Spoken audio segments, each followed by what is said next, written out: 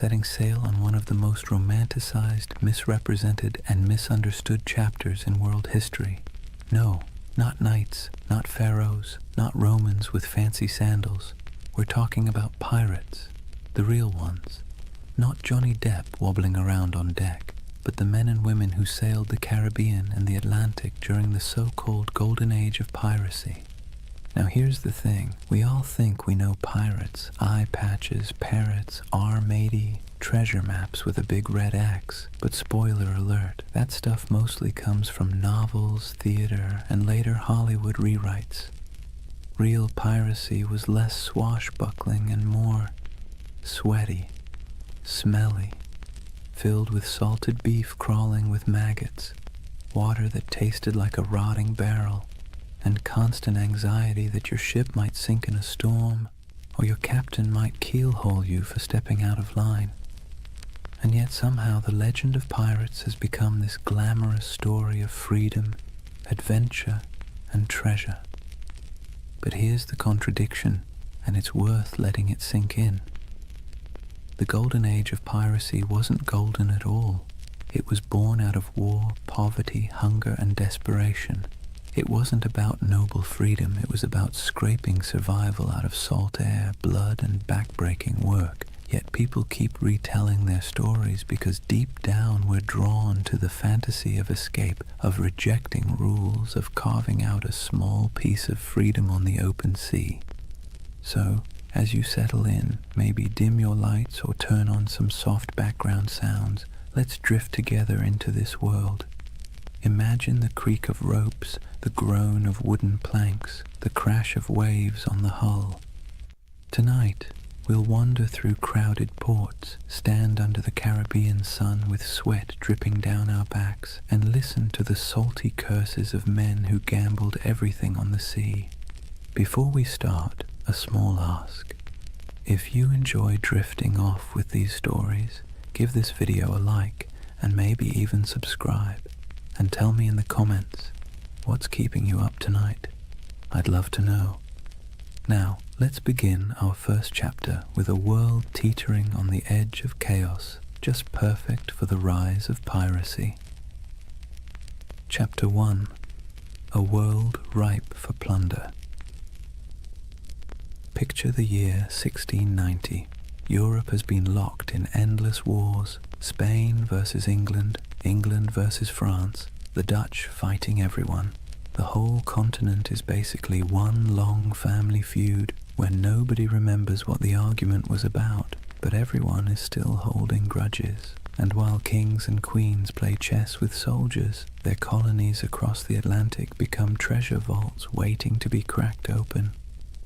The Caribbean at this time was a furnace, not just from the heat, though the sun baked everything in a way that made even the shadows shimmer, but because it was where European empires collided, traded, and stole from one another. Spanish galleons hauled silver from Peru and Mexico, loading it into massive convoys that lumbered across the ocean toward Spain. English, French, and Dutch merchants sailed their own fleets filled with sugar, rum, tobacco, and enslaved Africans, commodities that would fuel entire economies back in Europe.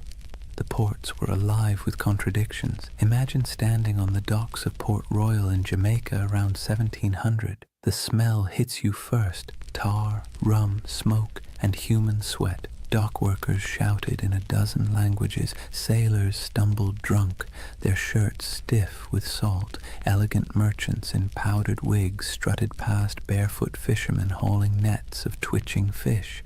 The soundscape was relentless, donkeys braying, sailors cursing, coins clattering on wooden counters, priests mumbling blessings, cannons occasionally booming in the harbor just to remind everyone who was in charge. And here's the irony. These bustling colonial ports were supposed to be the crown jewels of empire, but they were also perfect breeding grounds for lawlessness. Governments thousands of miles away tried to impose order, but the reality was chaos. Governors took bribes, soldiers deserted, officials looked the other way when merchants smuggled contraband. The Caribbean was a place where, if you had a ship and a crew desperate enough, you could either make a fortune or lose everything in a week. Now think about the sailors themselves. Life at sea under a Royal Navy wasn't glamorous. It was miserable. Sailors were often press-ganged, basically kidnapped into service, dragged aboard ships against their will. Conditions were horrific. Cramped hammocks, weevil-infested bread, floggings for minor offences. Pay was late, if it ever came at all, and if you happened to survive the voyage, chances were you'd be discharged with nothing but a few coins jingling in your pocket and a body half ruined by scurvy. So when word spread that some sailors had gone rogue, ditched their oppressive commanders, seized ships and struck out as freebooters, it sounded less like criminality and more like rebellion. Piracy wasn't just a crime, it was a way out. Let's be clear though, the sea was not forgiving. It wasn't a highway of freedom. It was a gauntlet of storms, reefs, disease, and predators, both human and natural. But if you were a sailor in 1700 staring at the horizon from the deck of a crowded ship, the choice between a brutal life under a navy captain or rolling the dice with piracy might not have seemed that hard. By the turn of the century, the Caribbean had become what you might call a floating economy of risk. On one side, kings, merchants, and governors trying to keep order. On the other side, a growing army of dispossessed sailors, mercenaries, and adventurers who decided order was overrated. All it took was the right moment, a gap in empire, a weakly guarded convoy, a ship with sails trimmed just so, and fortunes could be made overnight. And so, with every galleon groaning under the weight of silver, every sugar plantation coughing up profits, and every port overflowing with sailors who'd had enough of being cheated, the stage was set. The Golden Age of Piracy wasn't born out of nowhere. It was baked into the world itself, into the trade routes, the wars, the greed, and the desperation. The seas were ready, and so were the men who would plunder them. If the late 1600s and early 1700s had a theme, it would be everybody's exhausted, broke, and kind of angry. Europe's great powers had been at each other's throats for decades, and while kings and queens could patch up peace treaties, the wars left a trail of wreckage that stretched across the Atlantic. And in that wreckage, piracy took root. Take Spain, for example. Once upon a time, Spain was the big kid on the block. They had the gold, the silver, the fleets, and the swagger to call themselves masters of the New World. But by the late 1600s, their empire looked less like a shining crown and more like a rusty bucket with holes. Wars drained their coffers, silver shipments were constantly raided, and their ships, once the pride of the seas, were often outdated and slow. Spain still had territory, but its grip was slipping, and everyone else smelled the weakness. England wasn't doing much better. Sure, they were clawing their way toward global power, but back home, ordinary sailors were being tossed around like dice in a rigged game. One year they were privateers, government-approved pirates, with papers giving them permission to plunder Spanish ships in the name of the crown. Then, suddenly, the war ended. The crown said, "Thanks for your service," and those same men were dumped ashore with no pay, no prospects, and no sympathy. Imagine fighting for your country, risking death a dozen times only to be told you were now just another unemployed vagrant clogging up the docks. The Dutch Republic had its own story. Once dominant traders, their fleets crisscrossed the globe, but wars with England and France chewed through resources, leaving fewer jobs for sailors and merchants. France, meanwhile, under the grandiose reign of Louis XIV, spent lavishly on wars, palaces, and pretty much anything shiny, leaving French colonies stretched thin and their sailors restless. The result? A perfect storm of unemployed seafarers with skills nobody wanted, except in piracy. These weren't random peasants deciding to play pirate for fun. These were trained men, veterans of naval battles, gunners who could load a cannon in seconds, carpenters who could patch a hull under fire, navigators who could steer through reefs in the dark, armies of skilled but bitter men, all with the same problem. No empire wanted to pay them anymore. And here's where it gets ironic. These empires had essentially created their own monsters. When Spain and England handed out letters of marque, those little slips of paper that legalized piracy during wartime, they encouraged men to attack enemy shipping. Privateers like Sir Francis Drake in the 1500s became national heroes. But once peace returned, those same activities suddenly became criminal. Imagine working for Uber, then one day Uber shuts down and declares, by the way, anyone still driving is now a car thief. That's what happened to thousands of seafarers who had been told plunder was patriotic until it wasn't. So what do you do when the wars end, your government abandons you, and you still have the skills to handle a ship and fire a cannon? You keep doing what you know best, but now for yourself.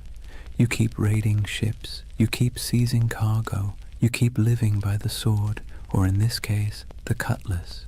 Piracy wasn't just desperation, it was habit.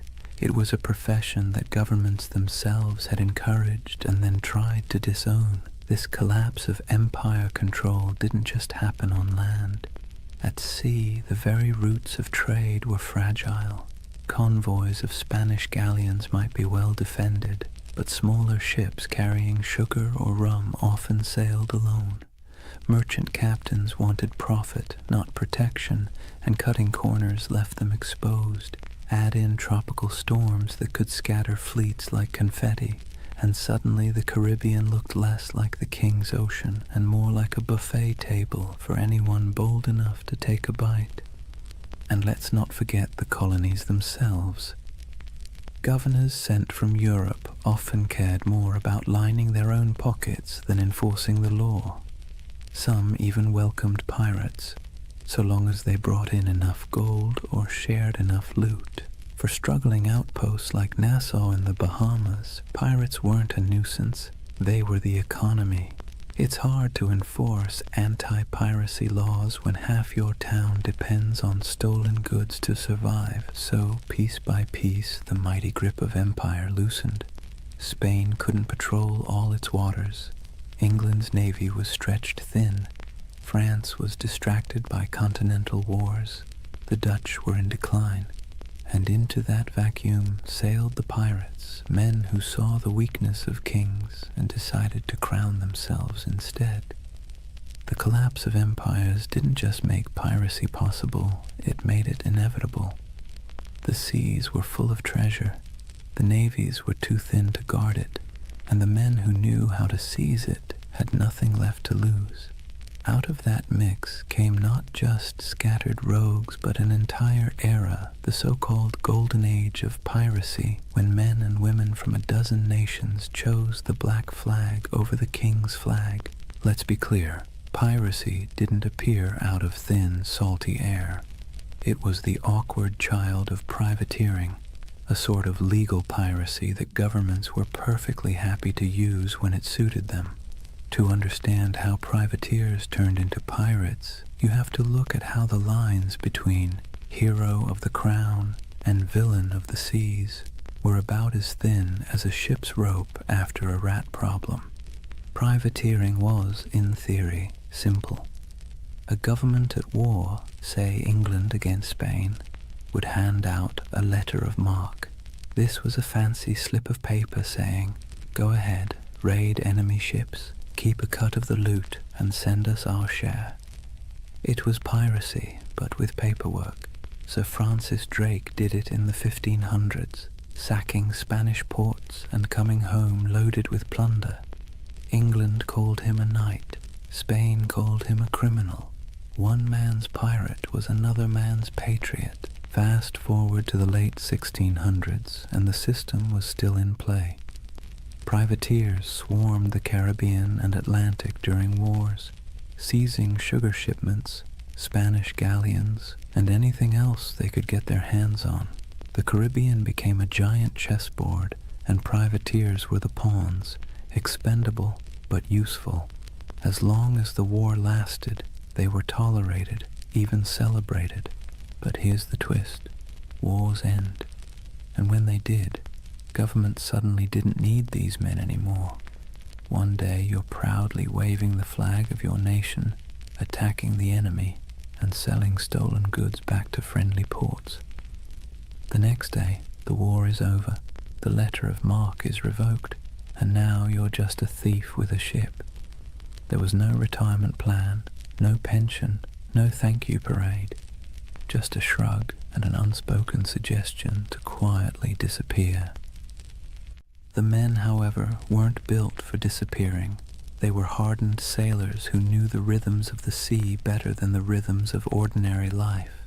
They knew how to fight, how to navigate, how to survive storms, and, most importantly, how to take wealth by force. These were not skills easily repurposed into farming or shopkeeping. So what did they do? They kept at it. The only difference was that now, instead of doing it for a king or queen, they did it for themselves. This transition was so common it almost feels inevitable.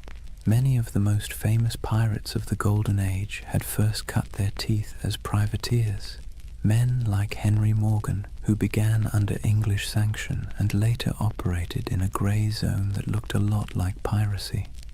Others, like Blackbeard, likely started out on privateering ships during the War of Spanish Succession before slipping into outright piracy when the war dried up. The habits, the networks, even the bases were already in place. It was just a matter of removing the official paperwork and keeping the cannons loaded. And here's the delicious irony. Governments created the very monsters they later tried so hard to destroy by training thousands of sailors in the art of state-sponsored looting. They gave them a taste for plunder. Then, by abandoning them in peacetime, they essentially shoved them straight into piracy.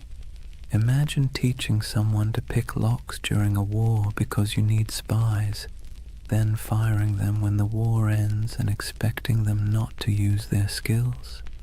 Of course they'll keep picking locks, only now it's your house. There was also the question of identity. Once a man had lived as a privateer, free from the crushing discipline of a navy, sharing loot with his mates, and living by the tides, could he really go back to scrubbing decks under the bark of some lieutenant? Navy life was brutal, punishments were harsh, pay was low, and the class system was rigid. By comparison, the life of piracy, even with its hunger, storms, and risk of hanging, offered more equality and excitement. It wasn't just survival, it was liberation from the grind of the empire. Ports like Port Royal in Jamaica and Tortuga off Hispaniola blurred the line even further. Merchants there didn't care if the goods were captured legally or not. Sugar, silver, rum, if it could be sold, it was welcome. Tavern owners, traders, even governors quietly winked at piracy, especially when it brought wealth into their struggling economies. Some governors even kept pirates as unofficial attack dogs, unofficial allies when convenient, expendable scapegoats when politics shifted. So, from privateers to pirates wasn't a sharp break. It was more like a slow, sloping slide into the inevitable. Men who had been celebrated for plundering Spanish ships found themselves doing the exact same thing, only now branded as criminals. And they embraced it because what was the alternative? Starvation? Subservience? A return to naval whippings and starvation wages? No thank you. Better to live on your own terms, however short that life might be. It's easy now to think of pirates as chaotic rebels who suddenly popped up to terrorize the seas. But really, they were a byproduct of empire, born from its wars, abandoned in its peace and sustained by its greed. The black flag wasn't a rejection of Europe's system, it was its mirror, twisted and stripped of pretense. So when we picture those ragged sails appearing on the horizon, it wasn't random lawlessness at sea. It was the logical conclusion of policies that blurred morality for convenience. Privateering was piracy in a fancy coat, and piracy was privateering with the coat torn off, and for the men who lived it, there wasn't much difference at all. Now let's imagine, for a moment, what happens when thousands of unemployed sailors, disgruntled privateers, and general misfits all end up in the same place. No law, no oversight, no queen wagging her finger from across the ocean. Just wide open seas, islands thick with sugarcane and palm trees, and ports desperate for trade, even if that trade came dripping with blood. Welcome to the Pirate Republic, a loose patchwork of havens across the Caribbean that briefly turned outlaw life into a kind of anti-establishment experiment. The most famous of these havens was Nassau, on New Providence Island in the Bahamas. Today it's a tourist destination with beach chairs and cruise ships. Back then, it was more like a dusty stage set built for chaos. The island's harbor was shallow, perfect for the smaller, nimble pirate ships, but treacherous for the heavier Navy vessels. That natural advantage made Nassau nearly untouchable, and so it blossomed into the unofficial capital of piracy. If London was the beating heart of empire, Nassau was the loud, drunken laugh echoing across the Atlantic. Life in Nassau was a strange mix of desperation and freedom. Picture ramshackle huts leaning against each other like tired sailors, taverns spilling music and shouting into the night, and the constant smell of rum, sweat, and salt. Pirates from every corner of the Atlantic crammed together, English, French, Dutch, African, even a few indigenous sailors who'd escaped the crushing grip of European colonization. The result was something Europe would never have tolerated back home, a society stitched together by outcasts, running on booze, barter, and the occasional cannon. What made it so intoxicating was the sense of equality. A runaway slave could find a berth on a pirate ship and suddenly be treated, at least relatively speaking, like an equal. A woman could dress as a man, grab a cutlass, and carve her place on deck. Anne Bonny and Mary Read, two of the most famous pirates in history, lived that very reality. The rigid hierarchies of Europe, lords and serfs, captains and peasants, broke down in Nassau's taverns. Everyone was broke, everyone was sunburned, everyone was one bad decision away from the noose. That kind of shared peril made for a twisted kind of democracy. And then there was Tortuga off the coast of Hispaniola. French buccaneers had started it as a base in the 17th century, and over time it became another pirate haunt. Tortuga was wilder, less organized than Nassau, but it shared the same energy, a place where authority didn't reach. Port Royal in Jamaica, before an earthquake literally dropped half of it into the sea in 1692, was the original pirate playground. It was called the wickedest city on earth, a place where taverns outnumbered churches and every second house was either a brothel or a gambling den. Imagine Las Vegas, but with more cannons and fewer neon lights. These places weren't just drunk paradises, they were strategic. Pirates needed somewhere to fix ships, sell stolen goods, and recruit new crews. Without havens, piracy would have been short-lived. With them, it flourished. Merchants, governors, and tavern owners often looked the other way, because piracy was good for business.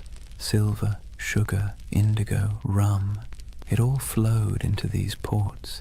And once it was in the market, who really cared where it had come from? The world's first free trade zones, if you like, just with more swashbuckling. The dream of the pirate republic was intoxicating because it offered what Europe didn't: freedom from rigid social classes, for the sailor who'd been whipped half to death on a navy ship, for the indentured servant who had been treated like disposable property, for the runaway enslaved person. Nassau or Tortuga was a chance to live on your own terms. Yes, those terms often meant short lives, disease, and eventual capture. But for a fleeting moment, the pirate republic offered something resembling equality. It was messy, chaotic, and fueled by rum, but it was theirs. It's easy to romanticize this as some proto-democracy at sea, and in truth, pirates weren't building utopias. They fought among themselves, they drank themselves half to death, and they betrayed each other when the loot was good enough. But there was a kernel of something radical here. Ordinary people, most of them poor, illiterate, and cast aside by empire, were writing their own rules. Captains could be voted out. Plunder was divided more fairly than wages in most European jobs, and there was a sense, however fragile, that out here in the Caribbean heat, you weren't just surviving, you were free. Governments, of course, hated it. To them, the pirate republic was an insult, a slap in the face of civilization.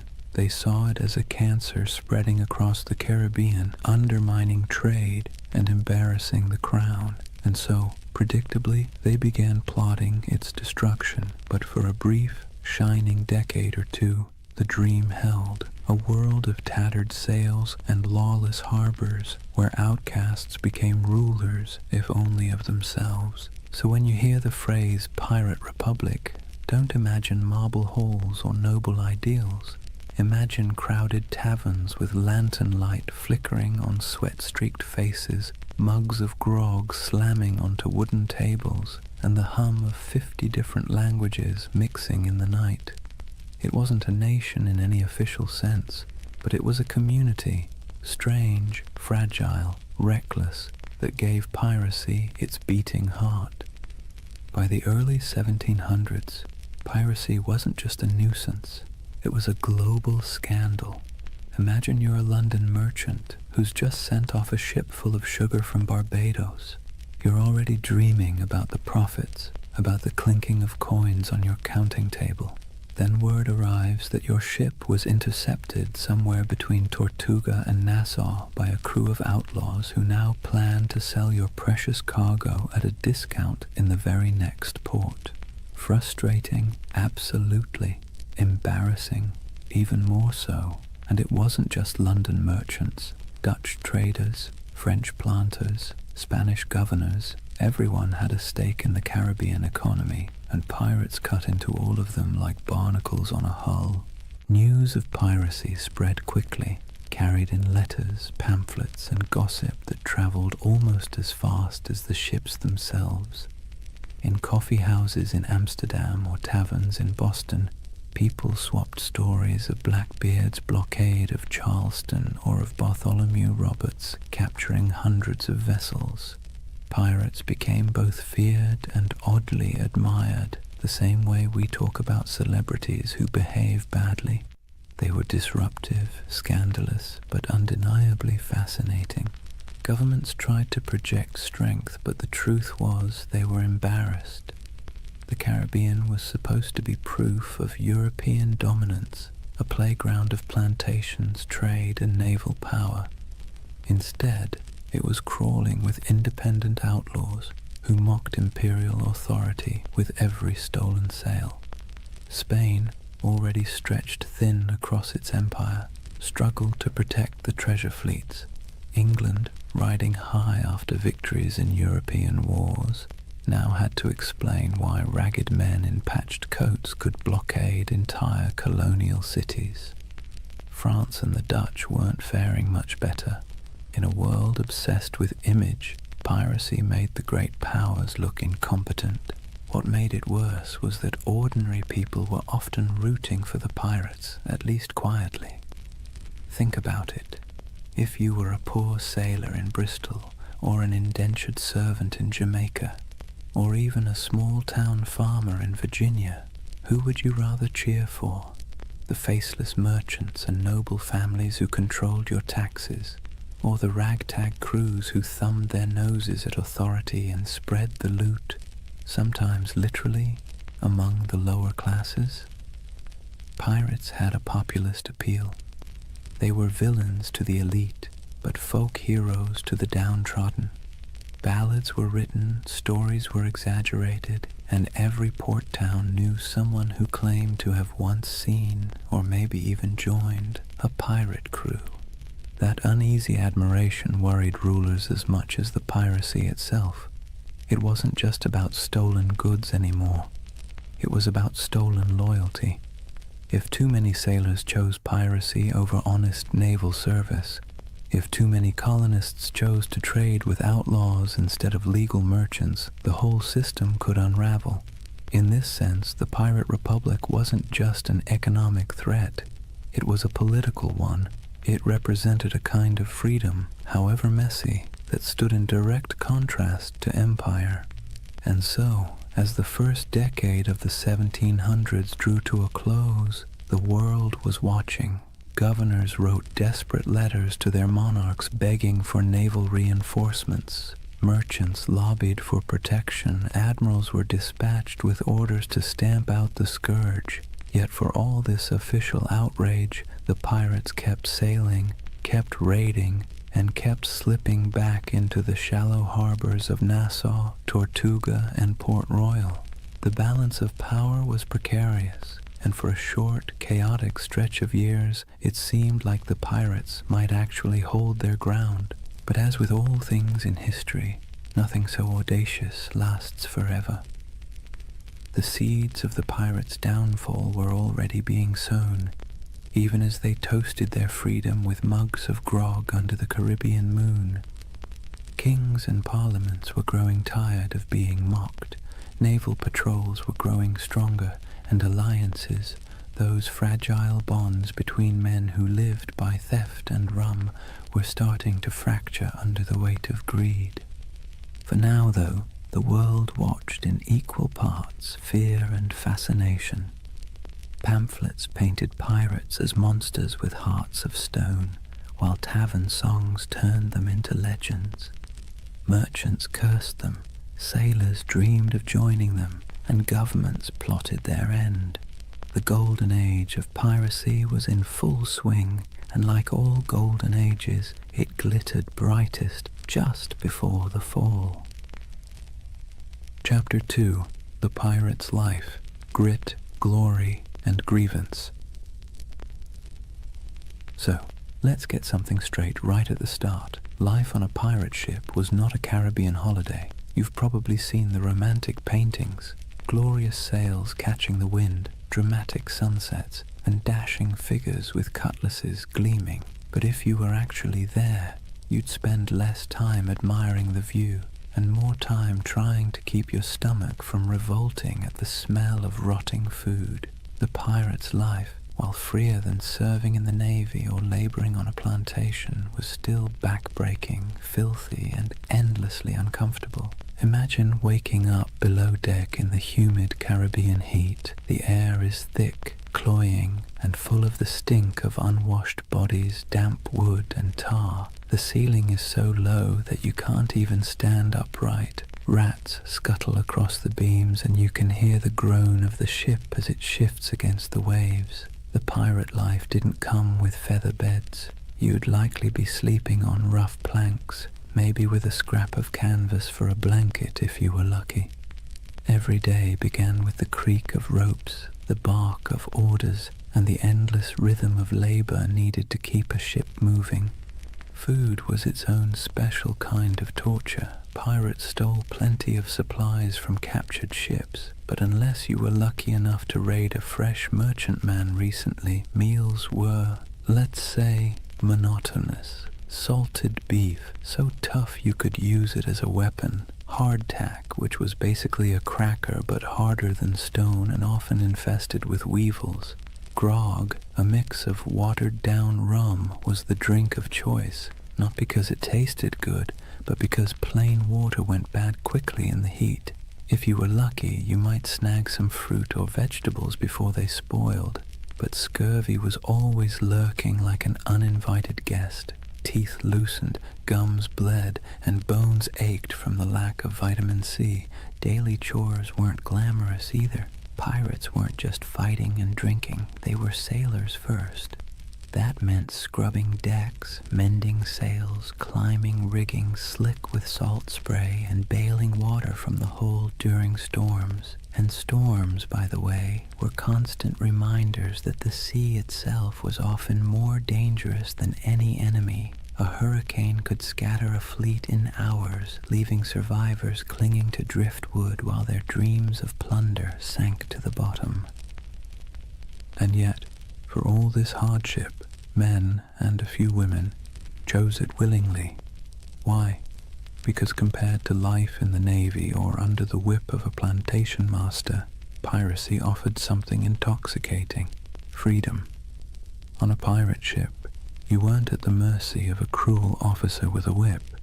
You weren't paid starvation wages while some admiral or merchant lined his pockets.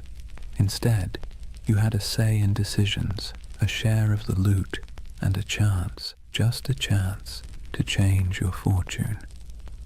The hardship was the same, but the dignity was different. Entertainment helped break the monotony. Pirates loved music, fiddles, pipes, and drums when they could get them. They told tall tales, gambled with dice and cards, and sang bawdy shanties that echoed across the waves. Some ships even kept pets, parrots, monkeys, or stray cats, both for company and for laughs. And of course there was always rum. Rum was less a drink than a coping mechanism, numbing sore muscles, smoothing frayed nerves, and sometimes sparking brawls that left men with more bruises than treasure. But make no mistake, life aboard a pirate ship was a constant balancing act between freedom and discomfort. The same deck where you danced to a fiddle tune at night might be awash with seawater or blood the next morning. The same comrades who shared their food with you today might vote you out tomorrow if you crossed the wrong line. It was a world where everything was unstable. The sea, the supplies, the alliances, and that instability defined the pirate's existence. So, yes, the golden age of piracy glittered, but the day-to-day life was about sweat, salt, hunger, and a kind of stubborn resilience. You didn't become a pirate because it was comfortable. You became one because, for all its stink and danger, it gave you control of your own fate, at least for a while. Here's a funny thing about pirates. They were some of the most democratic people of their time, not in the sense of voting booths and campaign speeches, but in a rough, practical way that actually mattered to the men living on those creaking decks. Imagine that. While monarchs squabbled over crowns back in Europe and kings claimed they ruled by divine right, pirates were out on the high seas voting on who got to be in charge. When a crew formed, the first order of business wasn't just raiding a Spanish galleon. It was drawing up what they called the Articles. These were pirate constitutions, handwritten agreements that spelled out everything from how loot would be divided, to punishments for theft, to the share of compensation if you lost a limb in battle. And yes, pirates had a kind of early insurance system. If you lost an arm, you might get 600 pieces of 8, a leg, maybe 800. It wasn't exactly health insurance with a friendly provider, but it was better than what the average soldier got on land, which was nothing at all. The articles also set limits on behavior: no gambling below deck, lights out at a certain hour, no deserting in battle. And yes, they often forbade bringing women on board, though that rule was broken often enough to be almost comical. These weren't arbitrary rules, they were survival tactics. A pirate ship was a pressure cooker of bad food, bad hygiene, and too many strong personalities packed into too small a space. Without rules, things would have descended into chaos faster than you can say. mutiny. Now, the captain wasn't an untouchable figure like on a Navy ship. Pirate captains were elected by the crew, and they could be voted out just as easily. If a captain was too reckless, too stingy with loot, or just too annoying, the crew could replace him with someone else. This was radical for the 17th and 18th centuries. Imagine a farmhand in Europe marching up to his landlord and saying, "Sorry mate, we've had a vote and you're fired." Unthinkable. But on a pirate ship, that was just Tuesday. Of course, the captain still held real authority in battle. When cannonballs were flying and boarding parties were scrambling across decks, someone had to make quick decisions. But outside of combat, his power was checked by the quartermaster. The quartermaster was like the ship's accountant and judge rolled into one. He handled supplies, settled disputes, and distributed plunder according to the articles. He was the balance to the captain, ensuring one man didn't hoard all the power or all the silver. Speaking of plunder, here's where pirates really stood out. On most navy or merchant ships, ordinary sailors got scraps. Captains and owners took the lion's share. Pirates, by contrast, split loot far more evenly. Yes, captains and officers usually got larger shares, but the gap wasn't massive. A captain might get 2 or 3 shares, while a common sailor got 1. Compare that to the Navy, where a captain could rake in a fortune while the sailors were paid in arrears, if at all. For men used to being at the bottom of the social ladder, this was revolutionary. This system created a sense of buy-in. Everyone had a stake in every raid. Everyone had a voice. It's one reason pirate crews could be so terrifyingly effective. They weren't being flogged into action by some officer. They wanted to fight because victory meant coin jingling in their pockets. Cold, heavy, jangly, deliciously spendable coin. It's tempting to see this pirate democracy as noble or progressive, but let's be clear, it wasn't about ideals. It was about practicality. Pirates knew they lived hard, dangerous lives. They needed a system that kept people motivated, minimized infighting, and gave everyone a reason to stick together when things got ugly. Fair shares and voting rights weren't about enlightenment. They were about survival. Still, there's something oddly charming about it. At a time when peasants were tied to land and sailors in navies were practically prisoners, pirates carved out their own rough republics. Nassau in the Bahamas was famously called a pirate republic, and while that sounds grand, it was mostly a sandy haven of broken-down taverns, makeshift huts, and a whole lot of rum. But for the men who had once been whipped by naval officers or cheated by merchant captains, it was paradise. So picture it. A ship rolling gently on the waves, men gathered on deck, a set of articles being read aloud by lamplight, each pirate nodding, agreeing to the rules, knowing that at least here, on this rough plank of wood floating in a dangerous sea, their voice mattered. It wasn't democracy as we think of it today, but it was a kind of freedom most of them had never known before.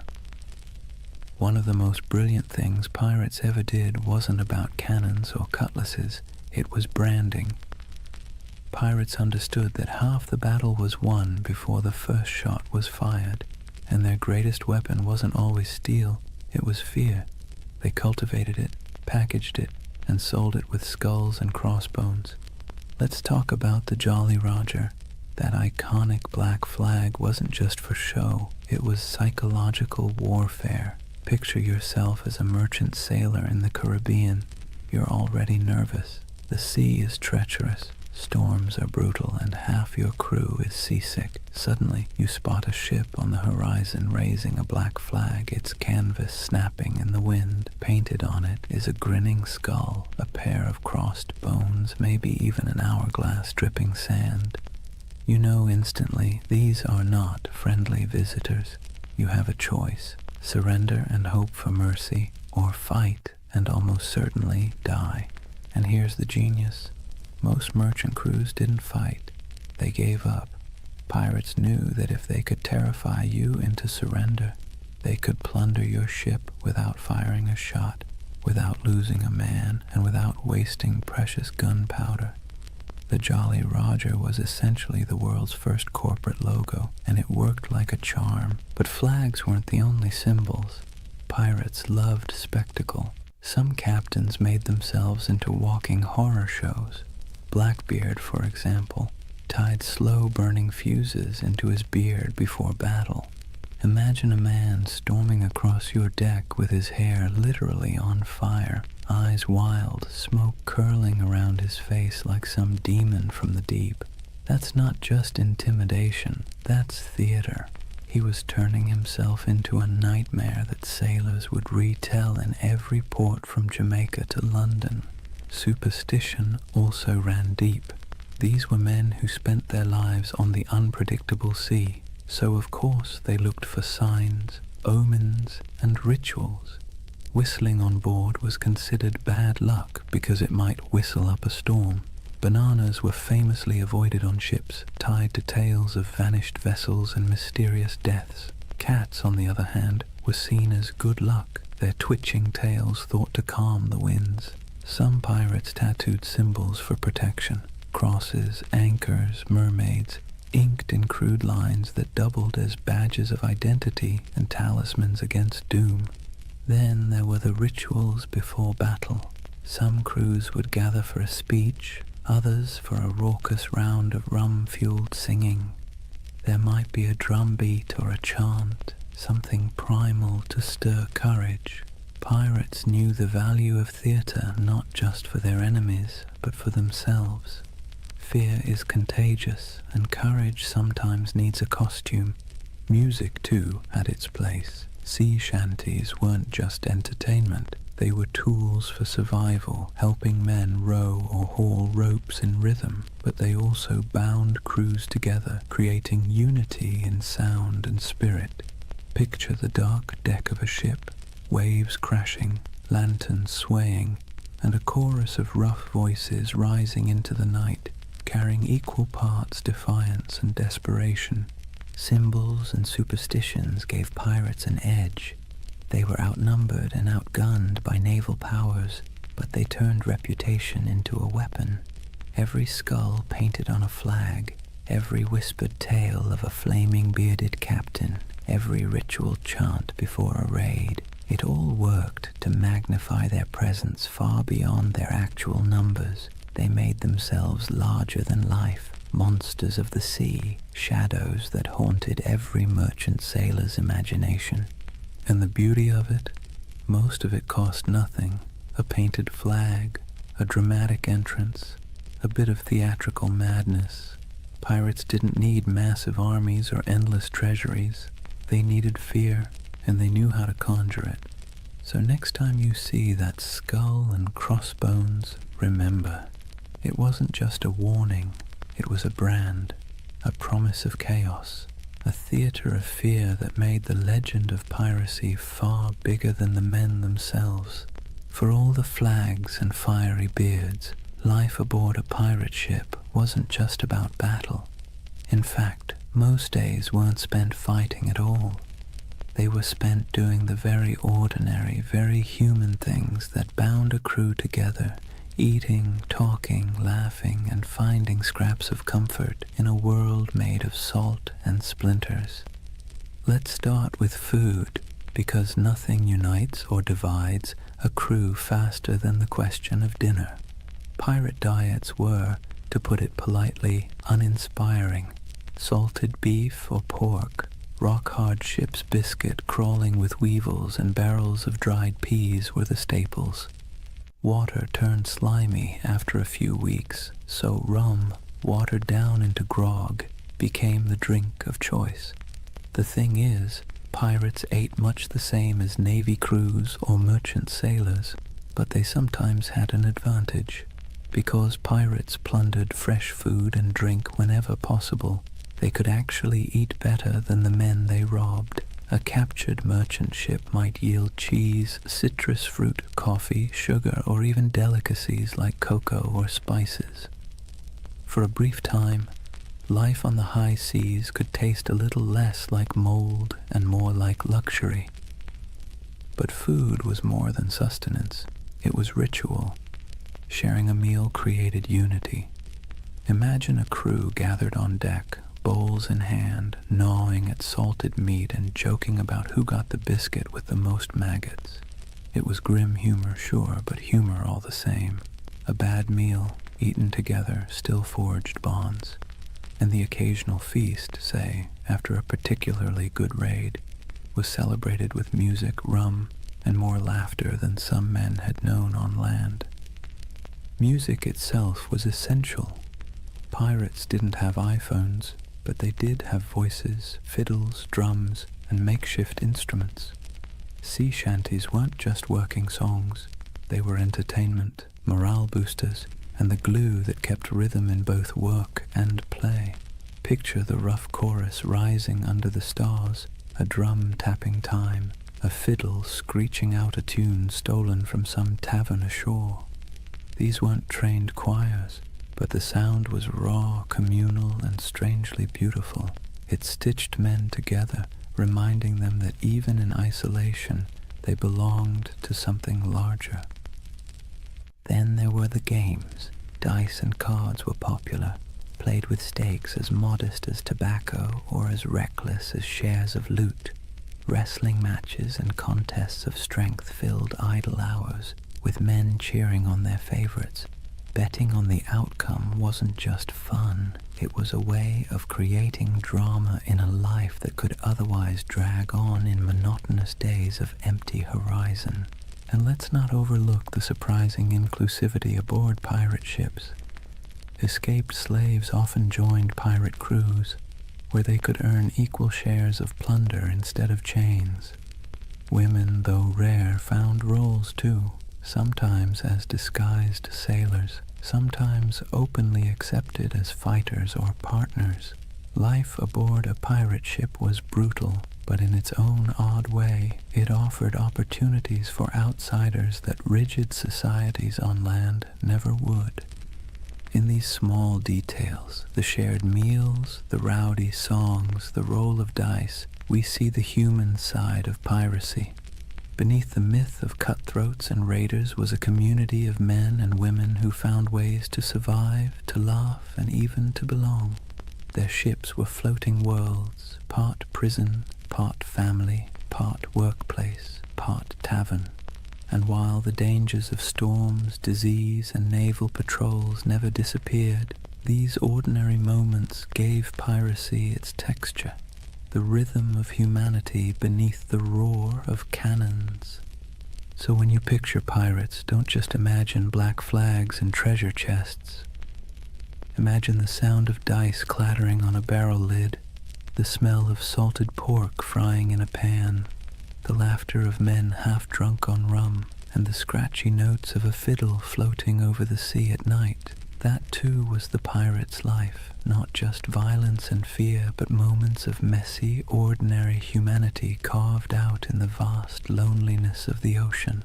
For all the adventure, freedom, and strange democracy of pirate life, you have to ask the question, why did so many men and a few women decide that piracy was worth the risk of hanging, drowning, or dying from scurvy in some forgotten corner of the sea?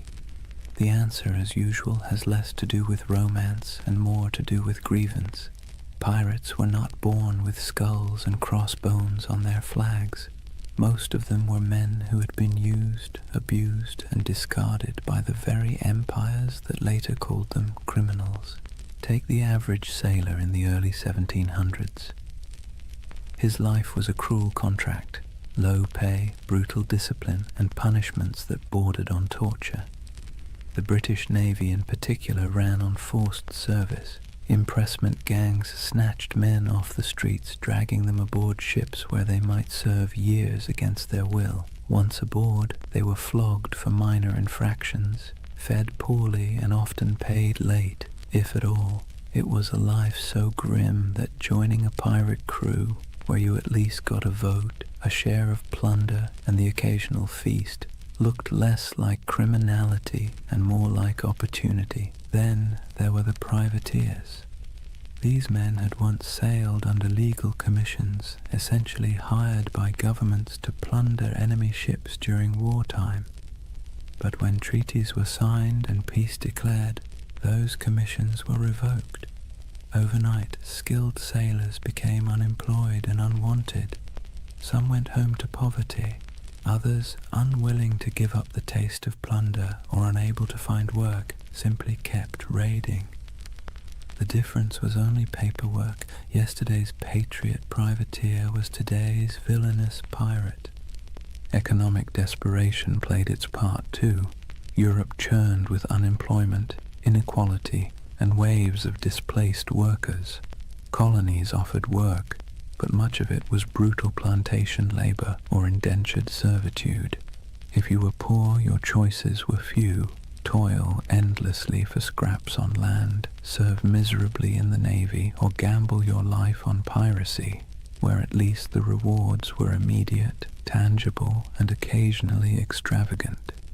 Even a short run of luck could mean pockets full of coin, fine clothes stripped from captured merchants, or a chance to live like a king for a few weeks before it all fell apart. And make no mistake, piracy was a protest of sorts. Pirates didn't just steal. They struck at the heart of the empires that had used them.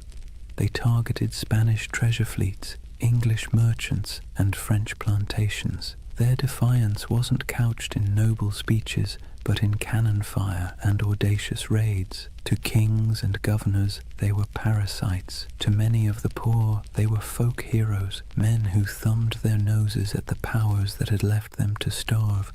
But grievances went deeper than economics. Pirates carried personal grudges, captains who had beaten them, navies that had cheated them of wages, merchants who had treated them as expendable. To hoist the black flag was not only to seek fortune, but also to take revenge on a world that had never cared if they lived or died. So when you picture pirates shouting and firing cannons, remember the bitterness beneath it all. Their laughter around the rum barrel was fueled by the knowledge that they had nothing to lose and everything to snatch. Their democracy at sea was born not from lofty ideals, but from anger at systems that had denied them dignity on land. Piracy was grievance turned into lifestyle, protest turned into plunder. That's why the Golden Age of Piracy still lingers in our imagination. Beneath the noise of cannons and the gleam of treasure, it was the story of men who had been pushed too far, who decided that if the world offered them no justice, they would carve out their own, on their own terms, with black flags snapping in the wind. Chapter 3. Legends of the Black Flag. If the first half of piracy's golden age was about survival, grievance, and reinvention, the second half was about faces, human faces, twisted into masks of legend. Because when we talk about pirates, we rarely remember the ordinary nameless sailor swabbing the deck or the hungry man who joined a crew for a share of bread and rum. We remember the icons, the ones whose names still echo like thunder across centuries.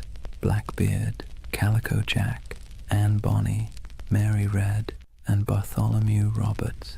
They were larger-than-life figures, painted by both truth and exaggeration, until they became less people and more symbols of defiance.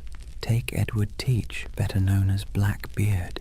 He understood something fundamental about human nature. Fear gets results. He grew his beard long and black, twisting it into braids tied with slow-burning fuses. Before battle, he would light them so smoke curled around his face, making him look like a demon rising from the sea.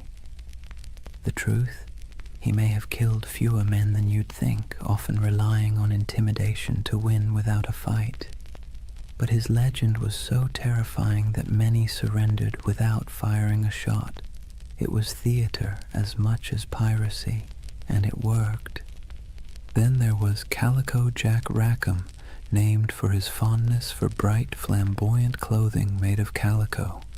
He wasn't the most successful pirate, nor the most ruthless, but he had something else: charisma. He cultivated an image of style, flair, and daring, hoisting a version of the Jolly Roger with crossed swords beneath a skull. His exploits were bold but often bungled, yet his story endures because of the people he sailed with, two of the most famous women pirates in history. Anne Bonny and Mary Red broke every rule written by their time. Both disguised themselves as men when necessary, fought alongside their crewmates, and shocked the world by simply existing in a profession supposedly reserved for brutal men. They cursed, they carried pistols, and they demanded to be treated as equals. Stories tell of Anne shouting at her fellow pirates during a fight, furious that they were cowering below deck while she and Mary stood on, firing back at attackers. Were all the tales true? Probably not.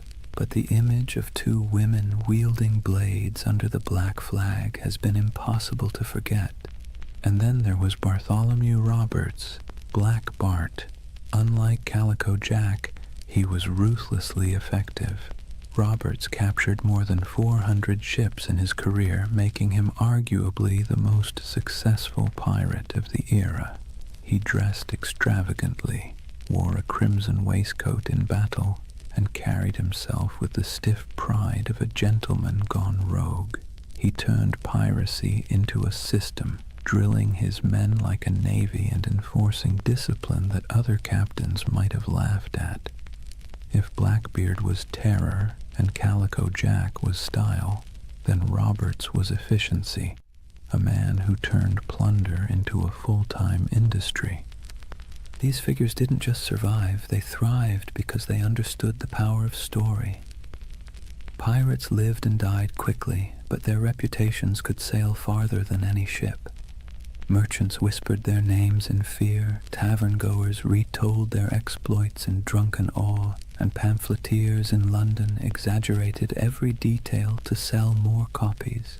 Legends inflated as fast as the sails of a ship in strong wind, until the line between man and myth blurred completely. So when you picture the Golden Age of Piracy, don't just imagine faceless crews swarming merchant ships. Picture these icons at the prow, beards smoking, calico shirts blazing with color, women fighting defiantly against all odds, crimson jackets flashing in the sun. They were performers as much as criminals, masters of spectacle, writing themselves into history by sheer audacity. That's why they endure, not because they lived long lives, they didn't, but because they played their roles so well that centuries later we still remember their stage. If pirates were actors on the stage of the sea, then Edward Teach, Blackbeard, was the undisputed director of horror. He understood better than almost anyone else that violence wasn't always necessary if you could make your enemies believe it was inevitable. His greatest weapon wasn't his cutlass or pistols, but the terrifying image he constructed of himself. Imagine this. You're a weary merchant sailor, your ship heavy with sugar and rum, when you spot a vessel in the distance. Its sails are patched but full, its hull dark and looming, and then you see him. A giant of a man with wild, coal-black hair and a beard so thick it looks like it's swallowing his face.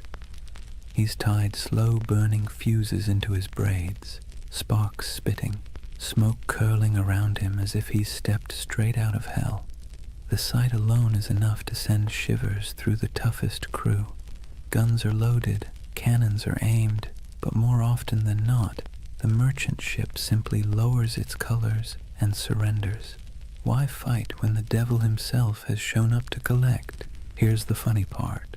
For all his terrifying image, Blackbeard wasn't actually the most bloodthirsty pirate. In fact, his ledger of confirmed kills was surprisingly slim compared to others. He didn't need to spill blood when his performance did the work for him. He crafted a persona so fearsome that it did the fighting long before the first cannonball flew. Think about it. Would you rather battle a man who looked like your neighbor or a smoke-shrouded demon who seemed to revel in chaos? Most captains chose the wiser option and handed over their cargo. Blackbeard also knew the value of spectacle beyond the battlefield. He cultivated stories about himself, feeding into his myth. He'd fire pistols in the air just to startle his own crew. He once blockaded the entire port of Charleston, South Carolina, holding the city hostage until he was supplied with medicine. This wasn't just piracy. It was theater on a grand scale, a demonstration that one man and a few ships could humiliate an entire colony. It was both ridiculous and awe-inspiring. But beneath the smoke and noise, Blackbeard was a practical man. He divided plunder with some fairness, treated his crew as partners more than slaves, and knew when to negotiate. He wasn't some mindless brute. He was calculated.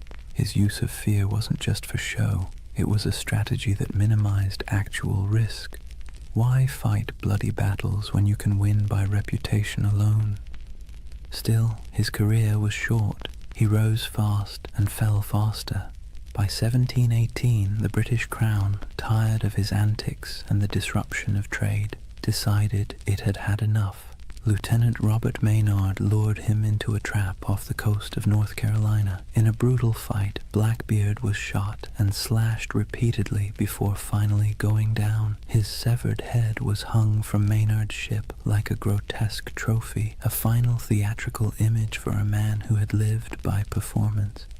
And yet, did death end the legend? Not at all. If anything, it sealed it. Blackbeard's ghost was said to haunt the waters where he died, his headless body swimming in the waves, searching for its lost skull. Fishermen swore they saw his spectral ship, the Queen Anne's Revenge, drifting silently across the horizon. Whether or not any of it was true didn't matter. The myth had already outgrown the man. So when you hear the name Blackbeard today, you're not just recalling a pirate. You're recalling one of history's greatest performers, a man who understood fear as both an art and a weapon. His stage was the sea, his audience the world, and his performance so unforgettable that centuries later we're still applauding in awe and a little bit of dread. If Blackbeard was the terrifying face of piracy, then John Rackham, better known as Calico Jack, was its fashion icon. The man wasn't particularly fearsome, nor was he especially successful compared to others, but he had something almost as valuable as gold: style. His nickname came from the brightly patterned calico coats he wore, loud enough to be seen from a mile away. It was a choice that said, "I may not be the biggest or the baddest, but I'll be the most noticeable."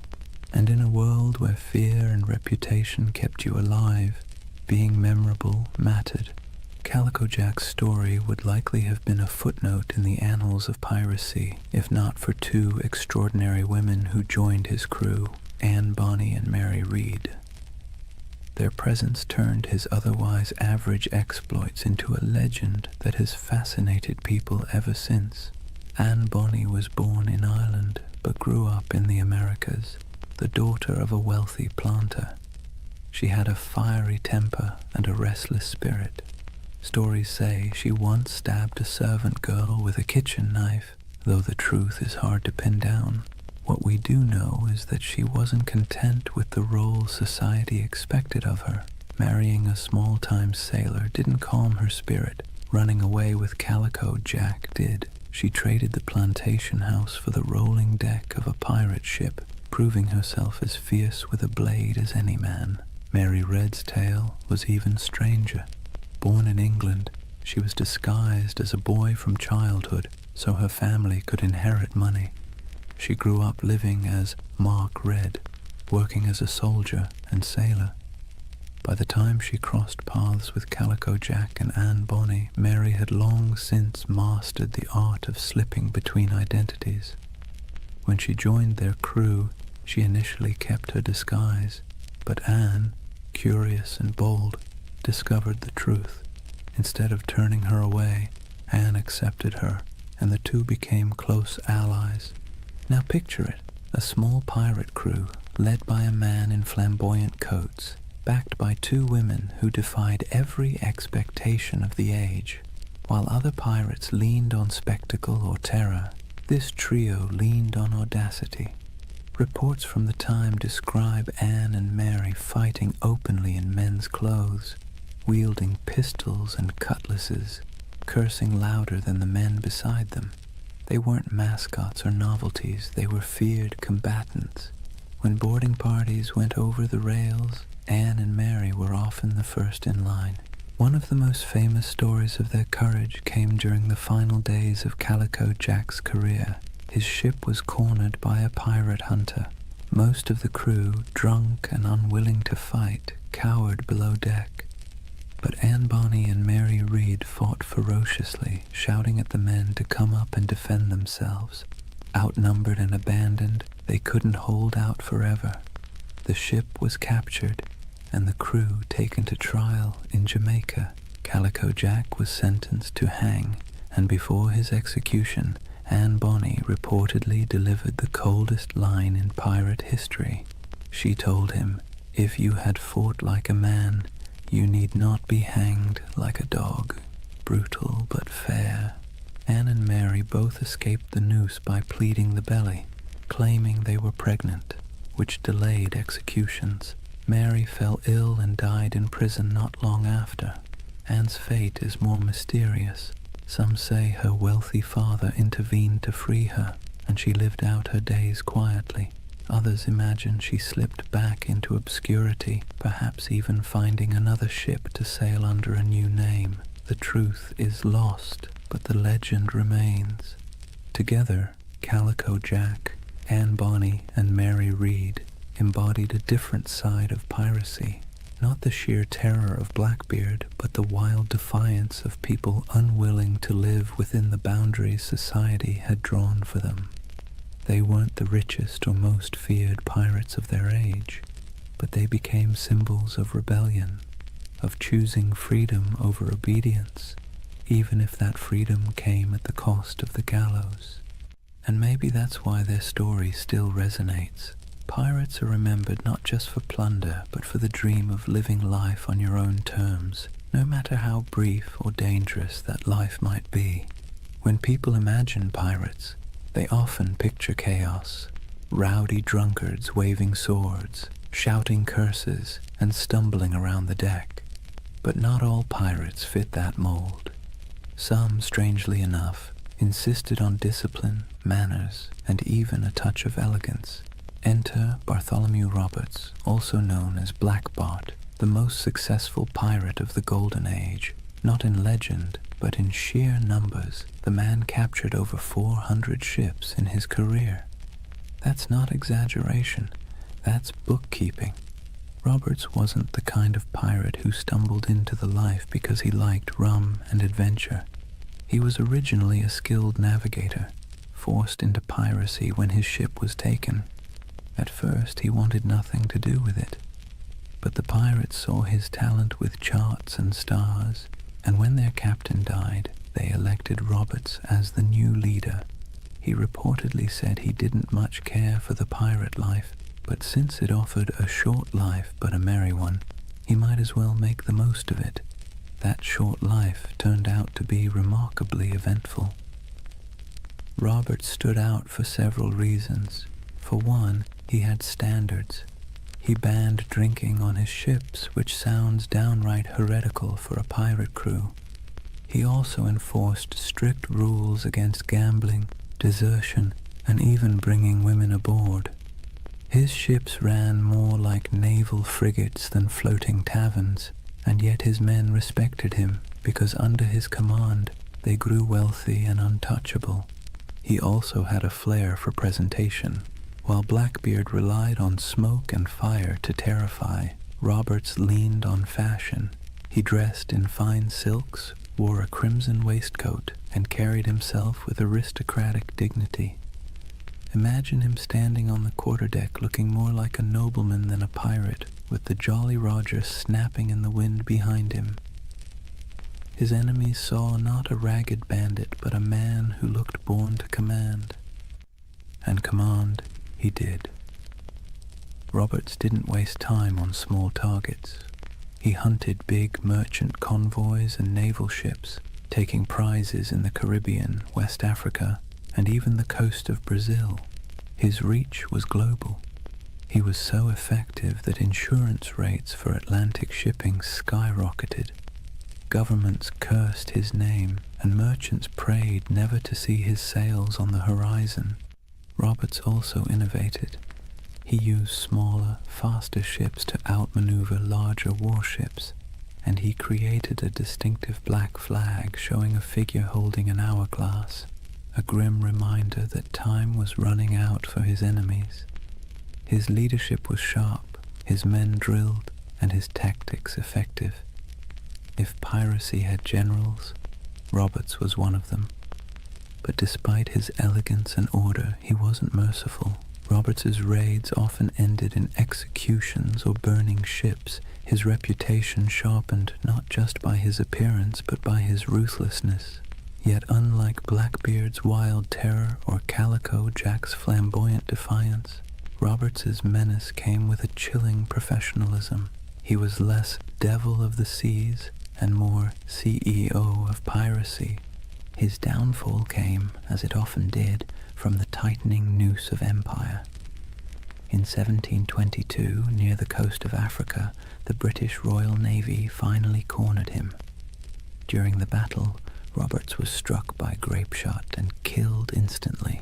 His men, knowing what capture meant, dressed him in his finest clothes, weighted his body with chains, and cast him into the sea, denying the Navy the satisfaction of displaying him in death. Bartholomew Roberts's reign lasted only a few short years, but in that time he reshaped piracy. He proved it could be efficient, disciplined, and terrifyingly successful. More than Blackbeard, more than Calico Jack, he showed that piracy wasn't just chaos on the waves. It could be a well-oiled machine, run with precision and purpose. And in a way, Roberts's legacy marks the peak of piracy's power. After his death, the Golden Age began to dim. The seas grew less welcoming to outlaws, and the balance of terror shifted back to the empires. But for a moment, one elegantly dressed pirate managed to turn the oceans into his empire, and he did it not with smoke or theatrics, but with order, discipline, and an iron will. If pirates were remembered only for their hunger, sickness, or sunburn, the Golden Age wouldn't have stuck in our imagination. What really carved them into legend were the moments when ragged crews on creaking ships went toe-to-toe with empires and lived to tell the tale.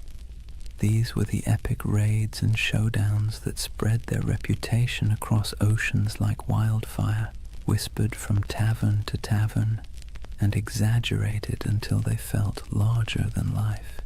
Let's start with the Caribbean, where Spanish galleons groaned under the weight of treasure hauled from the New World.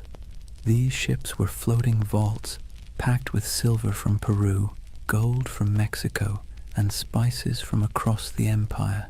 They were also well-armed and heavily guarded, but that didn't always save them. Pirates struck with speed, knowing that a single galleon could fund a lifetime.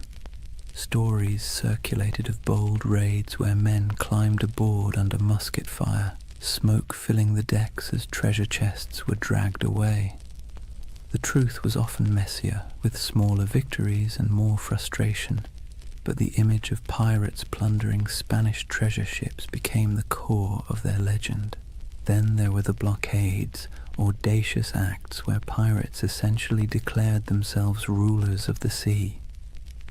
Imagine sailing into a harbor, dropping anchor across the entrance, and holding an entire town hostage.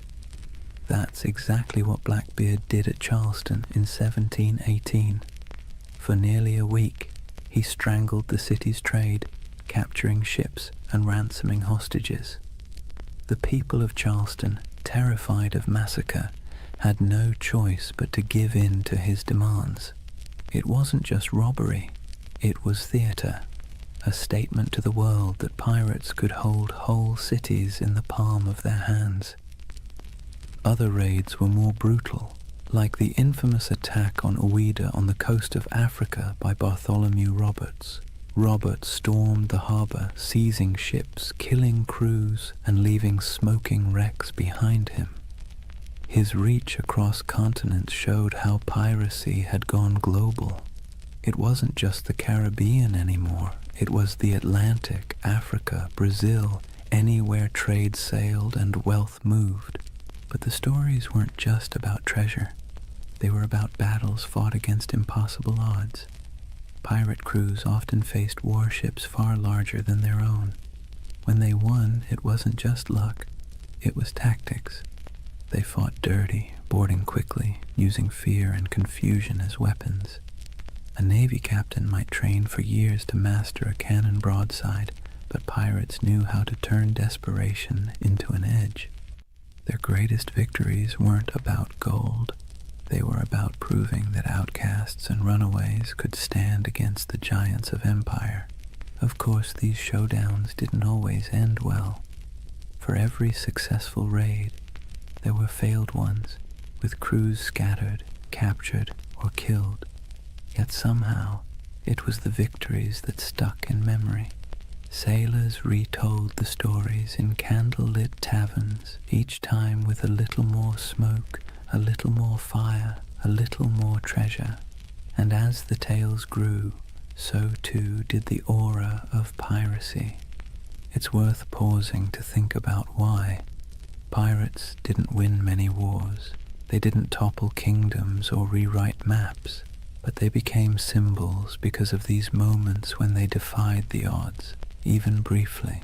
They lived in the cracks between empire and chaos, and their raids and blockades became stories of small men standing up to vast powers. That's the kind of tale that sticks, even when the facts get fuzzy.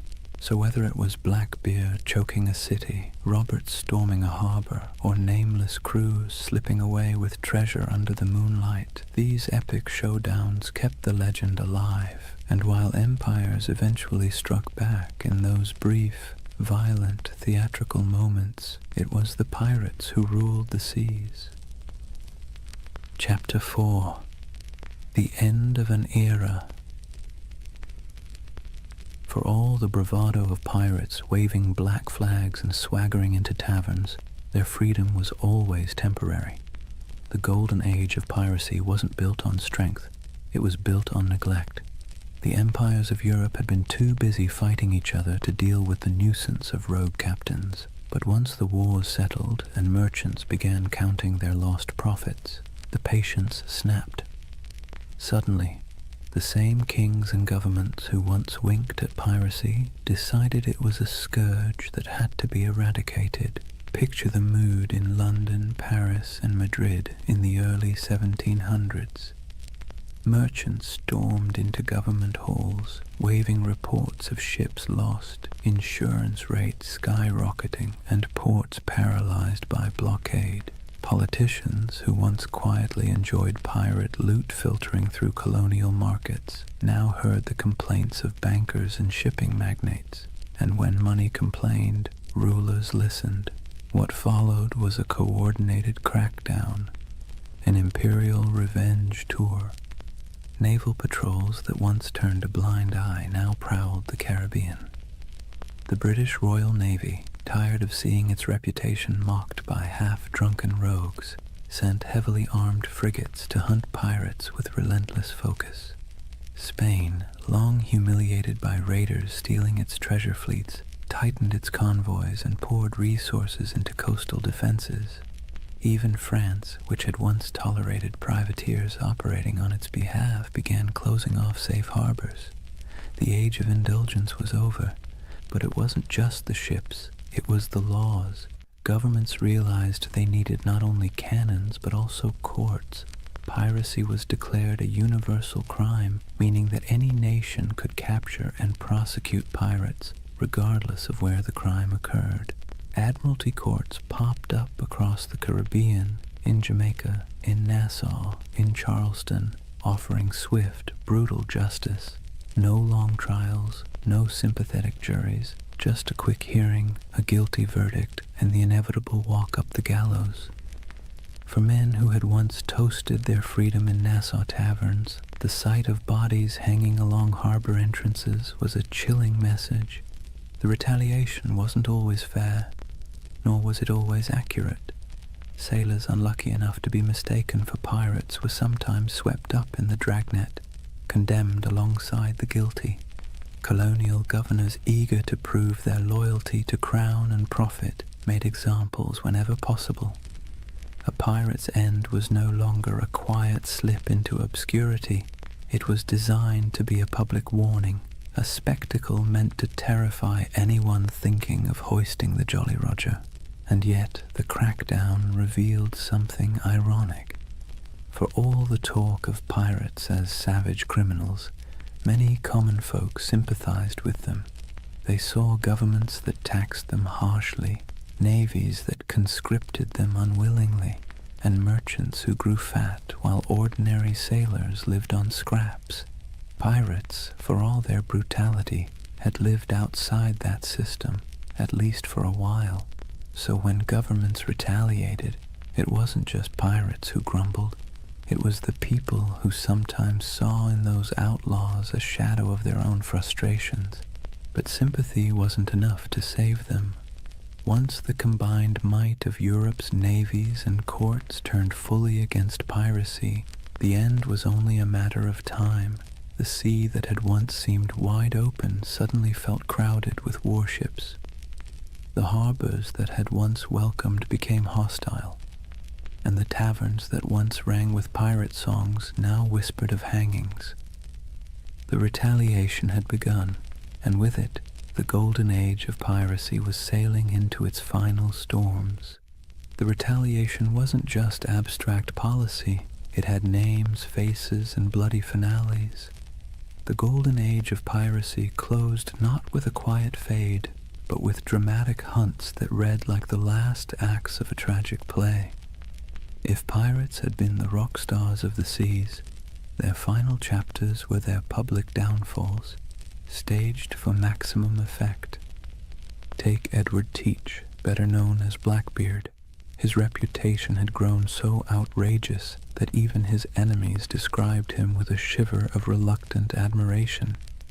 He cultivated fear like an artist, braided his beard with smoking fuses, glared from beneath a tangle of hair, and moved through battle with pistols strapped across his chest like a walking arsenal.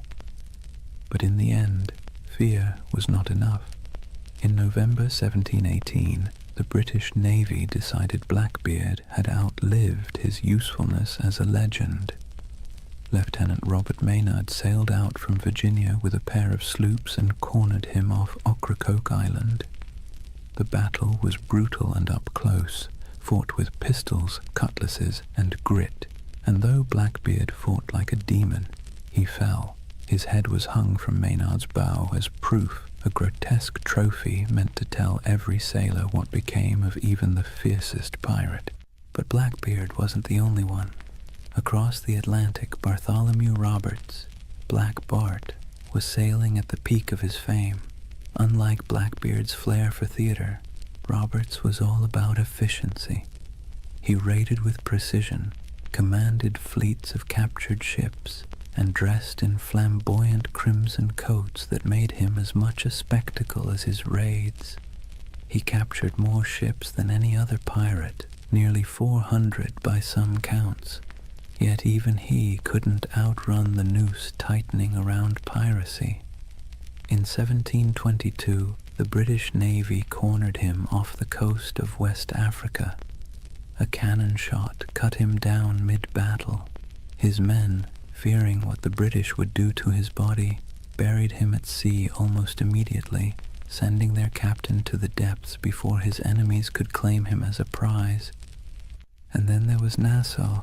For years it had been the pirates' dreamland, a ramshackle republic of grog shops, makeshift huts, and lawless camaraderie where men and women reinvented themselves under the black flag.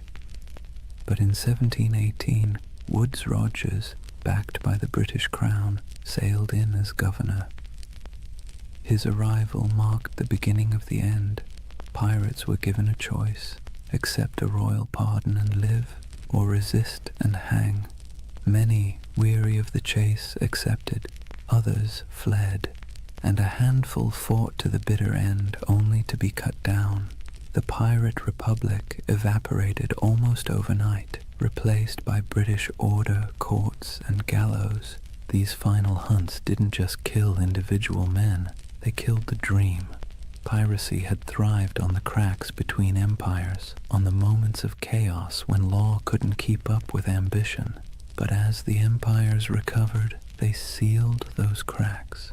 The end of Blackbeard, the fall of Roberts, and the capture of Nassau were not just events, they were symbols. Symbols that the era of pirates ruling the seas was closing, replaced once again by the iron grip of empire. Still, in taverns and whispered stories, their names lingered. Blackbeard's ghost was said to haunt Ocracoke. Roberts was remembered as the most efficient pirate who ever lived, and Nassau became a half-mythical place, a memory of freedom in an age of order.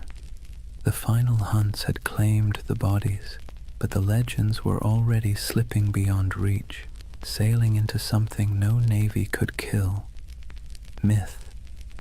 When the nooses were tightened and the bodies left swinging in the Caribbean sun, it wasn't just individual men who were gone, it was a way of life.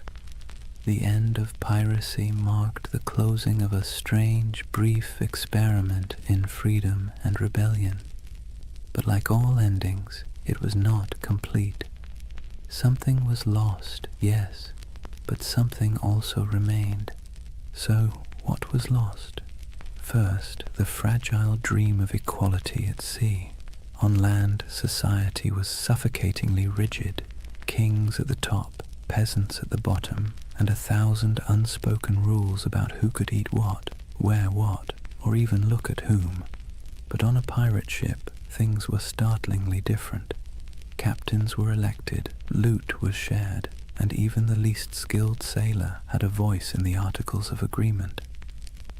When piracy ended, that floating democracy sank with it.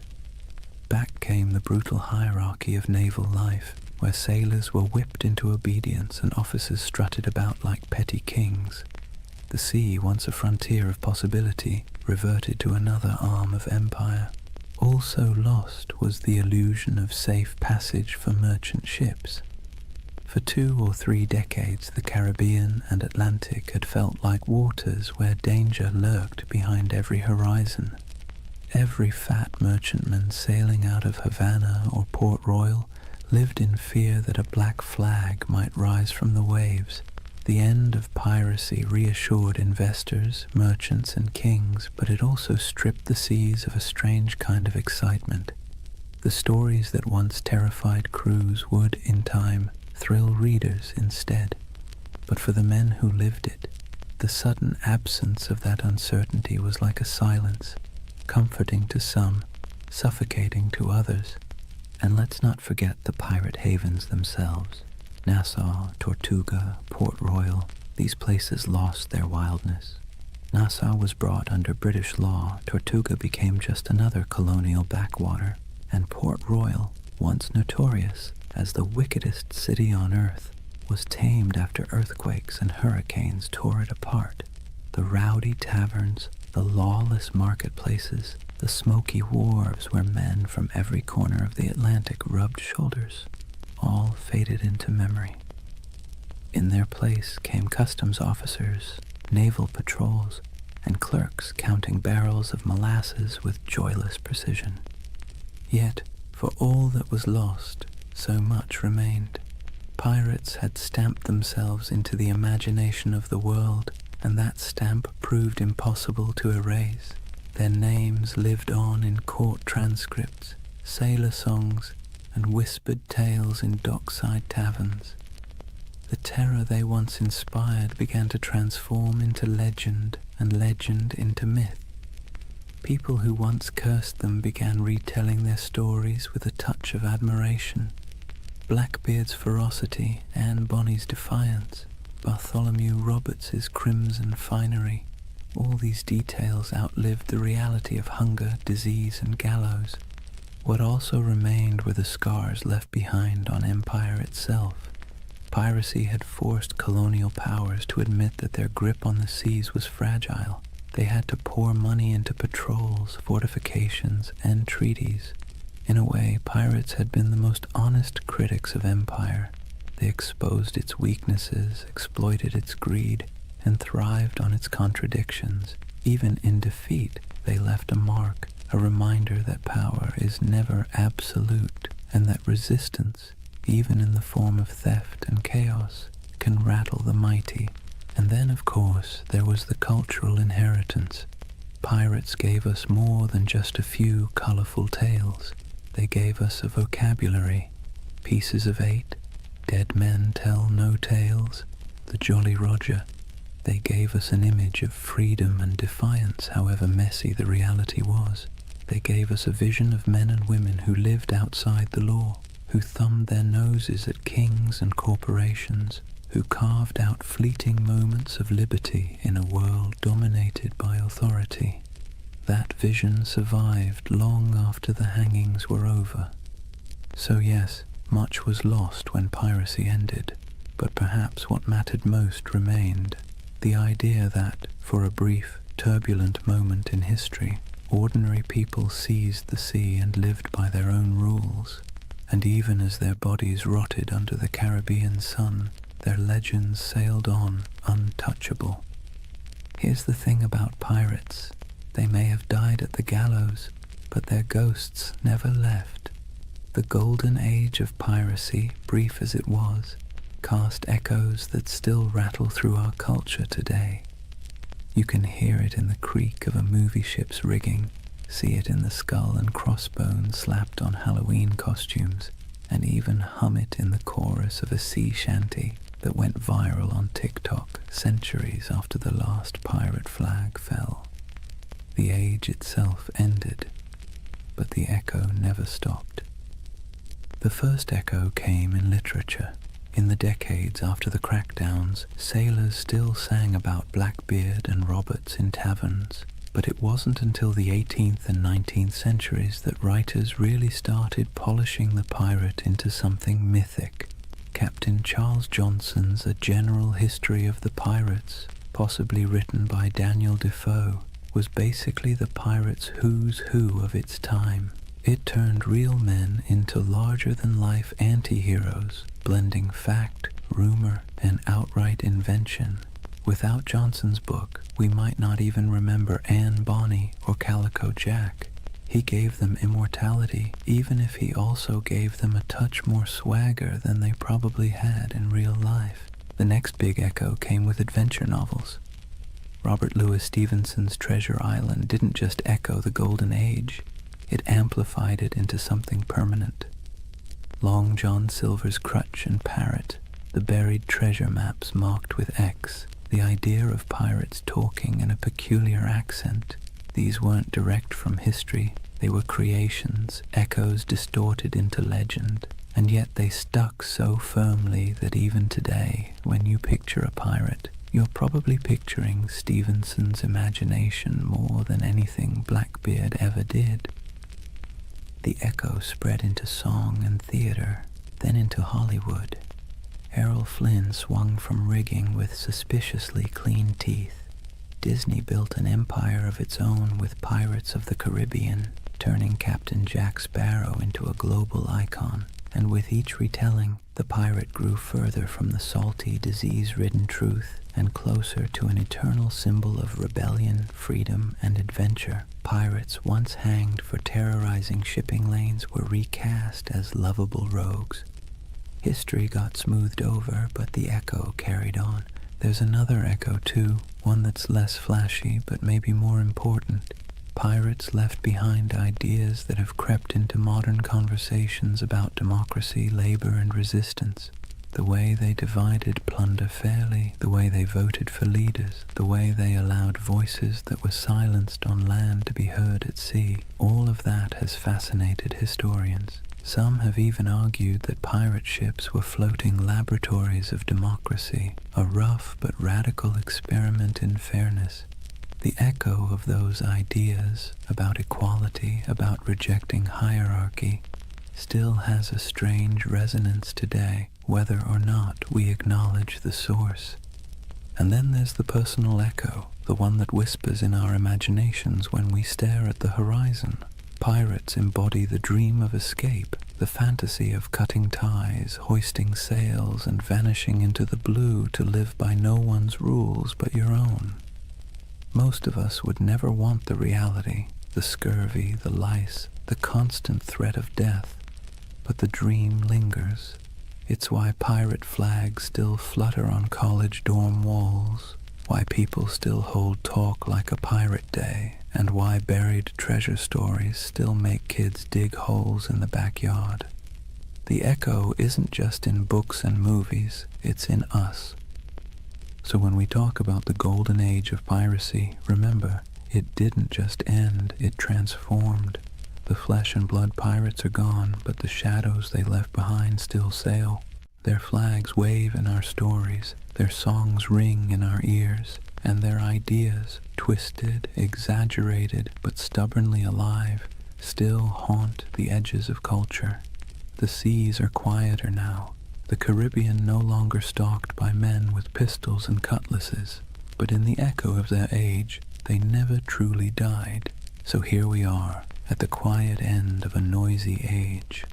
The Golden Age of Piracy burned bright and brief, just a few decades of chaos, rebellion, and salt-stained dreams. In reality, it was cramped decks, spoiled meat, diseases that lingered like unwelcome passengers, and the constant threat of capture. Yet somehow, from those harsh conditions came a legend that refuses to sink. Think of what we've walked through tonight. We've seen how wars and collapsing empires set the stage for piracy. We've stepped onto ships where men voted for their captains and shared their plunder in a rough version of equality. We've met figures who blurred the line between myth and reality. Blackbeard with his smoky theatrics, Anne Bonny and Mary Read defying expectations, Calico Jack turning piracy into style, and finally we watched as governments cracked down, the nooses tightened, and the so-called Republic of the Seas faded back into dust. But of course the story didn't really end there. Pirates didn't just vanish, they drifted sideways into imagination, into tavern songs, into novels, into Hollywood, into Halloween costumes and internet memes. Their Jolly Roger still waves, not from a mast, but from the collective imagination of every generation that sees in them a flicker of freedom, rebellion, or adventure. They were criminals, yes, but also dreamers, and maybe that's why we can't quite let them go. As you lie back now, let the rhythm of the waves soften in your mind. Picture the creak of a ship's timbers rocking gently in the swell, the lanterns swinging in the dark, the faint hum of a sea shanty fading into the night. Out there, beyond the horizon, the pirates have gone, but their echoes remain, half history, half myth, all carried forward by our restless need for stories. And unlike those sleepless men who once scanned the waters for sails on the horizon, you don't need to keep watch tonight. You can rest easy, knowing the only thing waiting for you is the calm of sleep. Close your eyes, let the waves carry you, and drift peacefully into dreams. Good night.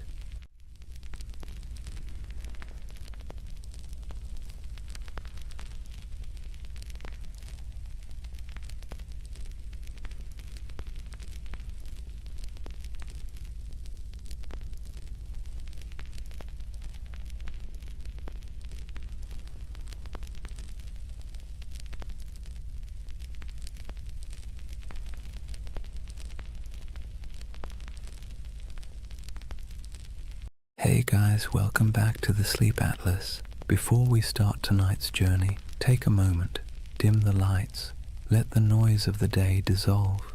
Wherever you are, you're about to travel somewhere strange, not a place on any official map, but one that lives in whispers, in dust, in the margins of forgotten atlases. This is the story of Tartaria.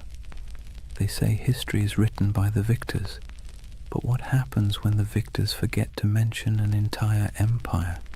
What if there really was a civilization, vast, advanced, beautiful, erased not by time, but by design? A civilization that built cities we can still see, but no longer recognize. Sounds impossible, right? Yet somehow you've probably already seen pieces of it. The old photos of cities with windows buried beneath the streets, the maps labeled Grand Tartary, the ornate architecture that feels out of place as if it belonged to someone else, someone older, someone gone. Now, to be clear, Tartaria isn't a historical fact. It's a theory, a myth, a dream, if you want to be kind. But it's a dream that refuses to die, because at its heart lies something irresistible. The idea that history isn't what we think it is, that we've been handed a world with a few missing chapters, and whether you believe the myth or not, it's hard not to feel something when you see it. So tonight, we're going to drift through that myth together, through maps, ruins, and half-buried cities, through stories of explorers and erased empires, through the dusty edges of history where imagination and memory blur together. And if you fall asleep along the way, that's fine. That's kind of the point.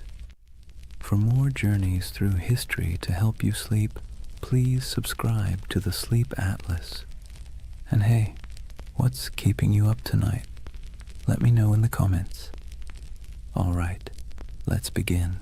Imagine fog rolling over endless plains, gold grass bending under the wind. You stand before a vast land that feels both ancient and impossible, somewhere between Asia and memory, somewhere once called Tartaria. Chapter 1. The Empire That Never Was, or was it? They called it Grand Tartary. On maps from the 17th and 18th centuries, it sprawled across nearly half of Asia, an empire stretching from the icy edges of Siberia to the mountains of Tibet, from the Pacific all the way to the Caspian Sea. A continent-wide expanse so huge it made Europe look like a backyard garden. But here's the strange thing. When you look closer, it doesn't behave like any other empire on the map. No clear capital, no list of rulers, just a name, Tartaria, floating over deserts and steppes, surrounded by decorative drawings of camels and horsemen. The cartographers might as well have written, "Here be mystery." And yet, for hundreds of years, Western mapmakers copied that name again and again. Tartaria, Grand Tartary, the Great Tartar Empire. Sometimes they drew castles or cities with minarets. Sometimes they left it blank, as if even they didn't know what they were depicting. So what was Tartaria, according to the official story? Nothing. The word Tartary was simply a European catch-all term for the unknown lands of Central and Northern Asia. The people who lived there, Tatars, Mongols, Siberian tribes, were lumped together under one convenient label. To the Europeans of the 1600s, it was the great blurry East, wild, uncivilized, and beyond comprehension. But to modern eyes, it doesn't look like nothing. It looks deliberate, mysterious, like the ghost of something that was once real. And that's where the story starts to hum. Because if you look long enough, if you trace enough old maps, you start to notice inconsistencies. Cities drawn where no cities should exist. Structures too grand for the people historians claim built them. Ruins that don't seem to fit their supposed age. Some believe those ruins were Tartarian, that an advanced civilization, older than Rome, older even than Egypt, once stretched across the world. They say its architecture was sophisticated, its technology almost magical, free energy, perfect symmetry, towering buildings powered not by fire or water but by something lost, something we can no longer name. It sounds absurd, but then you see the photos, black and white images from the late 19th century, cities under construction except everything already looks finished, cathedral-sized buildings supposedly built in a decade, though even modern machinery would struggle, streets half-buried, windows below ground level, as if the earth itself had swallowed the first floors. That's where the mud flood theory enters. According to believers, some great cataclysm, maybe natural, maybe man-made, swept across the world in the 1800s, burying entire cities in mud and erasing all evidence of this lost empire. When humanity dug out afterward, we inherited the world we think we built. In other words, the Victorians didn't build all those ornate cities. They unearthed them. It's easy to roll your eyes, but it's also strangely poetic, because even if Tartaria never existed, the feeling behind it, that something monumental was lost, is very real. And part of why this myth persists is because, well, history does lose things. Entire civilizations have vanished before. The Minoans, the Indus Valley, the Olmecs, people who built incredible cities, traded across oceans, and then disappeared, leaving nothing but stones and speculation. So maybe the idea of Tartaria isn't so far-fetched. Maybe it's a reflection of that same human ache, the need to fill in the gaps with something beautiful. Imagine wandering through a European city at dusk. The sky is pale gold, pigeons circle over rooftops. You walk down a street where the buildings rise like cathedrals, domes, arches, pillars carved in perfect balance. It all feels too good, too symmetrical, too ancient to have been born in the soot and smoke of the industrial age. For a moment you wonder, did we build this, or did we inherit it?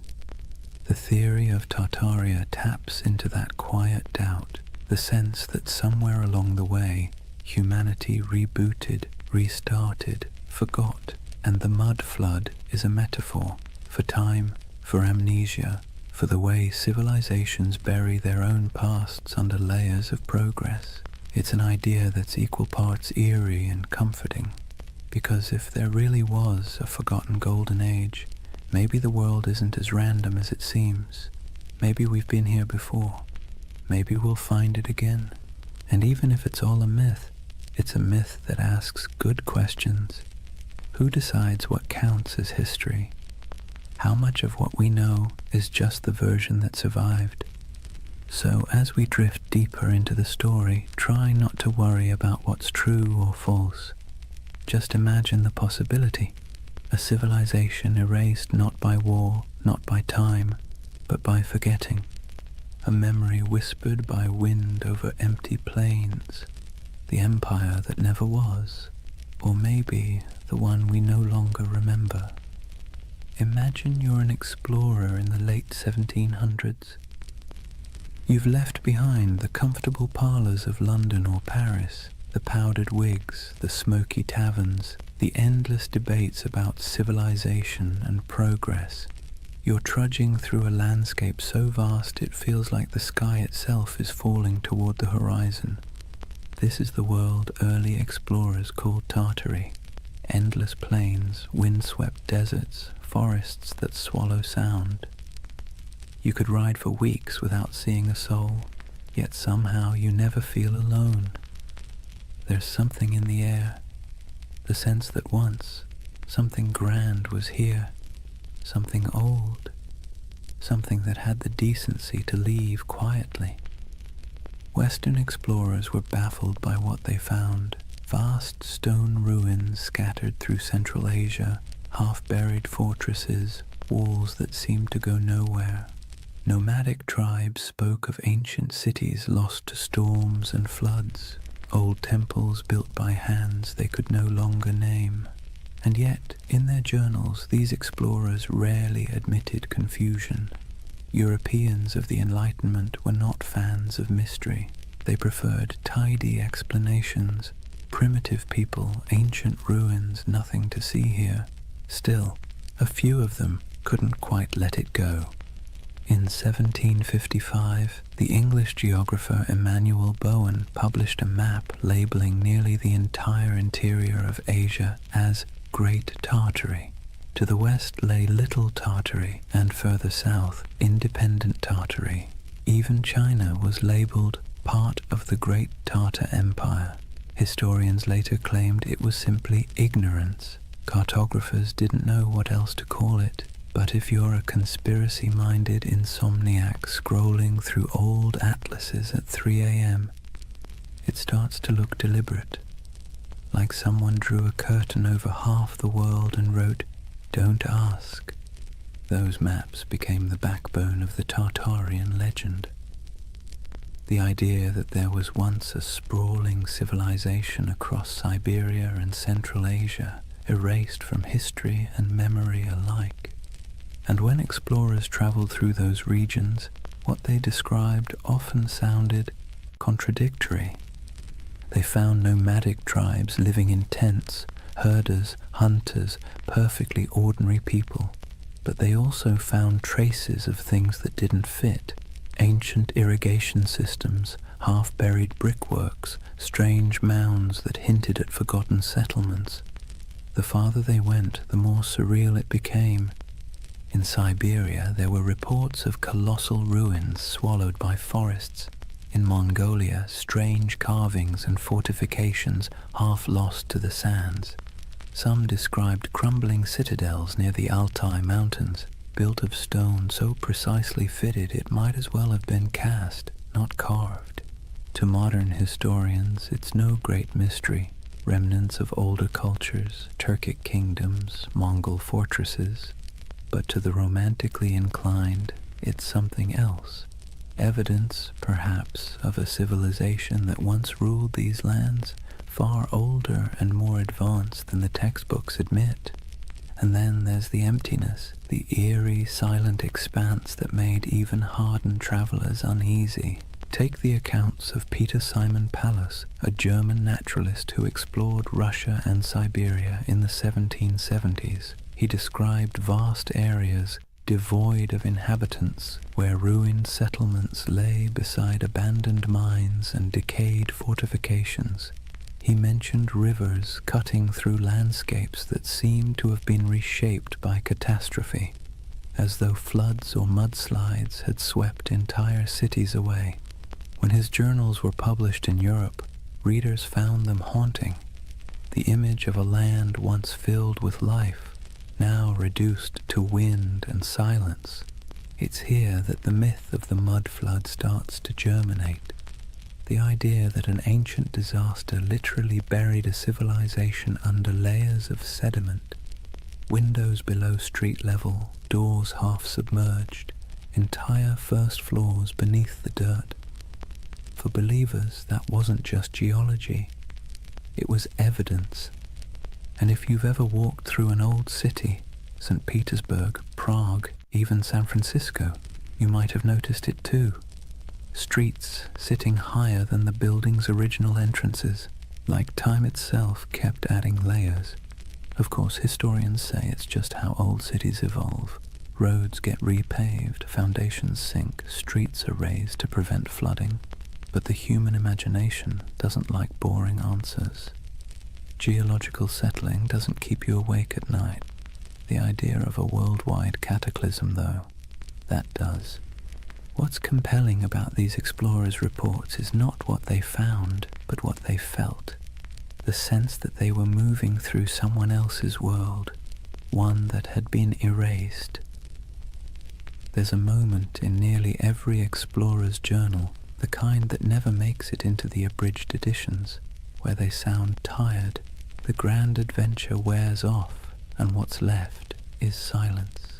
Cold wind, vast skies, the creak of leather, and a feeling that they are walking through the afterlife of history. They pass strange earthworks, abandoned stone foundations, carvings of faces eroded to anonymity. Sometimes they sketch them, sometimes they move on. Always there's the sense of almost understanding, almost remembering. And maybe that's what Tartaria really is, a landscape of almosts, almost history, almost memory, a civilization that feels like it should have existed, even if it didn't. Think about it. How many times has humanity stared at something old and half-broken and said, we could never build that today? It's an illusion, but a powerful one. Standing before ruins or monuments, we see not just stone and mortar, but the faint shadow of our own fragility. We want the past to be smarter than us, nobler than us, more advanced than we deserve. It's easier to believe we're living in the ruins of greatness than to admit that maybe we're the ones who'll be forgotten. So when explorers trudged across those endless Asian plains and saw remnants of something they couldn't explain, it planted a seed, a legend. And legends, once born, never die. They sleep, they wait, they resurface in new forms, on message boards, in YouTube videos, in late-night rabbit holes where half the fun is not believing, but wondering. The Tartarian myth is less about what those explorers found and more about what we want to find, meaning, continuity, proof that the world once made sense and that maybe beneath all this noise and chaos, it still does. Imagine the explorer's campfire. The air is thin and cold. Sparks float upward, swallowed by the night. Somewhere in the distance, wolves call to each other, and above stars shimmer, the same constellations those long-lost Tartarians might have seen if they ever existed at all. The explorer looks out over the dark plain, notebook open, and writes one word on the page, Tartaria, a word that means nothing and everything. They say the earth remembers. Every stone, every layer of dirt, every foundation buried beneath a modern street is a diary, written in silence. But if you listen to the believers of the mud flood, the earth doesn't just remember, it hides. Picture this, a city half buried, windows that look out onto soil instead of streets, doorways that open into nothing but packed dirt, buildings whose first floors have vanished beneath layers of earth and time. To most it's a quirk of old construction. To the followers of Tartaria, it's evidence of something far stranger, a global cataclysm that erased an entire civilization in a single, muddy sigh. The mud flood theory is one of those beautiful modern myths that could only have been born in the age of the internet. It began quietly, like a whisper in digital catacombs, obscure forums, old photography groups, amateur historians trading ideas. Someone noticed something odd.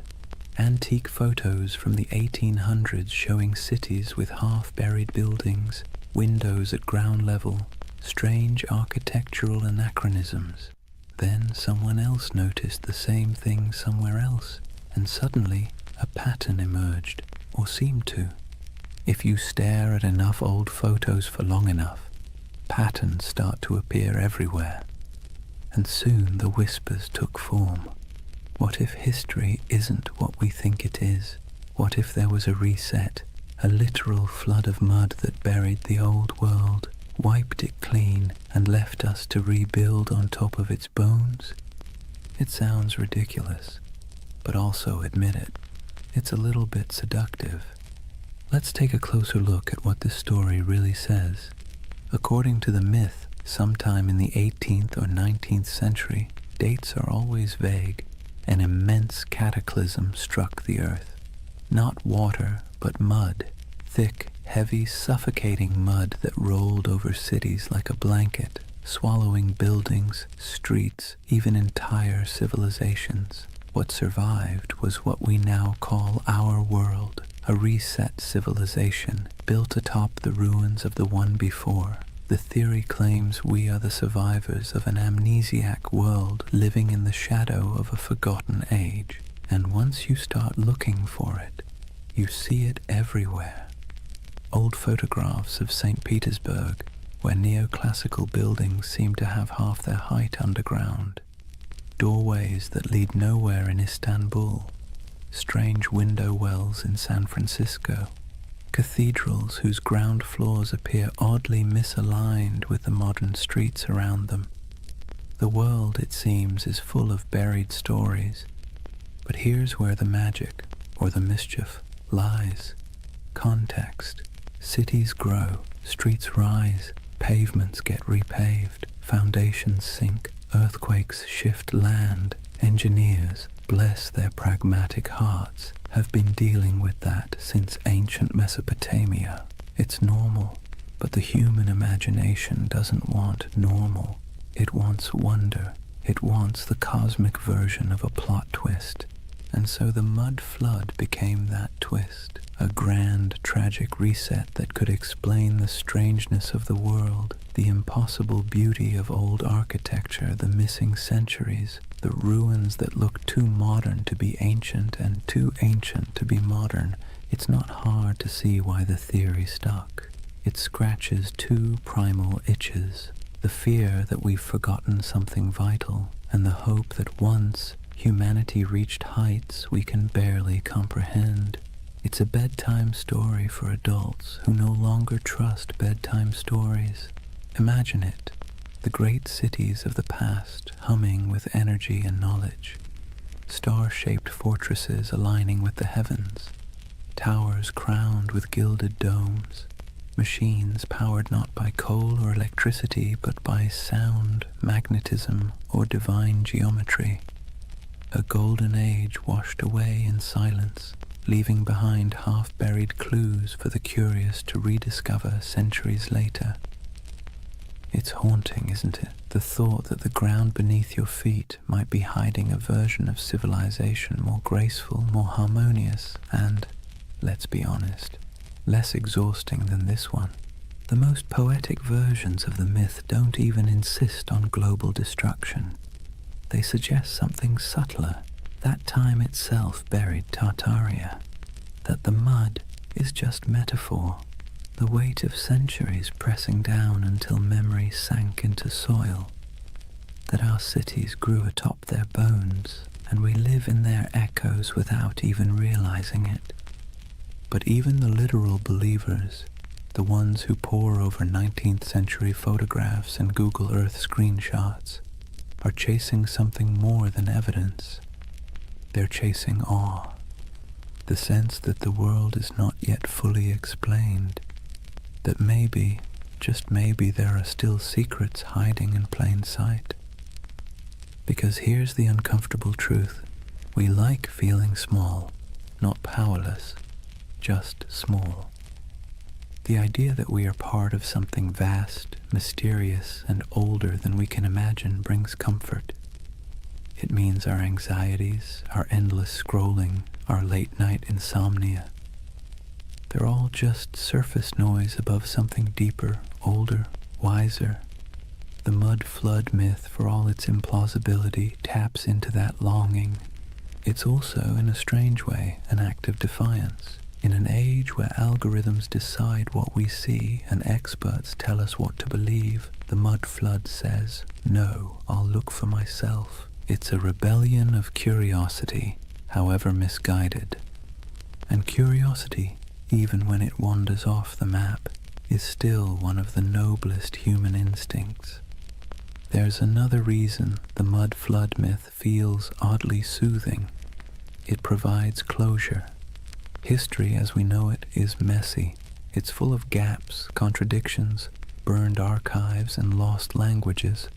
But if you say, it was all wiped out by a cataclysm, suddenly everything makes sense. The missing records, buried, the inconsistent architecture, survivors of the old world. The sense that things used to be better? Proof of what we lost. It's a complete narrative, simple, self-contained, emotionally satisfying. And if you whisper it softly enough, it almost sounds plausible. But let's pause for a moment. Imagine walking through one of these mud-flood cities today. St. Petersburg in winter, snow falling over pale facades, the streets gleaming under the dim orange glow of street lamps. You pass a row of 18th century buildings, their ground floors half below street level, the windows dark and shuttered. And for a second, just a second, you feel it. The hum of something ancient, the faint vibration of time layered upon time. You know rationally that the explanation is boring, centuries of road repairs and architectural evolution. But your imagination doesn't care. It leans closer, it listens, it wants to believe. That's the quiet power of myths like Tartaria. They live not in evidence, but in emotion. And emotion, not logic, is what builds civilizations, or stories of them. So when someone insists the world was buried in mud a few hundred years ago, it's tempting to laugh, but look closer, and you'll see what they're really saying. They're mourning something they can't name. They're trying to make peace with the feeling that something's missing. That modern life, bright, loud, and efficient, feels a little hollow, as if the real story is still underground. And maybe, in a metaphorical way, it is. Not beneath our cities, but beneath our certainty. History is the soil we stand on, and every generation adds another layer. The deeper you dig, the older the questions get, until eventually you realize that the mud was never hiding the past. It was making it. The world is built on burial, and everything beautiful is, in some sense, reclaimed from the dirt. So maybe Tartaria was never an empire at all. Maybe it's an idea, a longing for the lost wholeness of things. Or maybe it's just a very elaborate excuse for why so many basements flood in spring. Take your pick. Either way, as the night deepens and your thoughts drift like dust in lamplight, the question lingers: if an entire civilization could be buried under centuries of mud and forgetfulness, would we even recognize it when we uncovered it? Or would we mistake it for ruins of our own? It's a strange thing, how ruins can feel alive. You walk among them and swear you can hear breathing. Not loud, not human, but the slow exhale of stone, the whisper of time smoothing edges and swallowing stories. That's the allure of forgotten grandeur, the feeling that the past isn't gone, just drowsing, half buried, half awake, waiting for someone to notice. When people speak of Tartaria, they don't imagine mud and dust. They imagine beauty, colossal arches, glittering domes, towers capped with orbs of gold, and wide boulevards aligned with the stars. They imagine symmetry, harmony, perfection, the world before we made it messy. And that's the quiet genius of the myth. It isn't built on fear, but on longing. You've seen it, even if you didn't recognize it. The grand railway stations built in the 19th century, dripping with ornament that seems almost too elegant for its purpose. The courthouses with domes that look more celestial than civic. The cathedrals rising from cobblestone streets like frozen thunderclaps of devotion. You stand before these buildings and wonder, who built this, and why don't we build like this anymore? That question is the ember that keeps Tartaria glowing in the imagination, because it feels wrong that we've forgotten how to make beauty on that scale. It feels wrong that we can't carve marble with such grace, or erect domes that kiss the clouds. And when something feels wrong, the human mind looks for a story to explain it. Tartaria becomes that story, a civilization that mastered form, function, and soul, then vanished without a trace. Some say those old buildings are Tartarian relics, that the ornate facades of St. Petersburg, Paris, Chicago, and even San Francisco are remnants of the same world, a world whose architecture was an act of faith. That the reason we can't replicate it now is because the knowledge was erased, the formulas for harmony, for proportion, for power drawn from geometry, gone, buried under new blueprints and the hum of electric wires. Of course, historians roll their eyes at this. They'll tell you, patiently, that these buildings were designed by very real architects, that neoclassicism was an artistic movement, not evidence of a hidden empire, that the beauty of those domes and arches came not from secret knowledge, but from mathematics, sweat, and a lot of unpaid apprentices. And they're right, technically. But here's the thing. Beauty doesn't care about technicalities. The Tartarian myth persists because these buildings feel different. They hum at a frequency modern architecture doesn't. Walk past a concrete office block and your mind slides off it. Walk past a century-old opera house and you slow down without meaning to.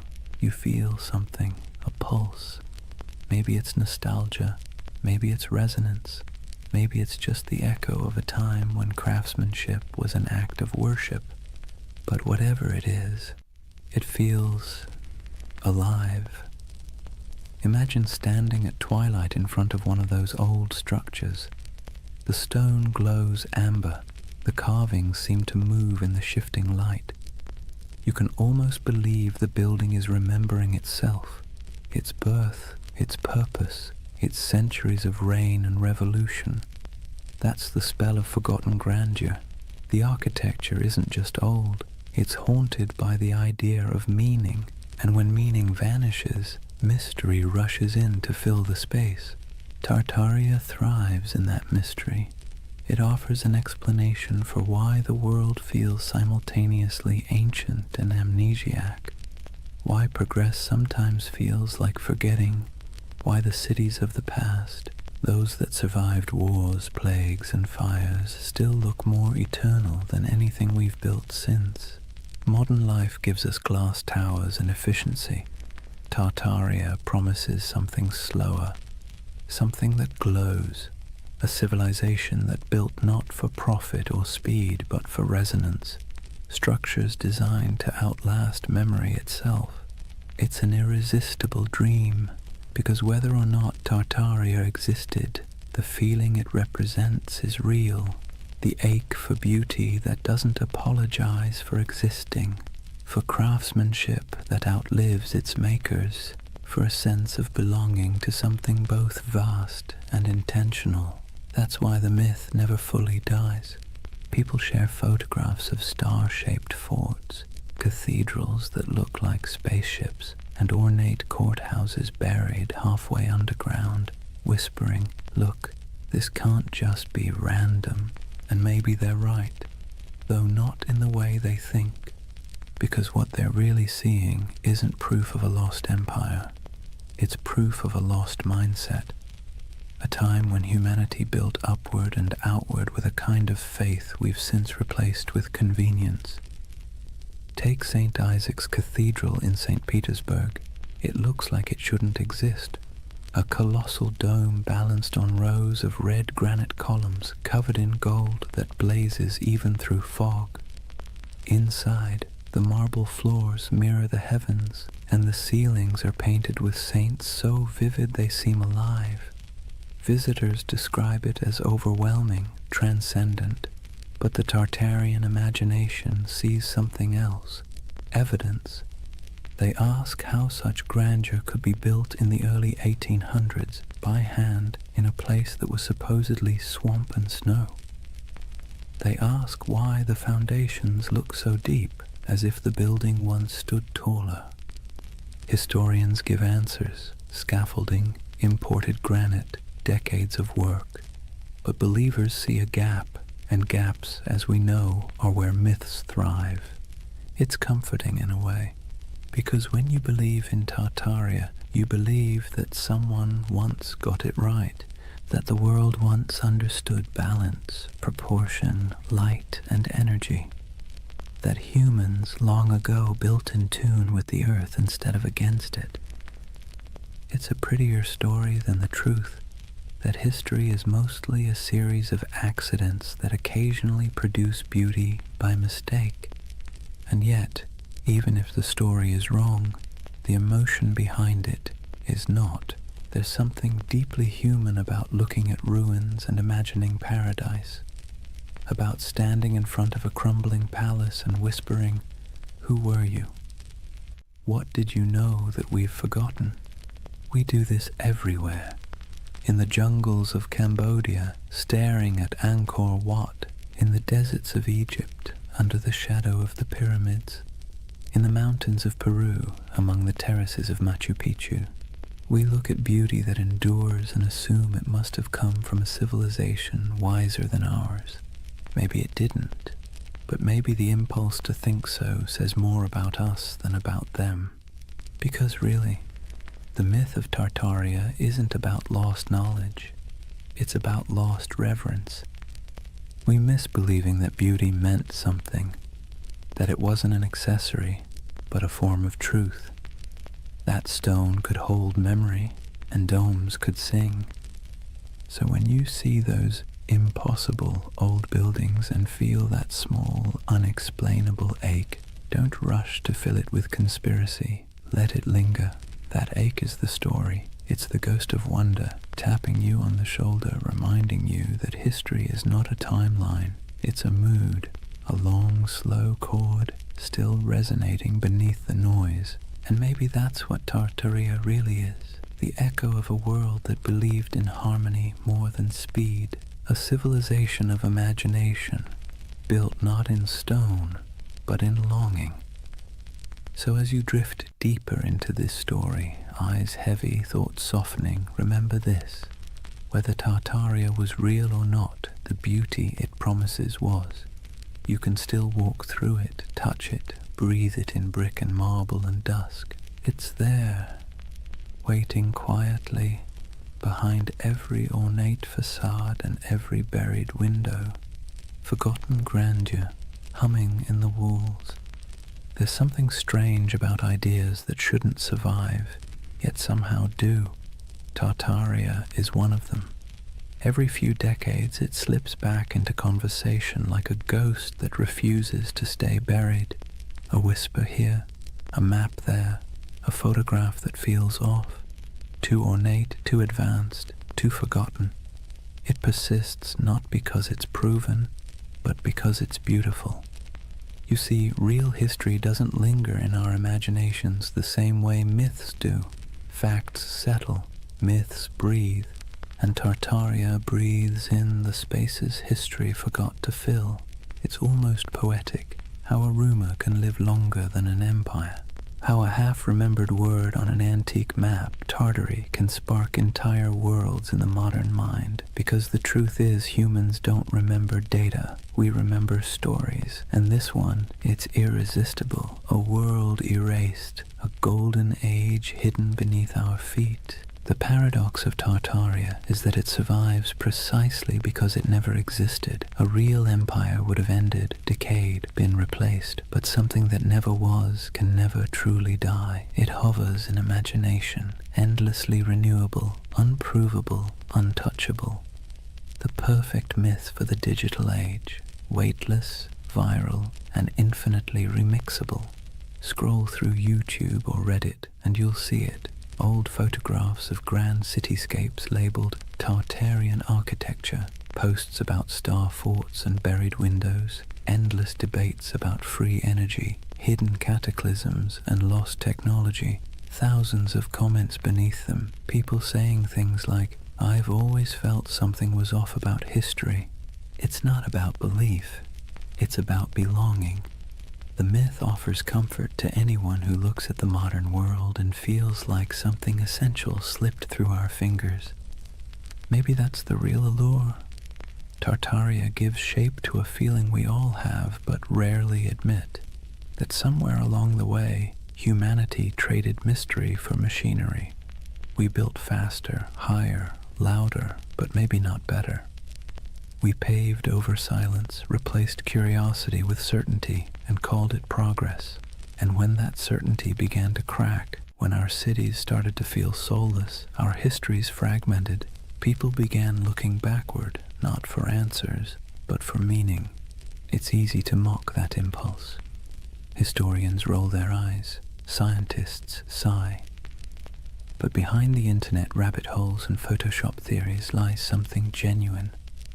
A hunger for enchantment, a longing to believe that the past wasn't just dirt and survival, but art and light and knowledge we've somehow misplaced.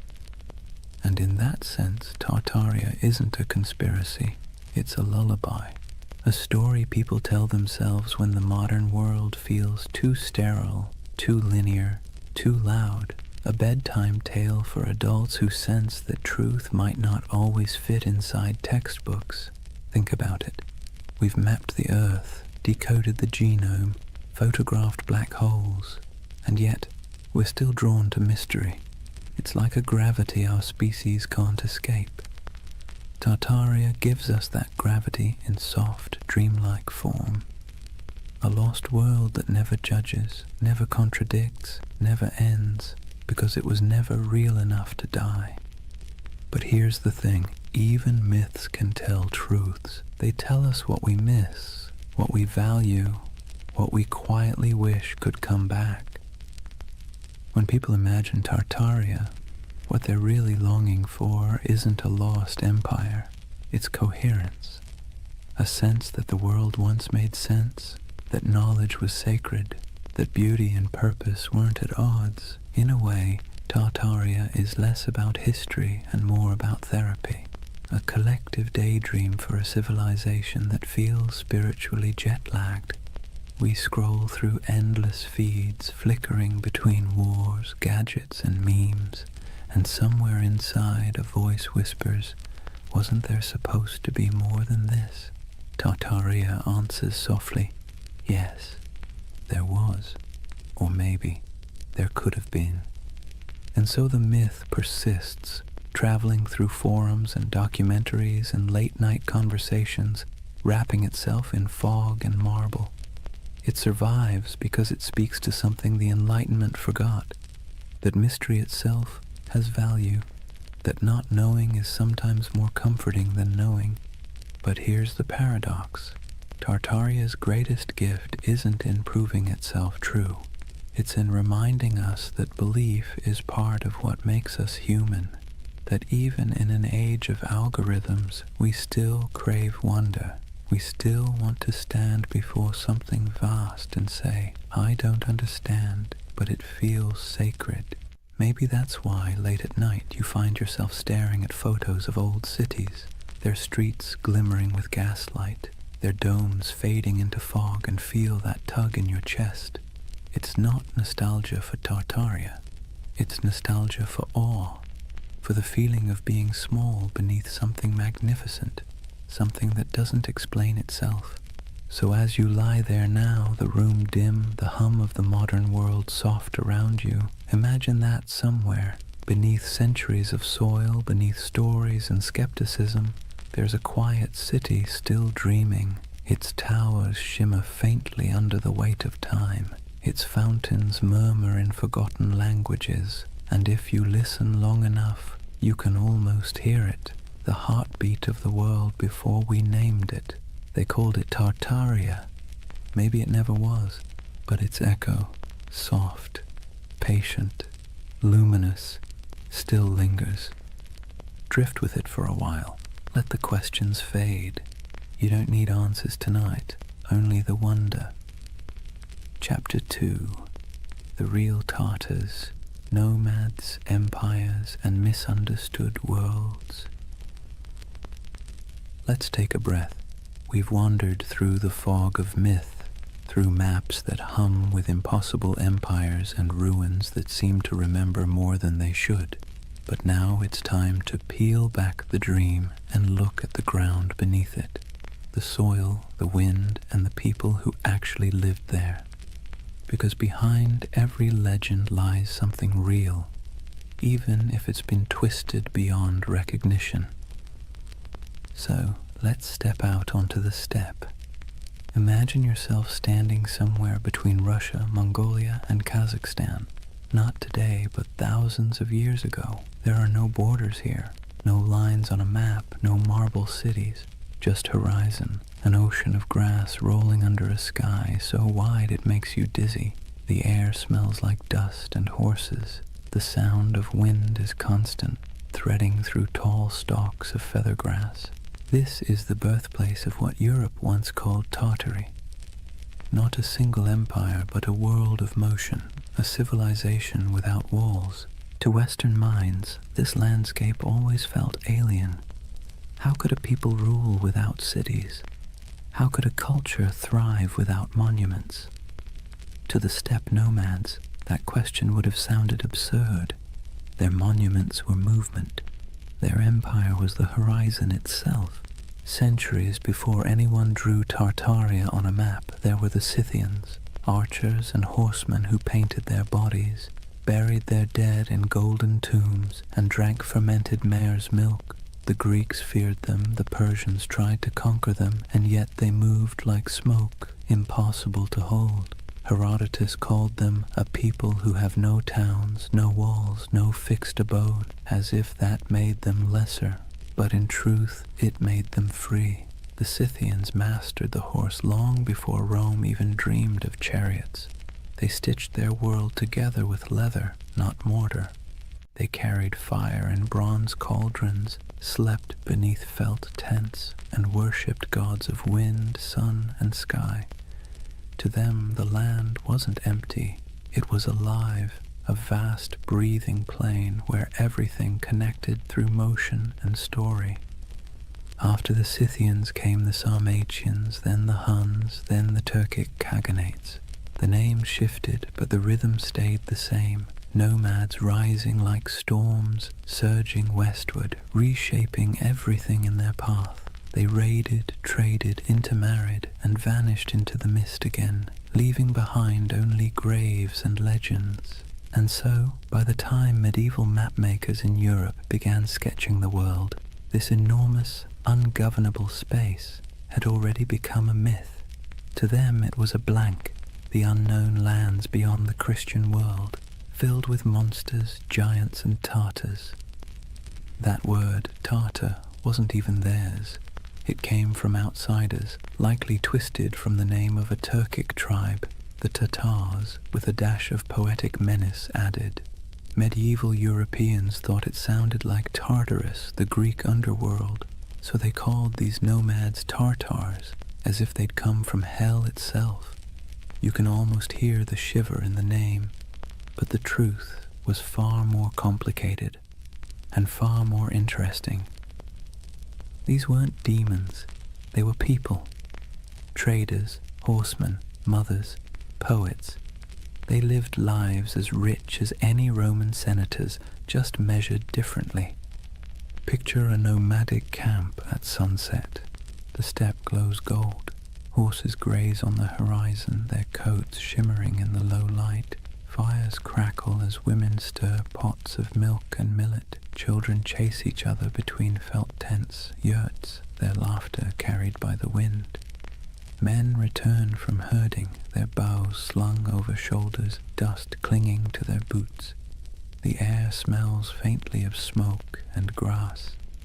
Somewhere, a throat singer begins a low, resonant song, and the notes ripple across the plain like the hum of the earth itself. This was their Rome. Not a city of marble, but of motion and memory. And to them the West's obsession with stone walls would have seemed as strange as worshipping stillness. But as centuries rolled on, stillness began to win. Empires like China, Persia, and eventually Russia pushed outward, trying to tame the steppe. They built forts, drew borders, demanded tribute. The nomads resisted, then adapted. They traded horses for silk, hides for grain, freedom for survival. Slowly, their infinite world began to shrink. By the time European explorers stumbled across these lands in the 17th and 18th centuries, the old steppe empires were fading. The Scythians were long gone. The Mongols' great Khanates had fractured. The once fluid borders had hardened into lines on parchment, and those lines, curved by ignorance, exaggerated by imagination, became the first maps of Tartary. To the west, it looked like a mystery, an empire that wasn't quite there, a vast, seemingly empty space once teeming with civilizations that had vanished. But to those who lived there, it wasn't emptiness, it was memory. The bones of ancestors beneath the grass, the hum of stories in the wind, the echo of hoofbeats across the centuries. And maybe that's where the myth begins to make sense, because when you stand on a plain that stretches to the horizon in every direction, it's easy to believe that time itself might fold here, that something ancient could still be sleeping under the soil. Perhaps the world didn't erase Tartaria at all. Perhaps it just forgot how to see it. Let's be honest, Europe never really understood Asia, not in the Middle Ages, not in the Renaissance, and arguably not even now.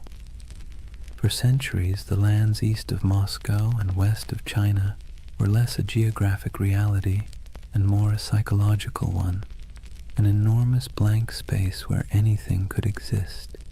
And in that blankness, the idea of Tartary began to grow like a mirage. Imagine a candlelit room in Venice, sometime around the 14th century. A mapmaker hunches over his parchment, hands stained with ink. On the table beside him lie fragments of rumors, sailors' tales, merchant gossip, and a half-remembered account of a man named Marco Polo, who claimed to have seen palaces of gold and cities of stone somewhere beyond the horizon. He dips his quill and begins to draw. Europe is clear. So is Africa mostly. But once he crosses the Ural Mountains, the lines begin to blur. His hand hesitates. What lies beyond? He's never been there. No one he trusts has either. So he fills the void the way humans always do. He imagines.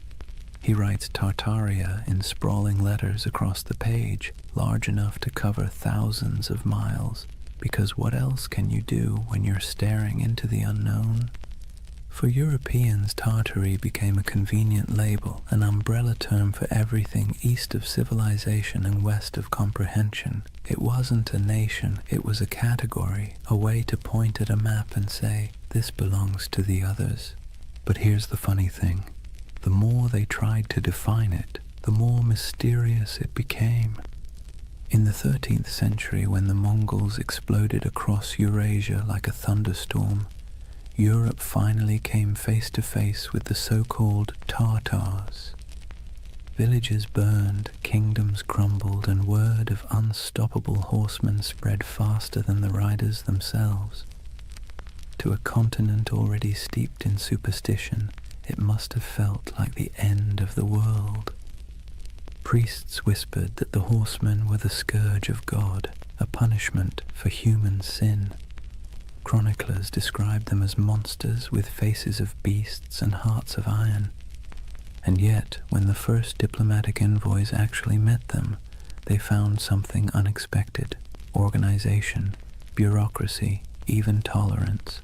The Mongol Empire, at its height, ran on order, not chaos.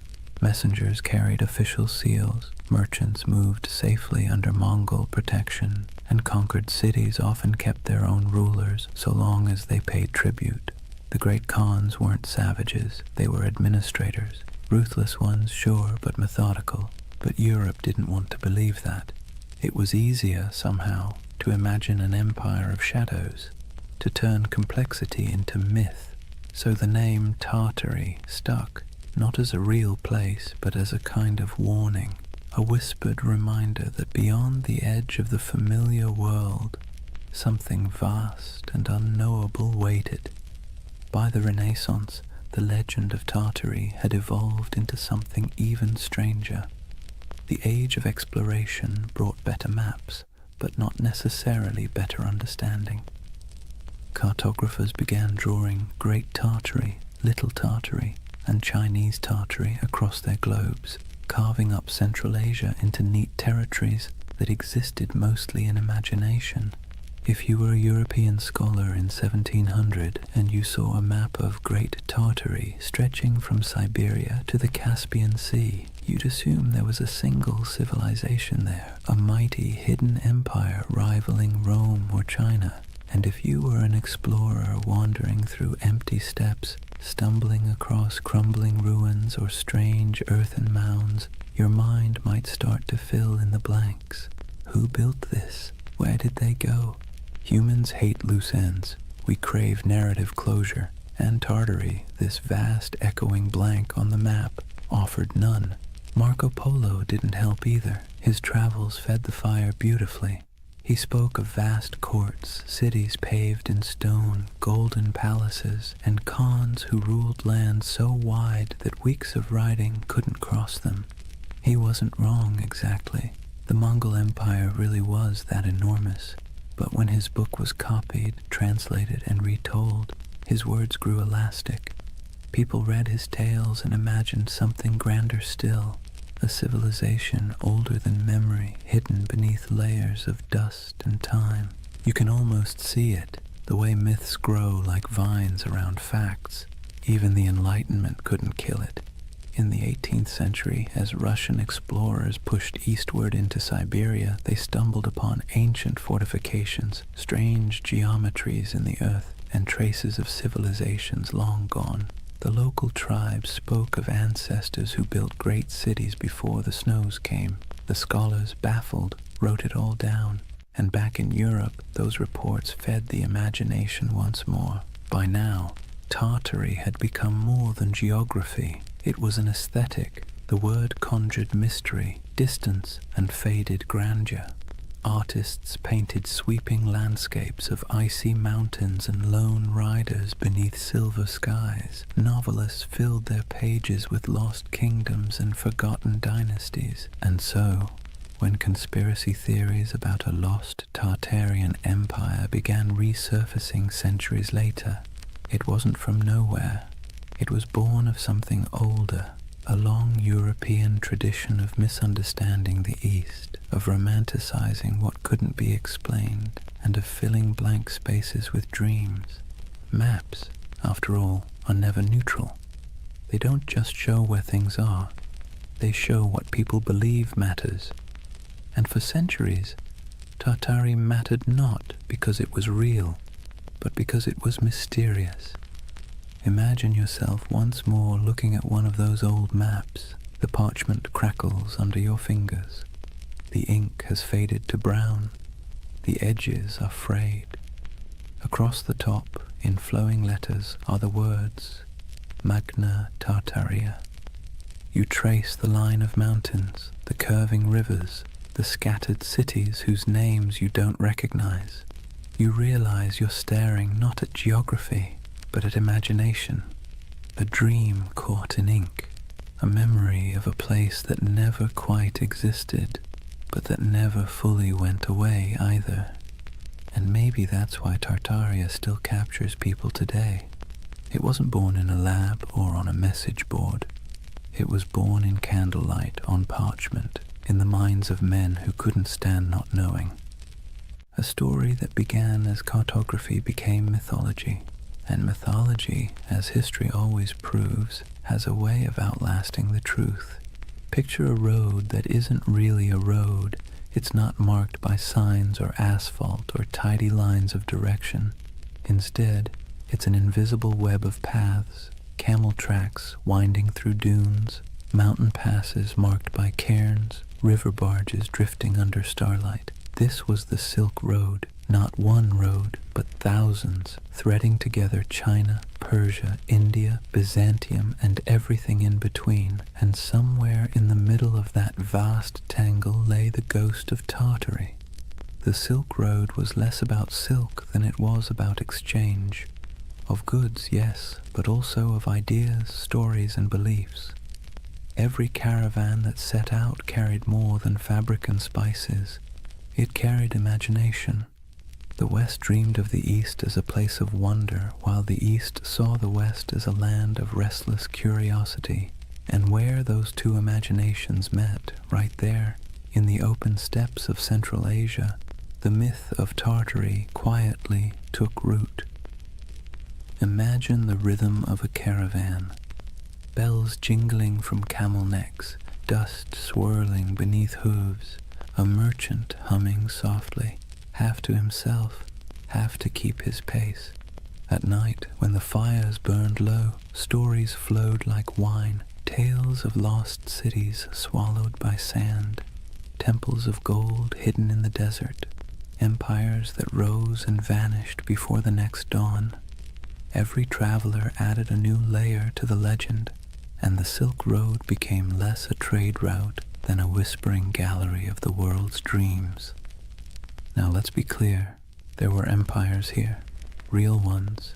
The Scythians, Parthians, Sogdians, Kushans, and of course the Mongols, civilizations that thrived for centuries, building fortresses, minting coins, and carving art that fused Greek realism with Persian geometry and Indian grace. These were the real architects of what Europe would later call Tartary. But to a traveler passing through, the borders blurred. One city's language faded into another's. One god's statue looked suspiciously like a god from somewhere else. The world felt unified and strange all at once. The Silk Road had a way of softening distinctions. It made neighbors of distant worlds. Greek philosophers' ideas found their way into Buddhist monasteries. Chinese silk wrapped Roman senators. Persian astronomers charted the same stars that guided caravans across the steppe. But myths travel even faster than silk.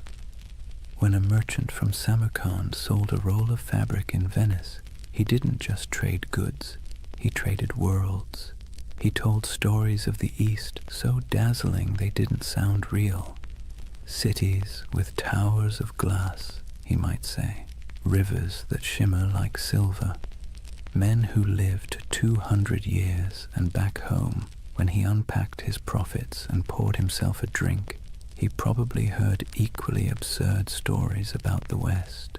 It's easy to forget that for most of human history, distance was a form of magic. The farther away something was, the more fantastical it became. And no distance loomed larger in the European mind than that mysterious space labeled Tartary. Through this swirling exchange, Tartary became a kind of mythic glue, a word that held together the fragments of a world too vast to comprehend. Think of it like this. When a Venetian mapmaker in 1500 scribbled Tartaria across the center of his globe, he wasn't really describing a political entity. He was describing everything between Europe and China, between knowledge and ignorance, between history and imagination. And here's where things get interesting. While Europe imagined Tartary as an exotic wilderness, the people who actually lived there were building connections that shaped the ancient world. The Sogdians, for instance, traders from what's now Uzbekistan, ran a network of trade colonies so extensive that historians sometimes call them the FedEx of the Silk Road. They spoke multiple languages, mediated between empires, and filled their homes with art from every culture they touched. A single Sogdian mural might show an Indian goddess, a Persian king, and a Chinese dragon all sharing the same painted wall. To them, Tartary wasn't a mystery, it was home. And yet, this multicultural world also sowed the seeds for misunderstanding. When distant observers caught glimpses of it, they didn't see the nuances. They saw only the grandeur, the temples, the stone roads, the fortified cities, and assumed it must belong to a single empire. That assumption, multiplied over centuries, became the illusion of the great Tartarian civilization. Even today, the ruins scattered across Central Asia, stone walls buried in sand, intricate tile work crumbling in forgotten courtyards, feed that same longing. People look at them and wonder, Who built this? Where did they go? Why do our textbooks skip over it? It's a fair question, because history doesn't just forget, it edits. When empires fall, so do their names. When borders shift, so does memory. The Mongols became the Tatars became Tartars.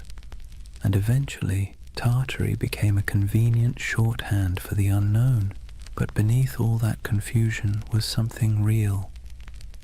A network of humanity that spanned continents. Imagine standing on a hill somewhere near Bukhara around the 10th century. The air smells of dry sage and smoke. Below you the road shimmers in the heat, lines of travelers winding toward the horizon. A caravan from China passes one from Persia. A monk from India shares a meal with a soldier from Byzantium. Coins from Rome jingle beside jade amulets from the East. It's not an empire. It's not chaos. It's something in between, a living, breathing web of connection. And that's what Tartaria really was. Not a kingdom lost to mud, but an echo of this interconnected world. A dream of unity before maps divided it into pieces. The Silk Road gave birth to the myth by accident, because connection always looks like magic when seen from afar. So when modern believers look at old maps and see the word Tartaria sprawled across half the world, maybe they're not completely wrong to feel awe. They're just reading a poem that was once mistaken for a border. The Silk Road blurred the lines between civilization and myth, empire and echo.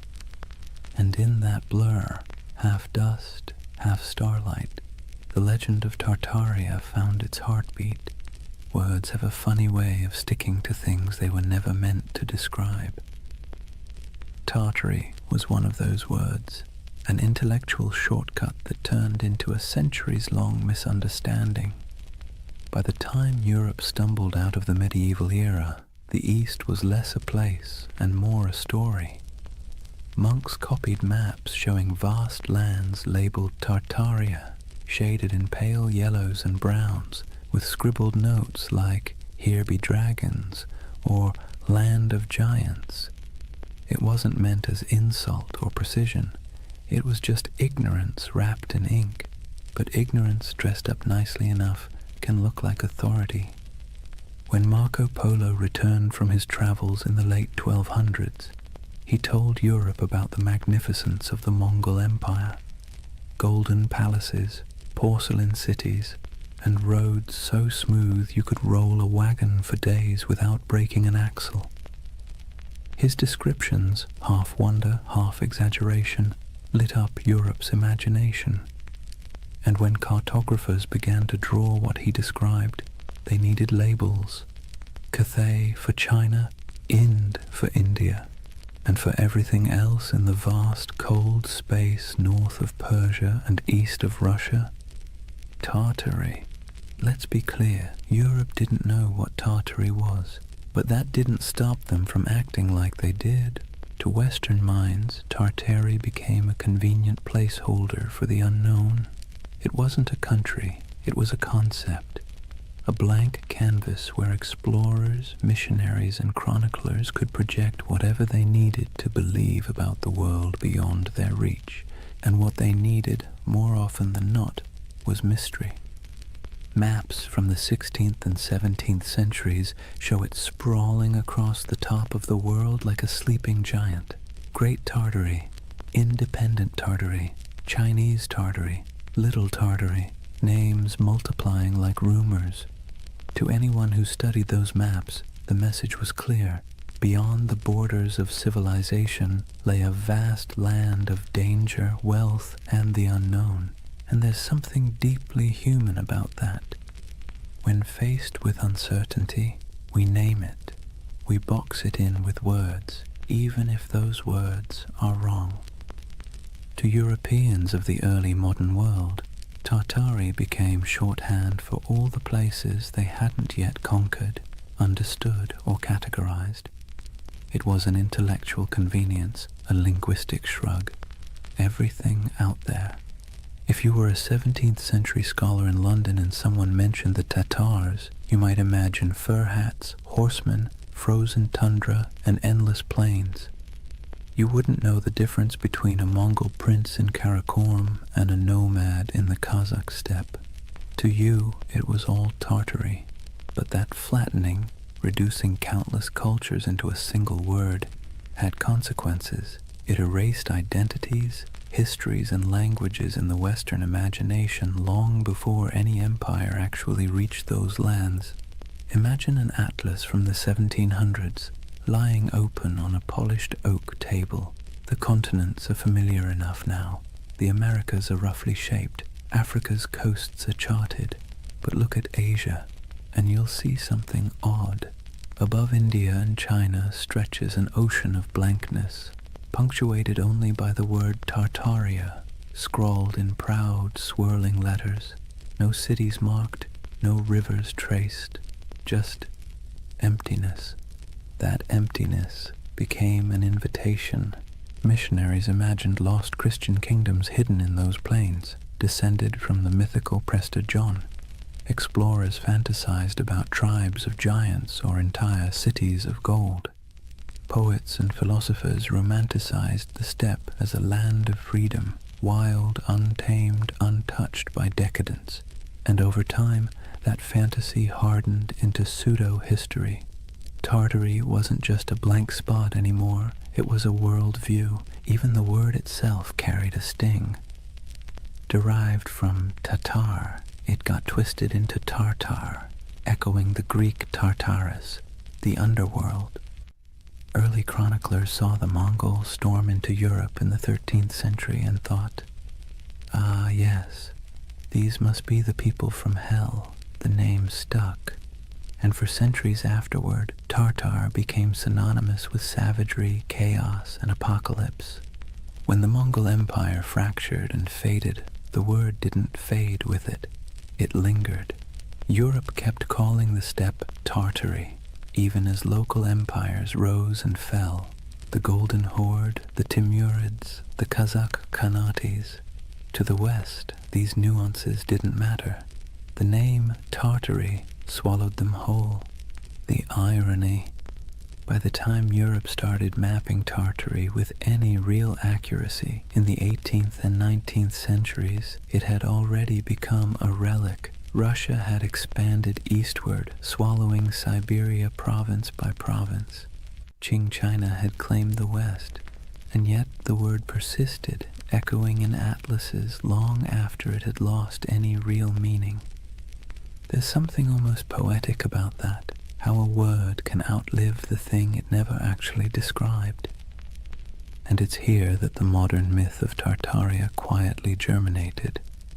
Because when those old maps resurfaced centuries later, digitized, color-corrected, and posted online, they seemed to show something uncanny.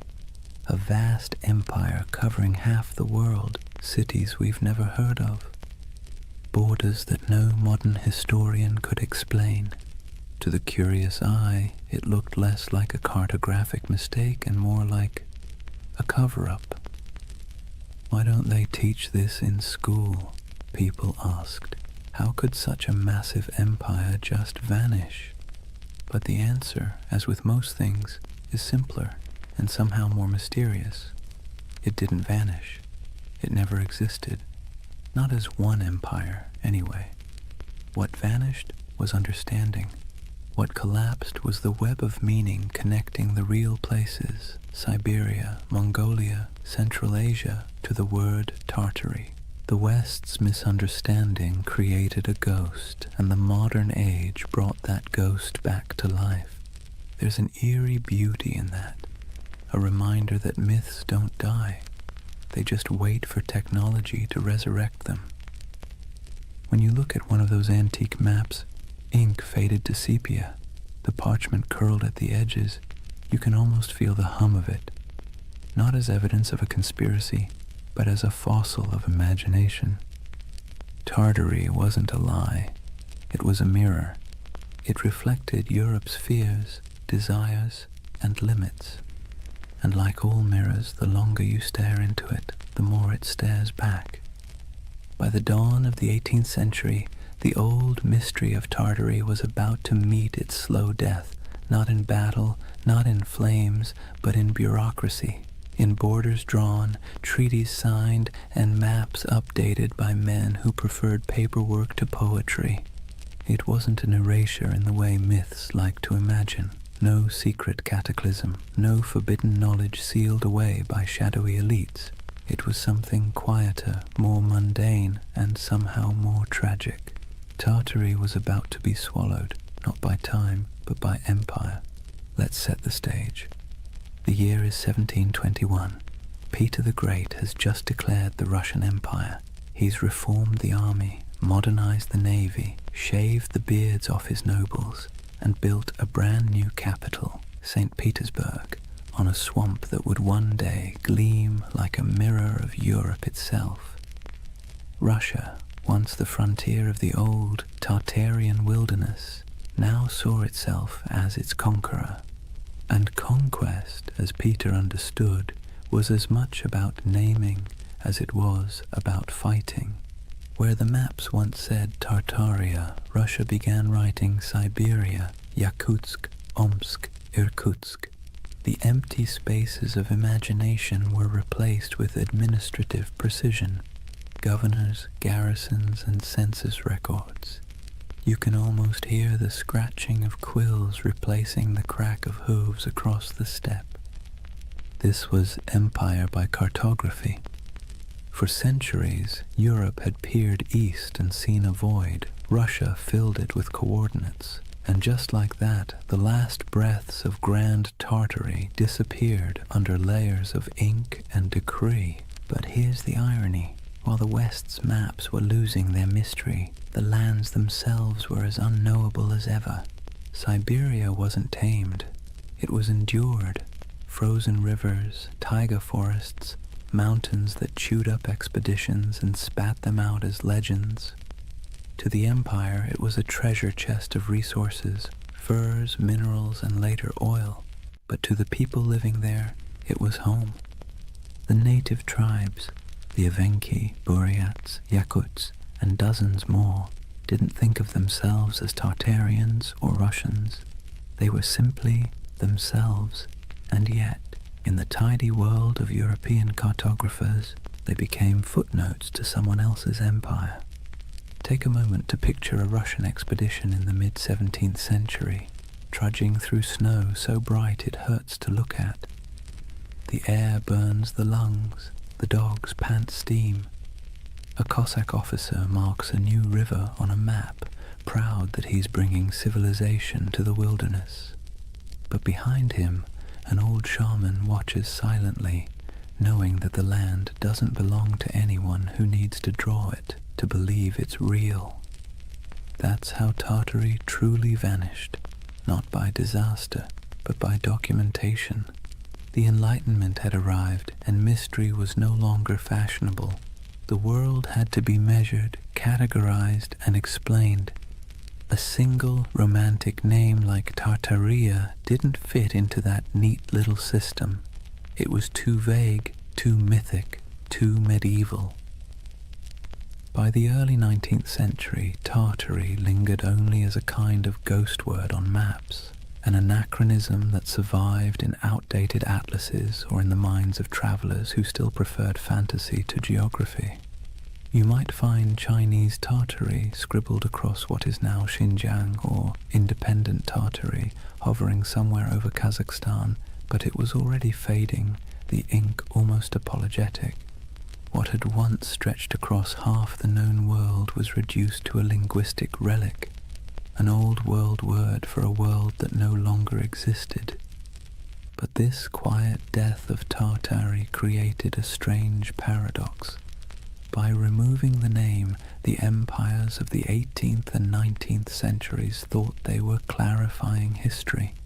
In truth, they erased a mystery so thoroughly that, centuries later, people would come looking for it again. Because that's the thing about erasure, it always leaves an outline. In the modern age, when digital archaeologists started poring over antique maps, The rediscovery of Tartaria didn't feel like uncovering a lie. It felt like uncovering a secret.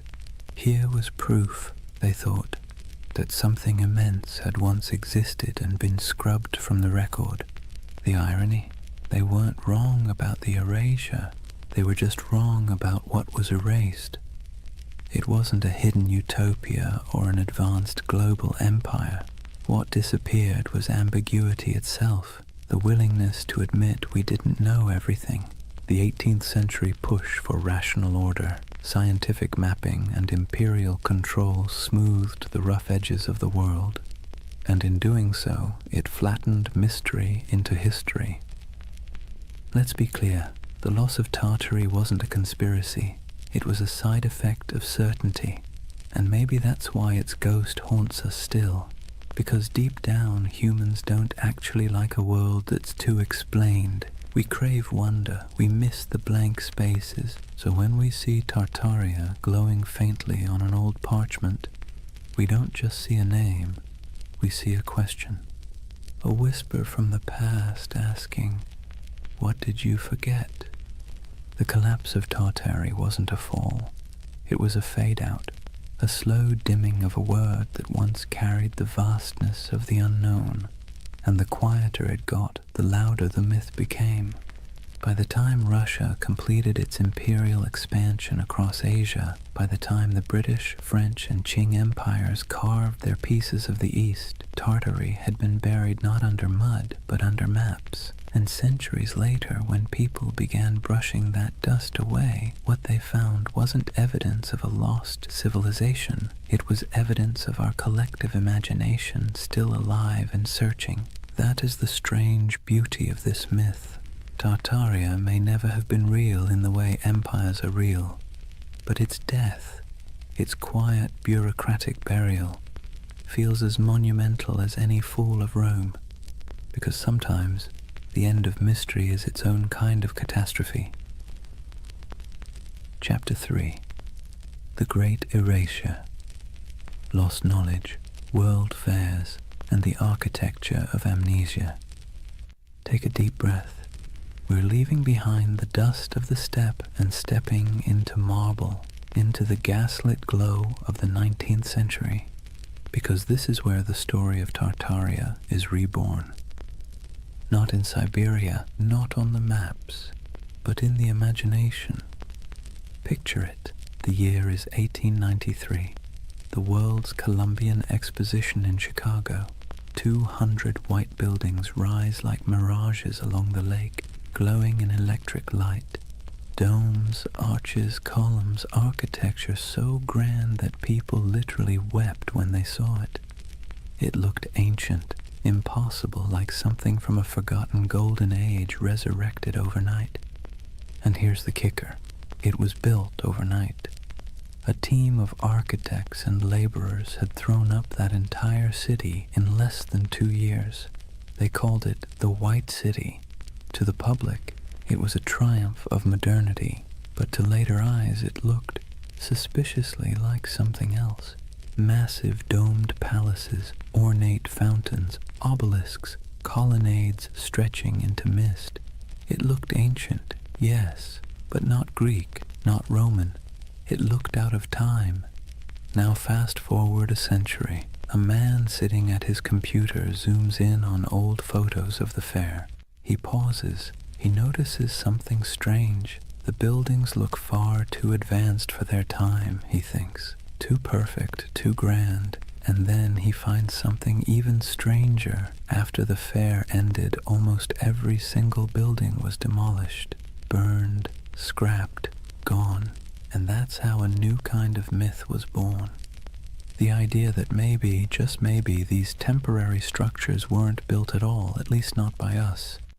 Maybe they were rediscovered, remnants of an older, erased civilization.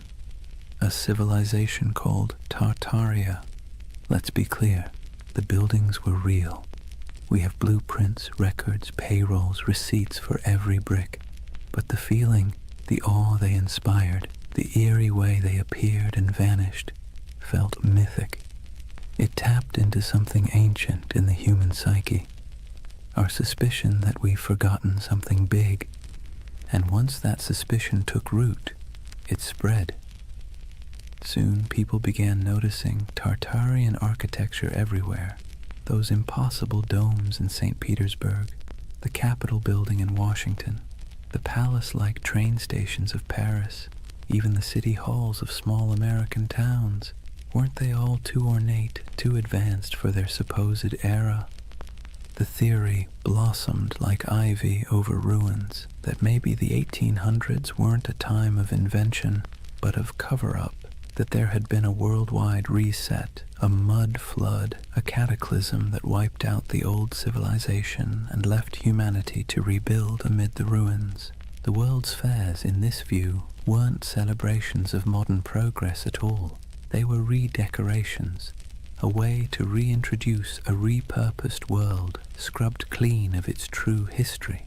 The fairs, the grand expos, were merely the unveiling ceremonies of a planet repainted. Now this is where skepticism and wonder collide, because if you look at those photos, you can feel it. The eerie stillness of early photography only adds to the illusion. Long exposures make crowds disappear. The buildings stand pristine, gleaming, deserted, as if waiting for a civilization that never returned. It's beautiful and unsettling and hypnotic. Even historians, with all their explanations, temporary plaster facades, neoclassical revival trends, technological optimism, can't quite dispel the dreamlike quality. It's too pretty, too deliberate. It feels like memory, not progress. And that's what makes the Tartaria myth so powerful. It didn't come from ignorance, it came from longing. Because by the 19th century, humanity had built machines that could fly, factories that could blot out the sun, and cities that swallowed nature whole. We had replaced mystery with machinery. But beneath the gears and soot, people were starting to feel something hollow, something missing. Tartaria filled that hole. It became the name for everything that seemed too beautiful, too harmonious, too purposeful to belong to the chaotic modern world. It was nostalgia in disguise, a yearning for an imagined time when architecture was sacred, when energy was free, when civilization felt like art rather than industry. Of course, the irony is exquisite. The people of the 19th century built those palaces themselves, but we, centuries later, look back and refuse to believe them capable. Maybe it's easier to believe in a lost utopia than in the idea that our ancestors simply cared more about beauty than we do. So imagine walking through that white city. The lamps hum softly. The canal reflects the moonlight. Music drifts from the pavilions. You hear the shuffle of dresses, the murmur of voices, the click of carriage wheels, and for a moment you can almost believe the myth that you've stumbled into the remains of a vanished empire, briefly resurrected for one last dance before fading again into legend. That's the strange charm of Tartaria. It doesn't matter if it's real. What matters is how it makes you feel, because beneath every conspiracy is a heartbeat, the desire to belong to something greater, to touch a truth the textbooks forgot to mention. And so, through the flickering gaslights of the 19th century, the dream of Tartaria returned, not in stone, but in spirit, not as an empire rediscovered, but as a memory resurrected. Let's be honest for a moment. Modern architecture doesn't exactly make the heart sing.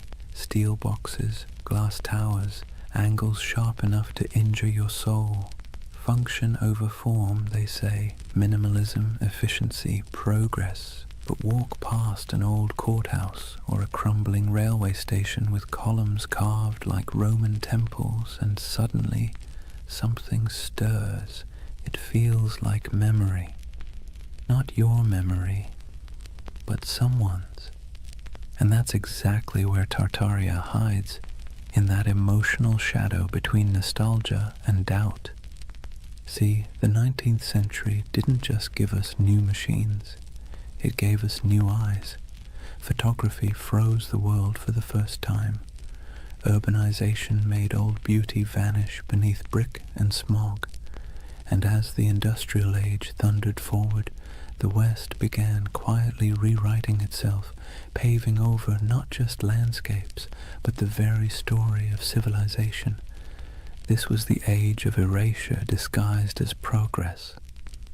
When old cathedrals were restored into shapes they had never been, when ancient city walls were torn down to make room for the future, when soot-blackened monuments were scrubbed and renamed, their histories conveniently rewritten for the age of reason. Historians call it modernization.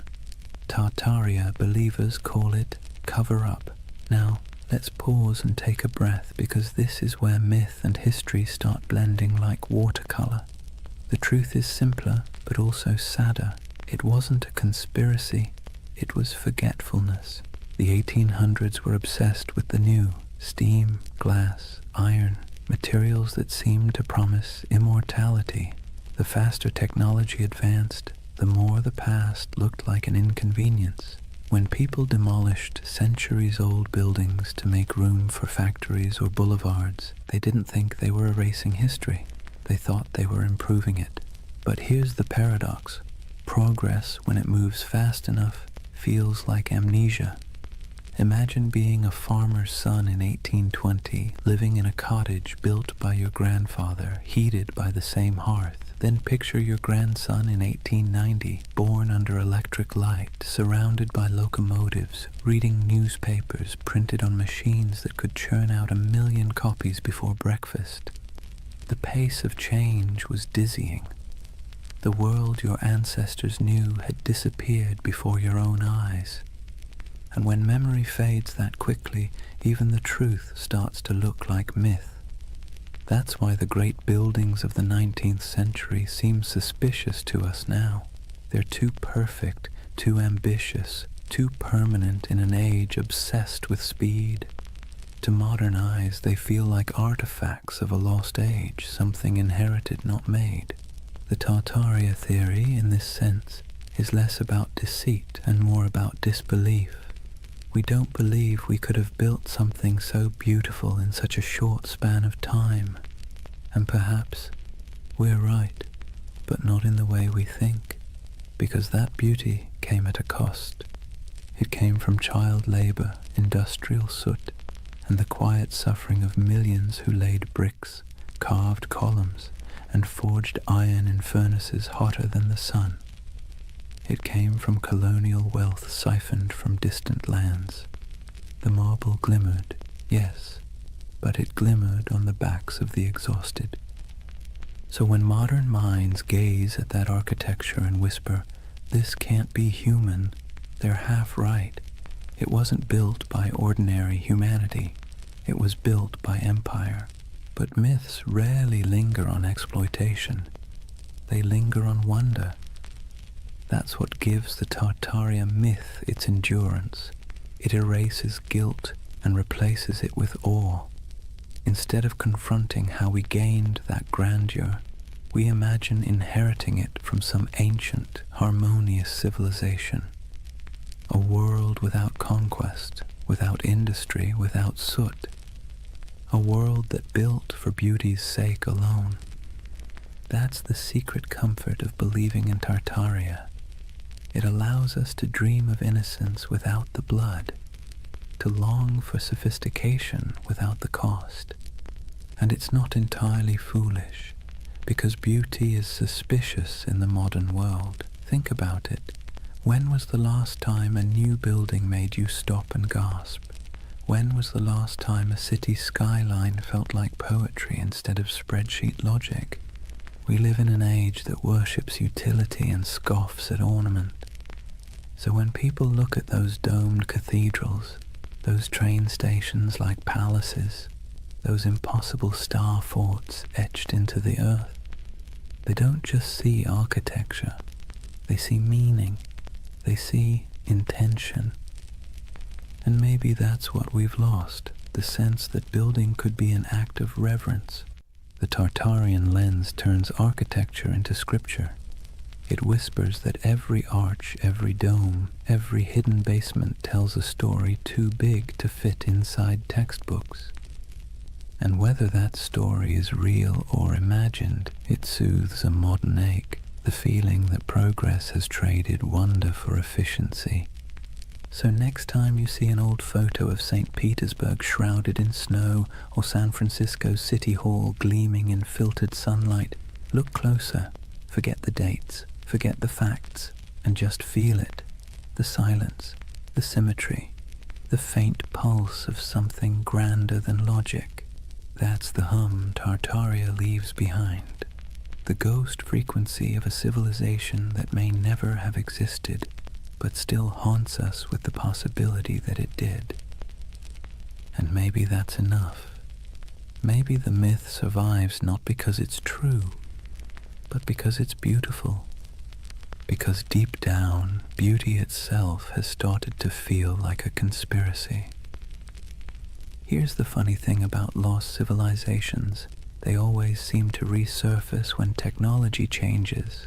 The printing press revived Atlantis, television revived the pyramids, and the internet, well, the internet resurrected Tartaria, not in dusty libraries or archaeological digs, but in image boards, YouTube videos, Reddit threads, and algorithm-fed rabbit holes that feel half like history class and half like lucid dream.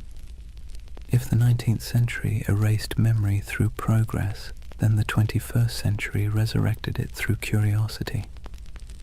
The internet, for all its chaos, gave the world a second archive, a place where forgotten photographs, misfiled maps, and half-remembered myths could find each other again.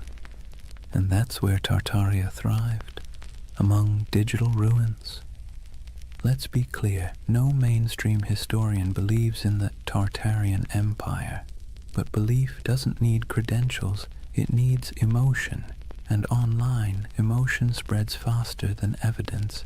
It starts small. Someone scrolling through antique photos finds an image of a half-buried building, its windows strangely below street level. They post it with a caption, "Mud flood? Hidden history?" Someone else comments with an old map labeled Great Tartary, stretching across half of Asia.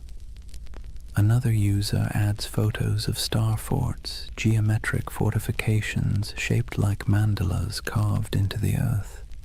Then someone else notices that the architecture of 19th century world fairs, domes, spires, impossibly ornate facades, seems eerily similar across continents. And suddenly, the pattern takes on life. A civilization that might never have existed begins to coalesce, not in ruins, but in pixels. It's fascinating to watch. The modern Tartarian myth isn't a single story. It's an ecosystem, a living organism built out of collective imagination. People piece together images, compare architectural styles, track supposed mud flood layers in Google Earth, and speculate about ancient technology, free energy, and global resets. And let's be honest, there's something soothing about it. It scratches the same itch that makes people organize puzzle pieces at 2 a.m. You start with fragments, photographs, engravings, forgotten buildings, and try to make sense of the world's dissonance. Why does history sometimes feel incomplete?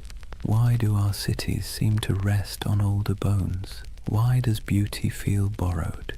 The Tartaria theory online isn't just conspiracy, it's therapy for disillusionment. See, we live in an age drowning in data, but starving for coherence. Billions of facts, timelines, and explanations float around like loose screws. But the more we learn, the less it feels like we understand. We've traded mystery for information, and somehow that doesn't feel like progress. Tartaria brings the mystery back. Scroll through its digital cathedrals, YouTube thumbnails of glowing domes and forgotten maps, and you'll see that what people crave isn't deception, it's wonder. the feeling that history still holds secrets, that maybe we haven't already found every answer, that maybe, just maybe, there's still magic left under the mud. And the internet, for all its cynicism, feeds that craving beautifully. Where old historians dismissed oddities as coincidences, the online world stitches them together with creativity. Star forts become energy hubs, domes become ancient power stations, mud floods become symbolic of global resets, metaphors for forgotten knowledge buried under modern noise. It's easy to laugh, but maybe we shouldn't, because behind every pixelated claim is something deeply human, the refusal to accept a world without mystery. The same impulse that made explorers sail off the map now makes people scroll through archives at 3 in the morning, chasing the ghost of a civilization that never left a skeleton behind. And there's something else, an aesthetic truth. Look at those old photos. The sepia skies, the faint haze, the impossible scale of those buildings. They feel dreamlike, like glimpses from another timeline where humanity built for eternity instead of quarterly profits. When people online say, "This architecture is too perfect to be from our timeline," what they're really saying is, "This feels like a dream I half remember." And that's what Tartaria has become, a collective dream stitched together from the past's photographs and the future's loneliness. Of course, the irony is delicious. The very technology that gave us infinite knowledge also gave us infinite uncertainty. The more we digitized our history, the more unreal it began to look. Old black and white photos uploaded at high resolution don't make history clearer. They make it stranger.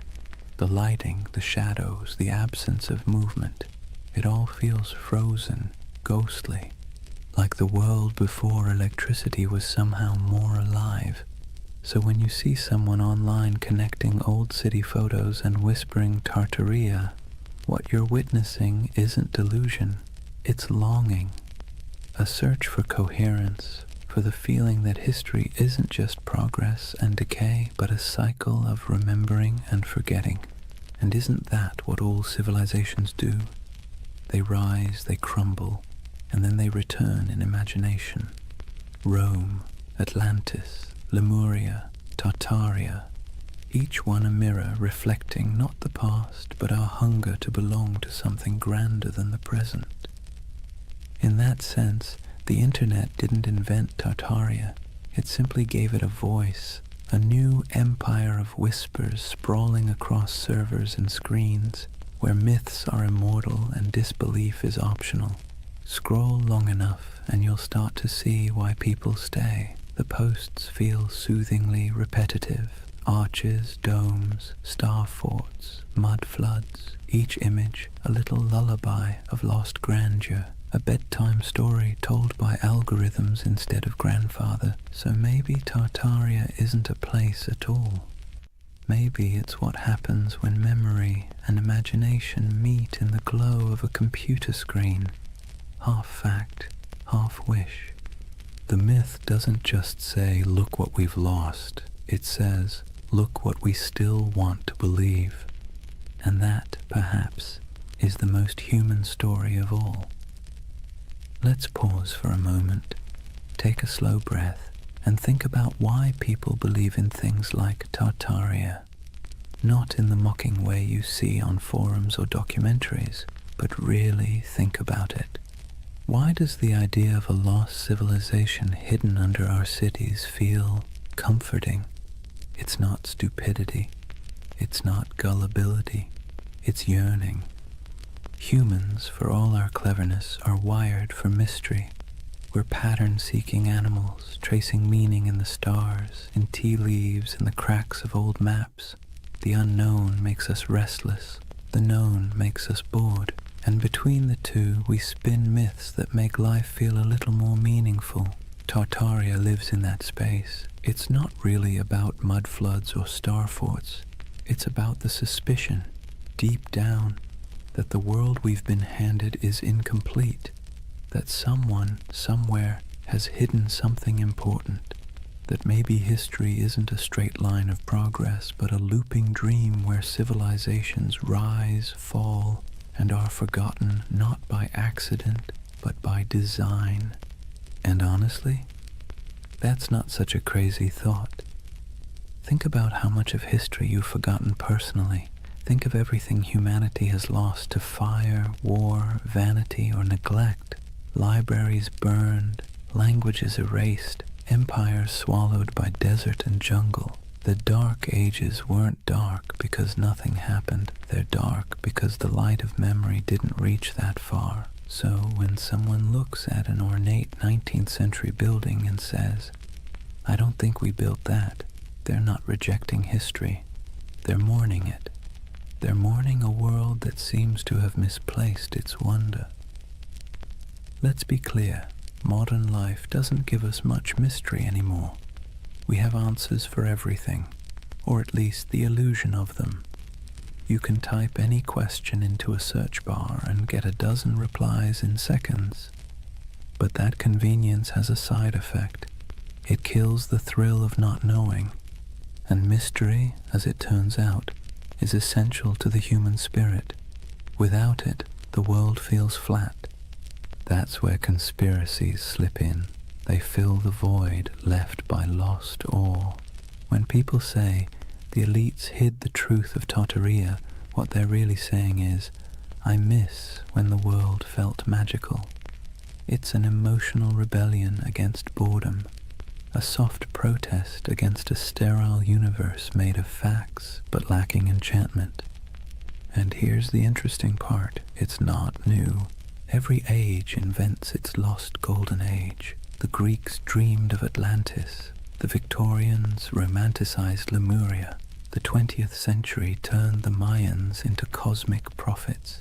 And now, in the digital age, we have Tartaria, an empire of dreams built on archives and algorithms. Each generation looks backward and imagines perfection because it's easier than imagining perfection ahead. We do it because the past is safe. It can't disappoint us anymore. Psychologically, belief in a hidden civilization like Tartaria scratches multiple itches at once. There's pattern recognition, the brain's love for connecting dots even when they don't belong together. There's narrative control, the soothing illusion that the world makes sense, that nothing happens by accident. And there's nostalgia, the bittersweet ache for a world that may never have existed, but should have. And then there's trust. Modern institutions, media, government, academia, have lost credibility with the public. When experts say, that's impossible, a growing part of the population quietly replies, so was flight once. The more closed and dismissive authority becomes, the more open people become to alternative voices whispering, maybe they're hiding something. It's not that people trust random YouTube channels more than historians. It's that the channels sound human, curious, skeptical, fallible. The voice of official history often sounds cold, certain, and patronizing. The voice of the Tartaria believer sounds like someone sitting beside you late at night saying, "Look at this, doesn't it make you wonder?" And wonder is addictive. Once you feel it, it's hard to go back to plain explanations. Even the act of believing, of piecing clues together, creates a small dopamine rush. It gives the believer a sense of purpose. You're not just scrolling, you're investigating. You're part of something big, something secret. It's empowering in a world that makes most people feel small and powerless. So the Tartarian myth becomes more than a theory. It becomes a community, a shared dream. People trade discoveries, maps, and theories not because they're delusional, but because it feels good to search together. The hunt becomes the reward, and in that sense, Tartaria isn't a symptom of ignorance. It's a symptom of loneliness. Think about it. The more connected we are online, the less connected we feel in real life. Cities are crowded but isolating. News is constant but disorienting. Our modern world gives us everything except belonging. And so, people build belonging out of mystery. Believing in a hidden past means believing in meaning itself, that we're not just floating through chaos, that someone somewhere once built something extraordinary, and maybe we can again. That's not conspiracy. That's hope in disguise. Of course, hope can be dangerous when it turns to dogma, when questioning becomes obsession, when imagination becomes paranoia. That's when the myth begins to rot, when every gap in knowledge becomes a plot, and every historian becomes an enemy. That's when wonder collapses into fear. But before that point, before the cynicism sets in, there's something oddly beautiful about it. People standing in awe before old cathedrals and asking, how did they do it? People digging through archives at midnight, convinced that history still has secrets. It's easy to mock that.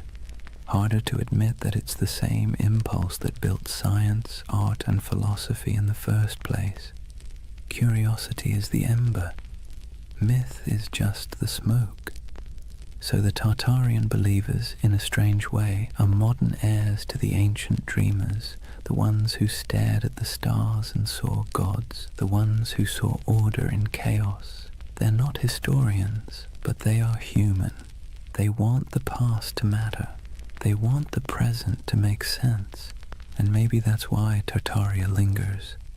Not because it's real, but because it feels right, in some deep, poetic way that logic can't quite dismantle.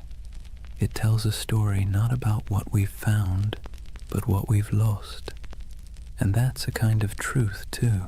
As the night deepens, imagine those endless digital threads, thousands of people across time zones, glowing screens reflecting in tired eyes, all dreaming together of a civilization that never was. Maybe they aren't crazy. Maybe they're just homesick for a world that once felt full of wonder. Let's take a breath here. After all this talk of vanished empires and buried cities, it's time to do what the best historians always do. Look carefully, quietly, and without agenda. Because when you set aside the noise of the internet and really look at what's left of Tartaria, what you find isn't a conspiracy. It's something far more human, and somehow even more fascinating. The term Tartary was not a secret code name for a lost empire. It was a geographic placeholder, a cartographer's shrug. For centuries, Europeans simply didn't know what lay beyond the Ural Mountains or deep in the Siberian steppe. So they wrote Tartaria, like writing "Here be dragons," a kind of verbal fog to fill the blanks. The maps weren't evidence of an empire erased. They were evidence of ignorance being slowly replaced by exploration. And those grand old buildings, the ones people point to as proof of impossible architecture, they're very possible. Magnificent, yes. Impossible, no. The ornate city halls, cathedrals, and palaces of the 19th century weren't built by some forgotten super-civilization. They were built by humans with chisels, scaffolds, and a near-religious obsession with grandeur. The 1800s were a century drunk on ambition. Industrialization made iron, glass, and concrete cheaper than ever. Colonization and global trade poured wealth into Europe's cities. Architects looked backward to Greece, Rome, Byzantium, and Egypt, and then combined everything like over-enthusiastic chefs. The result was the neoclassical explosion, domes, columns, and marble facades that looked ancient but were brand new. That's why so many people mistake them for relics, because they were designed to look timeless. They were Rome in steel corsets, deliberate nostalgia built in brick and plaster. The world's fairs that fuel so many Tartarian videos, they were real, yes, and they really did look astonishing. Whole temporary cities of palaces, fountains, and gleaming towers that appeared overnight and vanished just as quickly. But they weren't cover-ups. They were theatre. They were the 19th century showing off. Most of those buildings were plaster over wood, not marble. They were meant to impress, not endure. When the fair ended, the facades were torn down or burned, leaving only photographs that today look eerily like the ruins of a forgotten world. No secret empire, just show business.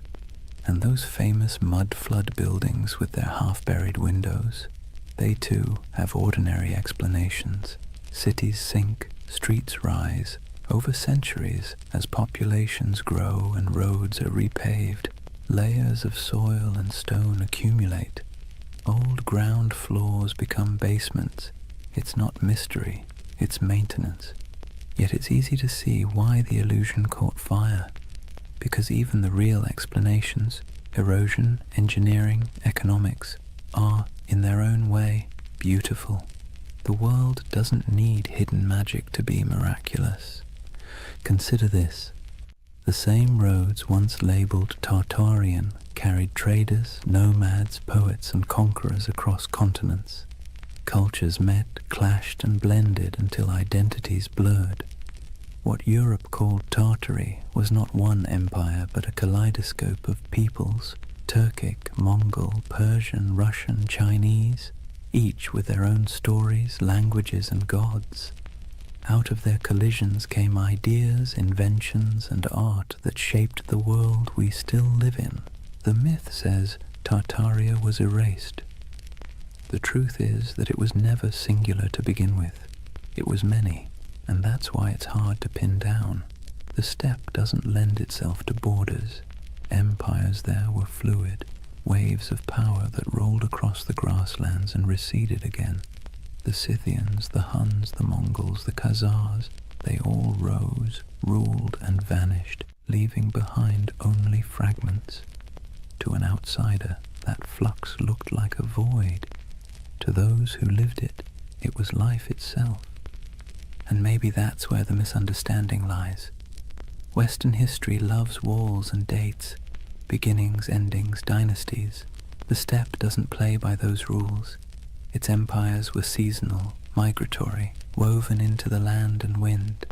If you expect pyramids, you miss the poetry. So no, there was no single global Tartarian empire, but there was a vast interconnected world of trade, culture, and movement that stretched from Europe to China long before globalization had a name. The Silk Road wasn't just silk, it was the internet of its day, transmitting not data but ideas. Buddhism, astronomy, metalwork, medicine all passed through those dusty caravans. The real miracle isn't that something was erased, it's that so much survived, and yet debunking doesn't have to mean disappointment. If anything, it should make the world feel richer, because the truth is not dull, it's layered. The mud flood isn't proof of deception, it's proof of time. The ornate buildings aren't relics of a forgotten empire, they're monuments to human excess. The missing maps aren't evidence of suppression, they're artifacts of discovery. And here's the quiet irony. Even the myth itself is part of history now. The videos, the forums, the believers, they've become a digital folklore, our century's way of myth-making. Future historians might study us and say, they dreamed of Tartaria because they were tired of concrete. Maybe that's what keeps the story alive. Not deceit, but desire. The desire for mystery, beauty, and meaning in an age that feels too catalogued, too explained. Tartaria is less a conspiracy than a collective poem, one line written in frustration, another in wonder. And perhaps that's how we should leave it, gently. The myth and the truth coexisting like twin shadows cast by the same fire. The factual story of history's shifting frontiers and the emotional story of humanity's hunger for lost splendor. So the next time you pass an old building with buried windows or stumble across an antique map marked Tartary, don't roll your eyes. And don't fall into the rabbit hole either. Just pause, look, feel the weight of centuries pressing quietly under your feet. Real or imagined, every layer of that soil carries a story. Because whether it's called Rome, Babylon, Atlantis, or Tartaria, the dream of forgotten empires never really fades. It just changes shape, waiting for someone new to wonder. Chapter 4. The Eternal City. Why We Dream of Lost Civilizations. Take a moment, close your eyes, and imagine you're standing in the ruins of a city that never existed. The stones are warm beneath your feet. The air hums faintly with the echo of 1,000 unrecorded stories, and the wind brushes against carved columns whose builders' names were never written down. It's a dream, but somehow it feels truer than waking. That's the strange comfort of Tartaria. Even after we've picked apart the facts, even after the history books have closed the case, the idea lingers. The notion that somewhere, sometime, humanity built something magnificent, a civilization unified, enlightened, and then, inexplicably, erased. It's the same instinct that makes us search for Atlantis, or Lemuria, or the lost library of Alexandria. A quiet yearning that whispers, maybe we used to know more, maybe we were better once. And let's be clear, this isn't foolishness. It's longing. Believing in Tartaria isn't really about maps or mud floods. It's about something deeper, the ache for lost harmony, for order in the chaos of modern life. When we look around at endless screens, broken systems, and cynical politics, it's easy to imagine that somewhere in the past, people had it figured out, that there was a time when beauty and wisdom ruled, before we traded them for convenience. The myth gives that feeling a shape. Tartaria becomes a mirror for what we think we've lost, a golden age we can project our frustrations onto, a fantasy of unity against the fragmentation of the modern world. But here's the curious twist. Myths like Tartaria comfort us because they're out of reach. They can't be disproven in a way that satisfies the heart. The less we know, the more space the imagination has to wander. That's what myths do best. They thrive in the gaps, the shadows between facts. Think about how the story feels, not just what it says. Tartaria isn't told in sharp, factual sentences. It's whispered in forums late at night by people who sound more wistful than conspiratorial. They're not shouting about domination. They're sighing about what might have been. It's not paranoia. It's melancholy. The same kind of melancholy you feel walking through an abandoned building, seeing beauty and decay folded together. There's a paradox at the heart of this comfort. We know modern life is more advanced than any age before it, yet it rarely feels that way. We have the internet, medicine, spaceflight, instant communication, but we also have loneliness, burnout, and an undercurrent of loss. The myth of a vanished civilization fills that emotional void. It says, you're right to feel that something's missing. It's like nostalgia for a memory we never had, and in that sense, Tartaria isn't about the past at all. It's about the present, about how alien our own world can feel. The skyscrapers of glass and steel, the humming servers, the sterile symmetry of cities built for efficiency rather than awe. No wonder people scroll through photos of old domes, arches, and impossible cathedrals and feel something stir. Those buildings look like they remember something we've forgotten, so we call it Tartaria. We give the feeling a name. It's easier to believe there was once an age of grace that was stolen than to accept that beauty is fragile, and we let it slip away ourselves. But this comfort isn't all illusion. The belief itself reveals something profound about us. humans are meaning-seeking creatures. When the world feels senseless, we create patterns to make it make sense. We weave stories over the noise, and in those stories, we find calm. Myths are our way of telling ourselves that the universe still has order, even if it's hidden. That's why so many people find peace in the idea of a lost civilization. It implies that knowledge, beauty, and balance aren't gone forever, just misplaced. It turns chaos into a temporary condition. And maybe that's why Tartaria caught fire in the digital age. The internet is chaos incarnate, 1,000 overlapping timelines, all screaming for attention. In that noise, the myth feels like a lullaby. It slows everything down. It says, once there was harmony. Once the world was whole. Now, whether that's true or not almost doesn't matter. What matters is the feeling it evokes, the quiet pull toward something larger, wiser, softer than the present. The myth becomes a kind of spiritual balm for an age that measures everything but meaning.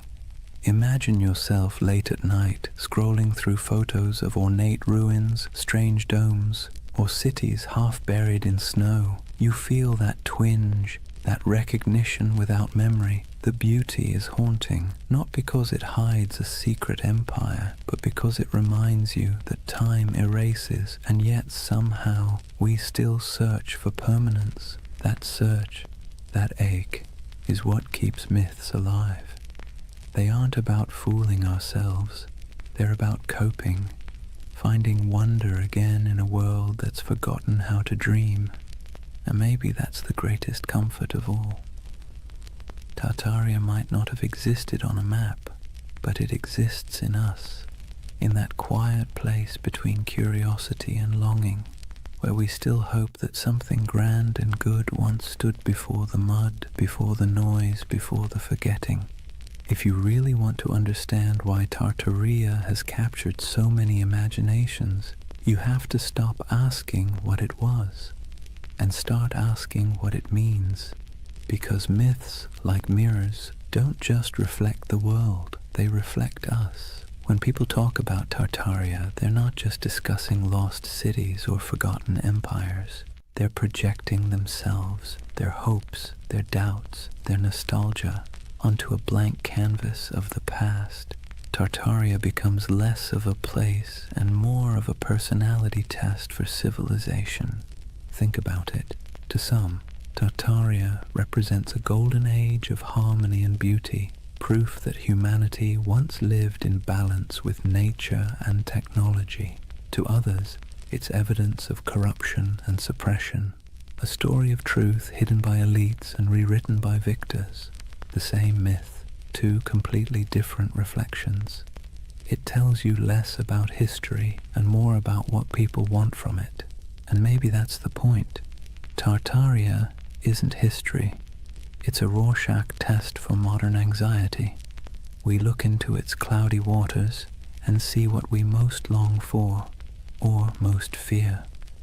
Let's be clear, myths don't survive because they're accurate. They survive because they're useful. They give shape to feelings that don't fit neatly into textbooks. They're how we process the gap between the world we have and the one we wish we had.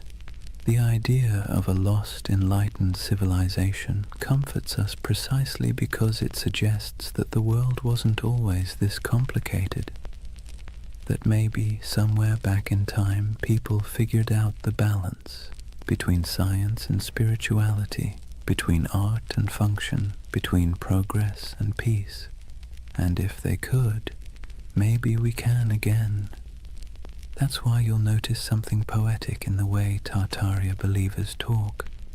It's not just data or dates, it's reverence. They speak of architecture the way others speak of cathedrals. They trace maps like pilgrimages. They aren't just arguing for history. They're mourning for something sacred. You can see it in the fascination with architecture, the domes, arches, spires, and towers that dot the myth. These buildings feel alive, don't they? Too beautiful to be merely functional, too symmetrical to be accidental. When people say, "There's no way we could build this today," what they're really saying is, we don't build like this anymore. We don't fill our world with beauty unless it serves a profit. The myth becomes a critique of our own era, disguised as nostalgia for another. Tartaria, then, is the mirror we hold up to our own cultural amnesia. We scroll through pictures of palaces and fairgrounds, domes and star forts, and we whisper, "How did we forget to dream like this?" The myth reflects not a lost empire, but a lost aesthetic soul. There's something almost therapeutic about that reflection. Myths like Tartaria allow us to grieve, not for people we've lost, but for possibilities. They let us feel that our yearning for meaning isn't crazy, that maybe it used to exist, that maybe someone, somewhere, built a world that made sense, and maybe that's why Tartaria feels more mystical than menacing. Most conspiracy theories isolate people, make them suspicious of the world. Tartaria, strangely, connects them. It invites wonder instead of fear. It suggests that the past might still hold beauty waiting to be rediscovered. But reflection cuts both ways. Myths also reveal our blind spots. When people claim that all grand architecture must have come from a lost civilization, they sometimes overlook the real genius of the humans who built it. The artisans, masons, and engineers who left their fingerprints in stone. The myth honors beauty, but erases the hands that created it. It's a paradox. In searching for greatness, we forget the greatness already recorded, and maybe that's the truest mirror of all. We live in an age obsessed with rediscovery, yet blind to what's in plain sight. We chase mysteries across continents while ignoring the ones humming beneath our feet, the hidden systems, the forgotten craftsmanship, the quiet brilliance of ordinary people. Tartaria, then, tells us something we don't often admit, that we don't fully trust our own civilization. We sense that something's off, something hollow beneath all the progress. So, we project our doubt backward into the comforting distance of myth. In the reflection of Tartaria, we see ourselves, advanced yet uneasy, connected yet lonely, powerful yet perpetually nostalgic. It's less about whether an empire was erased, and more about whether we've erased our ability to feel awe. Maybe that's why the myth persists, because deep down, we're not really searching for proof of Tartaria. We're searching for proof that humanity still knows how to build something beautiful and believe in it. And if myths are mirrors, then maybe looking at Tartaria long enough isn't about finding truth in the past, but rediscovering it in the present, in the domes still standing, the dreams still lingering, the stories we keep retelling because they make us feel a little less small.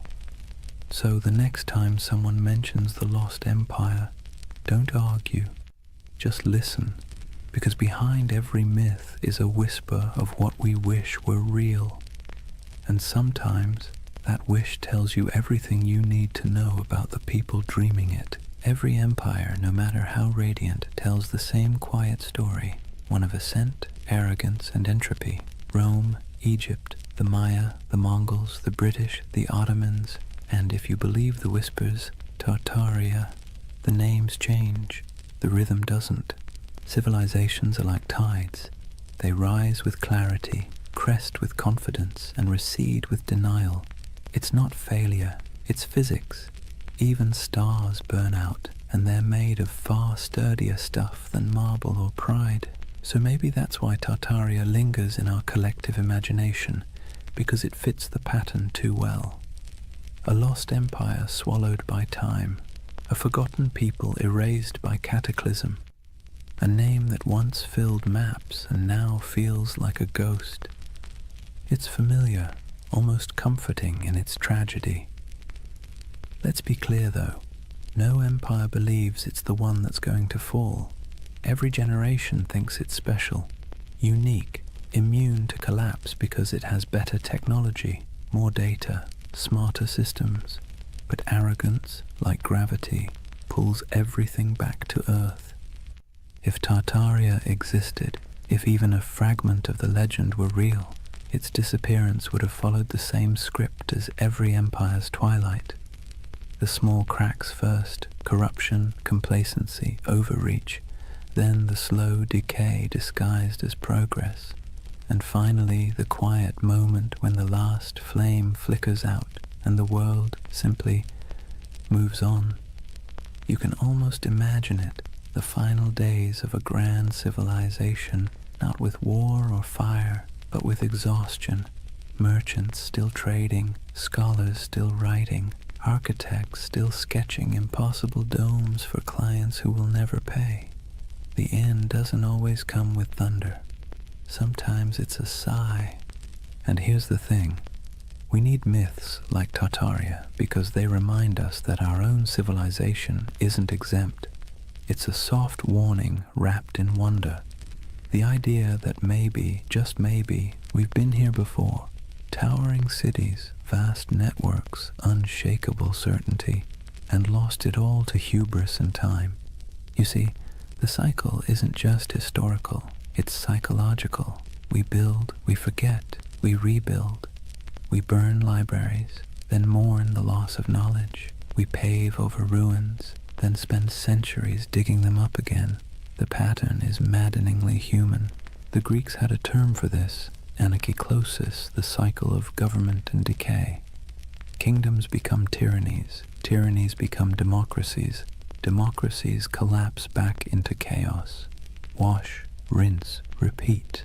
The myth of Tartaria just takes that ancient idea and stretches it across a planetary scale. And that's what makes it powerful, because deep down we know the pattern fits us too. Look at the ruins of any civilization, and you'll find the same fingerprints. Ambition, brilliance, greed, denial. The same stone roads leading nowhere. The same monuments built to outlast time, quietly losing that argument. Even today we build our towers of glass and steel, our data empires, our digital libraries with the same optimism that we're preserving knowledge forever. But maybe 1,000 years from now, someone will wander through our abandoned cities and ask the same question we whisper about Tartaria. Who built all this?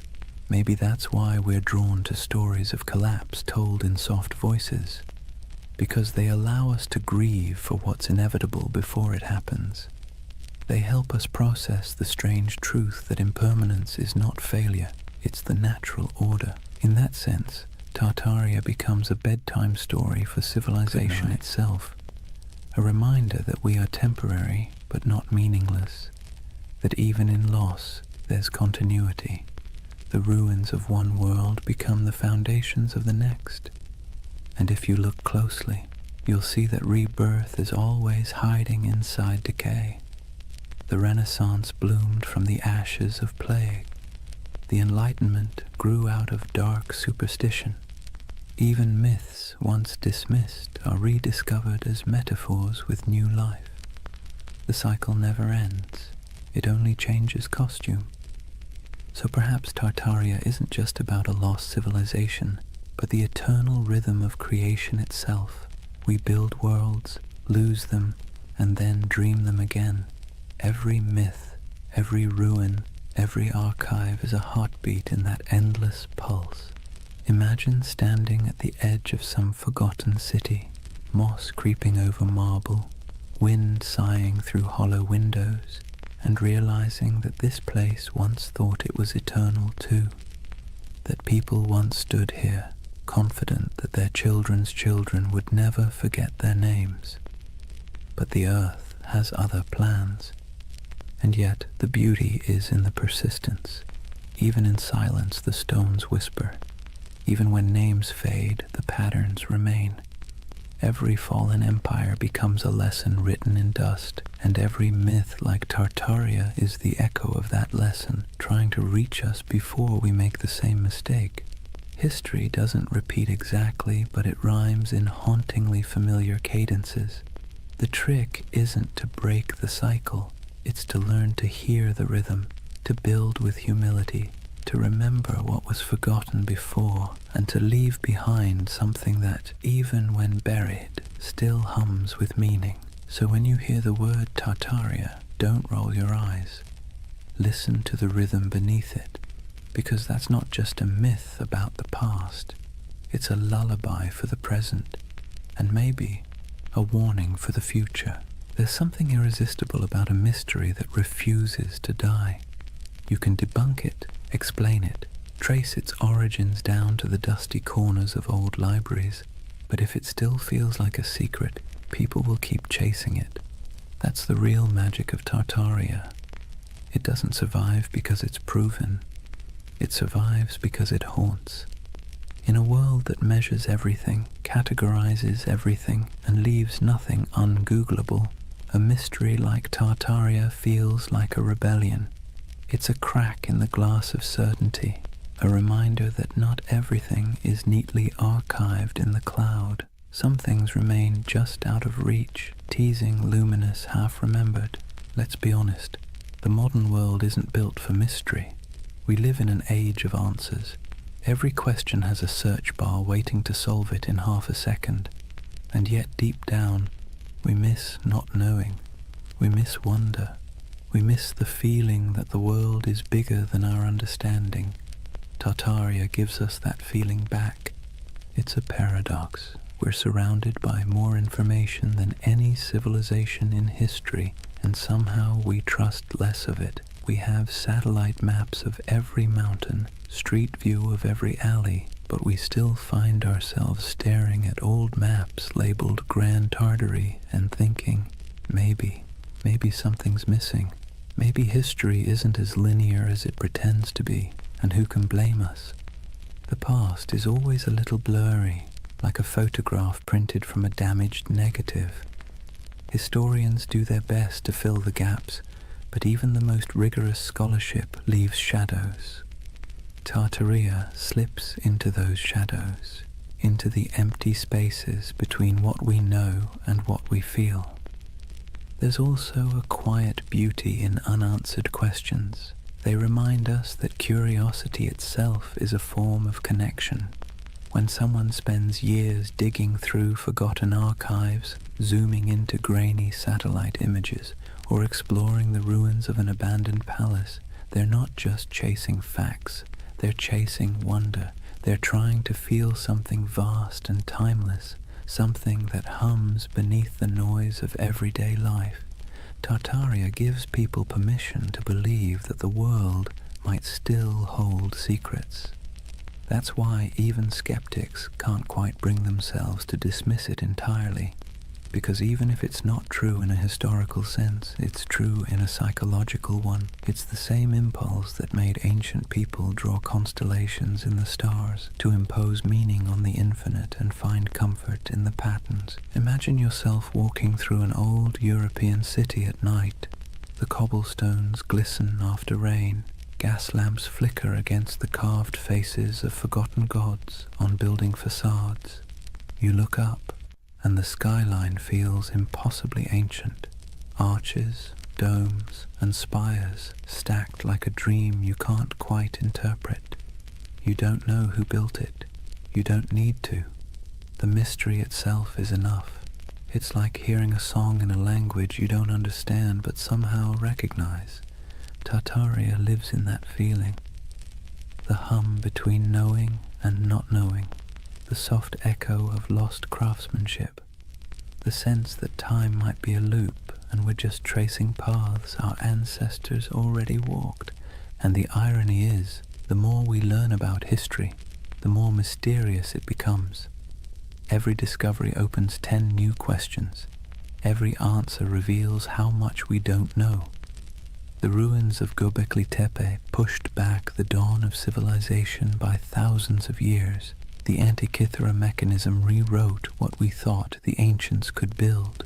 Maybe Tartaria doesn't exist, but the idea that civilizations rise and vanish, leaving traces we mistake for impossibilities, isn't so far-fetched after all. Even the skeptics, the scientists, the historians, they're chasing the same thing as the dreamers.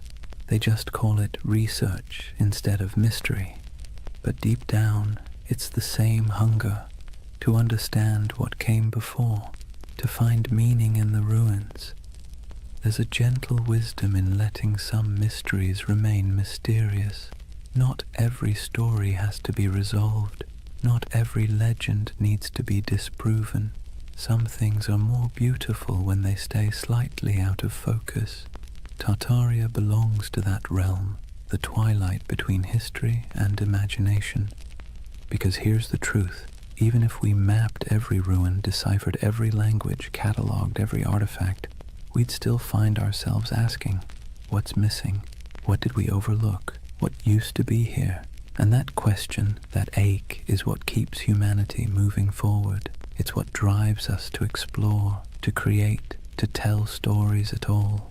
Mystery, in a strange way, keeps us human. It reminds us that we don't control everything, that there are still edges to the map, and in a world that feels increasingly small, that's a comfort. So if you ever feel the pull of Tartaria, the urge to look at an old map and imagine lost cities under the soil, buried glass domes beneath the ice, vanished languages whispered through time, don't resist it. It's not foolishness, it's memory dressed as wonder. It's the part of you that still wants to believe there's more to the story, because there always is. Imagine drifting in that half-awake space between dreaming and memory, the kind where time doesn't quite make sense and faces blur into landscapes. That's what the myth of Tartaria feels like, a collective dream stitched together from ruins, half-forgotten books, and the quiet yearning that maybe, just maybe, humanity once built something beautiful and lost it. Not just an empire, but an idea. Tartaria isn't really about maps or mud floods. It's about longing. The longing for a golden age before the noise, before the smog, before the blinking lights of modern anxiety. A world where cities gleamed, not with plastic and neon, but with purpose. Where architecture felt alive, humming with mystery, where the air itself seemed to remember something divine. When people talk about Tartaria, they're really talking about home, a home they've never seen but somehow recognize. It's tempting, isn't it, to imagine that once there was a civilization so advanced it left behind the blueprints of paradise, smooth white marble gleaming under perpetual sunlight, towers spiraling toward the heavens, not in arrogance but in harmony, streets where water flowed instead of traffic, and knowledge wasn't locked in institutions but breathed like air. The myth whispers that maybe humanity peaked, fell, and forgot, and maybe we're just children trying to remember the lullaby our ancestors sang before the storm. Let's be clear though, Tartaria, as the internet tells it, probably didn't exist, but the feeling of it does. That's what matters, because myths are just dreams that cultures refuse to wake up from. They serve a purpose, especially in times like ours, when everything feels impermanent, synthetic, and accelerated. Tartaria slows the world down. It reminds us of the beauty of mystery, craftsmanship, and the sense that not everything has to be profit or progress. There's a kind of poetic justice in the way this myth took shape online, in the strangest corners of the internet. A digital ghost story for the digital age. Scroll long enough through photos of ornate buildings with impossible domes and buried windows, and you'll feel it too, that little flicker of awe.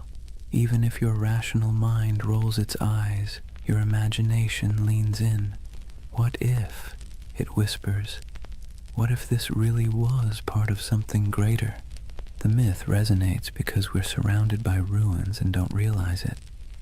The old train stations, the opera houses, the abandoned civic buildings with ceilings painted like cathedrals, they still stand, silent and out of place. They belong to an age that believed in permanence, in beauty as a civic duty, and compared to that, our world of glass and rectangles feels hollow. Tartaria becomes a name we give that feeling, the ache for artistry, for meaning carved in stone. But beneath the aesthetic nostalgia is something deeper, a memory not of buildings, but of belonging. When people say they erased Tartaria, what they're really mourning is the loss of connection, the sense that we were part of something coherent, meaningful, and vast. We feel fragmented now, nations arguing, truths dissolving, the past rewritten every week on social media. Tartaria becomes a symbol of unity we've misplaced, the dream that once we all spoke the same unspoken language, the language of creation instead of consumption. Maybe that's why the myth refuses to die. It's not a conspiracy, it's a yearning, a collective homesickness for a world that valued wisdom over noise. Whether it's a literal memory or a psychological echo doesn't matter. Myths like this are emotional fossils. They preserve what facts forget. If you strip away the maps and theories, what remains is something tender. The belief that we can do better, that humanity once built something sublime, not through domination, but through understanding, and that maybe we can again. It's less about recovering a lost empire and more about remembering how to build meaning into our world. And maybe, in a strange roundabout way, the myth is right. There was a flood, a metaphorical one, the flood of time, technology, and forgetfulness.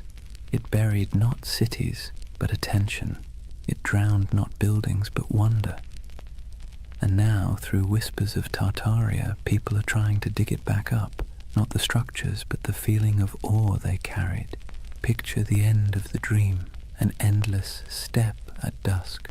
The horizon glows gold, and somewhere in the distance, faint towers shimmer through the haze. They're not ruins, not anymore, just echoes of possibility. You start walking toward them, though you know you'll never reach them. That's Tartaria, not a destination, but a direction. Not history, but hope. And as you drift toward sleep, remember this.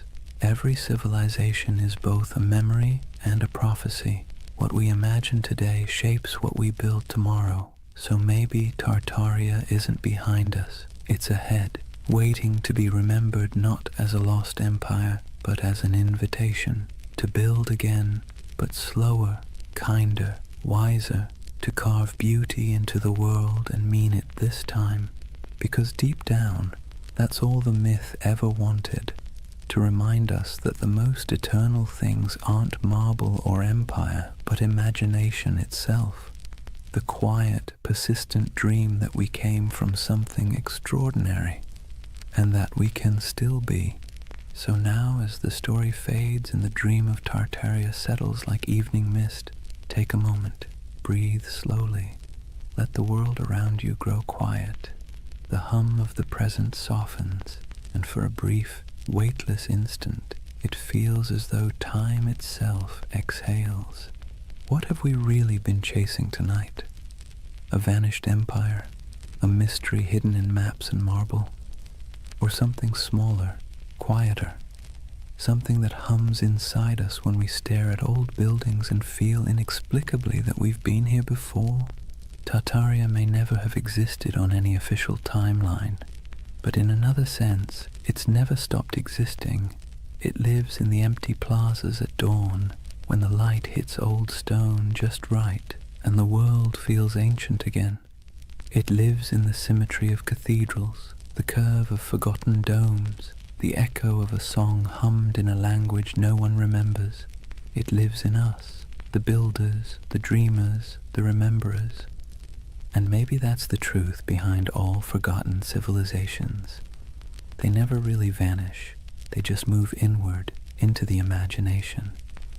Every myth is a refuge, a way of saying, once we were capable of beauty. Once we remembered how to build with our hearts. So as you lie there now, listening to the quiet between sentences, imagine those impossible cities, half marble, half memory. The air is cool, the towers glow faintly, their reflections trembling in still water. Somewhere in the distance, bells ring, soft as wind chimes, a civilization asleep, waiting to be remembered. Let yourself drift there for a while, between the known and the forgotten, between myth and truth, between what was and what could be, because that's where Tartaria lives, not in the history books, but in the gentle space between waking and dreaming. The world outside your window may look ordinary, but beneath it runs the same current that built empires, painted ceilings, and told stories by firelight. It's the same desire to make meaning from the chaos, to leave something beautiful behind, even if no one remembers who built it. So rest easy. You don't need to solve the mystery tonight. You don't need to decide what was real and what was legend. Just breathe and listen. The past has a rhythm, slow and steady, like the tide, like a heartbeat. It's the sound of humanity remembering itself. Tomorrow the noise will return, screens, traffic, chatter. But tonight belongs to silence, to candlelight, to the soft pulse of an imaginary empire that refuses to die. Tartaria is gone, but also eternal, an echo across time reminding us that wonder is its own kind of truth. And as your eyes grow heavy, think of it this way. Maybe the greatest lost civilization isn't buried under mud or stone. Maybe it's the one inside us, waiting to be uncovered again. A world built not from power, but from awe. Good night, dreamer. Sleep well under ancient skies. And if you find yourself walking through those shining cities again, don't rush. Stay a while. The empire of imagination is always open.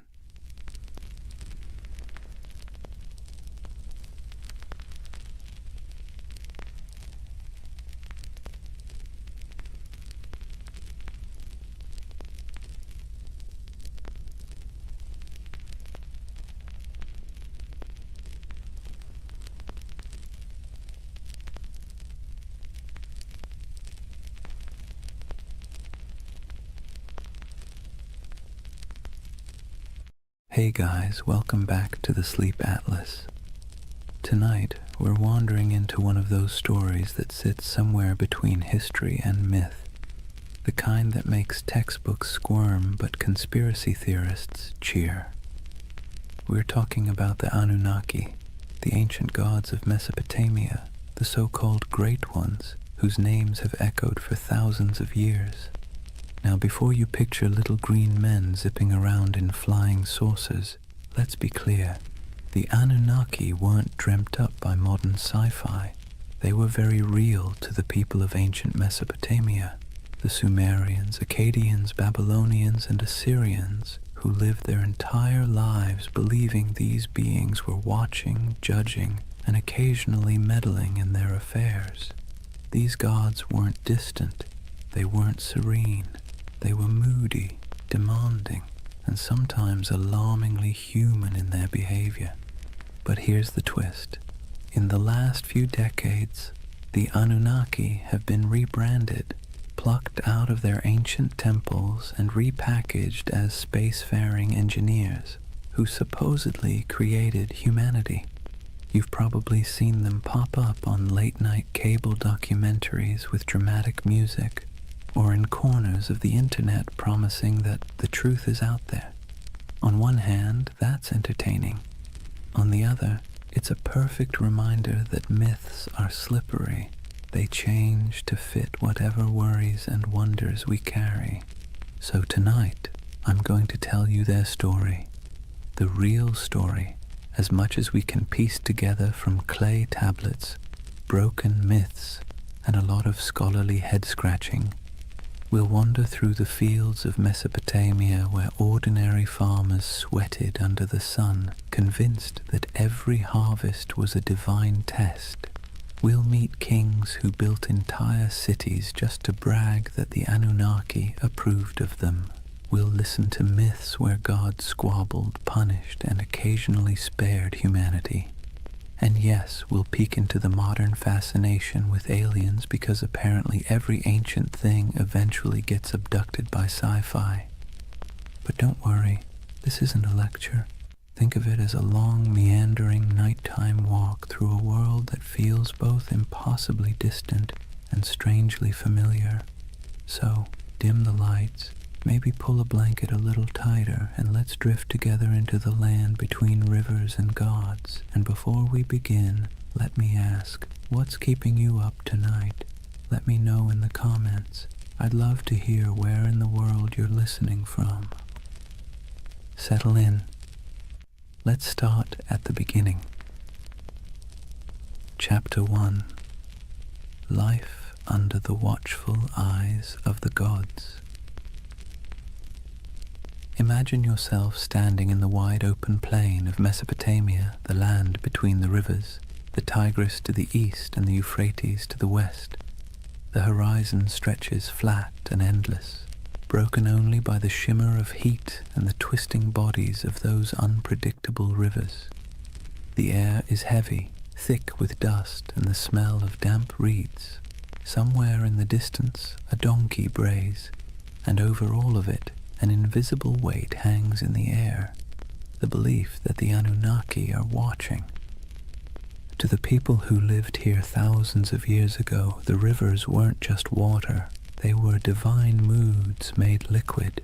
A generous flood meant the Anunnaki were pleased, a drought meant they were angry, a sudden storm that flattened your barley fields. That was a cosmic tantrum, the gods reminding you who really ran the show. Every harvest, every illness, every successful birth or sudden death was interpreted as a sign that the Anunnaki were either blessing or punishing humanity. Daily life unfolded under this constant sense of scrutiny. Farmers trudged barefoot through muddy fields, wooden plows dragged by weary oxen. Every furrow cut into the soil was not just work, but an offering. An unspoken prayer that the Anunnaki would let the grain grow. Scribes bent over clay tablets in the shade of temples, scratching wedge-shaped symbols into wet clay, convinced that the gods valued their careful accounting of grain, beer, and taxes. Mothers tucked their children into reed mats at night with stories of Inanna and Enlil, half myth, half warning, because even bedtime carried reminders that the gods were keeping score. The landscape itself reinforced the idea.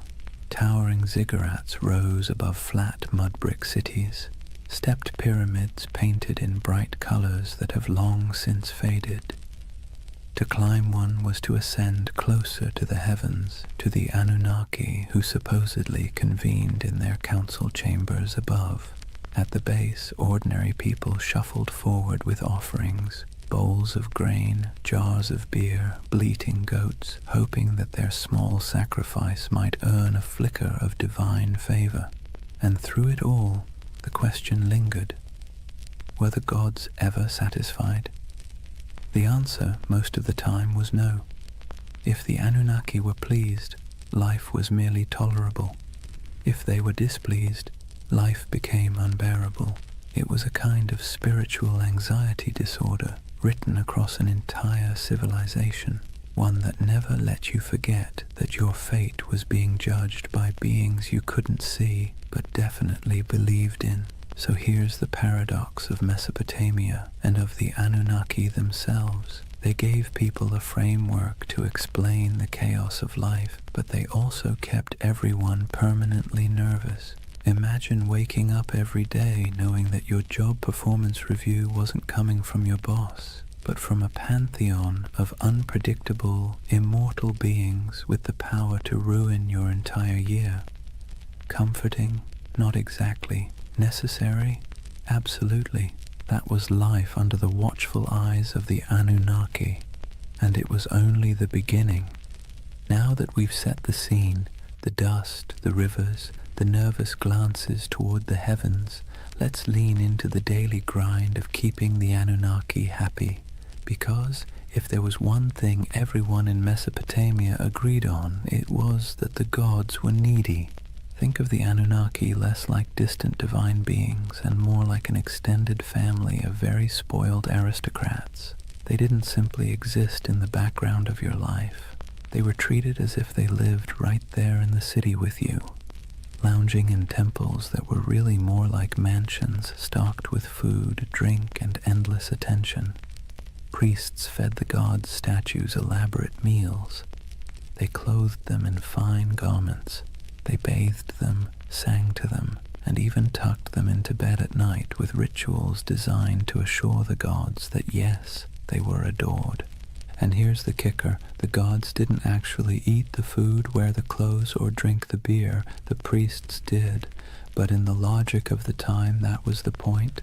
The offering wasn't about literal nourishment, it was about respect, about demonstrating submission to the divine order. Imagine working all day in a scorching field, hauling baskets of barley, and then handing over a chunk of your hard-earned harvest to a temple where priests would cook it up in front of a golden statue. You didn't get to enjoy the meal, the gods did, or so you were told. This wasn't optional. Failing to make offerings wasn't just rude, it was dangerous. Skip your temple duties, and you risked angering a god who could retaliate with a bad harvest, a plague, or a flood. It was like living with an unpredictable landlord who might torch your house because you didn't bring them enough bread. And so, day after day, people dragged their grain, their livestock, their jars of beer, and their prayers into the temple courtyards, hoping the divine egos were stroked enough to leave them in peace. Markets reflected this cycle of giving and appeasing. Merchants sold incense imported from far-off lands, exotic woods for temple furnishings, and precious stones for idol adornment. Whole industries thrived not because people needed goods for themselves, but because the gods supposedly needed them. The economy of worship was real, and it was heavy.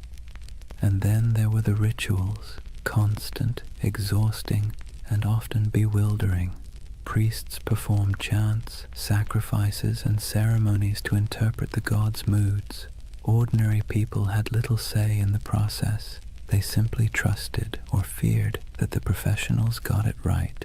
Was the river about to flood? Only the gods knew.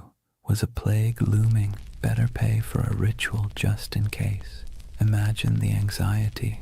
You might lose your family, your crops, your city, not because of something you did wrong in the field, but because a priest forgot to wash a statue properly before a ritual. This constant pressure shaped how people thought about themselves. You weren't just a farmer, a merchant, or a craftsman. You were a servant of the gods, and your work was always under review. The Anunnaki weren't the kind of bosses who praised your effort either. At best, they ignored you. At worst, they punished you for reasons you could never quite understand. And yet there was comfort too. As strange as it sounds, the ritual obligations gave life structure. There was a rhythm to the year, festivals, sacrifices, processions, moments when the whole city gathered together in noisy, colorful celebrations. For a while, the pressure of survival melted into shared relief. Beer flowed, music played, incense smoke curled into the sky, and people could convince themselves that the Anunnaki might actually be pleased for once. But make no mistake, the weight of worship was heavy. It pressed down on every meal, every harvest, every family gathering. It meant living in a world where you never really owned your life. You were always making payments upward, into the hands of gods who demanded much and explained little. Civilization, in other words, came with a permanent divine subscription fee. So when you picture Mesopotamian life, don't just imagine mud brick houses and busy bazaars. Picture the temples looming above everything, casting long shadows across the city. Picture priests bustling through courtyards, chanting prayers and carrying offerings. And picture the ordinary farmer at the gate, holding a bowl of barley with cracked hands, hoping that this small gift would keep the Anunnaki's attention fixed somewhere else. That was the weight of worship, a constant burden, heavy as the mud brick walls themselves, shaping every breath of life in the land between the rivers. If temples were the stage for grand rituals, then the family was where belief in the Anunnaki seeped into the most ordinary corners of life. From the moment you were born in Mesopotamia, you were wrapped in layers of tradition, lore and stories that all reminded you. The gods were watching and you had better behave. Picture a household, mud brick walls enclosing a small courtyard with reed mats laid out for sitting and sleeping.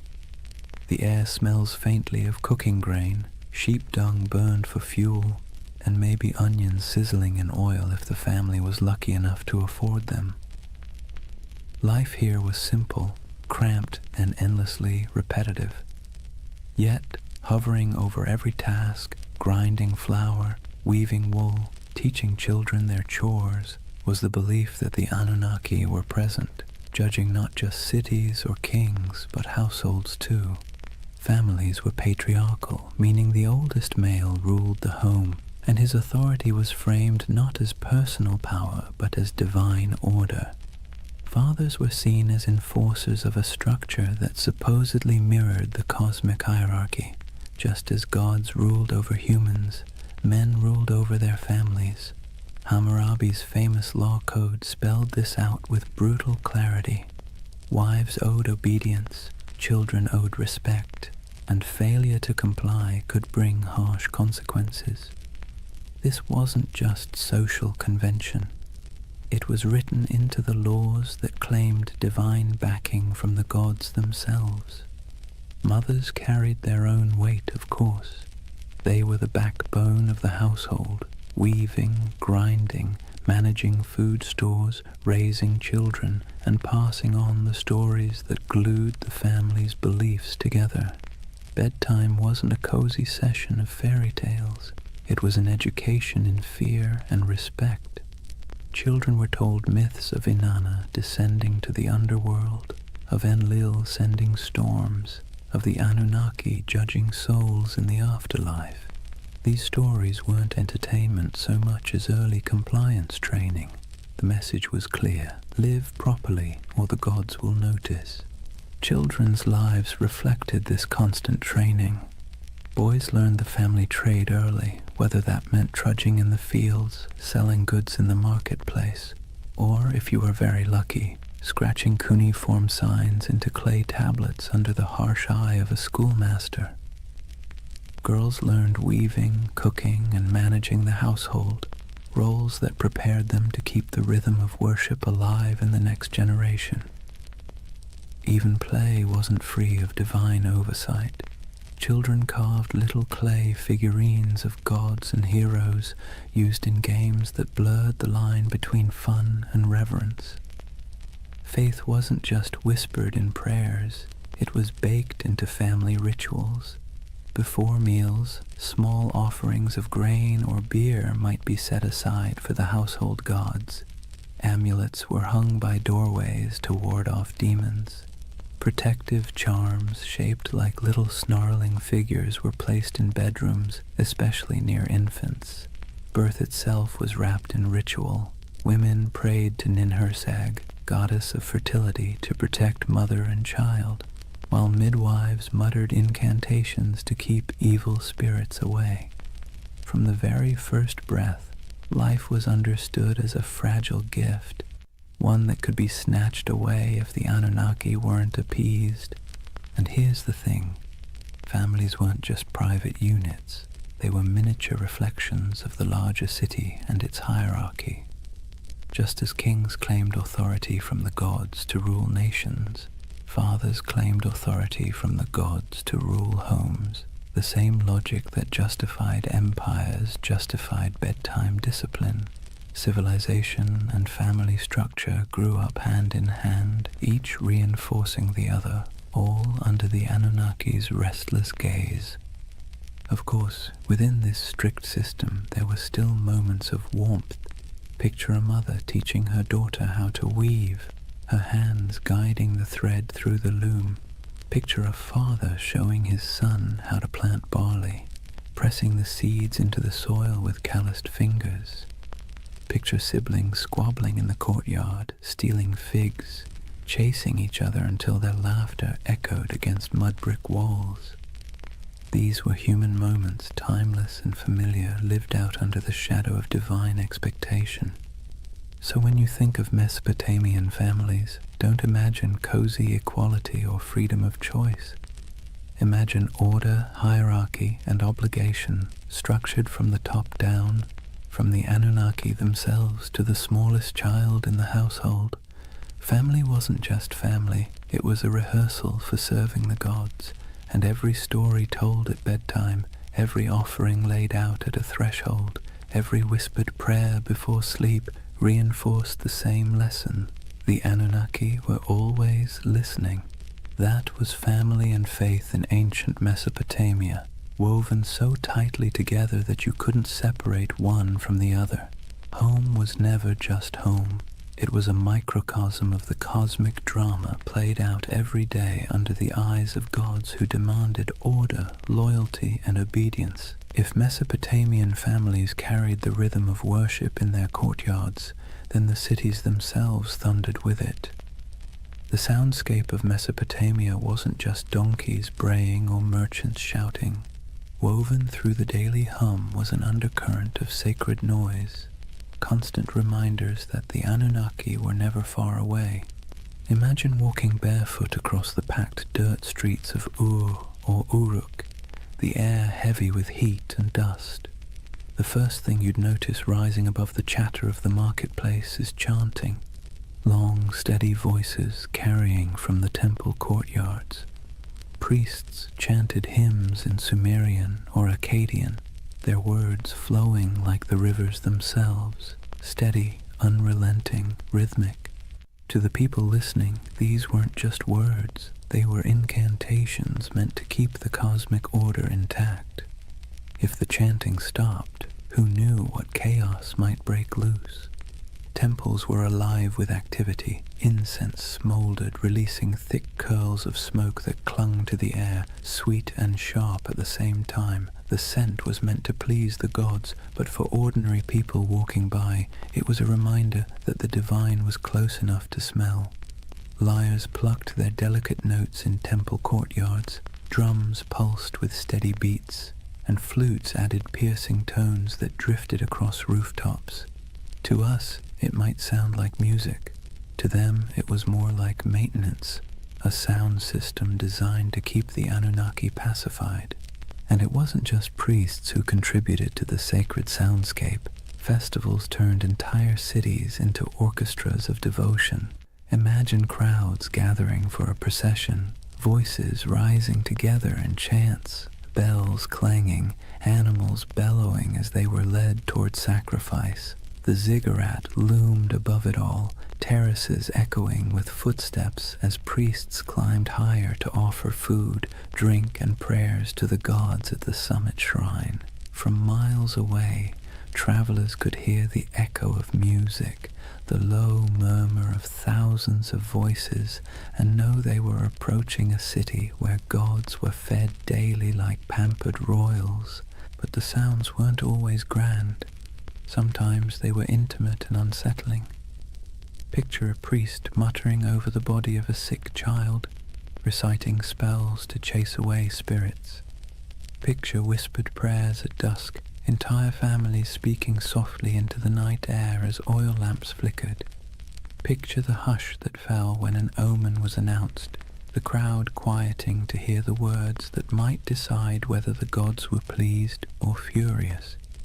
In these moments, sound wasn't background, it was the bridge between humans and the Anunnaki. The irony is that these sounds, sacred chants, booming drums, whispered prayers, blurred together with the noise of the city. A donkey braying outside a temple, a merchant shouting about his wares as priests sacrificed a goat, children laughing while incense smoke rose into the sky. The sacred and the ordinary overlapped constantly, like two melodies played at the same time. For Mesopotamians, there was no separation between daily life and sacred life. Every sound was part of the same chorus, one directed at keeping the gods content. So, when you imagine Mesopotamia, don't just picture silent ruins or dusty tablets in a museum. Picture a city alive with sound, chanting voices echoing from ziggurats, music rising from temples, prayers whispered in homes, markets buzzing with life. And beneath it all, the steady, unsettling hum of belief, the sense that every sound you made was heard, judged, and recorded by the Anunnaki. That was the soundscape of Mesopotamia, sacred and ordinary, human and divine, blending into one endless hymn beneath the gaze of restless gods. So far we've walked the fields, stepped into homes, and stood in the courtyards of temples. But if there's one thread tying all of Mesopotamian life together under the watch of the Anunnaki, it's struggle. Not dramatic Hollywood-style struggle, more like the constant grinding kind. The kind that wears you down day after day until survival itself feels like an act of worship. Imagine yourself as an ordinary farmer standing ankle-deep in a muddy canal, sweat dripping into your eyes as the sun beats down. The water that gives life to your crops also threatens to destroy them, either by flooding too much or not enough. You dig ditches, patch walls, and mutter prayers, hoping Enki might spare you this season.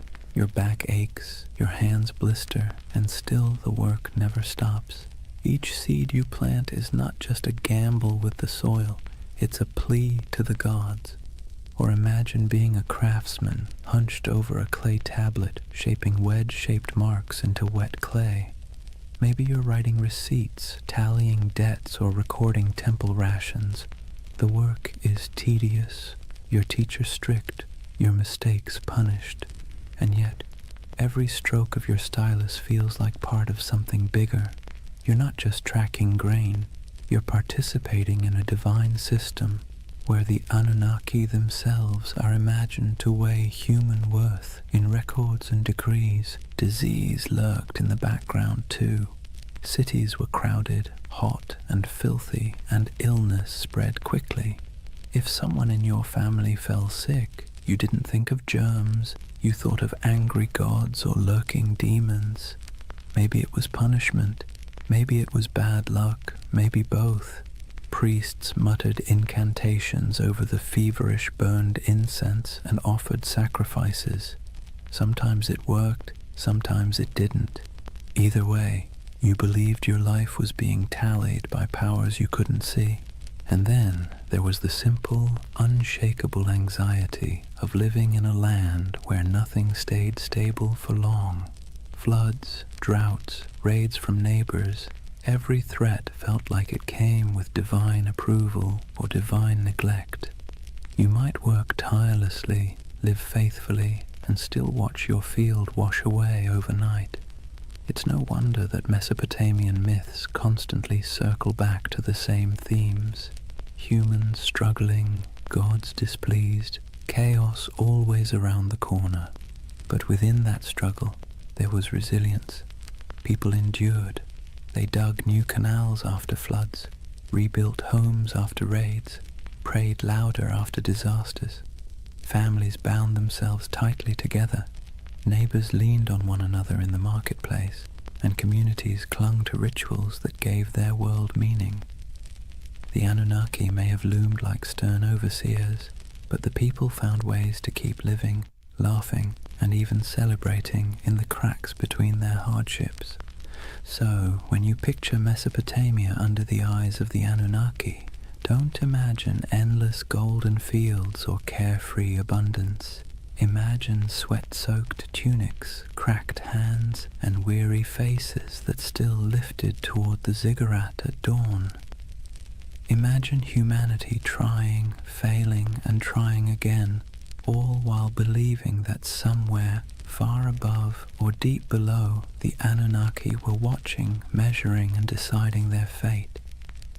That was the human struggle, a constant effort to carve order out of chaos, meaning out of hardship, and survival out of a world that felt forever precarious. And in that struggle, civilization itself was born. Chapter 2. The Gods Who Ruled the Skies and Earth. If life in Mesopotamia felt like a constant test, then the examiners were the Anunnaki. These weren't gentle guardian angels or abstract philosophical ideas. They were the great gods, beings who sat at the very top of the divine food chain, descended from the union of Anu, the Sky Father, and Ki, the Earth Mother. To the Mesopotamians, the Anunnaki weren't distant background characters. They were judges, enforcers, and supervisors, always peering down like cosmic landlords who never forgot to collect rent. The word itself, Anunnaki, has a heaviness to it, something that sounds like it should be whispered by torchlight. Ancient scribes described them as the 50 great gods, though their numbers shifted depending on which city you asked. Some texts placed them in the heavens, others in the underworld. In either case, their role was clear. They were the arbiters of fate, the beings who decided whether you lived to see another harvest or whether your name would vanish into dust. Picture it like a cosmic council chamber. Anu presides as the lofty patriarch of the skies, his authority absolute, but his personality distant. He isn't the kind of god you chat with about personal problems. He's the one who sets the tone, like a CEO you've never met, but whose name sits on every memo. Beneath him, Enlil, god of air and storms, is the enforcer, a figure as feared as he was respected. He could bless the land with life-giving rain or flatten it with violent winds. His moods were the weather forecast. Ea, or Enki, the clever god of wisdom and water, often played the role of fixer, the one who bent the rules when the council's decisions were too harsh. Ninhursag, the mother goddess, embodied fertility and nurturance, though even she could be stern when humanity overstepped. The Anunnaki weren't imagined as serene or harmonious. Their council was more like a divine courtroom full of debates, rivalries, and power plays. They were the ones who weighed the fates of kings and commoners alike. If a ruler conquered a rival city, it was because the Anunnaki permitted it. If a plague swept through the streets, it was because the Anunnaki had signed off on the punishment. Their decisions rippled down into every corner of daily life, from the canals of farmers to the palaces of kings. And while ordinary people couldn't see them directly, their presence was everywhere. Every temple inscription invoked their names. Every prayer carried their authority. Every law code claimed their approval. Kings ruled not because of military might alone, but because they claimed to be chosen by the Anunnaki. To question their power was to question the gods themselves, and that was a career-ending move, if not a life-ending one. So, when you picture Mesopotamian religion, don't imagine a single figure like Zeus hurling thunderbolts or a kindly creator painting the skies. Imagine a boardroom full of moody, powerful beings, each with their own agenda, each wielding immense influence over humanity. Some offered guidance, some unleashed terror, and all demanded constant recognition. The Anunnaki were both the architects and the auditors of civilization, and their signatures were stamped on everything that survived from Mesopotamian life. They weren't just gods in stories. They were the living framework of reality, the background hum of existence. and under their watchful eyes, humanity took its first halting steps into what we call civilization. If the Anunnaki were the great gods of Mesopotamia, then their stories were the epic sagas that gave life meaning and, frankly, kept people both entertained and terrified. These weren't bedtime tales meant to lull you to sleep. They were cautionary dramas about power, mortality, and what happens when you cross the wrong god on the wrong day. Take Inanna, also known as Ishtar, the goddess of love, war, and everything messy in between. Her most famous story is the descent into the underworld. Imagine her striding into the shadowy realm ruled by her sister Ereshkigal, Queen of the Dead. But there's a catch. At each of the 7 gates she passes through, she must remove an item of clothing or jewelry. By the time she arrives before her sister, she's stripped bare, not just physically, but of her power and protection, and the Anunnaki, acting as judges in the underworld, condemn her. She's struck down, lifeless, and the world above begins to wither without her presence. Only through divine trickery and intervention does she return, but not without a price. Her lover, Dumuzi, is dragged down to take her place for part of the year. It's a story about death and rebirth, about the cycles of fertility and decay, but also about how even the mightiest goddess isn't immune to the stern judgments of the Anunnaki. Then there's Enlil, the god of storms, whose power was as unpredictable as the weather he ruled. In one tale, he decides humanity has become too noisy. Seriously, that was their crime, just existing too loudly, and pushes for their destruction. You can imagine a farmer shaking his head at this, muttering, "We break our backs in the sun, and still the gods complain we're too chatty." But it wasn't just petty annoyance. The Anunnaki gathered as a council to decide humanity's fate, and their verdict carried the weight of life and death. Enki, the god of wisdom and water, often acted as a counterbalance. He was the sly one, slipping humanity a lifeline when the other gods turned cruel. He whispers secrets to mortals, helps heroes survive floods, and generally makes sure that civilization doesn't collapse entirely under the divine equivalent of poor management. His rivalry with other Anunnaki, especially when their decrees seemed harsh, created the tension at the heart of many myths. Without him, the stories would end a lot sooner, usually with humanity wiped off the map. The Anunnaki didn't just sit around in myths as background figures. They were portrayed as active enforcers of cosmic law. They're described as judges in the underworld, weighing the souls of the dead. They show up in tales as the arbiters of fate, determining whether kings succeed or fall. To the Mesopotamians, this wasn't abstract philosophy. It was how the universe worked. The Anunnaki weren't just on the stage. They were the directors, the critics, and occasionally the executioners. And then, of course, there's the divine drama. Rivalries, betrayals, and power grabs weren't unique to human kings. The Anunnaki mirrored the squabbles of earthly rulers. They fought, negotiated, sulked, and occasionally unleashed chaos on a cosmic scale. Every myth reinforced the idea that the universe was not run by serene, detached beings, but by temperamental gods with very human flaws. So, the mythic storylines of the Anunnaki weren't simple tales. They were the scripts by which Mesopotamians understood their place in the world. When you planted your crops, you remembered Inanna's descent. When storms raged, you muttered prayers to Enlil. When you needed a glimmer of hope, you looked to Enki. These stories explained why life was fragile, why the gods were fickle, and why survival always felt like it balanced on the edge of divine whim. If Mesopotamian myths were the great campfire stories of their day, then the Epic of Gilgamesh was the full-length box set, multi-season, full of drama, cosmic cameos, and the occasional existential crisis. And tucked into this saga, just behind the swagger of Gilgamesh himself, you find the fingerprints of the Anunnaki. They weren't the stars of the show, but they were always present, quietly pulling strings, stamping judgments, and reminding humanity who was really in charge.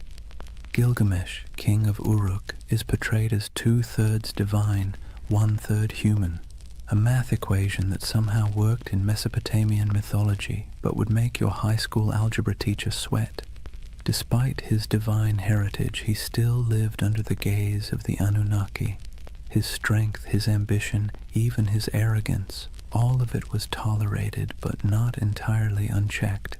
The Anunnaki weren't about to let one man, no matter how mighty, get away without consequences.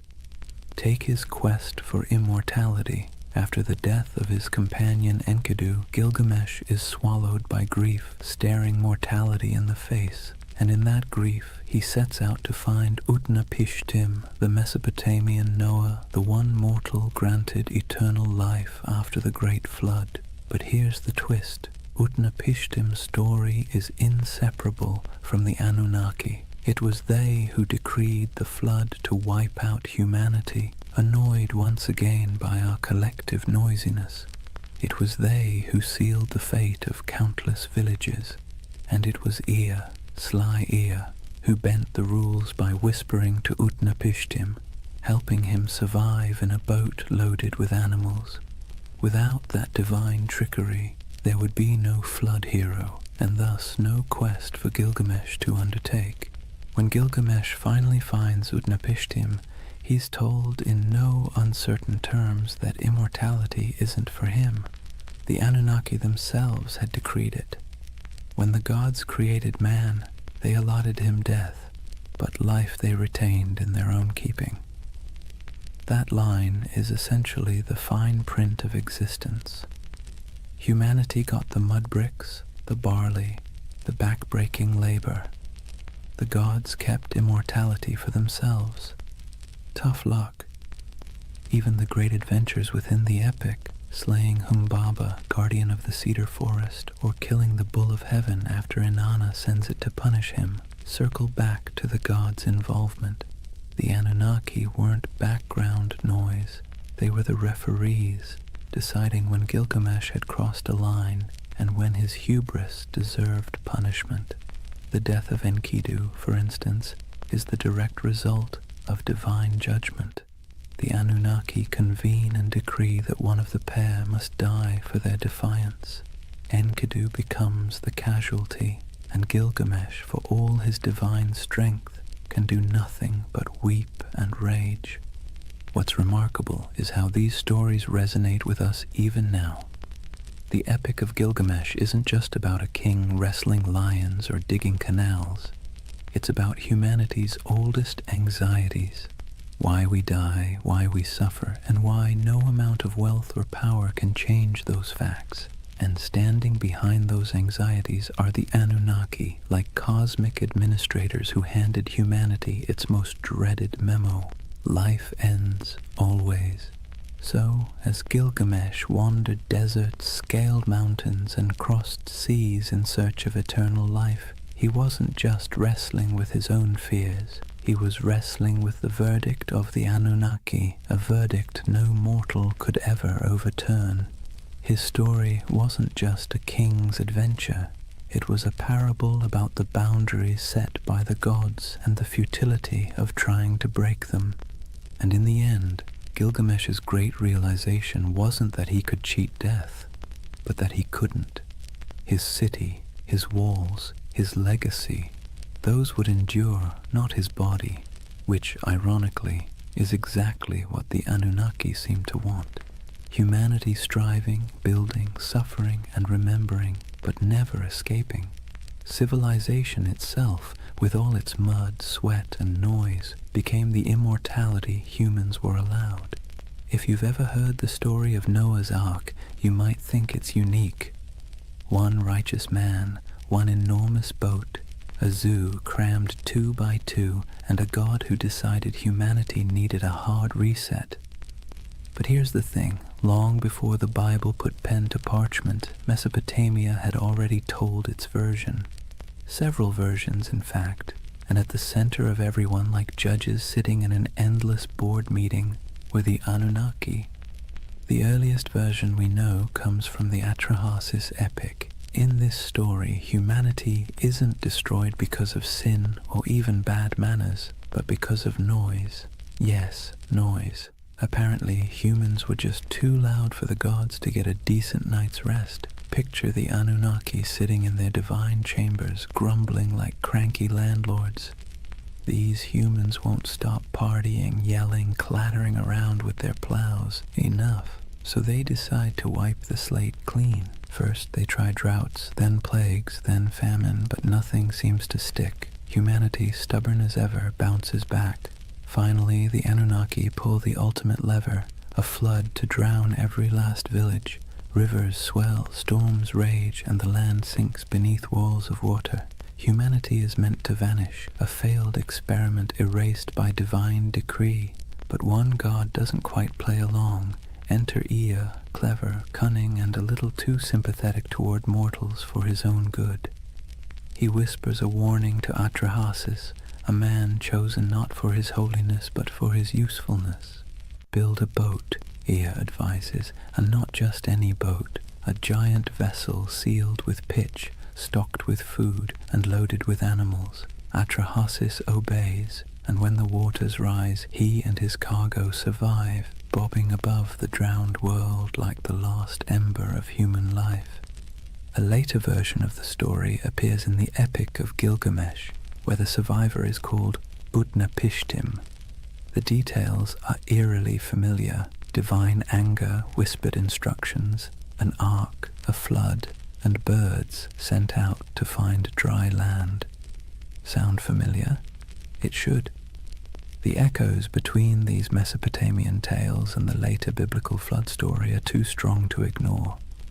Scholars argue endlessly about who borrowed what, but one thing is clear: Mesopotamia wrote the first draft of humanity's greatest flood myth, and in every draft, the Anunnaki are central.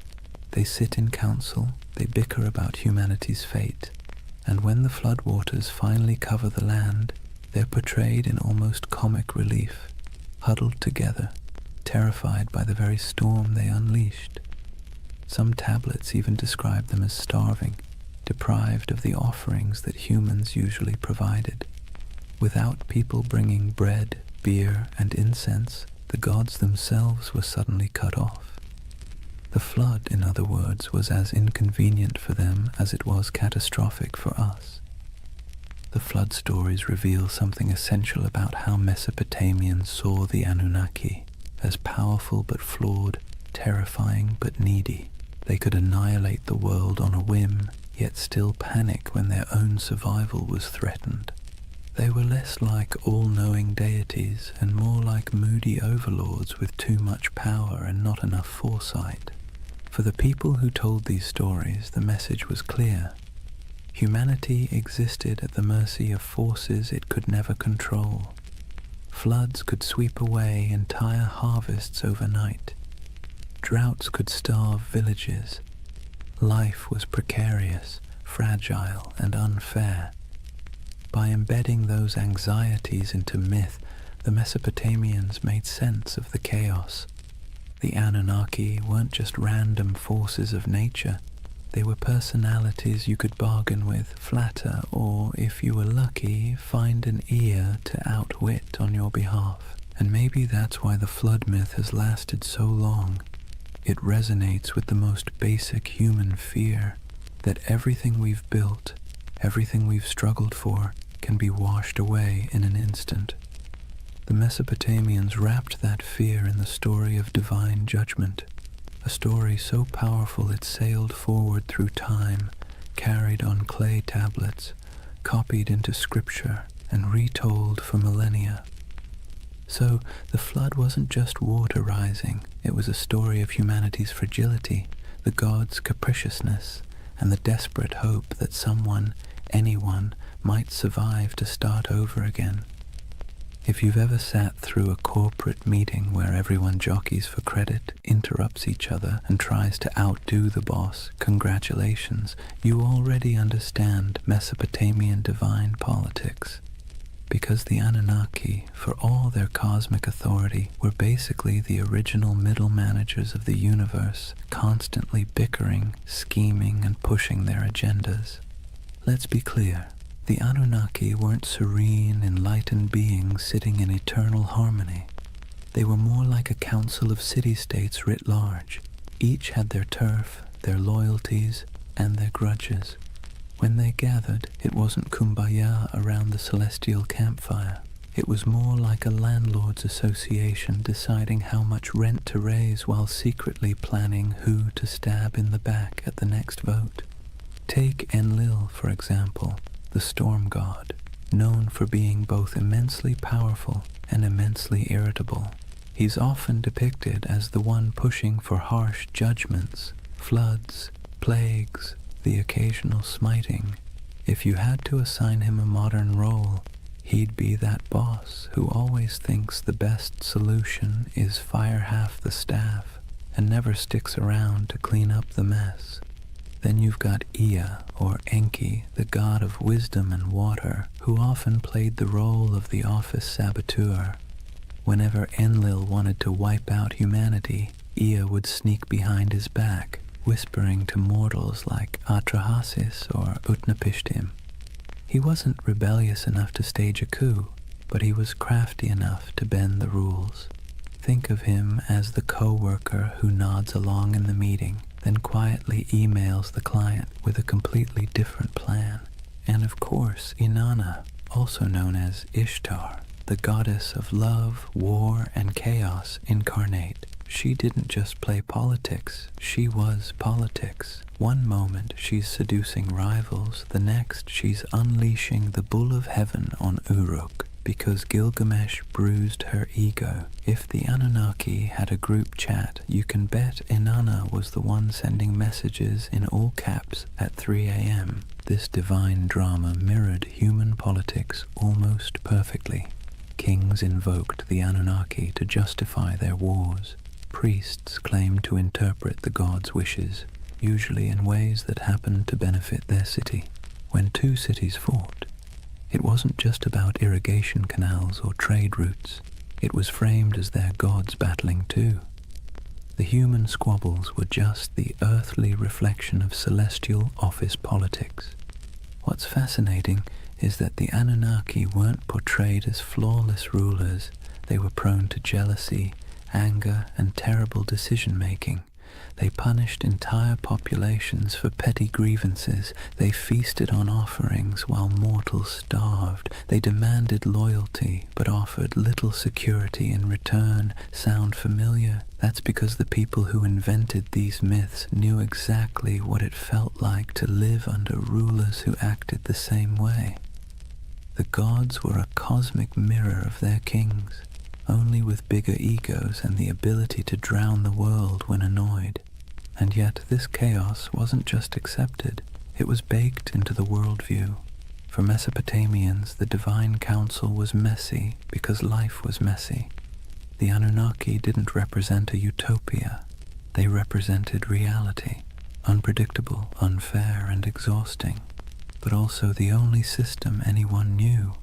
So the next time you picture Mesopotamian religion, don't imagine calm temples and peaceful hymns. Picture a smoky back room, gods arguing over humanity's fate, each angling for influence while pretending to act for the greater good. That was the drama of divine politics, and it shaped every flood, famine, and fleeting moment of human survival. Chapter 3. Myths, Mysteries, and Alien Theories. Before we dive into modern theories about aliens with laser beams building ziggurats, let's ground ourselves in how the people of Mesopotamia themselves actually understood the Anunnaki. Because for them, these weren't space visitors or sci-fi saviors. They were the very fabric of existence. The Anunnaki were the great gods, descended from Anu, the sky, and Ki, the earth. They weren't casual background deities. They were the stern judges, the cosmic accountants of fate. Picture them sitting on a celestial council bench, scribbling down humanity's behavior like the universe's first HR department, except the performance reviews were terrifyingly final. They decided who lived, who died, and how the world ticked. But here's the twist. They weren't abstract. They were woven into every corner of daily life. A farmer digging an irrigation canal didn't just worry about weeds or floods. He worried about whether the Anunnaki were pleased with his offering of grain. A merchant weighing silver in the bazaar wasn't just concerned about fair trade. He wondered if the gods of fate were tallying his honesty. The Anunnaki weren't far away. They were breathing down your neck in every deal, every harvest, every storm cloud on the horizon. Temples were their houses, but also their workplaces.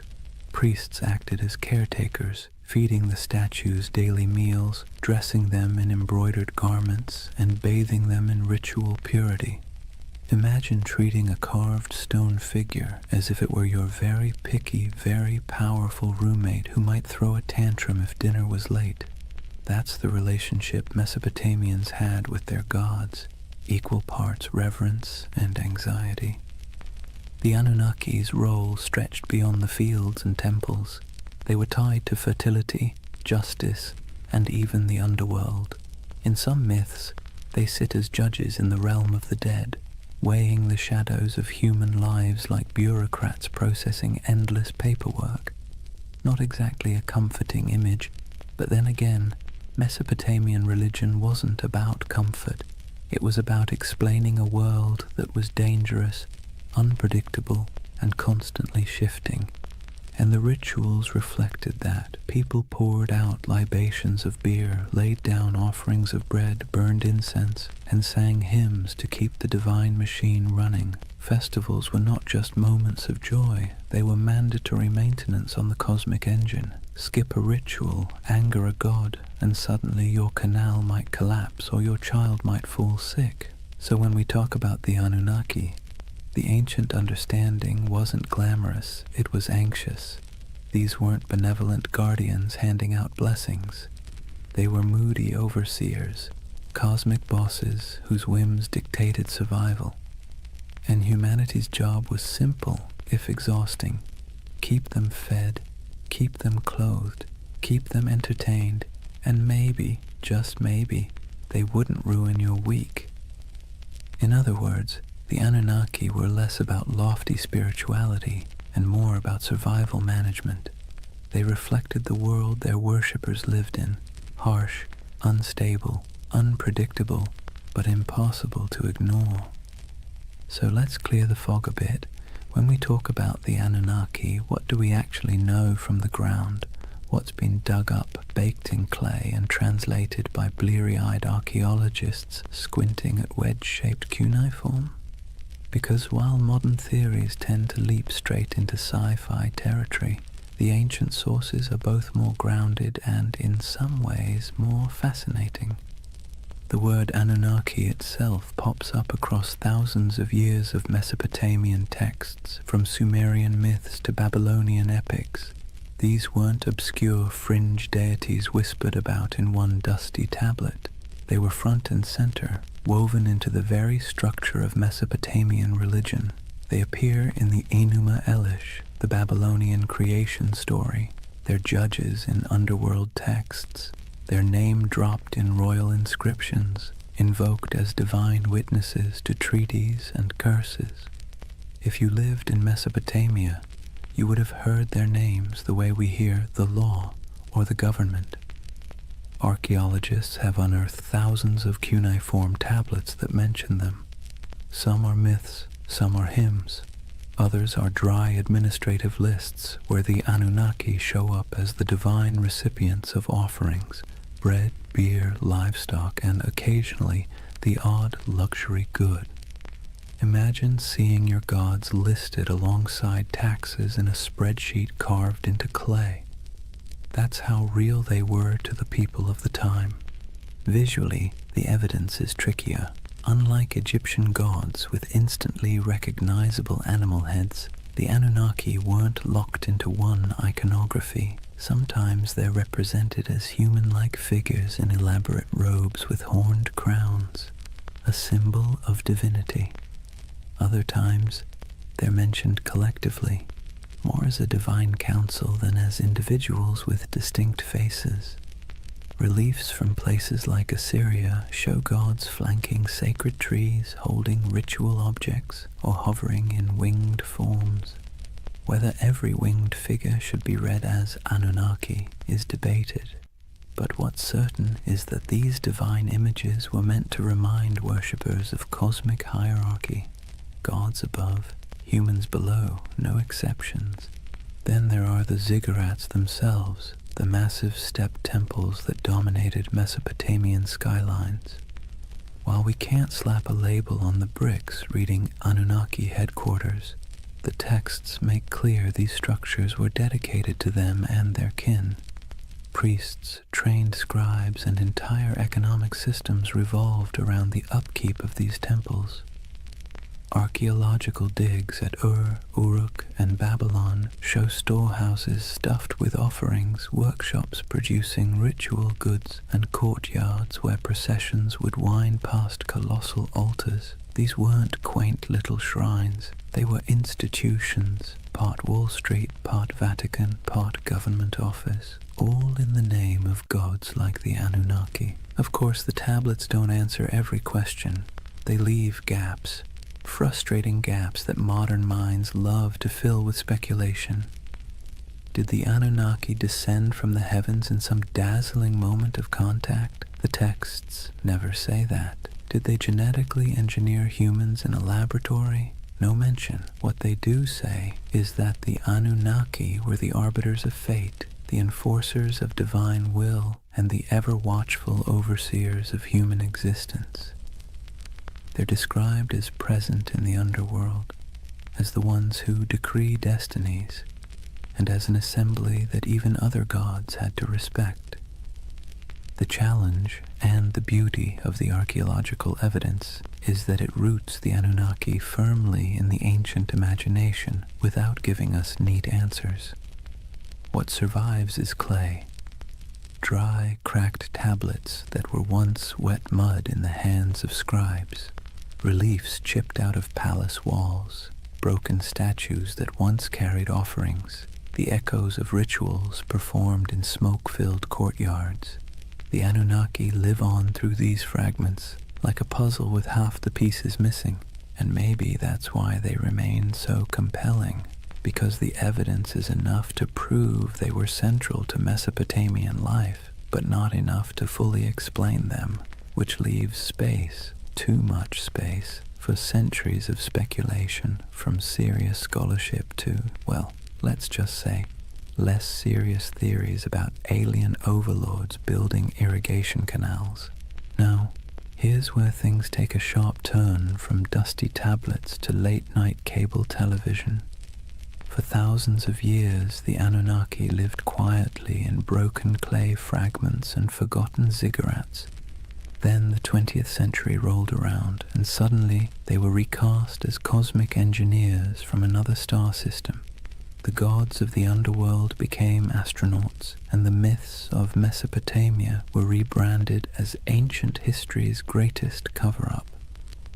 The name most associated with this reimagining is Zecharia Sitchin, a writer who in the 1970s published a series of books claiming that the Anunnaki weren't just gods. They were extraterrestrials from a mysterious 12th planet he called Nibiru.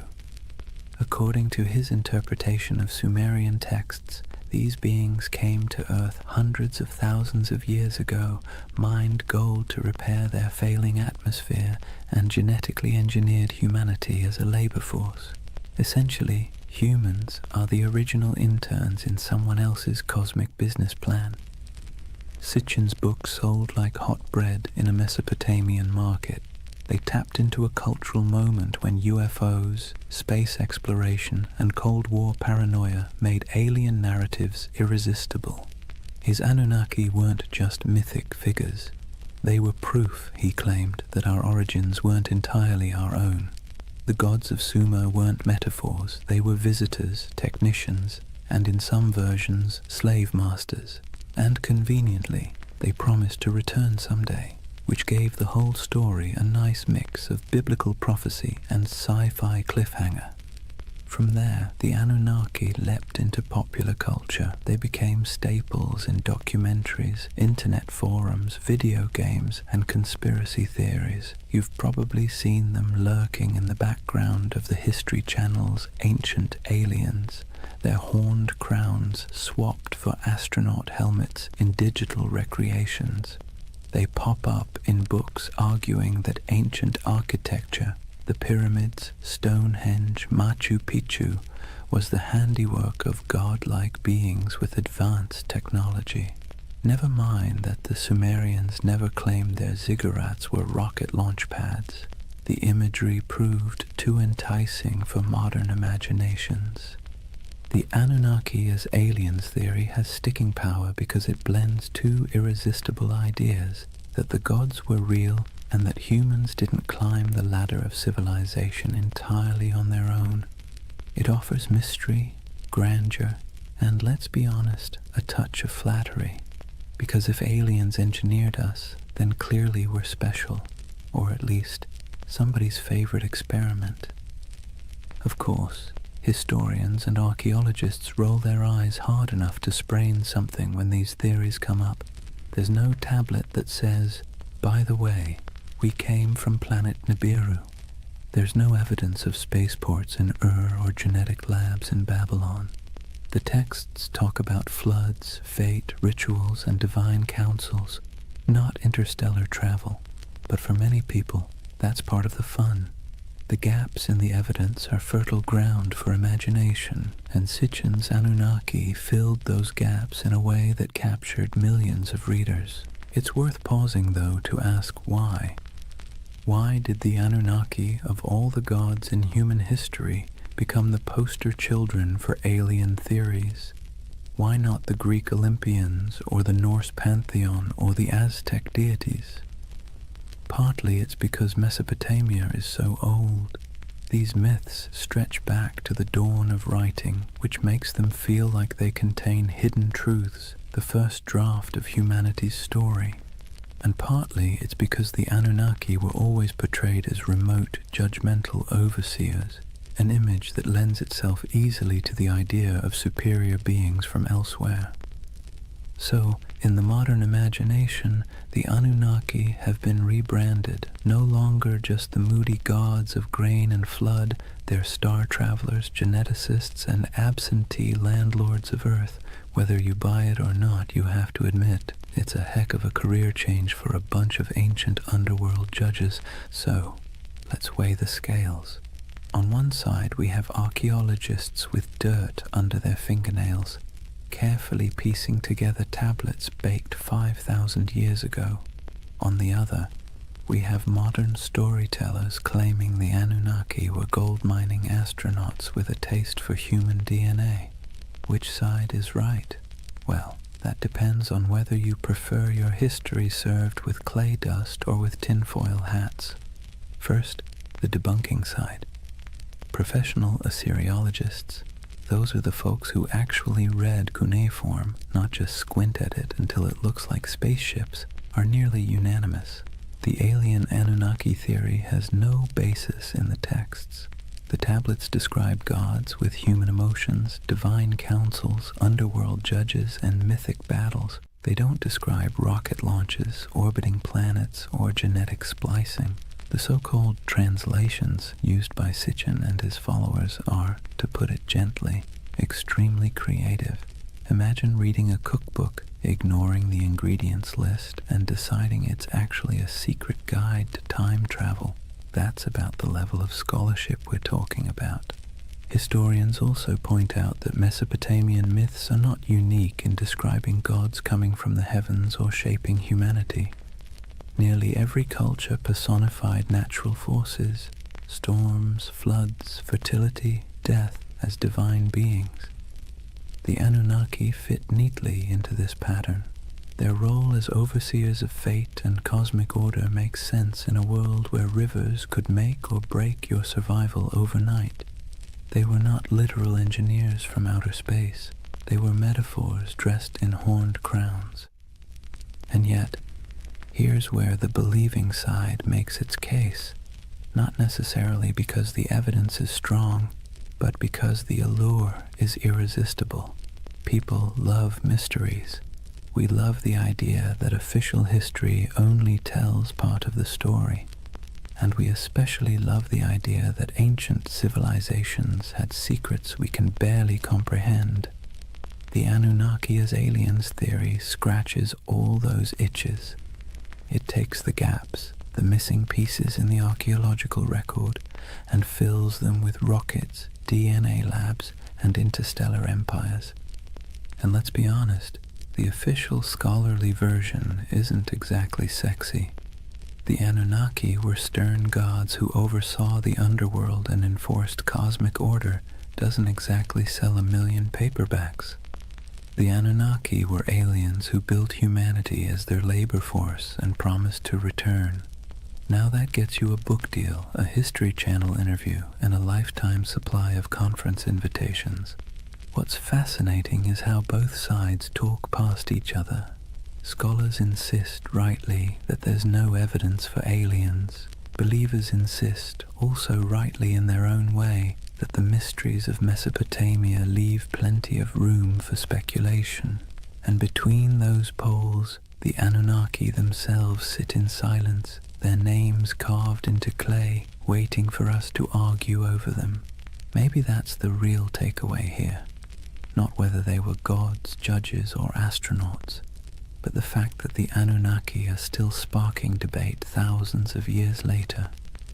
They're still being reinterpreted, reshaped, and reimagined to suit the anxieties and fascinations of every age, whether that's Bronze Age farmers worrying about floods, or modern readers worrying about aliens in the night sky. So are they aliens? Almost certainly not. Are they fascinating? Absolutely. And in the end, whether you lean on the side of clay tablets or cosmic spaceships, you're participating in the same tradition the Mesopotamians started, using stories to make sense of a world that always feels a little bit out of our control. Here's the thing, whether you side with the cautious archaeologists or the ancient astronaut crowd, one fact is undeniable. The Anunnaki have staying power. Thousands of gods have come and gone, their names forgotten, their temples reduced to rubble, but somehow the Anunnaki still loom in our imagination, stubbornly refusing to fade.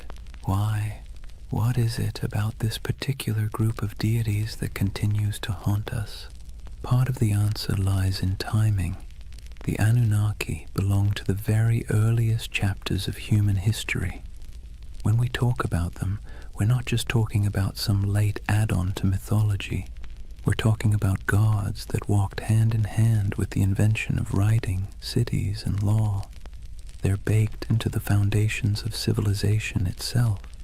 To imagine them is to imagine the dawn of human organization, when the rules of existence were still being scribbled on clay for the very first time. That alone gives them an aura of primordial authority. Another part is their personality. Unlike distant creator gods who retreat into the heavens after making the world, the Anunnaki were meddlesome. They judged, they punished, they demanded offerings. They were nosy landlords of human destiny, constantly keeping score. And let's be clear, that resonates because it feels familiar. Who hasn't felt like life is governed by forces beyond your control, demanding rent, setting impossible rules, and punishing you when you fall short? The Anunnaki embody that eternal human anxiety, that someone powerful is watching, and that your fate is never entirely your own. Then there's the modern twist. Once writers like Sitchin recast them as aliens, the Anunnaki slipped neatly into our age of science fiction. Suddenly they weren't just gods in dusty temples. They were interstellar overlords, genetic engineers, perhaps even visitors who might return. That storyline dovetails perfectly with our cultural obsessions, UFO sightings, government cover-ups, the dream that humanity's origin story has a cosmic footnote. The Anunnaki became flexible enough to serve both the skeptic and the dreamer, the scholar and the conspiracy theorist. But maybe the deepest reason they captivate us is because they stand at the intersection of myth and mystery. They are ancient enough to feel weighty, mysterious enough to feel open-ended, and human enough to feel relatable. They bridge the gap between the world we know and the world we suspect might exist just beyond our understanding. Whether as gods, symbols, or aliens, the Anunnaki invite us to ask big questions about control, destiny, and the possibility that humanity isn't entirely steering its own ship. And so they linger on broken tablets in dusty museums, on the shelves of UFO bookstores, in memes, podcasts, video games, and documentaries.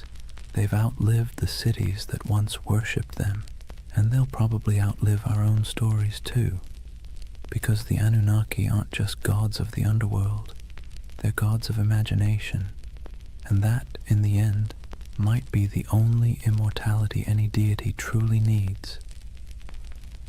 Chapter 4. Legacy, Splendor, and Echoes in Time.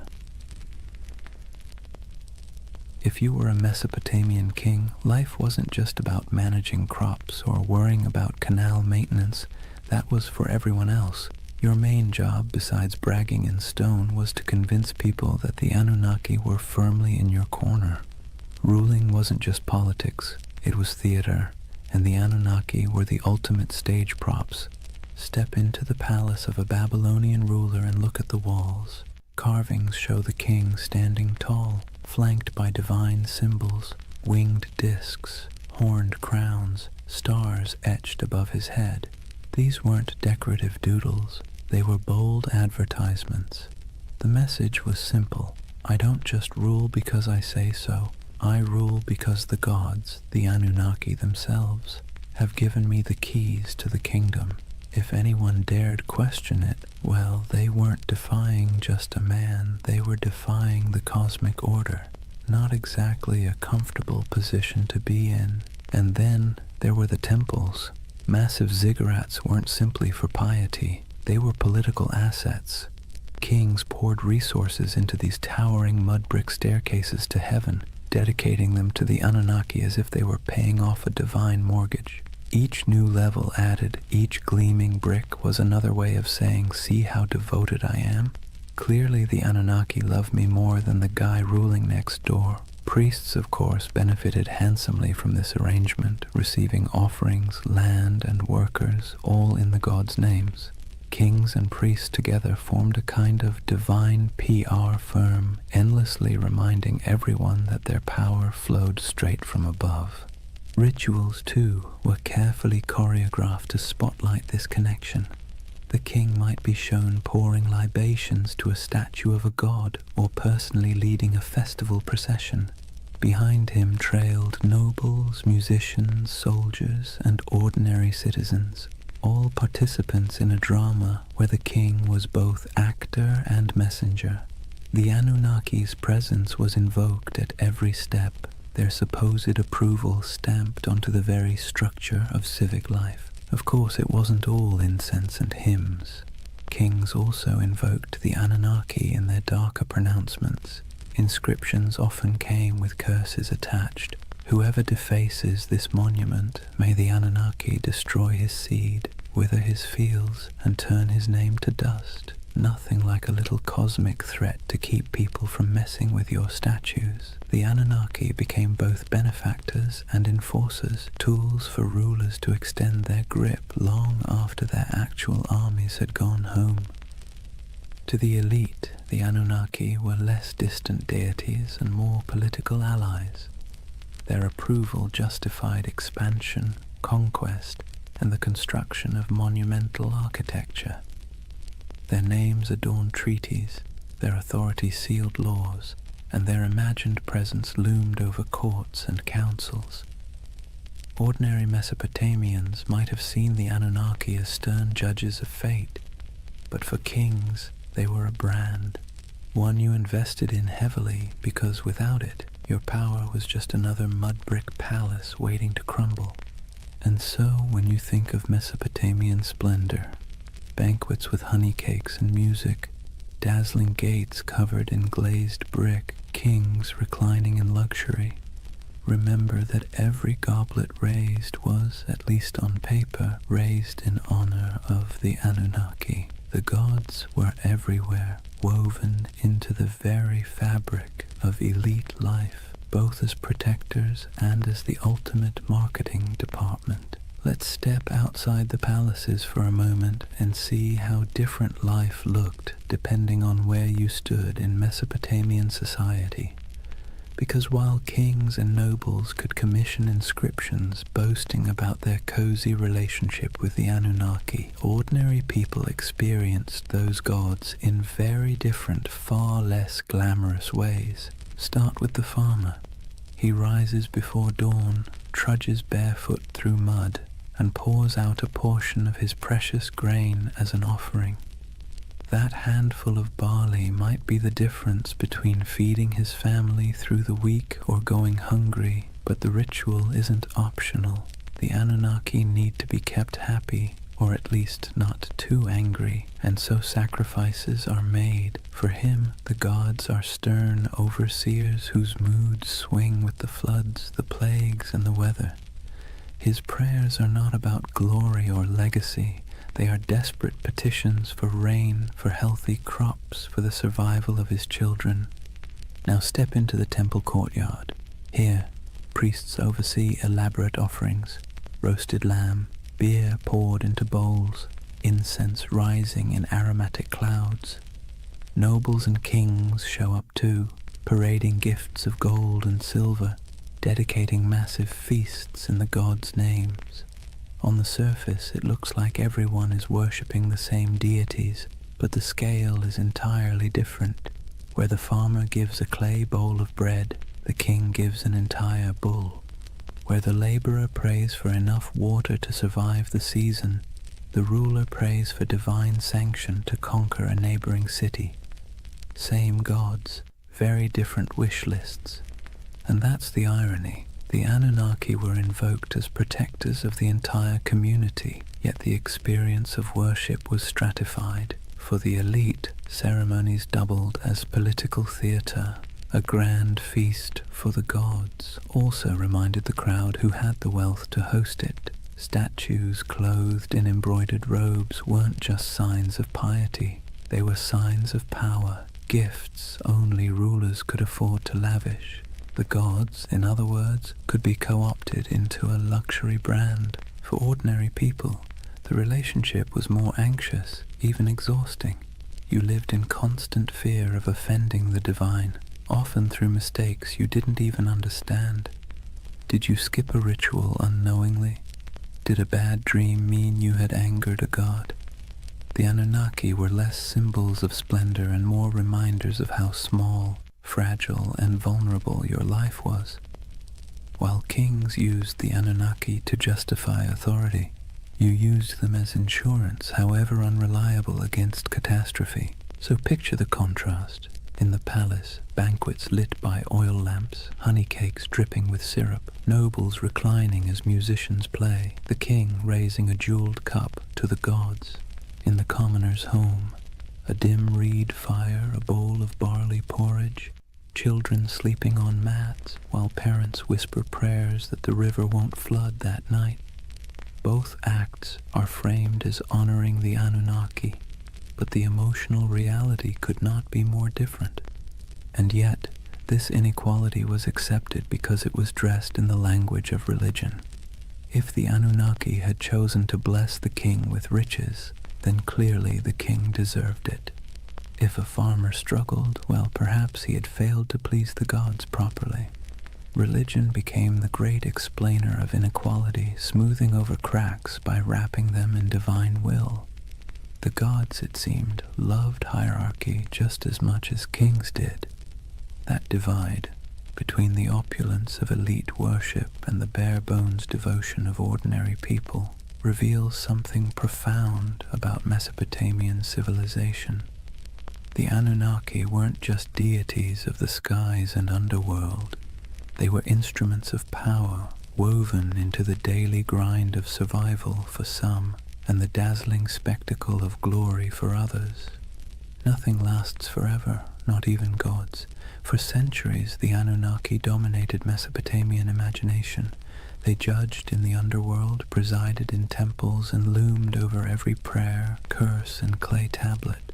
But slowly, quietly, they began to fade, not because people suddenly stopped believing in gods altogether, far from it, but because new powers, new empires, and new religions rolled in, sweeping the old names into the shadows.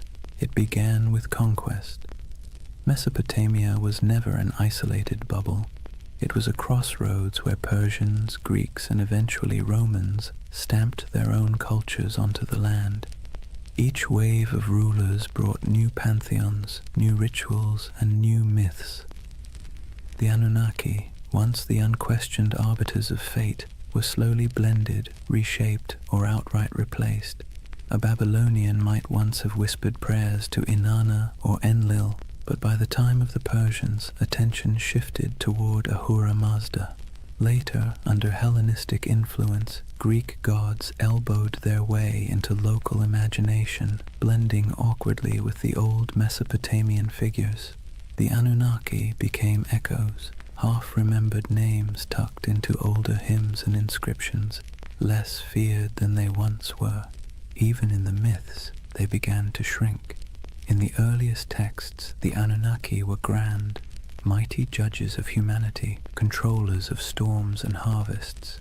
But later, their roles were downplayed, reinterpreted, or demoted. Some became minor underworld deities, their names appearing only in lists or rituals, stripped of personality. Others were absorbed into the identities of more dominant gods like Marduk, who rose to prominence in Babylon. It's as if the divine stage grew crowded, and the Anunnaki were pushed to the background, while new stars took the spotlight. Part of their decline came from the simple fact that memory is fragile. Myths were preserved on clay tablets, but those tablets broke, crumbled, or were buried under centuries of dust. Without scribes constantly rewriting and teaching them, names slipped away, and when temples fell into ruin, when ziggurats melted back into mud, the rituals that once kept the Anunnaki alive dissolved too. Gods require worshippers. Without daily offerings, songs, and fear, even the most intimidating pantheon becomes just a whisper in old stories. Yet their influence didn't vanish completely. Biblical writers remembered Babylon and its gods, often casting them as symbols of arrogance or oppression. Later cultures hinted at shadowy beings who sounded suspiciously like the Anunnaki, stern judges, watchful figures, half-remembered echoes of older myths. But their names, once shouted in temple courtyards, became faint murmurs in academic footnotes and archaeological reports. Imagine walking through the ruins of Ur or Babylon centuries after their decline. The great ziggurats are crumbling, reeds sprouting between broken bricks. Once bustling courtyards are silent, save for the wind. The statues of gods are toppled or eroded, their once bright garments long since rotted. To stand there is to feel the silence of forgotten worship, a silence where the Anunnaki once thundered. And yet there's a strange comfort in that silence. Even the gods, it turns out, are subject to time. They too fade, replaced, rewritten. The Anunnaki's decline is a reminder that nothing, no matter how powerful it seems, escapes the erosion of centuries. Their temples collapsed, their names blurred, but the idea of them lingers, proof that even when the divine fades, memory holds on, however faintly. The Anunnaki may have faded from temples and clay tablets, but they never disappeared entirely. Instead, they slipped sideways, out of daily worship and into memory, myth, scripture, and eventually pop culture. In some ways, they're more famous today than they were in the last days of Mesopotamia, though not always for reasons a Sumerian priest would recognize.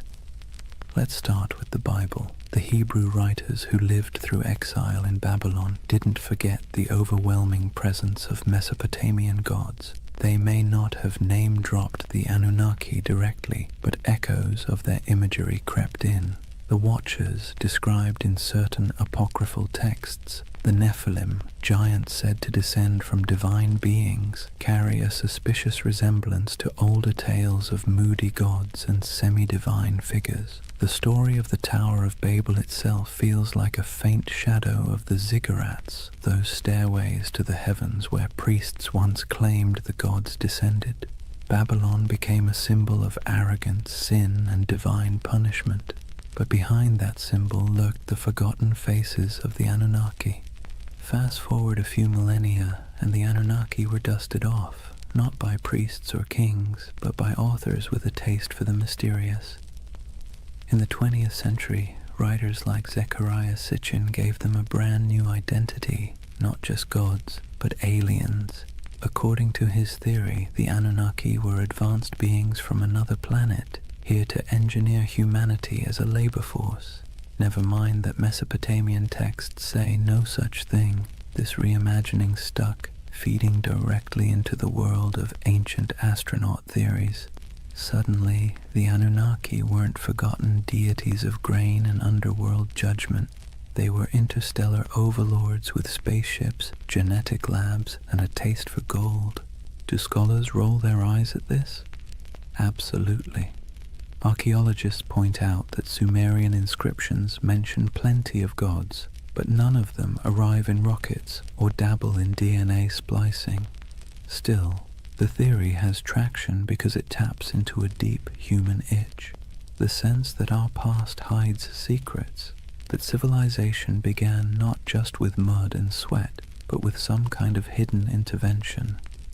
The Anunnaki, rebranded as cosmic engineers, became perfect fodder for late-night documentaries, YouTube rabbit holes, and endless speculation about what if. And it didn't stop with conspiracy books. The Anunnaki found their way into movies, video games, and novels.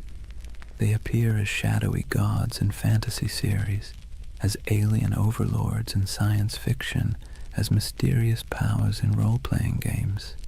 Their very name carries weight, ancient, strange, vaguely menacing. You don't even need to know who they were to feel a flicker of intrigue when you hear it. It's ironic, really. In Mesopotamia, the Anunnaki were feared as judges, overseers, the divine middle management who ensured humanity never forgot its place. Today, they're debated in podcasts, plastered across memes, and occasionally turned into boss battles on a PlayStation screen. From temple chants to digital avatars, that's quite a career arc for a pantheon. But here's the bigger question. Why do they still haunt us? Why do people, thousands of years later, still turn to the Anunnaki as symbols of hidden knowledge, ancient power, or cosmic conspiracy? Maybe it's because they embody both sides of human imagination, the sacred and the strange, the myth and the mystery. They were never gentle gods. They were moody, demanding, unpredictable. In that sense, they feel closer to us than the serene, distant gods of later traditions. They remind us of a time when the divine was messy, imperfect, and perhaps a little terrifying. And in that imperfection, they remain endlessly fascinating. So whether you see them as forgotten deities, misunderstood myths, or interstellar overlords with questionable management skills, the Anunnaki endure. They're still here, not in temples of mud brick, but in our stories, our media, our restless curiosity, and maybe that's their real legacy. Not the rituals of the past, but the questions they leave us with in the present. So here we are, at the end of a long walk through the world of the Anunnaki.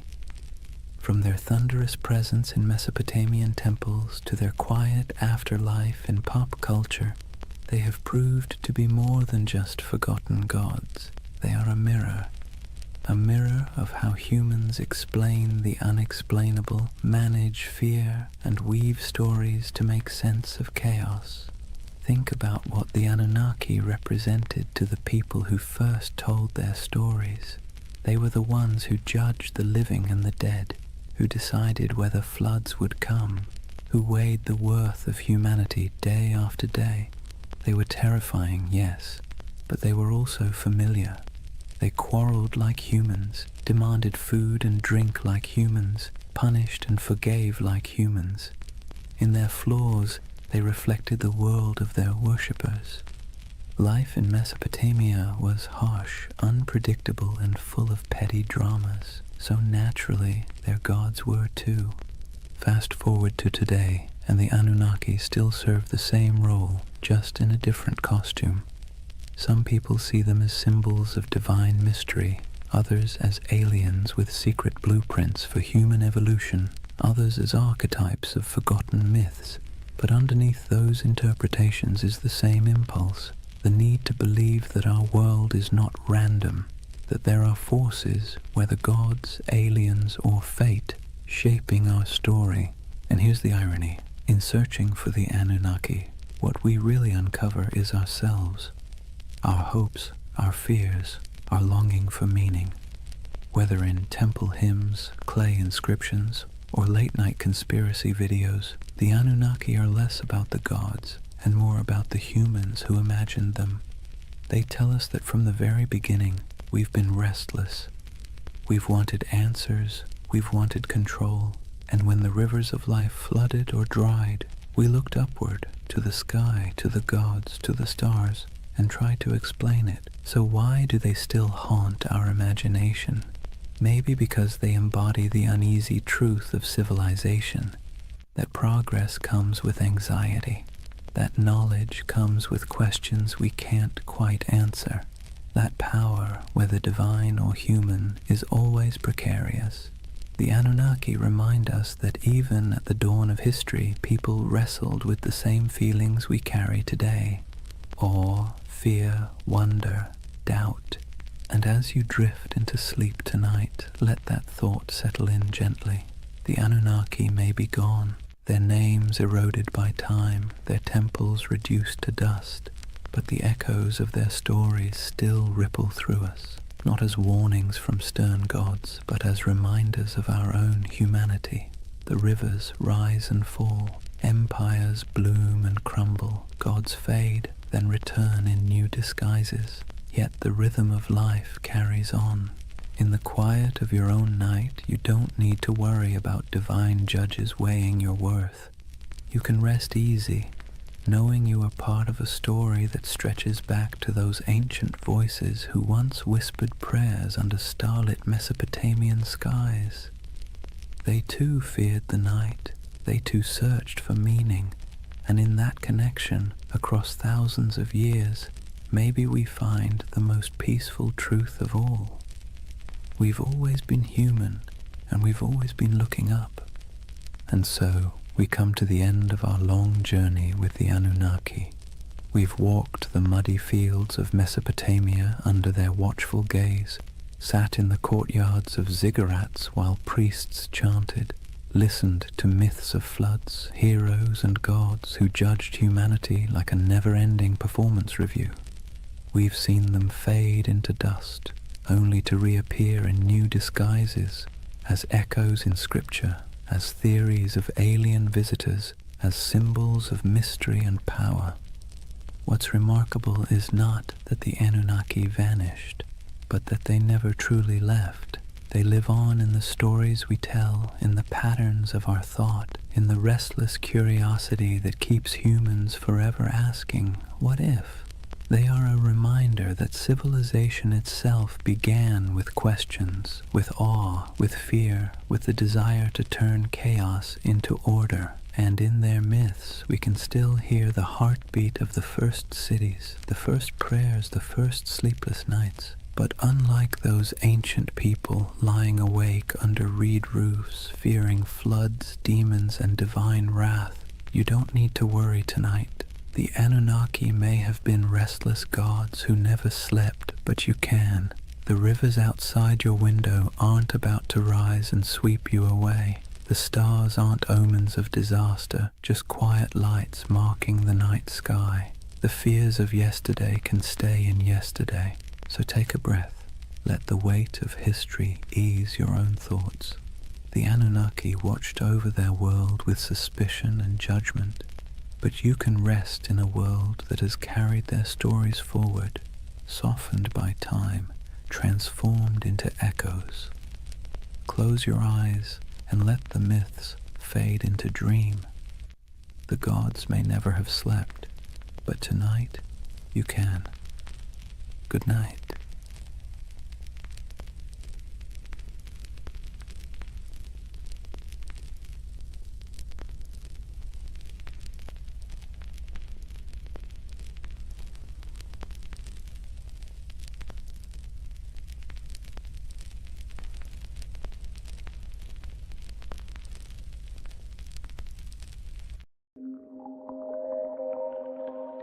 Sometimes history hides things so enormous that we only notice them when we leave the planet. Hidden deep in the Sahara is a perfect circle 25 miles wide, a formation so strange that astronauts were the first to truly see it. Yet despite its size, its symmetry, and its eerie resemblance to a giant eye staring straight up through the sand, no one can fully explain how it formed. This is the Risha structure, the Eye of the Sahara, and tonight we're going to gently unravel one of Earth's quietest and most hypnotic mysteries. But here's the part that stops you in your tracks. However, despite all our technology, satellite mapping, and geological theories, the Risha structure still doesn't neatly fit into any box. It isn't a crater, it isn't a volcano, and it isn't the kind of erosion that typically produces such clean, concentric rings. And yet there it sits, alone in the desert, looking just organized enough to make your brain whisper, "Wait, who made that?" Now, don't worry. We're not here to chase sensational theories or sprint through conspiracies. This channel is all about slowing down, letting curiosity stretch out a bit, and using history's strangest corners as gentle stepping stones toward rest. So if you're someone who falls asleep best to ancient civilizations, quiet landscapes, and mysteries wrapped in soft, soothing detail, you're in the right place tonight. Go ahead and dim the lights, settle in, and if you haven't already, subscribe to continue exploring the enigmatic corners of history that make the perfect companions for sleep. And let me know in the comments where you're tuning in from and what time it is for you. I really do love seeing the entire world checking in. Tonight's journey starts with the moment humanity first encountered the Rishat structure. Not from the shifting dunes below, but from hundreds of miles above the Earth, where astronauts stared down at the Sahara and spotted something that absolutely shouldn't have been there.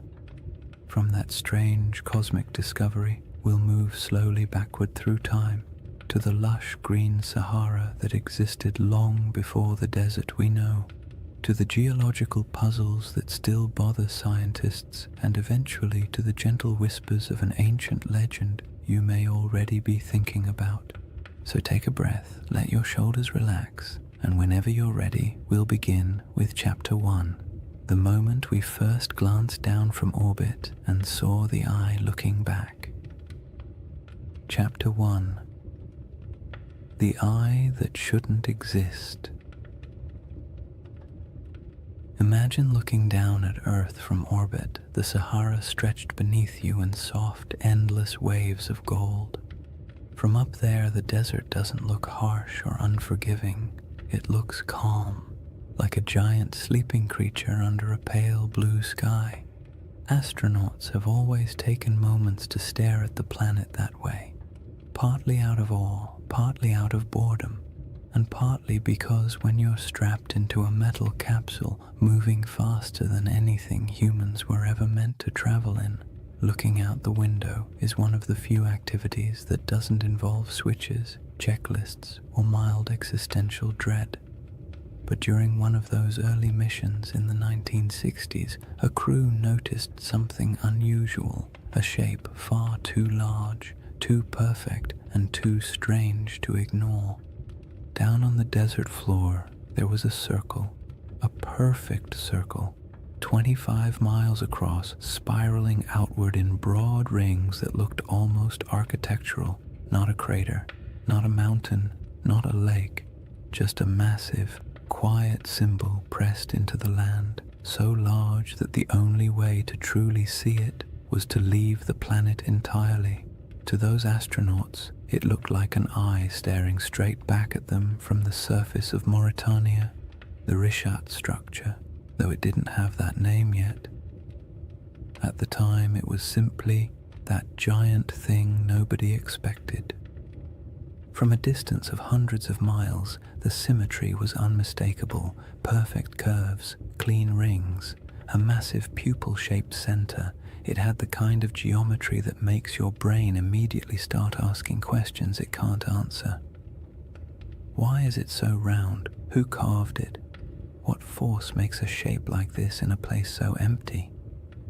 And perhaps the most unsettling question of all, how could something this big go unnoticed for so long?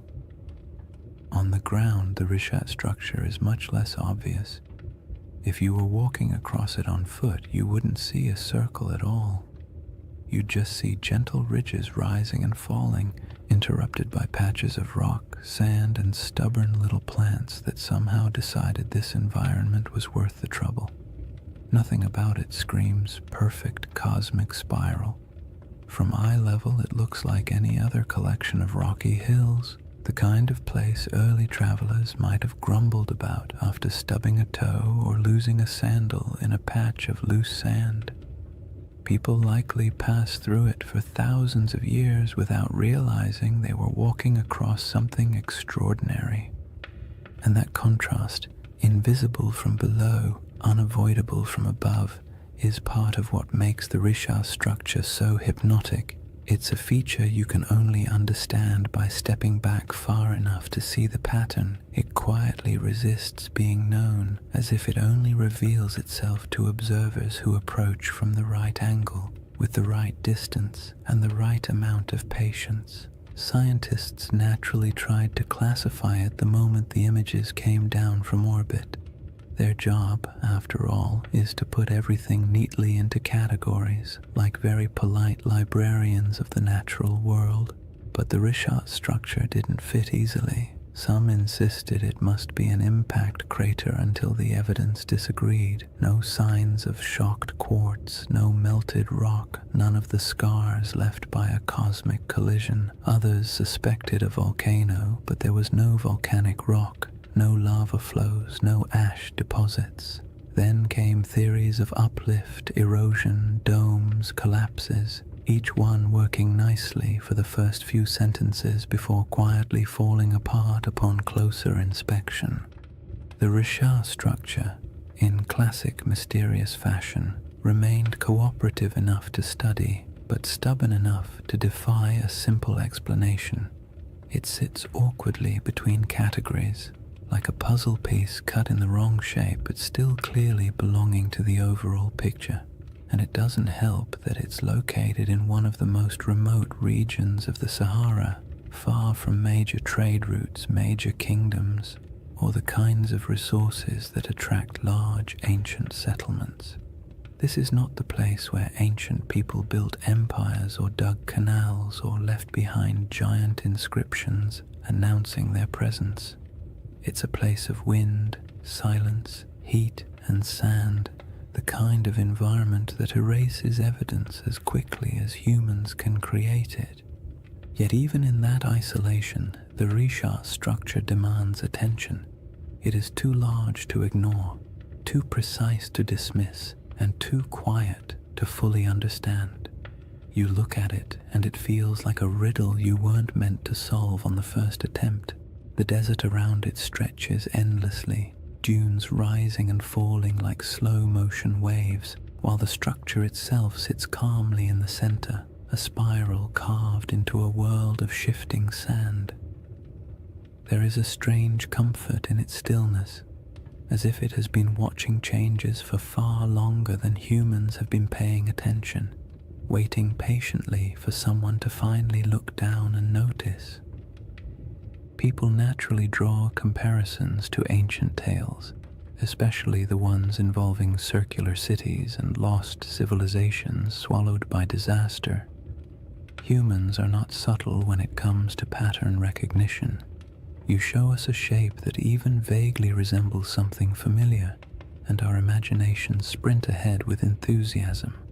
A structure with concentric rings in northwest Africa, larger than many ancient cities. The connections write themselves, but resisting those assumptions for now helps us appreciate just how odd the Risha structure is on its own terms. We don't need myths yet. The geology alone is strange enough to occupy the mind, and perhaps the most compelling detail is this. The Risha structure did not emerge in the desert we see today. It predates the dunes, the dryness, the isolation. It formed long before this region became a barren expanse, back when the land was green, watery, and alive. Understanding what this place used to look like changes everything about how we interpret the structure, because the environment around it wasn't always harsh silence. There was a time when this region held rivers, lakes, animals, and early humans whose daily lives unfolded under a sky that seems impossible when compared to the Sahara's modern emptiness. The Risha structure watched all of that. It watched ecosystems rise and fall, climates swing from wet to dry and back again, people migrate across its slopes, and entire landscapes vanish beneath shifting dunes. Before we compare it to any myth, we have to travel back to that older world, the Sahara before the Sahara, to see what the eye looked like when it was surrounded not by sand, but by life. To understand why the Risha structure feels so uncanny, you have to set aside the modern Sahara entirely. The desert we picture today, an endless, shimmering expanse of heat and sand, is actually one of the youngest landscapes on the planet. For most of human existence, this region wasn't a wasteland at all. It was green, fertile, and astonishingly alive. Picture wide grasslands rolling out to the horizon, with clusters of acacia trees and patches of wetlands where birds gathered in noisy flocks. Picture rivers meandering through valleys, carrying cool water across a landscape thick with the smell of damp soil after summer rains. And somewhere in the middle of all that, the Risha structure sat quietly, not as an isolated monument in an empty desert, but as part of a thriving environment full of sounds, movement, and human life. This ancient green Sahara wasn't a brief, lucky moment in history. It was part of a repeating cycle caused by subtle shifts in Earth's orbit and tilt, changes that alter the intensity of monsoon rains across Africa. Every so often, rainfall increases enough to transform the desert into a lush savanna. During these humid periods, lakes stretch across thousands of square miles, rivers intersect the plains, and the entire landscape becomes something you'd associate more with national parks than the modern Sahara. One of these lakes, Lake Megachad, grew so large it dwarfed most modern bodies of water. Today it's reduced to a fraction of its former size, but the ancient shoreline is still visible from space, ghostly arcs etched into the ground. People lived in this green Sahara, not mythical super beings or forgotten high-tech civilizations. just ordinary families doing the same things humans have always done, carrying water, tending fires, raising children, arguing about small chores, making tools because stores wouldn't exist for another 10,000 years.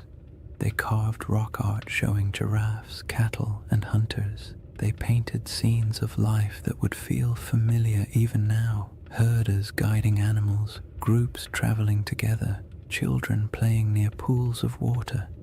These paintings sit today in silent caves and overhangs, reminders that the desert once held a different world entirely.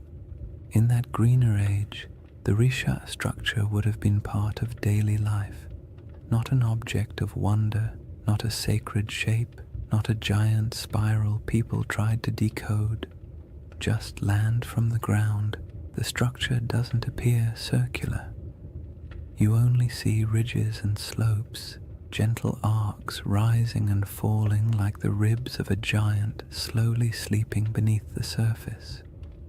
Early humans would have walked across it without a second thought. Maybe they used its higher points as lookout spots to scan for animals. Maybe they sheltered in its inner valleys when storms rolled through. Maybe they avoided certain parts out of superstition, or maybe they never thought about it at all. Most likely it was simply background scenery, the same way we barely notice the hills near our own towns unless someone points out their shape. But even if it blended into the landscape, the Rishat structure would have quietly shaped the rhythm of life around it. The ridges could have guided migration paths. Water might have pooled in certain low areas after seasonal rains. Vegetation could have grown thicker in pockets where moisture collected. For thousands of years, people and animals would have used the structure without realizing they were interacting with something that would one day puzzle scientists, entice researchers, and inspire late-night conversations about lost civilizations and ancient catastrophes. As the climate shifted and rainfall declined, the green Sahara slowly began to fade. Lakes shrank, rivers dried, vegetation withered. The smell of earth after rain became less common. Migration stretched longer as people followed dwindling water sources, and eventually dunes crept across the landscape, swallowing paths, burying campsites, and erasing nearly all traces of the world that had existed before. What's haunting about this transformation is how quickly it happened in geological terms. A few thousand years, an eye blink in Earth's timeline, was all it took to turn a thriving ecosystem into one of the largest deserts on the planet. The people who lived here would have witnessed that shift firsthand. Generation by generation, they watched lakes retreat, animals disperse, and once reliable seasonal patterns collapse. Oral traditions from various African cultures still contain echoes of climates changing, waters disappearing, or ancestral migrations driven by environmental upheaval. Stories stretch and distort across centuries, of course, but they often carry a spark of truth at their core. And it's not unreasonable to imagine that somewhere in the long, layered history of this region, memories of a circular landform in a once wet landscape might have eventually become a distant, reshaped legend. When modern researchers study the Sahara's ancient lakes and rivers, they often describe them as ghost waterways, because their traces linger beneath the dunes like faint scars, visible only from satellite images or through careful ground surveys. It's peaceful in a strange way to picture these lost rivers running across land that now feels so desolate. The desert is quiet, but beneath that quiet are the outlines of ecosystems that once flourished. The Risha structure existed during all of those cycles. It watched water fill basins, watched wetlands grow thick with life, watched grass return and then die away. It endured storms, sun, wind, and the slow grinding force of erosion. There's something soothing about how unbothered the structure is by all these changes. Landscapes rise and fall, climates swing wildly, civilizations appear and vanish, and the Risha structure simply remains. It doesn't tell its own story. It doesn't announce its presence. It doesn't offer answers. It's just there, a constant in a world where almost nothing else is. And understanding that ancient environment is essential because it sets the stage for the real puzzle, how this enormous circular formation came to be in the first place. The scientific explanations, volcanic uplift, erosion, collapsed domes, answer some questions while raising others. Each theory seems convincing until you begin to examine the details. The Risha structure looks simple from orbit, but grows more complicated the closer you approach it, like a calm surface hiding a tangled set of mysteries beneath. Now that the Sahara's old green world is clear in your mind, the geological puzzle becomes even more intriguing, because any explanation has to account not only for the structure's shape, but for how incredibly long it has stood unchanged through shifting climates and changing environments. The puzzle sits before us, layer after stubborn layer. Once you've pictured the Sahara as it used to be, wet, green, alive, and almost unrecognizable, the Risha structure becomes even stranger, because whatever formed this enormous circle had to withstand everything nature threw at it. Floods, droughts, storms, shifting climates, and entire ecosystems rising and collapsing. And yet it remains, not as a faint trace or a distorted outline, but as a nearly perfect set of rings still visible from space. That kind of durability demands an explanation, and scientists have certainly tried to provide one. The trouble is, each explanation works well for a few minutes before quietly unraveling under closer inspection, as if the Earth itself had decided to play a slow geologic prank on everyone who studies it. The first idea scientists proposed was the most obvious: an impact crater. Something big, something dramatic, something that would have made an enormous noise if anyone had been around to hear it. A meteorite slamming into the ground would create a circular depression, after all. And the Sahara is certainly large enough to have attracted its fair share of flying space debris. But the Rishat structure doesn't behave like a crater. Craters have distinct signatures, very specific patterns of shock, melted rock, and high-pressure minerals that act like the universe's version of a calling card. And the Risha has none of those. In fact, the rocks at its center aren't melted or crushed at all. They're simply there. Old, eroded, stubbornly normal. Not the sort of rocks you'd expect to find at the scene of a cosmic collision. So the meteor theory quietly excused itself from the conversation, and the next geological explanation stepped forward: a volcanic eruption. Volcanoes can create circular features after all, and their plumbing beneath the earth can sometimes produce domes, bulges, and ringed formations. Perhaps the Risha structure was an ancient volcanic dome, the remains of a magma chamber swelling beneath the surface before cooling and collapsing. But again, the evidence refuses to cooperate. There's no volcanic rock, no basalt flows, no ash layers, no hardened lava tubes, nothing that says, yes, once upon a time fire erupted here. The region around the Rishat structure is geologically calm. Too calm for the kind of drama that volcanoes tend to bring into the world. The next traditional candidate was an eroded dome, something called a geological uplift. Imagine a bubble pushing up from beneath the crust, slow enough to avoid attracting attention, then eroding away for millions of years until a circular pattern of rocks remains. This idea actually gets halfway close, because the Richard does contain different layers of rock exposed in circular patterns, almost like the inside of a peeled onion, but even this explanation feels incomplete. Uplifts don't usually produce such clean rings. Erosion is messy.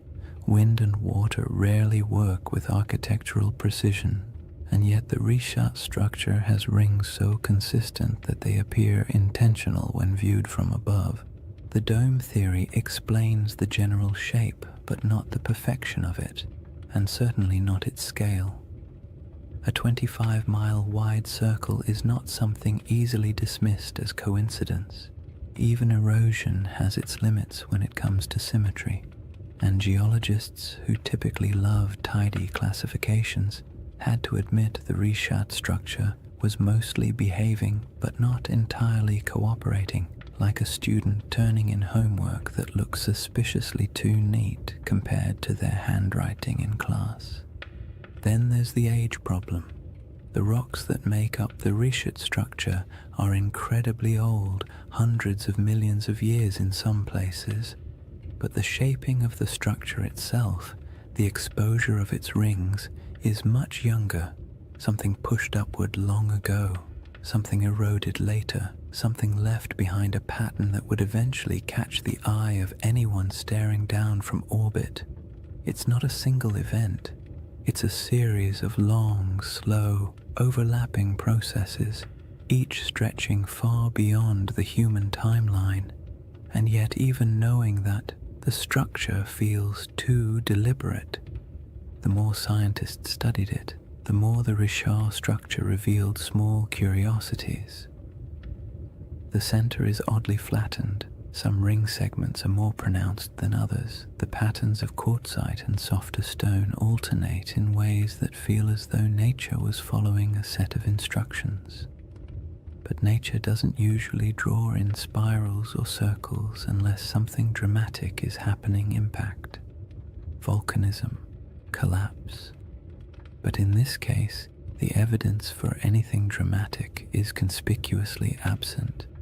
And then there's the perfect ring issue, the one that quietly bothers everyone who looks at the structure, even if they don't say it out loud. Circles in nature are rare at this scale. Random erosion doesn't create them, rivers don't carve them, wind doesn't sculpt them, and when you see one this large, this clean, and this old, it's hard not to feel like the earth briefly decided to act like a compass and draw a near-perfect shape in the sand. It's not surprising that the Richat structure often leaves people with a vague sense of unease, not fear, not dread, just the gentle discomfort of encountering something that feels too orderly in a world built on chaos. Geologically, the best explanation we currently have is that the Richat structure started as a circular uplift, a dome of ancient rock that rose slowly from the earth long before humans existed. Over tens of millions of years, wind and water eroded the softer materials, leaving behind harder rings of quartzite that resisted erosion. In essence, the shape is a natural accident, a byproduct of uplift plus erosion plus time. But even if this is the correct explanation, it still doesn't quite satisfy the imagination, because most uplifts don't look like this.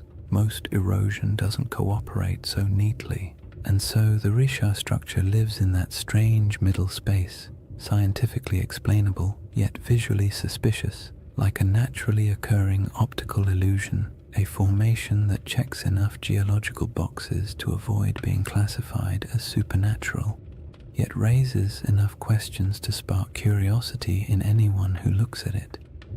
It's the kind of feature that almost begs for a story or a legend, something to give meaning to its shape, even if that meaning exists only in the human mind.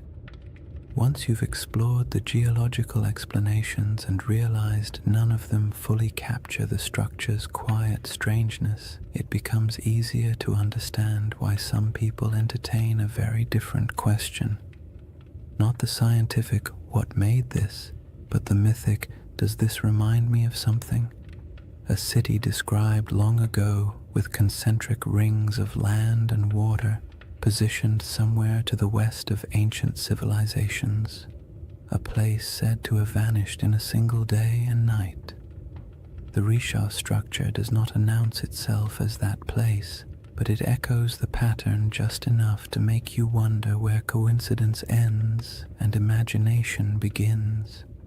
Before any comparisons can be made gently or cautiously, the building blocks of those ancient descriptions must be understood not as fantasy, but as the fragments of memory, geography, and storytelling that shaped one of history's most enduring legends. Long before anyone could stare down at satellite images or argue over geological uplift on the internet, there was a different kind of puzzle circulating through the ancient world. A story recorded by a single philosopher, passed on from a conversation he claimed to have heard, describing a civilization so strange and so perfectly structured that it bordered on myth even in its own time. Plato's tale of Atlantis has been repeated so often, repackaged so many times, and stretched so far by imagination that the original description often gets lost under the weight of all the versions built on top of it. But if you strip away the embellishments, the crystal cities, the impossible technologies, the ancient aliens with clipboards, interpretations, you're left with a surprisingly simple outline: a circular city, rings of land and water, mountains to the north protecting it, a broad plain to the south, a river that flowed to the sea stones of red, black, and white, abundant animals, especially elephants, and a civilization that rose to prominence before collapsing in a sudden, dramatic event.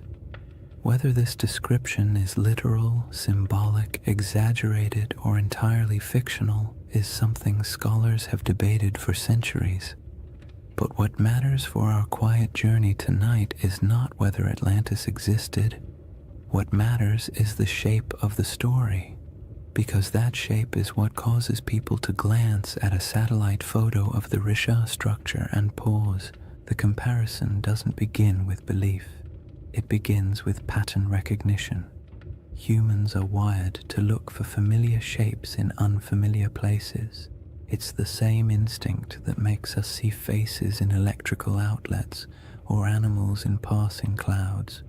So when someone sees a massive set of concentric rings in northwest Africa, a structure wrapped in mystery and sitting in a region that once held rivers, lakes, and life, it's reasonable that part of their brain whispers, "This looks like something I've heard before."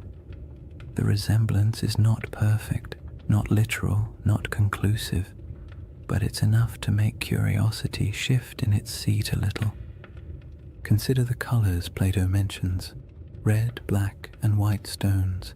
The Risha structure, like much of the Sahara, contains layers of rock and sediment that naturally fall into those shades.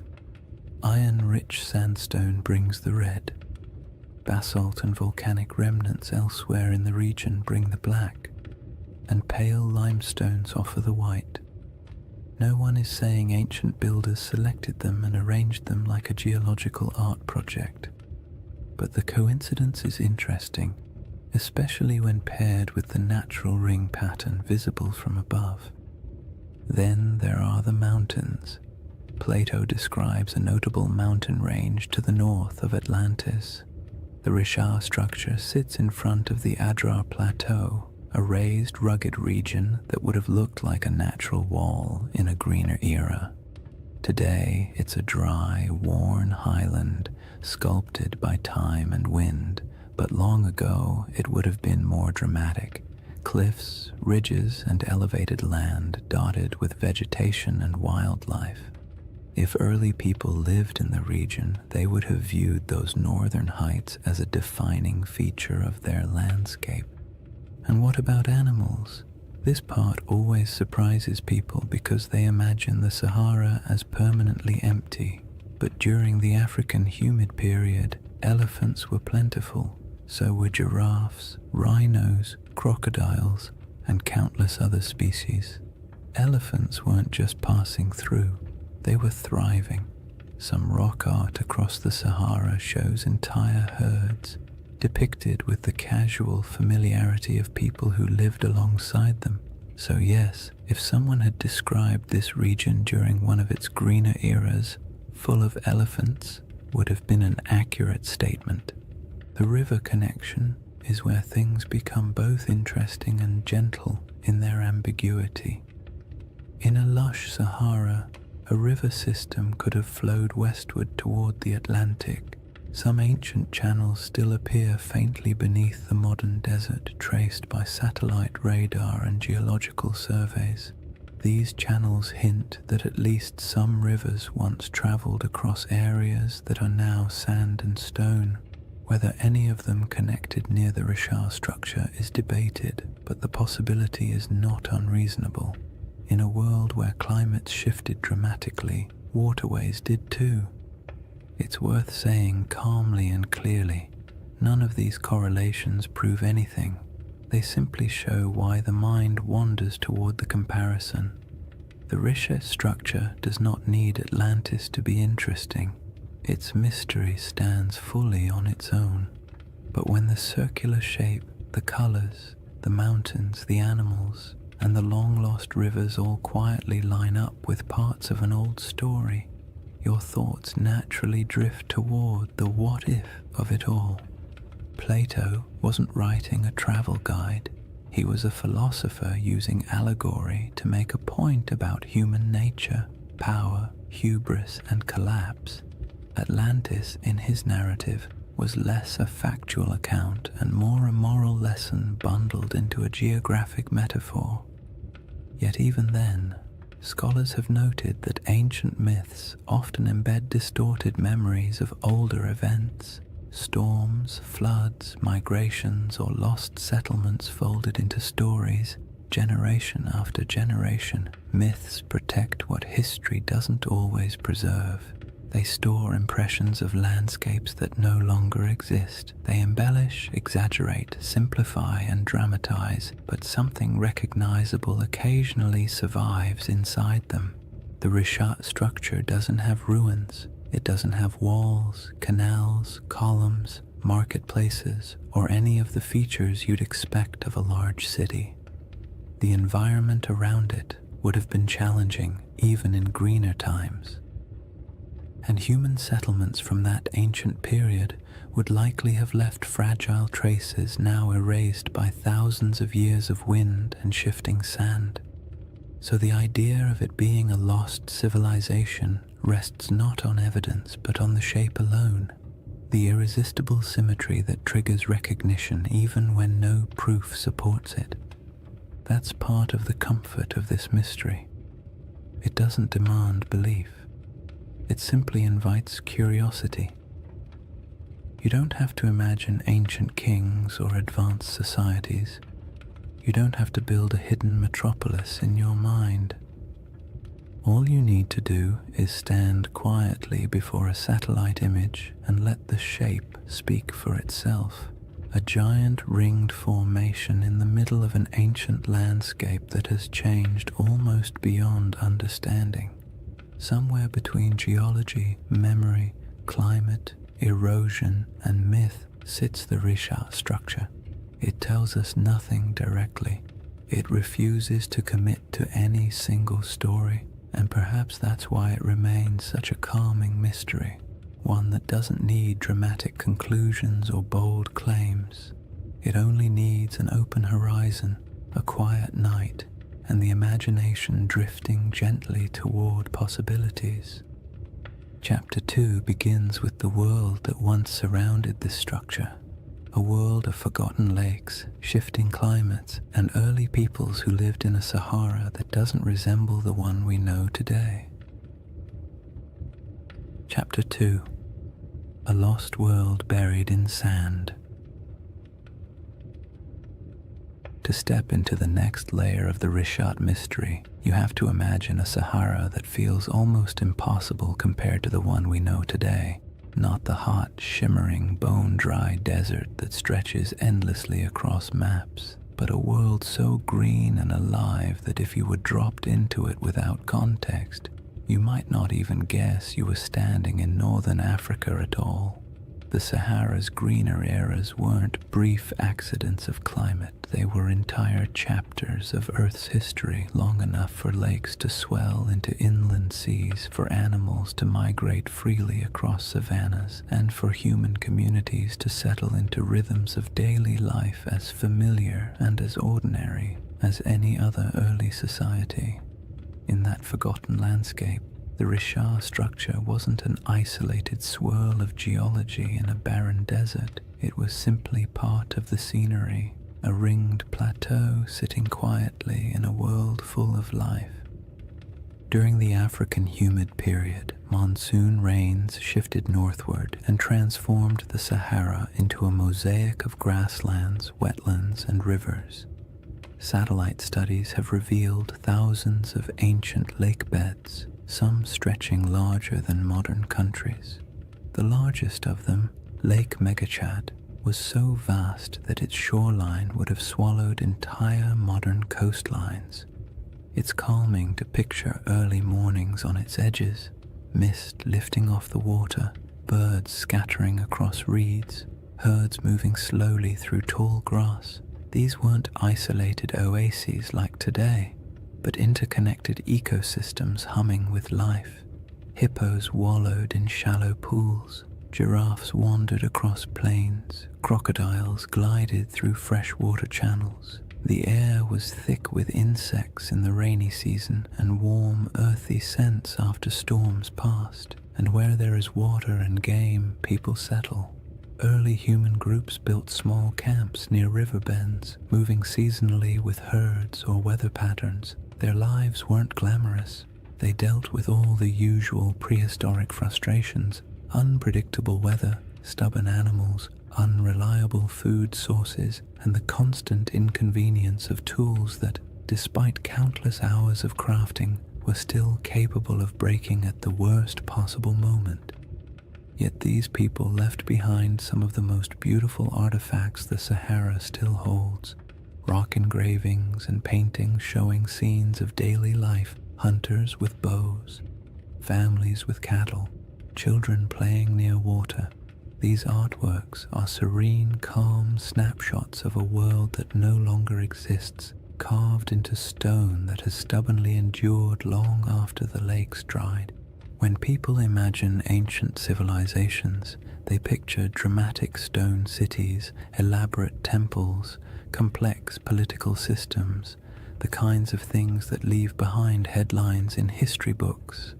But most ancient people, including those who lived in the Green Sahara, were just trying to get through the week without too much trouble.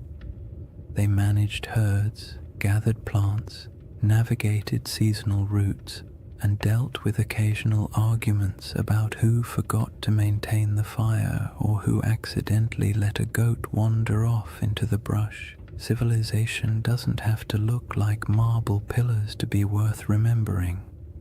Sometimes it's found in the small, repetitive rhythms of daily life, the quiet rituals that define communities. And those communities were not isolated dots scattered randomly across a wet desert. They followed predictable paths. Rivers acted like highways, lakes acted like hubs. Fertile pockets of land created gathering points where groups traded, shared food, and passed down stories.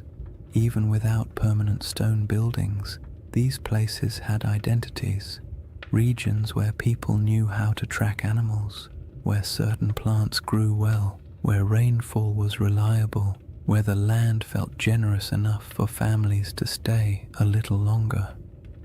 In this setting, the Richard structure would have been noticeable, but not mysterious. Its slopes rose gently, offering views of surrounding plains. Its depressions may have caught water seasonally. Its ringed layers might have supported different kinds of vegetation depending on rain and soil. People could have camped along its edges, used its higher ground for scouting, or traveled across it without realizing they were walking across an enormous circular formation that future generations would discover only from space. It was a feature of the land, not a legend, a place you pass through while thinking about practical concerns, shelter, food, weather, instead of trying to decode the terrain beneath your feet.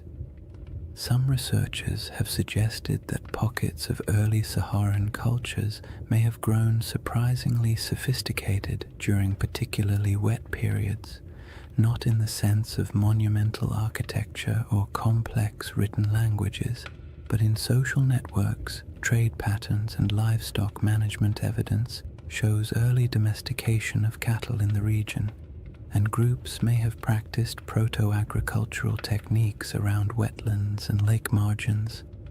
These weren't lost empires. They were adaptable, resilient societies navigating a landscape that could shift dramatically over generations. The idea that a civilization could thrive here, disappear, and leave little trace isn't far-fetched at all.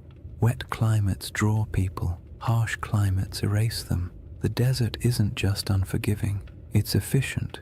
Wind strips away organic material. Sand buries structures. Drought erases evidence of farming. Floods wash away tools. And time, paired with enough silence, can erase almost anything that isn't carved into stone. The Sahara has a way of taking the past, smoothing it out, and leaving behind a surface that pretends nothing was ever there. Even so, pieces of that older world survive: fossilized bones, pollen samples trapped beneath sand, ancient shorelines stamped faintly into the earth, and rock art that still shows people standing beside animals that haven't lived in this region for thousands of years. These fragments don't tell a complete story, but they do confirm one thing: the Sahara was once a place where human life thrived, not merely survived. And in that world, the Risha structure might have been a landmark of sorts, a subtle gate in the landscape, a recognizable formation people used to orient themselves, not a secret, not a holy site, and not the center of anything monumental, just a distinctive feature in a land full of water and vegetation. The idea that early groups might have navigated by it is peaceful to imagine. Small bands of families moving across plains, spotting the familiar rise of the rings in the distance, and knowing they were approaching water or shade, or simply a place they'd passed through many times before. When the climate shifted and the world dried, those routes disappeared. Lakes shrank into nothing. Rivers retreated and carved new paths underground. Families moved south or west, following food and water. Eventually, the Risha structure went from living landmark to abandoned plateau, then to forgotten geology swallowed by the earliest dunes. There are no written records, no monuments, no grand architectural remains from this era, just silence and the faint memory of a world washed away by time. The civilizations of the Green Sahara weren't lost in a dramatic catastrophe. They faded gradually, quietly, as the rains weakened and the land transformed, and that gradual fading matters when we begin comparing ancient descriptions, lost worlds, and the shape of stories that survived long after the land itself changed beyond recognition. The timeline of that fading, and how closely it lines up with certain ancient myths, forms the next layer in the riddle. When people hear the word Atlantis, they often imagine something impossibly ancient, a civilization so old it might as well have existed when mammoths were still wandering around, being large, shaggy inconveniences. But Plato didn't describe Atlantis as a civilization from the dawn of time. He dated its downfall to around 9,600 BCE, a period surprisingly close to the end of the last ice age and, as it happens, surprisingly close to the moment when the Sahara began shifting into one of its long, humid phases. The more you compare his proposed timeline with the environmental data, the more you notice an odd overlap. not in details or certainty, but in rhythm, and rhythm is often what ancient memories preserve best. Geologists studying the African humid period estimate that around 10,000 BCE, rainfall began increasing dramatically across North Africa. The desert, which had been relatively dry and barren, transformed into a landscape of lakes, wetlands, and grasslands. This wasn't a gentle shift. Climate models show that the monsoon system surged northward in a way that would have felt abrupt on a human timescale. Rivers reappeared, plants spread, herds expanded, and places that had been empty for thousands of years suddenly became habitable again. If you were living anywhere near the region, the shift would have felt like the land itself waking up after a long sleep. Plato's date for Atlantis is often treated like a mystical number. But if you strip away the mythology and look only at the time frame, it places his story right inside the most dramatic environmental transformation the Sahara has ever undergone. That doesn't mean his tale describes this region or any part of it, but the coincidence is interesting, especially because climate change on that scale tends to rearrange human populations. Cultures migrate. Old settlements are abandoned, new territories open for exploration. Oral traditions begin to evolve, preserving memories of places that were flooded or dried out or swallowed by landscapes that changed too quickly for people to adapt smoothly. The timeline problem becomes more intriguing when you move forward a few thousand years. Between roughly 7,000 and 5,000 BCE, the Sahara was at the peak of its green transformation. Lakes were plentiful. Rivers connected regions that are now separated by hundreds of miles of sand. The climate was stable enough that people began developing more complex subsistence strategies, managing herds, experimenting with early forms of cultivation, and forming social groups large enough to leave meaningful traces in rock art and archaeological deposits. This period of stability lasted longer than many ancient civilizations. For thousands of years, life in the Sahara was predictable enough for generations to grow up without ever knowing anything except abundant water, warm seasons, and a landscape that supported human life easily. When conditions are that reliable for that long, people tend to form stories about belonging, about identity, about who they are and how their world works. And when environmental changes finally disrupt those patterns, the departure from what once felt normal can echo through oral traditions for centuries. Around 5000 BCE, rainfall began to decline, slowly at first, then more dramatically. Rivers shrank, lakes retreated, grasslands thinned. People who had lived in certain places for generations found themselves forced to move, one small migration at a time. What's striking about this timeline is how well it fits what many ancient myths tend to describe. Not sudden apocalypses, but drawn-out declines, landscapes that once supported life losing their balance. Cultures forced to let go of familiar places, worlds shrinking gradually in ways that felt both natural and tragic.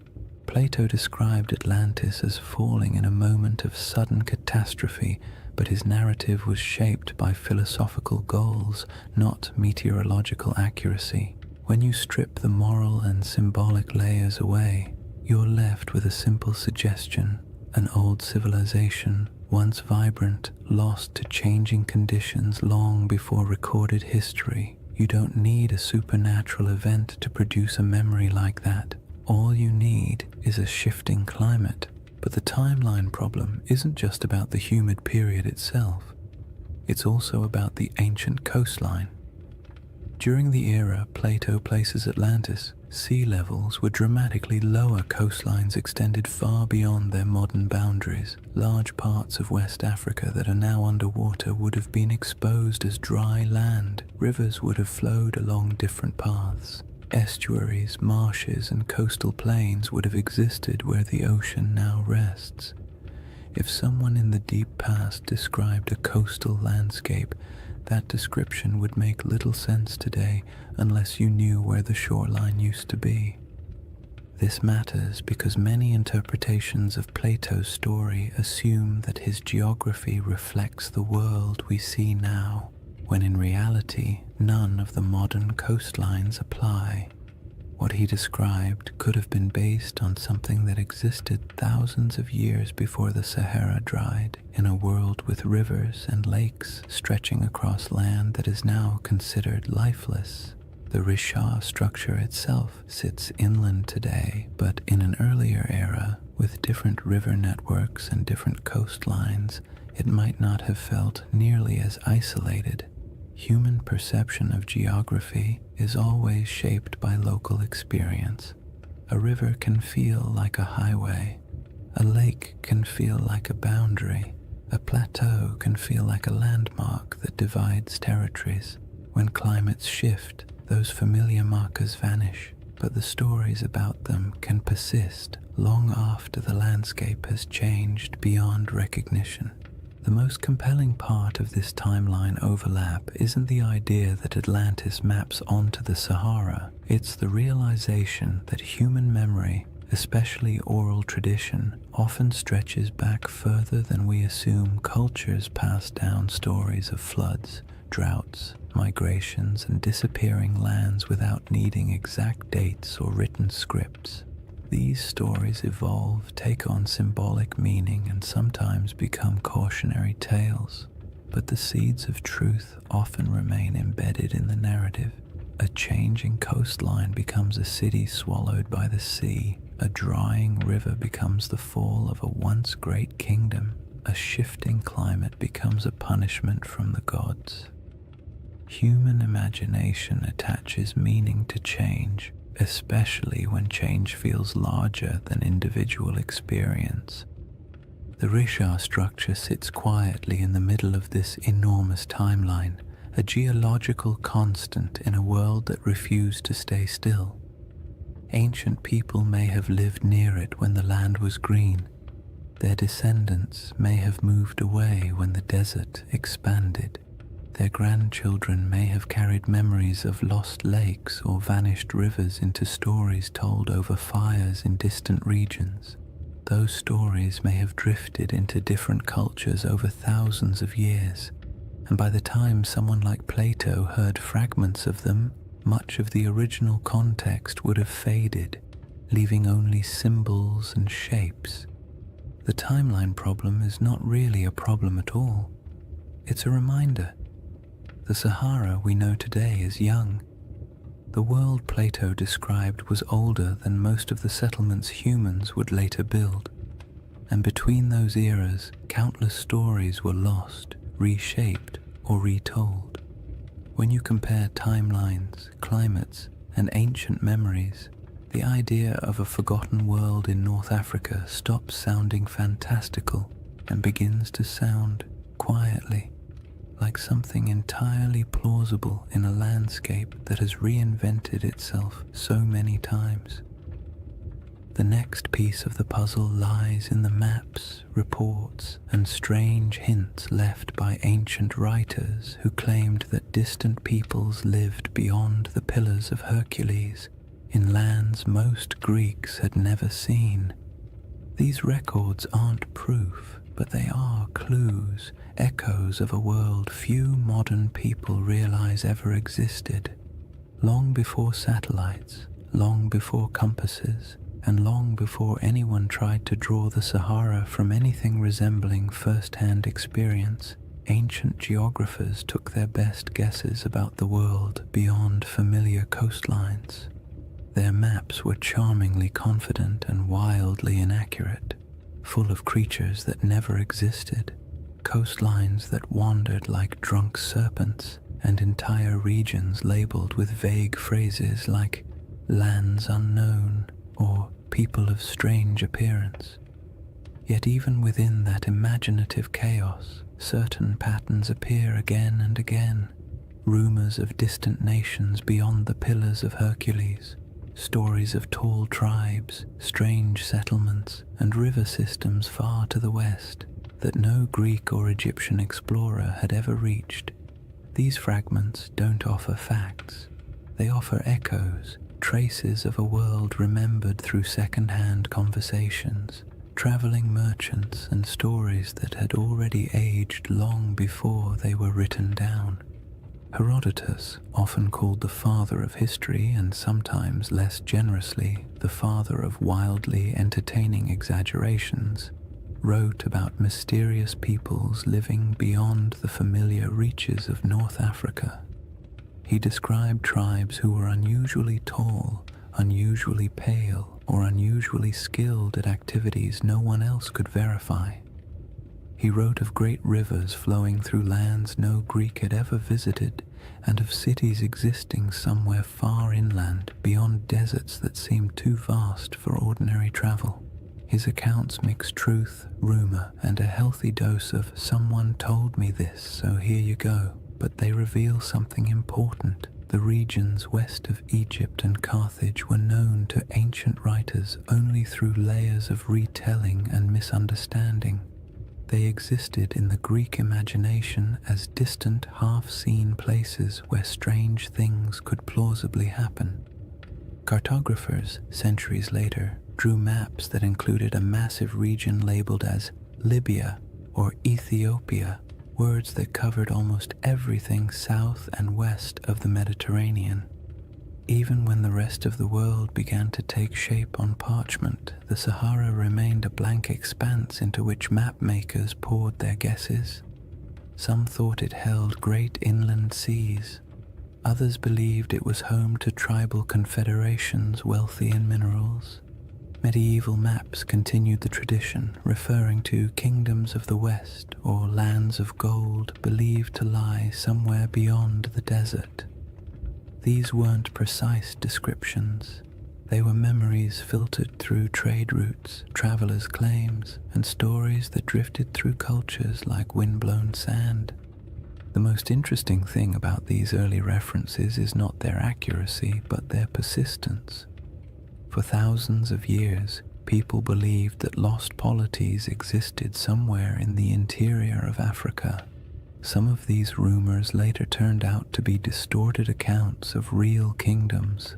The Ghana Empire, for example, or the early Sahelian states whose wealth came from gold and trade. But some rumors seem older, as if they preserve vague memories of societies that were already gone by the time written history began. It's not hard to imagine how this could happen if the Sahara once held lakes, rivers, and stable populations. Then early travelers from coastal regions might have heard stories about people inland who lived near great bodies of water. By the time those stories reached Greek scholars, the lakes might have dried, the migrations might have begun, and the cultures connected to those earlier landscapes might have dispersed. All that remained were fragments, not histories, just hints. Modern science adds another layer to this puzzle. With satellite imagery, researchers can trace ancient riverbeds beneath the desert. These paleo-channels, as they're called, snake across the Sahara like veins in an old, forgotten body. Some run directly from central North Africa toward what is now the Atlantic. Others branch into networks that once fed massive lakes. These rivers didn't disappear in a sudden catastrophe. They dried gradually as the climate changed, leaving landscapes that no longer match the stories that may have been told about them. If early civilizations or large communities existed near these rivers, their memory would have been separated from their physical location by thousands of years, making it nearly impossible for later cultures to understand what the stories referred to. This disconnect between old memories and new landscapes is how myths form. A story that once described a river civilization becomes, after generations of retelling, a story about a kingdom swallowed by the sea. A recollection of great plains becomes a memory of a vanished island. A description of a circular plateau becomes an account of a circular city. The Sahara's transformation from green to desert wasn't instantaneous, but it was dramatic enough to fracture cultural continuity. If families were forced to migrate because their water sources vanished, they would carry memories of their old homeland with them. Their descendants might repeat those memories in new places. By the time those descendant stories reached literate societies, the land they described would have changed beyond recognition. Even the idea of lost maps plays into this. Some early maps portray strange circular features in North Africa, drawn not with precision, but with a kind of symbolic confidence, as if the mapmaker was trying to capture something half understood. These circles often correspond to mountain ranges or basins that once held water. They might represent ancient memories of circular lakes, natural rings of highland terrain, or simply the human impulse to draw the unknown in symmetrical shapes because symmetry feels meaningful. When you compare those old maps to modern satellite images, you occasionally find that their circles line up suspiciously well with real geological features, not perfectly, but enough to make you wonder how much geographic memory survives inside even the roughest ancient drawings. And then there's the broader Mediterranean tradition of referring to lands beyond the West as mysterious, advanced, or somehow older than the civilizations closer to the sea. Phoenician traders, known for their long-range voyages, undoubtedly reached parts of West Africa, but their records are mostly lost. Carthaginian sailors may have traveled even farther, leaving behind legends like those of Hanno the Navigator, who described coastlines that are still debated today. These accounts weren't detailed maps or precise reports. They were impressions, glimpses of coasts, glimpses of rivers, glimpses of interior lands that would later be swallowed by dunes over generations. These impressions morphed. Cultures forgot the context but kept the intrigue. What makes all of this so calming and strangely satisfying is the realization that humans have always tried to map the unknown. Even when they lacked the tools, even when they guessed incorrectly, they kept trying. And in doing so, they sometimes preserved things they couldn't possibly understand. Old coastlines, vanished rivers, or stories from travelers who described worlds that no longer existed. When you approach the Sahara with that perspective, its ancient geography becomes less like a blank desert and more like a palimpsest, a surface written over many times but still carrying traces of the words beneath. The question isn't whether ancient maps show Atlantis or any other legendary city. The question is whether the stories behind those maps contain fragments of real places erased by climate and time. In a world where the Sahara once supported thriving cultures and vast waterways, it's not unreasonable to imagine that memories of those lost communities could drift across centuries, eventually arriving in distorted form on the pages of ancient writers. The final piece of this chapter lies in the moment when all those rivers dried and the green Sahara collapsed into the desert we know now. A transformation so dramatic that it could easily have become the seed of legends about worlds swallowed, lands lost, and civilizations fading into silence. When people imagine worlds disappearing, they usually picture sudden disasters, walls of water, earthquakes splitting the earth, angry gods sweeping civilizations into the sea. But the Sahara didn't collapse in a single night. Its transformation from a green, living landscape into a vast desert was quieter, slower, and far more unsettling. It wasn't a dramatic catastrophe, it was a gradual unraveling of an entire ecosystem. A process so steady and so relentless that it might have felt to the people living through it like the land itself was breathing out for the last time. This slow-motion disaster is one of the most profound environmental changes in human history, and its echoes still shape our perception of ancient worlds. The end of the African humid period began subtly. Rains that had once arrived predictably started coming later. Lakes that had always been full began to shrink just slightly around their edges. Wetlands that had supported birds, fish, and early settlements became patchier. People may not have noticed these first signs at all. One dry season feels like an anomaly. 2 in a row feel like an inconvenience. 3 or 4 begin to feel like a pattern. And before long, families who had lived near the same lake for generations might have found themselves walking farther and farther to reach the shore each year.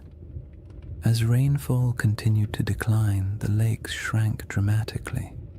Rivers that had once flowed energetically across the plains became shallow streams, then trickling channels, then dry paths where children could walk without getting their feet wet. The soil hardened, vegetation struggled, herds moved away, and because humans rely on the same resources as every other species, they followed. Migration became a necessity rather than a choice.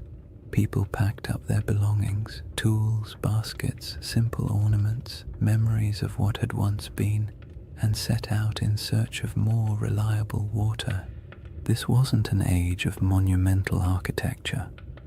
People didn't leave behind cities where archaeologists could sift through layers of foundations. What they left behind were stories, passed from one generation to the next. Stories of places that had been full of water.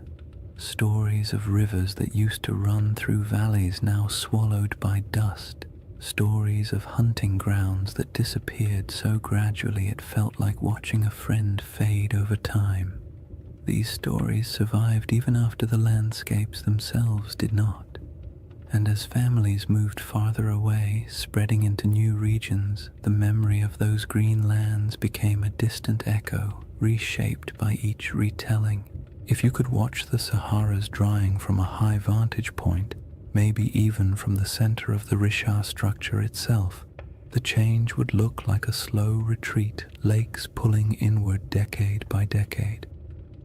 Shorelines collapsing, riverbeds fracturing into networks of disconnected pools before vanishing entirely, grasslands thinning until the only plants left were the stubborn species adapted to drought. You would see the land lose color, then texture, then sound, until finally all that remained was the wind sweeping grains of sand across empty plains. But there were moments during this drying where the process didn't feel slow at all.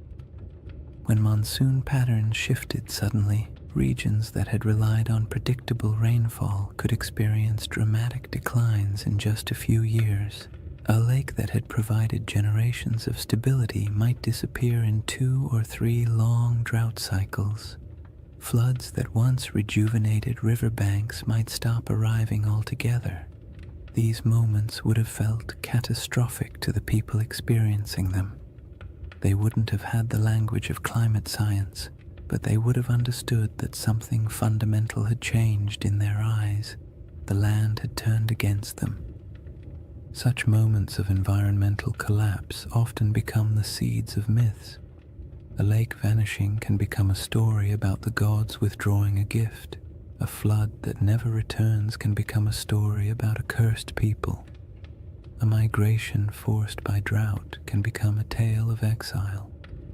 When these stories pass through enough generations, the context blurs and the details shift.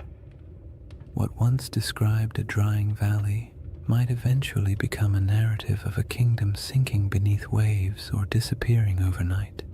Not because the original event was exaggerated maliciously, but because the environment changed more quickly than human memory could keep up with. As the desert expanded, dunes began to march across the land. Sand doesn't move with purpose, it simply responds to wind, drifting slowly over everything in its path. It fills valleys, it buries old lake beds, it smooths over animal tracks, human footprints, and any fragile structures that once stood nearby. Over centuries, dunes consumed the last evidence of the old Sahara. Rock art survived only where cliffs or caves shielded it. Any settlements built from organic materials vanished entirely. The landscape became clean, empty, and silent, a perfect blank slate for future generations to wonder about. Today, when you look across the Sahara, it's difficult to imagine the world that came before it. The silence is heavy. The land feels ancient in a way that suggests permanence, but permanence is an illusion. The desert is young, geologically speaking. It is still changing, still shifting, still carrying beneath its surface the faint outlines of rivers that once sustained entire populations. And in the midst of this world of sand sits the Rishat structure, a relic of deeper geological time that somehow feels connected to the stories of the people who once lived nearby. If early civilizations or pastoral groups did gather near the Rishat structure in greener times, they would have watched their world collapse gradually. The retreat of the lakes, the shrinking of rivers, the decline of herds, and the encroachment of sand would have felt like losing a home in slow motion. And when those people moved on, their stories went with them. Stories of a place where water once flowed, stories of circular hills or landscapes shaped in ways that felt meaningful. These stories might have evolved into tales of lost worlds, not because anyone invented them out of fantasy, but because the original geographic references vanished. This is what makes the drawing of the Sahara such a powerful backdrop for ancient legends. When a land undergoes such a dramatic transformation, memories of the old world become mythic by default. A fertile plain becomes a garden of the gods. A shrinking lake becomes a vanishing kingdom. A circular plateau becomes a city swallowed by disaster. Not because any of these interpretations are literally true, but because the landscape changed so completely that the only way to explain it was through story. By the time later civilizations began writing their records, the Green Sahara had been gone for thousands of years. All that remained were scattered hints, maps with odd symbols, travelers' reports of ancient rivers, and faint memories passed through cultures far from where the original events took place. And all of it sets the stage for the comparisons and questions that would later emerge when people finally saw the Rishat structure from above and began searching for meaning in its perfect rings. With the ancient landscape transformed, the stage is set for the next part of the mystery. How the Rishat structure quietly echoes elements of Plato's most enduring legend. Chapter 3. Atlantis, Coincidence or Clues? By the time people began comparing the Rishat structure to Atlantis, Plato had already been misunderstood, misquoted, stretched into metaphors he never intended, and, to his likely horror, placed at the center of more conspiracy theories than any other philosopher in history. Yet at the core of his tale is a surprisingly compact list of details, simple descriptions that, when read plainly, don't sound like mystical riddle poetry or coded allegory. They sound like someone describing a place, a very specific place with very specific features. Whether he meant it literally, symbolically, or somewhere between the two is a debate scholars love to have, usually over too much coffee, but the details themselves are straightforward enough to explore calmly. The centerpiece of Plato's description is the shape. Atlantis, he wrote, was arranged in concentric rings, alternating circles of land and water, each perfectly circular, each surrounding the next. This is the detail that grabs people instantly because most landscapes do not naturally arrange themselves into rings, and when you see a 25-mile-wide circular formation in northwest Africa, your brain taps you on the shoulder and whispers, "Huh, interesting." Plato describes 3 rings of water and 2 of land, though he also notes that parts of the outer sections were later modified by the Atlanteans themselves, which means even in his own story the shape wasn't necessarily pristine or untouched. When you compare this to the Richard structure, you naturally see a resemblance, not a perfect match, not a one-to-one replication, but a visual echo, a geological rhythm that resembles a narrative rhythm. Next come the mountains. To the north of Atlantis, Plato describes a notable mountain range, high, sheltering, and rich with rivers. The Rishat structure sits in front of the Adrar Plateau, a rugged highland that, in a greener era, would have looked like a natural barrier protecting the region from northern winds. Today it looks like ancient stone sculpted by ages of dryness, but 10,000 years ago those elevations would have been covered in vegetation, dotted with water sources, and significantly more imposing. The match isn't perfect, but it's enough to make you tilt your head slightly. Plato then mentions the plain to the south, long, level, fertile. In his account, this plain was one of the defining features of the Atlantean realm, not the center city, but the agricultural heartland that supported it. In the modern Sahara, fertile plains feel like a strange fantasy, but during the African humid period, they were very real. Vast stretches of land south of the Richat structure once held grasslands, wetlands, and seasonal rivers.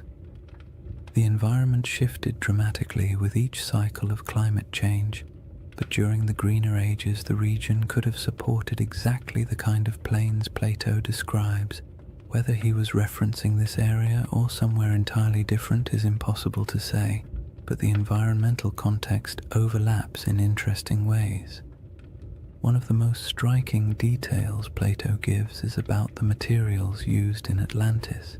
He refers to red, black, and white stones, distinct colors quarried from the landscape and used for construction. The Richat region naturally contains these colors in abundance. Iron-rich sandstones provide reds, dark volcanic rocks and basalts provide blacks, pale limestones and quartzites provide whites. Again, this doesn't prove anything at all. It simply means the palette Plato described exists in the region, which is more of a quiet coincidence than a revelation. But it's the accumulation of quiet coincidences that tends to capture people's attention. Then there is the detail about elephants. Plato notes that the island of Atlantis had many elephants, not a few, not occasional sightings, but many today. The idea of elephants in the Sahara feels absurd, a contradiction to the very concept of a desert.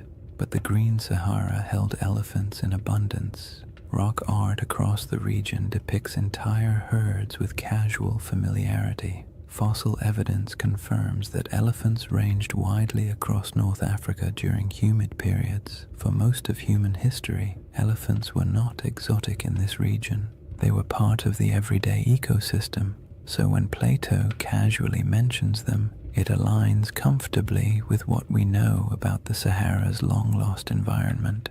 Plato also describes a freshwater well at the center of the city, providing clean water even as the outer rings filled with seawater. This detail feels mythic at first, but it also reflects a basic geographic truth.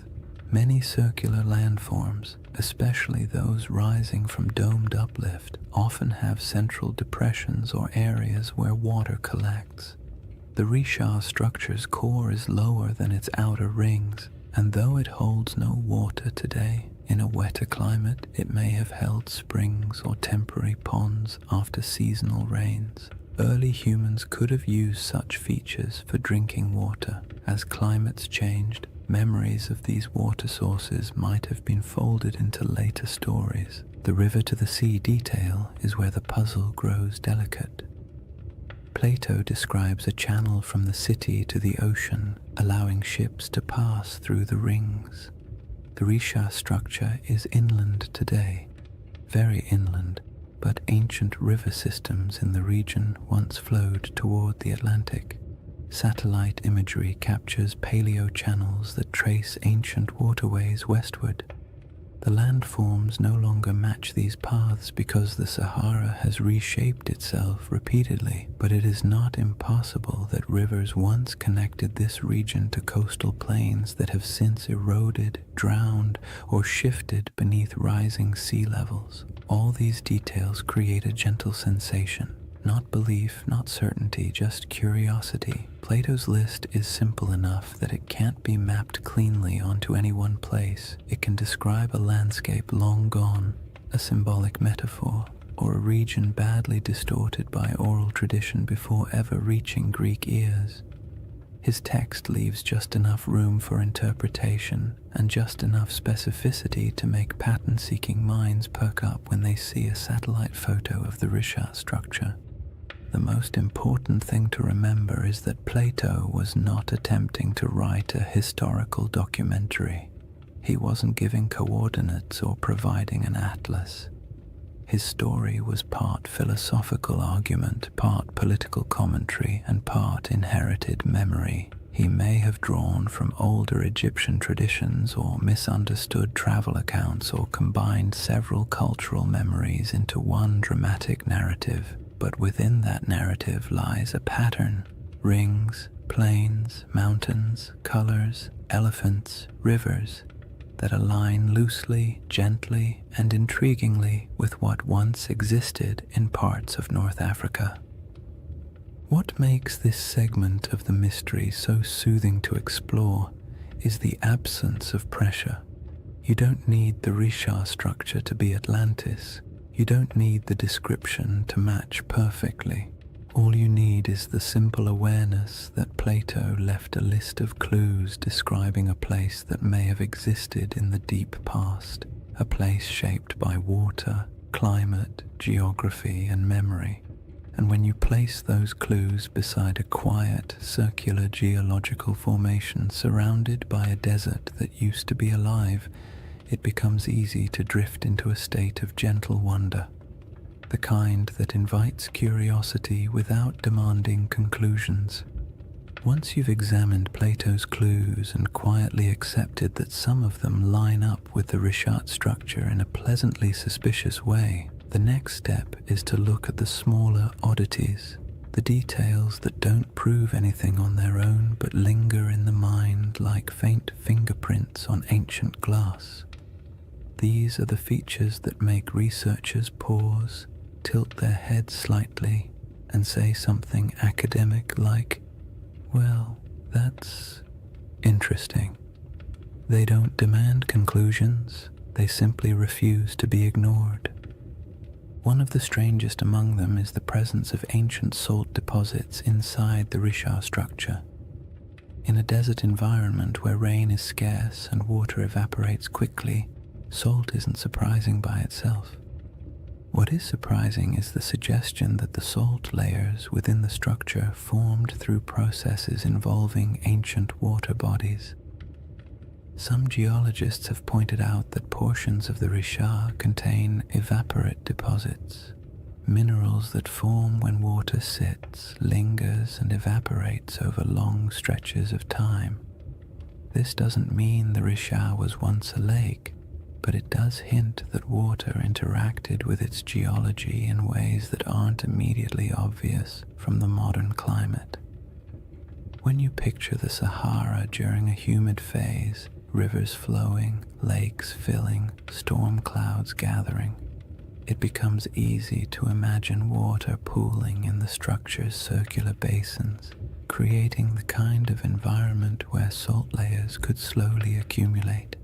Then there are the ancient river systems that slither beneath the desert like ghosts of a wetter world.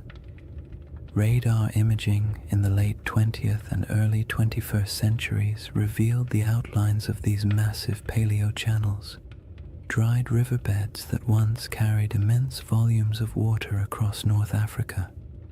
Some of these channels flow in directions that match Plato's narrative surprisingly well, running from deep inland regions toward what is now the Atlantic coastline. In modern geography, the Richard structure sits far from the sea, but in the world of 10,000 or even 8,000 years ago, the landscape would have been dramatically different. Coastlines were altered, deltas shifted, and river networks created pathways across regions that are now hostile to life. When you consider these ancient waterways, the idea of a circular formation once connected to a westward flowing system becomes far less far-fetched. Another curiosity is the distribution of ancient fauna across the region, especially elephants. Plato goes out of his way to mention that Atlantis had many elephants, as though their presence was noteworthy, and it would have been if you were writing for an audience in classical Greece, where elephants were known but rarely encountered. But in the Green Sahara, elephants weren't exotic at all. Fossil evidence shows they roamed freely across vast stretches of North Africa. Rock art carved by prehistoric peoples depicts them with a kind of casual familiarity, often standing near lakes or grazing beside herds of cattle. The presence of elephants in Plato's narrative doesn't align with modern geography, but it aligns beautifully with the prehistoric Sahara, suggesting that the imagery in his account may have been drawn from memories of a much earlier landscape. Tools and artifacts found throughout Mauritania add another layer of quiet intrigue. Archaeologists have uncovered stone tools, habitation traces, and remnants of early human activity around regions adjacent to the Richard structure. None of these finds point to an advanced or monumental civilization, but they confirm that humans lived, traveled, and worked in the area long before the desert swallowed it. Simple stone tools may not inspire the same imagination as grand ruins, but they indicate human presence. People exploring the ridges, hunting across the plains, or gathering plants near seasonal water. And while these finds don't match the grandeur of Plato's Atlantis, they contribute to a broader truth. This land was not always empty. Then there's the matter of erosion patterns. The Richard structure's rings are composed of alternating layers of hard quartzite and softer sandstone. Over millions of years, erosion carved the concentric ridges into their present shape. The science here is solid, yet the level of preservation, how clearly the rings remain visible after such immense timescales, is quietly surprising. Erosion usually softens shapes, blurs lines, and creates irregular patterns. The Richard's rings are worn but still strikingly coherent. They have a kind of stubborn symmetry, the sort that feels almost architectural even though it is entirely natural. When viewed from above, the rings appear too clean for the surrounding environment, as if the land is trying a little harder than necessary to maintain its shape. Another oddity lies in the mineral composition scattered across the formation. Geologists have noted that the area contains minerals associated with hydrothermal activity, meaning the region once experienced heat and fluid movement beneath the Earth's surface. This supports the uplift theory, but also paints a picture of a place shaped by multiple overlapping geological events. The Richard structure is not the result of a single moment. It is the result of a series of slow, layered processes interacting in strangely harmonious ways. When geological events stack neatly like this, creating a tidy circle in the middle of a continent, it sparks the imagination, because nature rarely arranges its complexity into something that looks organized from space. Some people point to the alignment of the structure with ancient travel routes, though this is more speculative. During the Sahara's greener days, groups traveling across the region might have used prominent landforms as markers. A circular plateau would have stood out. It might have acted as a natural waypoint and a place you recognized from a distance, a feature that reassured you that your path was correct. This doesn't make it a settlement or a central city, but it makes it part of the landscape of human movement. Landmarks have always shaped migration, even unintentionally.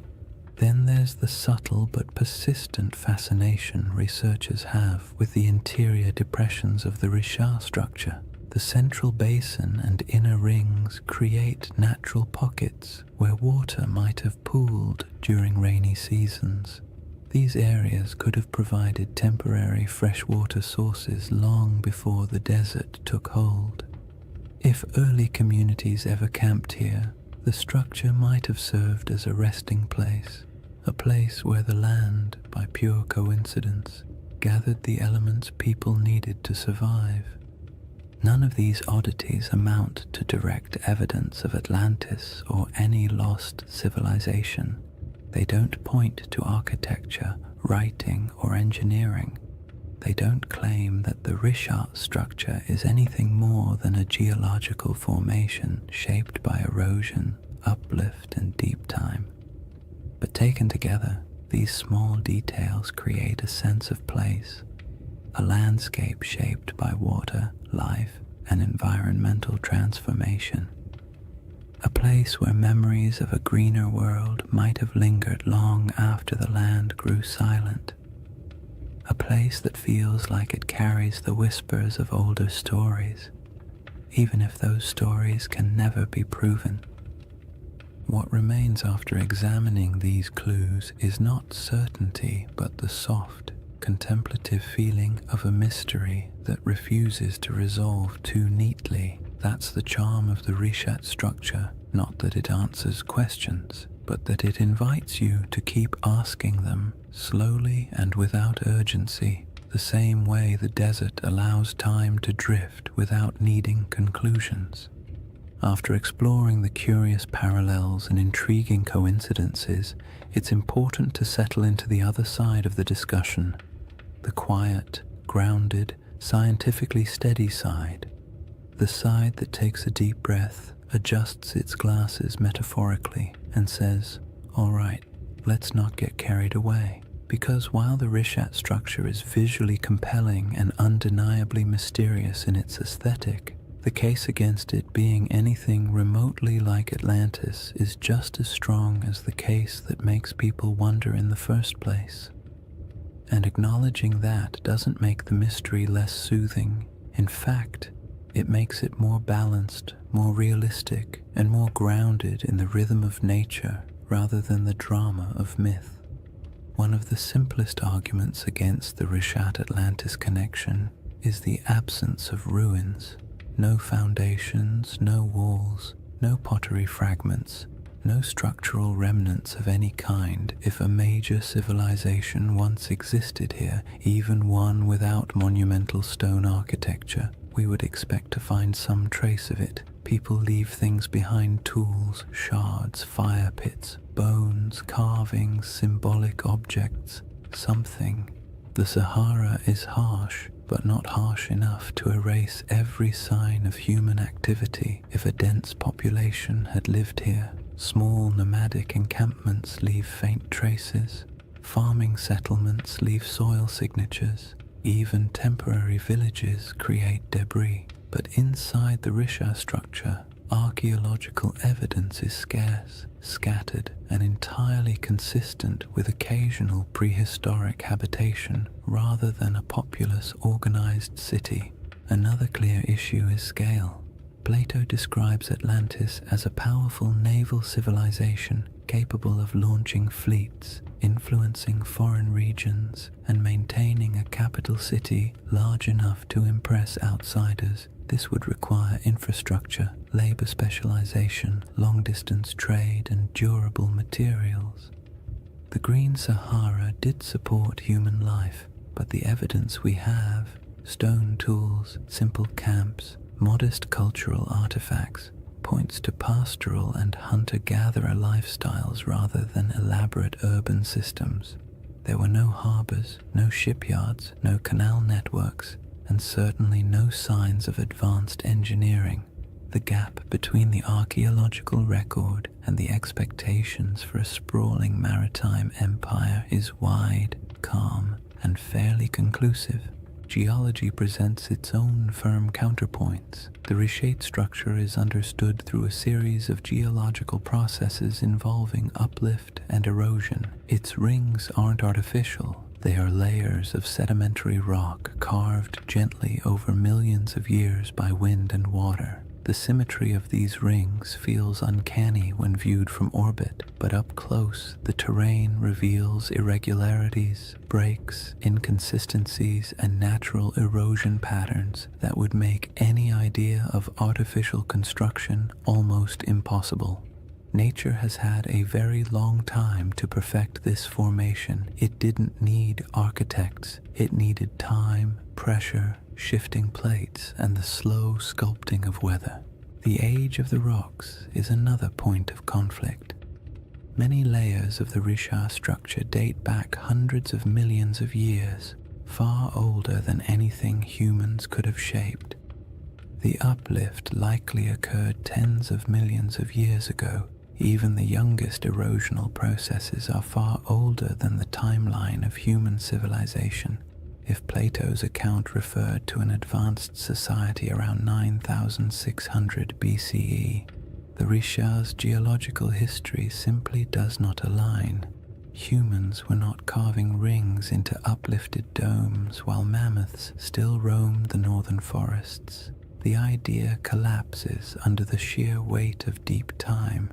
There is also the question of context. Atlantis, as Plato describes it, was a hub of Atlantic navigation, a power that interacted with Mediterranean societies, but the Richat structure sits far inland, even accounting for ancient coastlines. Even at its closest connection, this region would have required extensive river systems or routes across wide plains, and while ancient rivers existed, the logistics of sustaining a large maritime civilization so far from stable ocean access are difficult to justify. Plato's Atlantis was a sea power. The Richat region was, at best, a freshwater-rich inland landscape during humid periods. Another important point comes from understanding Plato himself. His dialogues, Timaeus and Critias, are philosophical works, not historical treatises. Atlantis serves as a metaphorical lesson about societal hubris, moral decay, and the consequences of unchecked ambition. Ancient Greek writers often crafted allegorical narratives in grand mythic terms. They weren't necessarily recording precise histories. Even if Plato drew inspiration from older Egyptian stories or folk memories of distant lands, his purpose wasn't to document geography, it was to illustrate ideas. Seeing Atlantis as literal misses the genre he was writing in. Then there's the lack of supporting historical records. No Egyptian writings describe a circular coastal city matching Plato's description.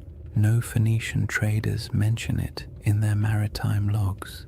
No Carthaginian accounts reference such a settlement. In a region with extensive interactions between early Mediterranean and African cultures, a highly advanced city would almost certainly have left some mark in oral or written traditions beyond Plato's single dialogue.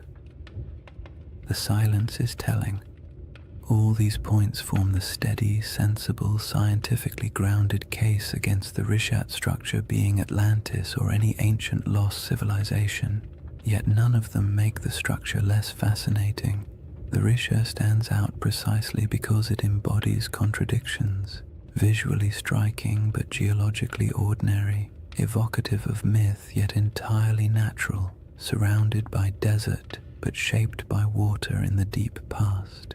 The structure's intrigue lies not in what humans built, but in what nature carved and time concealed. What the scientific perspective ultimately gives us is a sense of humility.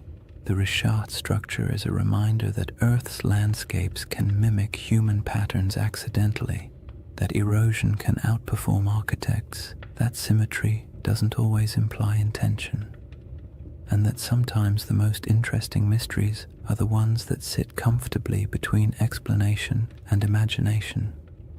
There is a quiet comfort in acknowledging what the Rishat structure is not, because it allows us to appreciate what it is: a monumental geological formation shaped entirely by natural processes, yet somehow capable of whispering to the part of the human mind that loves stories of lost worlds.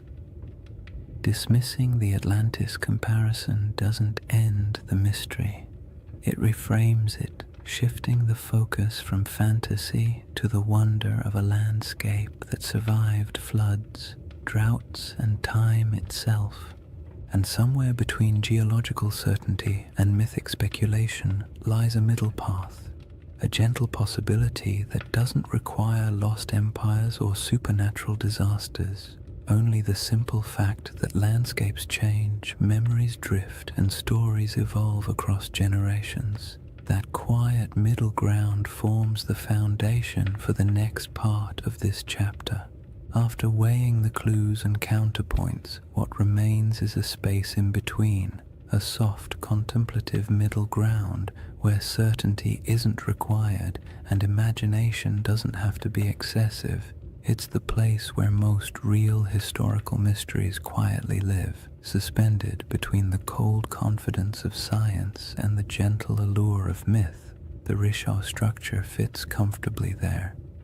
Not as Atlantis, not as evidence of a forgotten super-civilization, but as something far more grounded and oddly more beautiful.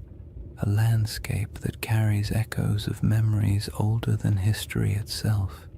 This middle ground begins with an idea that's far less glamorous than lost empires but far more plausible. That Plato's account of Atlantis may have been shaped by older stories, older observations, and older memories passed through generations of storytellers, traders, and priests. Not memories of a technologically advanced society, but memories of places that once existed and then disappeared as the world changed. Civilizations don't have to be grand to be worth remembering. A pastoral group displaced by drought can leave behind a story that grows in the telling. A lakeside settlement swallowed by desert winds can become a tale of a city lost. A dramatic shift in climate can be recast as a divine punishment, and long after the physical evidence is gone, the story continues, reshaped a little each time it's spoken aloud. If you imagine early North African cultures watching their world change, watching lakes shrink, herds migrate, familiar routes vanish beneath encroaching sand, it's easy to understand how memories of those landscapes could eventually transform into myths about lost worlds. The Sahara didn't disappear overnight, but it disappeared quickly enough in human terms that it would have felt, to those who lived through it, like watching a homeland dissolve. People don't forget something like that. They carry it into new regions, tell it to their children, bury it in rituals and cautionary tales, and as those stories move from one culture to another, details shift, embellishments form, and simple memories become larger narratives. When Plato eventually recorded the Atlantis story, he may have been receiving not a literal historical account, but a story already many generations old. A story so old, in fact, that the geography behind it had changed completely since the original events. That is the gentle possibility that keeps the Riche conversation alive. Not that it was Atlantis, but that it resembles the type of place that could have inspired memories strong enough to survive climate shifts, migrations, and cultural reinterpretation. In this middle ground, the Rishat structure becomes less a candidate for Atlantis and more a symbol for the forgotten worlds that once existed during the Sahara's green phases. The circular shape isn't a blueprint, it's a coincidence that resembles human descriptions of circular settlements or lake systems. The environment around it, once fertile, later desolate, fits the rhythm of myths describing lands that flourished and then vanished, and the geological strangeness of the formation makes it the type of place human imagination gravitates toward, even without evidence of ancient cities or monumental architecture. This perspective is calm and grounding. It acknowledges that the Richat structure is geological, not architectural. It embraces the idea that natural formations can inspire awe without requiring supernatural explanations, and it allows space for the possibility that human stories, especially the very old ones, often preserve impressions of landscapes altered or erased by time. In this view, Atlantis isn't a lost city waiting to be excavated. It's a cultural memory of a world transformed. The middle ground also makes room for one of the most fascinating aspects of human storytelling, our tendency to merge different memories into single narratives. Imagine an Egyptian priest hearing tales from travelers who claim their ancestors once lived in a land where water flowed through concentric valleys.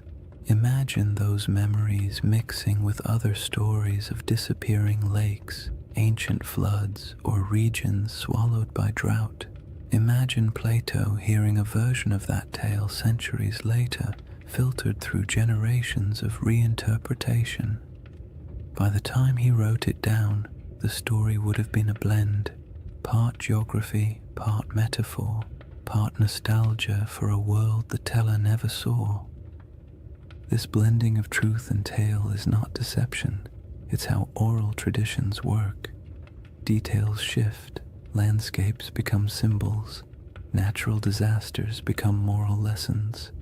A story meant to explain why the world changed becomes a story explaining why people must be humble. Even today, we do this without realizing it. We condense complex events into simple narratives because simple narratives are easier to remember, easier to teach, and easier to carry into the future. In the calm light of this middle ground, the Richat structure serves as a gentle reminder that landscapes shape stories just as stories shape our perception of landscapes.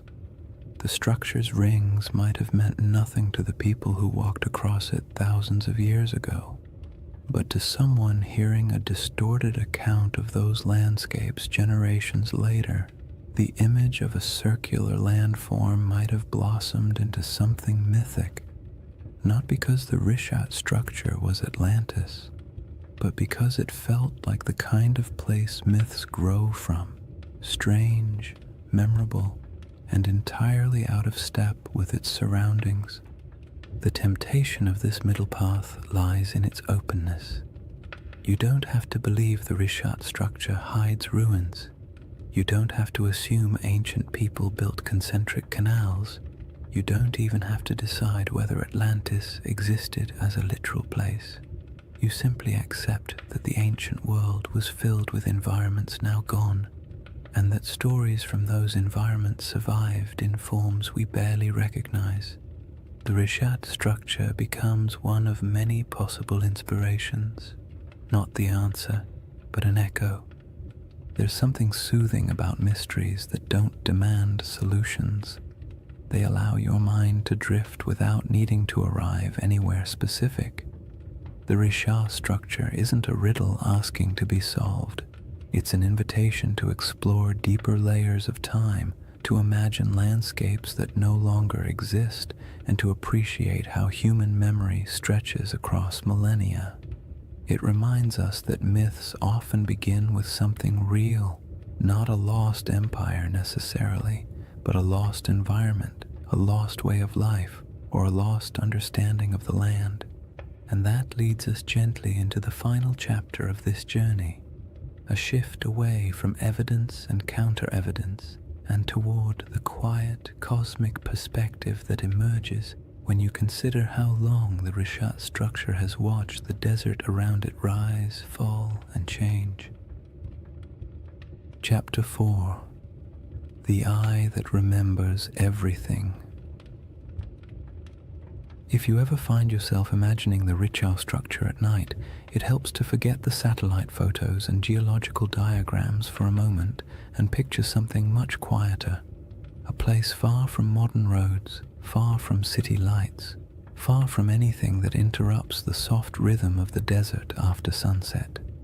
Night in the Sahara is its own world, almost a separate dimension from the harsh daylight that most people think defines it.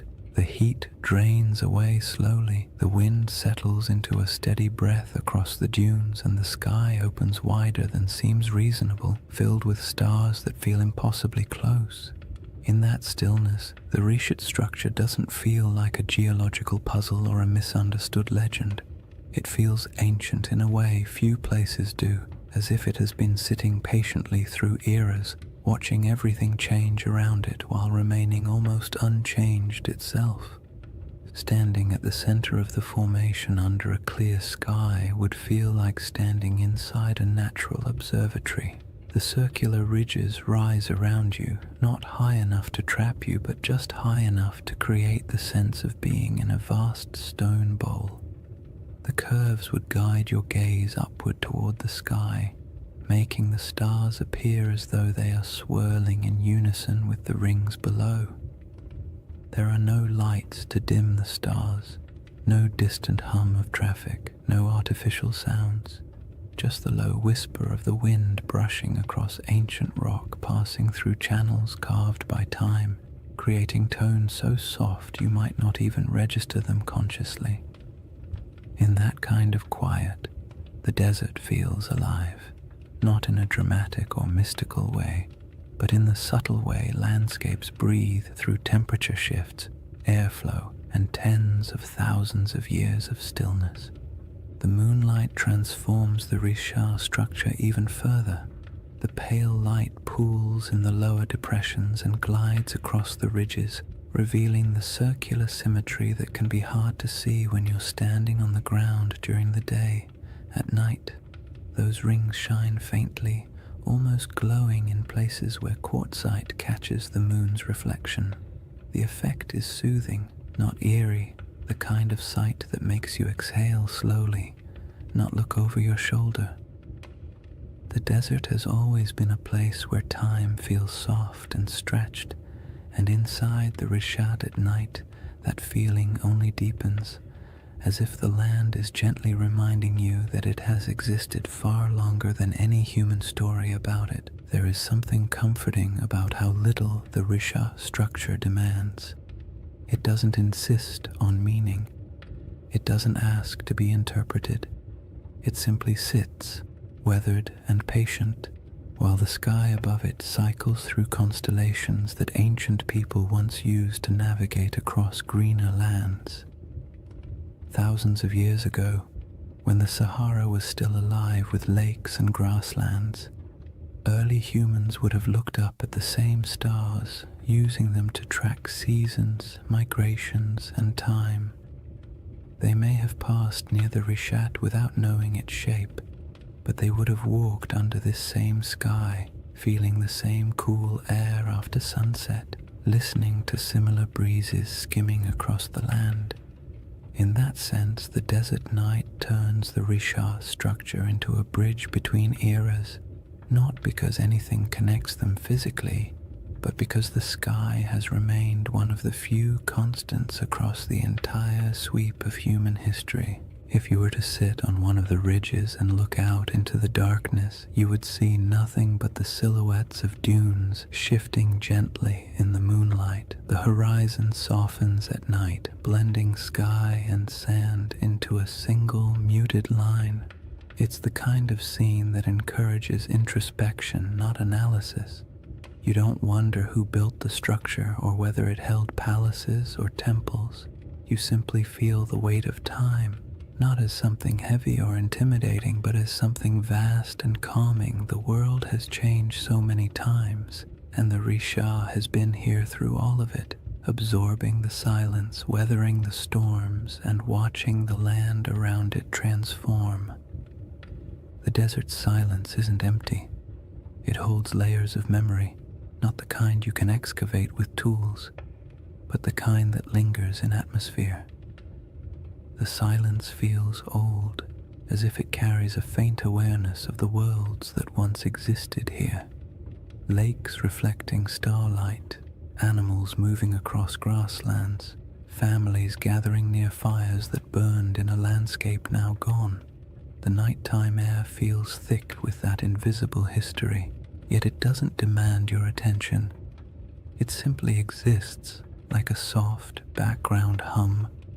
The stars above the Rishat structure appear especially dense because of the region's extreme remoteness. The Milky Way stretches overhead like a pale river of light, echoing the rivers that once flowed across the Sahara during its humid phases. The longer you look, the more constellations seem to reveal themselves, and the more the structure on the ground feels connected to the cosmos above. The rings of the Rishat mirror the vast circular patterns in the sky, the arcs of the galaxy, the curvature of the horizon, the slow rotation of the Earth itself. It creates a sense of gentle symmetry between Earth and sky, a reminder that humans have always found meaning in patterns even when those patterns were accidental. It's easy to understand why people feel drawn to connect this ancient formation with legends. Standing inside the Risha at night could make anyone feel the urge to tell a story, not a sensational one, but a quiet one about the persistence of the land, the fragility of memory, and the way nature sometimes creates shapes that feel like symbols. In the soft glow of the moon, the structure doesn't look artificial, but it does look intentional in a way only nature at its most patient can achieve. What makes the Risha structure so soothing at night is the way it absorbs human curiosity without answering it. You can wonder about its origins, its place in mythology, its connection to past climates, or whether ancient people ever felt a hint of awe when passing near it. But the structure offers nothing back except the gentle assurance that it will still be here long after our questions fade into silence. In that sense, it becomes a reminder not of lost civilizations, but of time's quiet endurance, the slow, steady processes that shape the Earth far beyond human timelines. And as the night grows deeper and the air cools further, the Rishat structure settles into complete stillness, becoming not a mystery to solve, but a place to simply exist for a moment, to rest, to breathe, and to absorb the sense of calm that comes from standing in a landscape that has survived every climate, every story, and every shift the world has thrown at it. The next layer of this journey explores the source of that storytelling instinct, why humans see patterns, build myths, and create meaning from landscapes that endure long after the civilizations around them disappear. If you sit long enough inside the Risha structure, not literally of course, but in your mind, quietly imagining the desert night and the slow movement of stars overhead, you eventually drift into a very human question. Why do we tell stories about places like this? Why do certain landscapes, certain formations, certain patterns pull at the imagination more strongly than others? We don't look at an ordinary hill and assume it holds ancient secrets. We don't stare at a random cluster of rocks and start crafting mythologies, yet give us a perfect circle in the middle of a desert, or a mountain shaped like a face, or a forest that feels too symmetrical to be an accident, and our brains immediately begin weaving meaning into the shapes. It isn't irrational, it's instinctive. A deep part of how humans make sense of the world, especially the parts of it that feel older than our ability to explain them. That instinct begins with something simple: pattern recognition. Humans are exceptional at spotting patterns even when those patterns don't exist. It's a survival trait. Recognizing the difference between a harmless shadow and a predator hiding in the bushes was once a matter of life and death. Over time, That instinct expanded into art, religion, storytelling, and all the imaginative ways we try to connect the dots between what we see and what we feel. When early people saw the rings of the Rishat structure, perhaps not from the ground but from the gradual rise of surrounding terrain, they might have sensed an unusual regularity in its shape. Maybe not enough to interpret it as a city or a monument, but enough to remember it, enough to describe it, enough to make it feel distinct from the ordinary landscapes around it. The human imagination thrives on places that feel just slightly out of place. The Risha structure does exactly that. It's too round, too wide, too neatly layered to blend in with the rugged desert. It doesn't look artificial, but it doesn't look random either. It occupies a liminal space, natural but strangely intentional in appearance, and when a landscape hovers in that space, the imagination naturally steps in to fill the gaps. People project stories onto it not to deceive anyone, but because stories help us understand what feels beyond understanding. Storytelling is how humans anchor themselves in time, how they transform landscapes into memories, and how they preserve experiences that might otherwise vanish. This is why even the calmest, most scientific minds sometimes drift into gentle speculation when they look at places like the Rishat, not because they truly believe in lost empires hiding under millions of years of erosion, but because landscapes with unusual beauty evoke a sense of quiet wonder, and wonder is a fertile ground for stories. You don't need to imagine Atlantis rising and falling. You only need to imagine how it felt for early communities to live in a Sahara full of lakes and wildlife, passing by a strange circular plateau that looked different each season. Maybe it was a landmark, maybe it was a gathering point, maybe it meant nothing at all, but it would have stood out, and anything that stands out tends to gather stories. Humans also tell stories because the natural world isn't always generous with explanations. For most of history, people didn't have geology textbooks or climate models. They had observations, intuition, and oral traditions. When a river dried, they created a story. When a mountain erupted, they created a story. When the stars shifted seasonally, they created stories to explain their patterns. Over generations, these stories evolved, blending details from nature with the emotional tone of the people describing them. A drought wasn't just an environmental event, it became a moral narrative of balance lost and regained.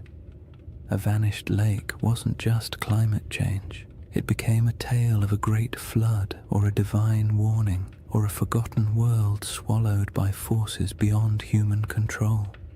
It isn't surprising that the Rishat structure, surrounded by a desert shaped by one of the most dramatic climate transformations in human prehistory, inspires curiosity bordering on myth. Long before Plato wrote about Atlantis, people across the Sahara would have witnessed environmental shifts so profound they could barely describe them.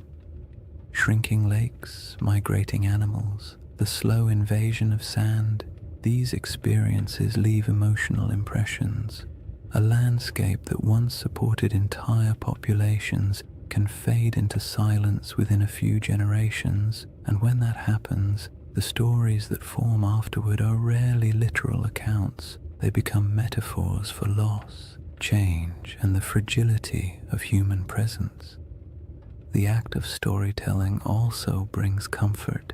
It creates order in places where nature seems chaotic. It offers meaning in events that feel senseless, and it allows cultures to pass knowledge from one generation to the next.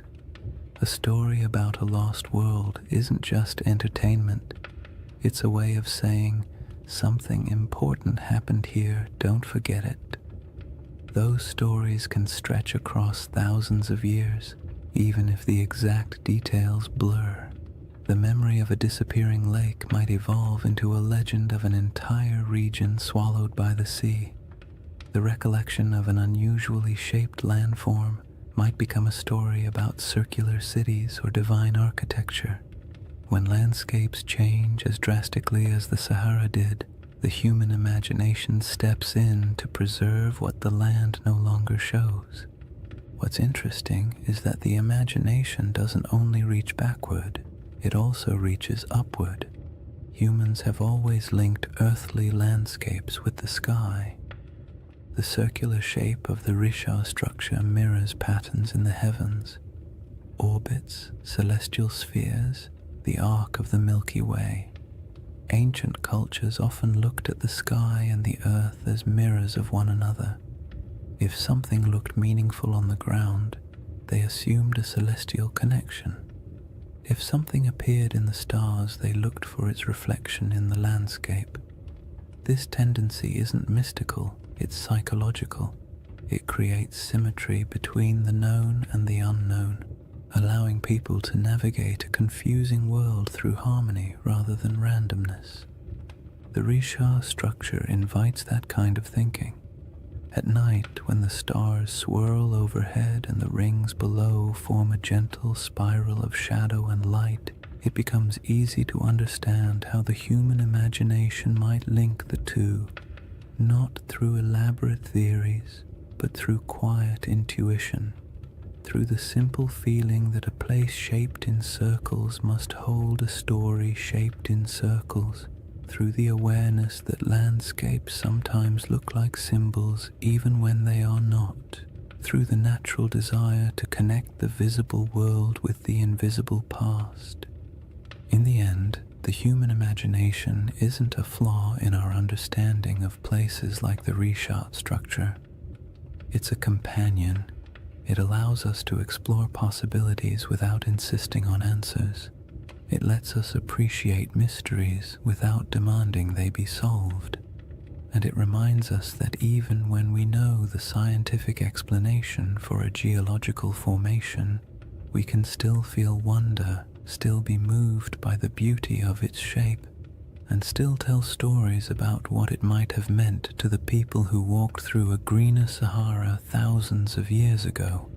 That instinct to remember, to reinterpret, to imagine, leads naturally into the next part of this journey. The way deserts protect, preserve, and occasionally conceal pieces of worlds that no longer exist, leaving behind not cities but quiet geological breadcrumbs for the patient observer. When people think of the desert, they often imagine it as a place that erases everything. Wind sweeping across dunes, sand swallowing anything left on the surface, time grinding all traces of the past into dust.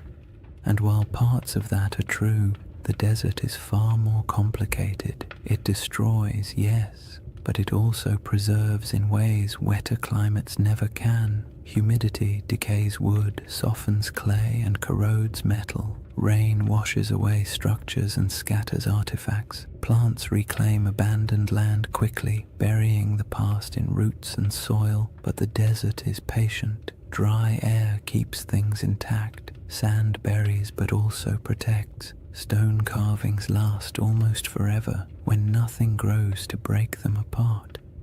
If anything, the Sahara is one of the most powerful memory keepers on Earth, even if it rarely gives up those memories easily.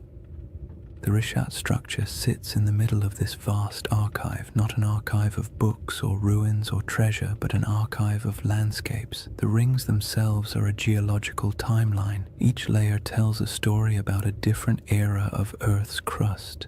The minerals inside them remember volcanic activity, erosion patterns, shifts in ancient climates, and surrounding the structure, scattered across the Sahara, lie faint traces of worlds that came and went before the desert took over. Fossils of fish that once swam in freshwater lakes, shells from ancient inland seas, bones of hippos, giraffes, elephants, and antelope that lived in grasslands where nothing but dunes now remain.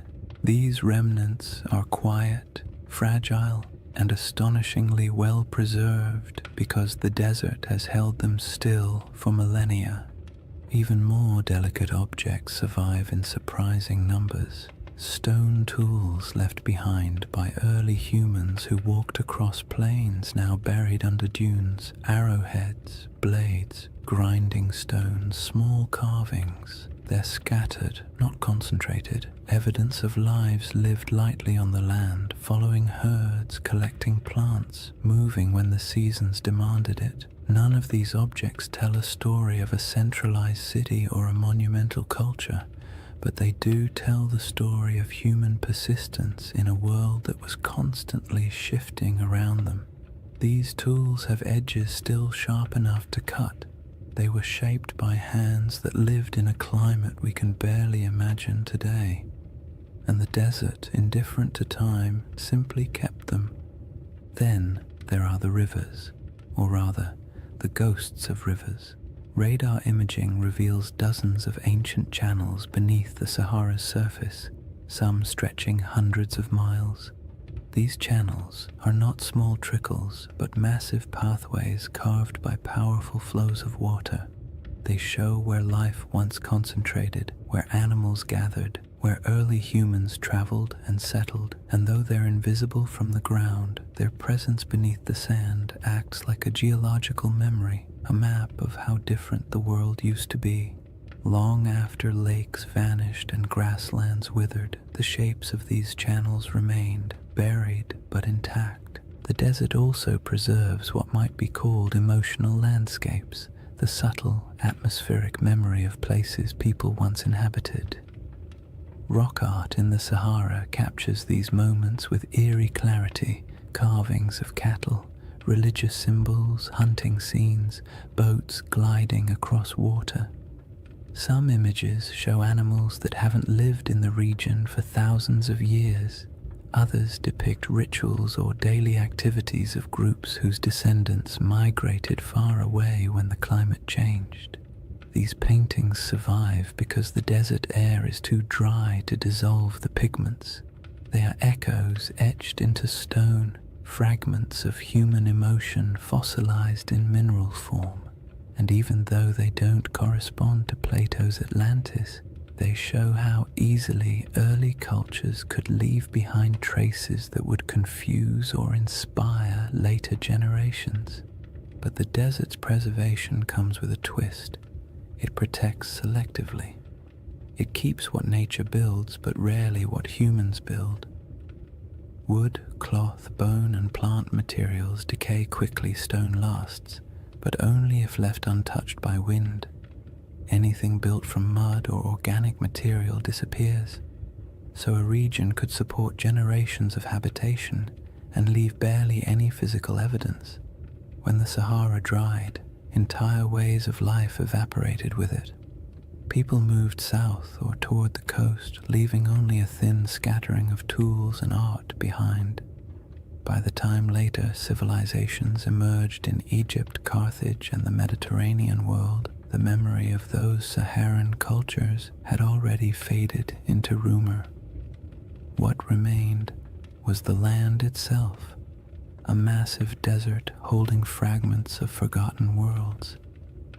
The Risha structure in this context isn't a monument to something lost. It's a survivor from geological history that just happens to sit among the buried traces of human history.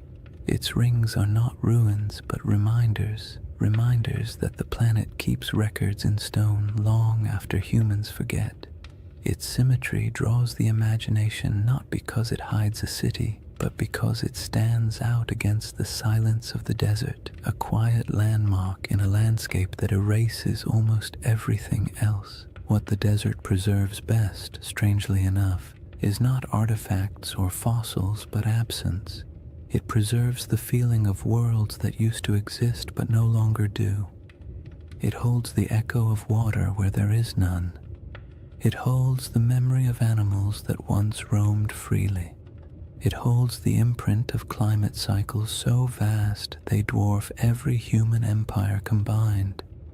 When you stand in a place like the Rishat structure, The most powerful sensation isn't that something is buried beneath your feet, it's that something is missing, something that used to be here but isn't anymore. That sense of absence can be misunderstood as evidence of ruins or lost cities, but it's really just the desert doing what deserts do, revealing nothing and everything at the same time. And that is why this landscape inspires stories. Humans fill silence with meaning. We see the absence and imagine what might have once filled it. We see preserved fossils and picture thriving ecosystems. We see ancient riverbeds and imagine the people who walked beside them. The desert keeps just enough evidence to suggest what once existed, but not enough to tell the full story. And in that gap, wide, quiet, and centuries deep, the imagination takes over.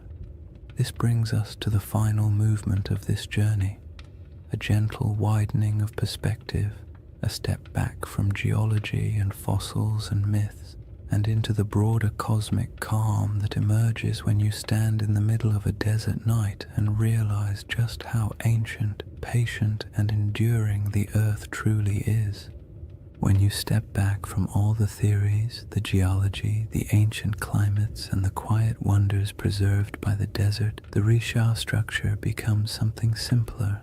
Not a riddle demanding an answer, but a reminder of how small we are against the scale of time. Standing in the middle of its rings, especially under the night sky, you can feel the weight of millions of years pressing gently around you, not in a frightening way, but in a calming, grounding way, the kind that makes your breath slow down without you meaning to, as if the land itself is inviting you to let go of the need for certainty.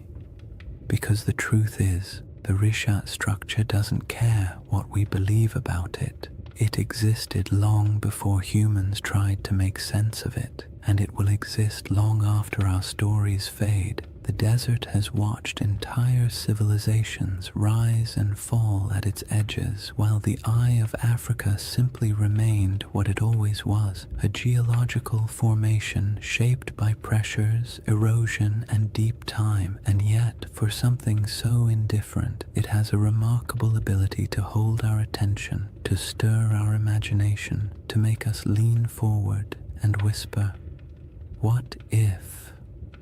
That what if doesn't need to be answered. It's enough that the question exists. It's enough that something in a quiet corner of the Sahara can evoke wonder in people who will never stand beside it. We don't need Atlantis for the Risha to matter. We don't need a lost empire or buried ruins. The formation is compelling precisely because it sits on the edge of the known and the unknown, part science, part mystery, part myth, part memory. It invites you to be curious without demanding conclusions, and that is its most soothing quality. If you imagine the Risha at its quietest moment, perhaps just before dawn, when the stars begin to fade but the sun hasn't yet lifted over the dunes, the entire landscape feels suspended. The air is cool, still carrying the desert's nighttime clarity. The sky brightens slowly, revealing the faint outlines of the rings around you. The first light washes over the ridges, turning the stone soft shades of blue and gold. In this moment, it feels as though the structure is waking up, though of course it never sleeps. It simply cycles through light and darkness, warmth and cold, day after day, century after century, long after humanity stopped paying attention, and that quiet persistence is part of its allure. The Rishat structure doesn't ask for interpretation because it doesn't need us. It exists comfortably beyond our stories. We are the ones who project meaning onto it, who draw parallels, who search for patterns, and there's nothing wrong with that. Humans make meaning because it helps us navigate a world that rarely explains itself. But when you're standing in front of something so ancient, so vast, and so unaffected by our questions, the impulse to interpret eventually softens. You start to accept the landscape the way you accept the night sky, beautiful, mysterious, complete without needing answers. This is why the final feeling the Risha structure gives isn't excitement or fear or even curiosity. It's perspective, the kind of perspective that makes you realize how temporary human history is compared to geological time. Civilizations rise, cities flourish, myths form, and then everything fades. But the land remains. The Sahara has been green, then brown, then green again, then sand, then grass, then dunes. The world shifts constantly, but overspans so long that it's easy to forget. Human history is only a blink in the Earth's memory. When you imagine the Eye of Africa remembering, it's not literal, of course. Rock doesn't hold memories the way we do, but landscapes preserve patterns, scars, layers, and echoes of what came before. The Risha structure remembers not through intention, but through endurance, through the way its rings hold the imprint of ancient forces, through the way it witnessed the Sahara's transformation without changing its own essential shape, through the way it stands in the middle of emptiness, still holding the quiet dignity of something older than our oldest stories. And as you let that perspective sink in, the idea of Atlantis becomes less about a place and more about a feeling that somewhere, sometime, a world existed that is now gone, a feeling that memory outlasts evidence, a feeling that not everything that disappears is lost forever. Some things simply fade into new forms, new landscapes, new interpretations. The Risha structure doesn't solve the Atlantis mystery, but it offers a gentle space where that mystery can rest, unpressured and unbothered. In the end, the most peaceful thought of all is this: maybe Atlantis was real, maybe it wasn't. Maybe it was a memory of a greener Sahara. Maybe it was an echo of rivers and lakes that vanished before history began. Or maybe it was just a story, a beautifully structured story passed down through generations. But somewhere out there in the quiet heart of the desert, the Eye of Africa is still watching. Not searching, not revealing, just watching. Watching the night sky turn. Watching the dunes shift. Watching time pass with the patience only the earth itself can hold. And there is something profoundly comforting about that. To know that long after questions fade and theories shift and stories evolve, the land remains silent, enduring, timeless. A slow, cosmic heartbeat in the middle of the Sahara, inviting you to breathe a little slower, to let your thoughts drift, and to fall gently into rest. If you've made it this far, awake, half asleep, or somewhere in that gentle in-between space where thoughts drift like sand across a desert floor, then you've journeyed through one of Earth's quietest mysteries. And maybe that's the real beauty of the Risha structure. Not that it holds answers, but that it encourages the kind of patient wondering that modern life rarely gives us time for. In a world full of noise, urgency, and constant stimulation, the Eye of Africa offers the opposite: silence, space, perspective, a slow reminder that the planet moves at a pace far older and far calmer than anything we build on its surface. When you think back to what we've explored, the green Sahara that once flourished with lakes and herds, the ancient river systems buried beneath dunes, the rock art carved by hands that lived in a world we can barely imagine, the geological forces that sculpted the Risha's rings millions of years before humans ever walked near them, it becomes clear that the story of this place isn't about a lost civilization. It's about a lost landscape, a world that once existed, quietly thrived, and then vanished not because of catastrophe, but because Earth itself shifted into a new rhythm.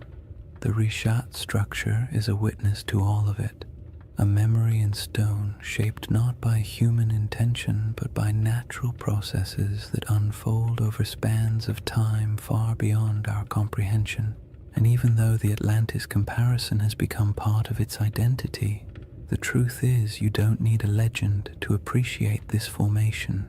You don't need Plato or myths of rings and cities or theories about ancient mariners. You only need the simple awareness that our planet contains places so strange and so beautiful that they feel like stories even before we start telling them. The Rishat structure is one of those places. Perfectly circular, timeless, a little unsettling, completely mesmerizing, the kind of formation that makes you pause and remember that the Earth was sculpting wonders long before anyone arrived to give them names. There's a quiet comfort in imagining the Eye of Africa as a presence rather than a puzzle, not a watcher in any mystical sense, but a symbol of endurance. It has seen the Sahara as a cradle of life, then as a wilderness, and now as a vast ocean of sand. It has seen climates shift, species migrate, and entire ecosystems vanish into memory. And through all of it, it stayed where it was, letting time carve every ridge, every basin, every curve. There's something almost meditative about that, the idea that some things don't chase meaning, they simply endure and allow us to come to them with whatever questions or stories we carry. As you settle into the final moments of this journey, imagine once more the Rishat structure under the stars, the rings around you fading into shadow, the sky stretching overhead like an ancient tapestry, the air cool, the sand carrying the day's warmth, the wind quiet enough to feel like the earth is holding its breath. In that moment, all the theories, all the debates, all the speculation falls away. What remains is just the land, unconcerned, immense, older than memory, a reminder that our place in the world is temporary but also meaningful in its own small way. And maybe that's the real gift of places like this. They allow us to step outside ourselves, to drift gently into perspective, to remember that not everything needs to be solved. Some mysteries are meant to rest.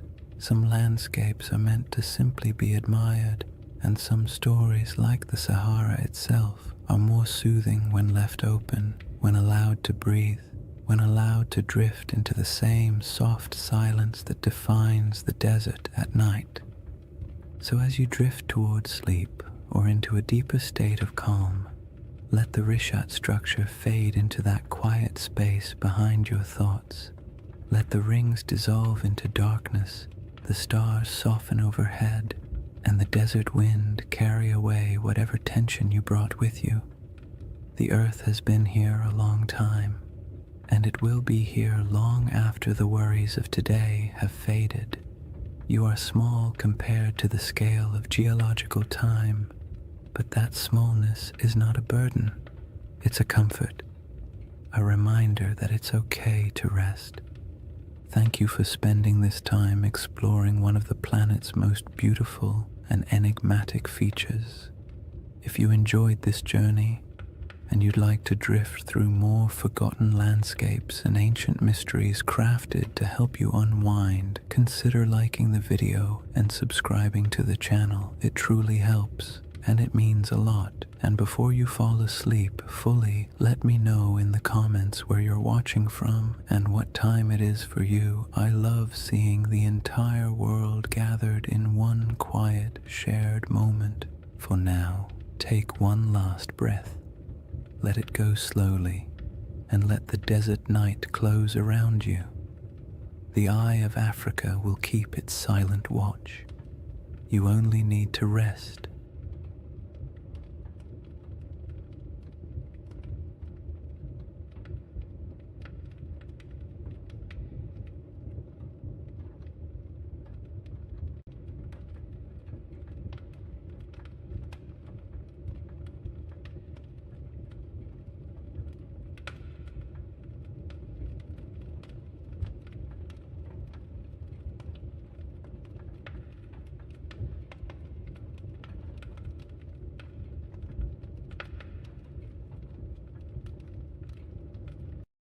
Hey guys, welcome back to the Sleep Atlas. Tonight, we're traveling back to one of history's strangest paradoxes, an army of monks, men who swore vows of poverty, chastity, and obedience, then marched into battle with swords gleaming in the sunlight and banners blazing red crosses against white, the Knights Templar.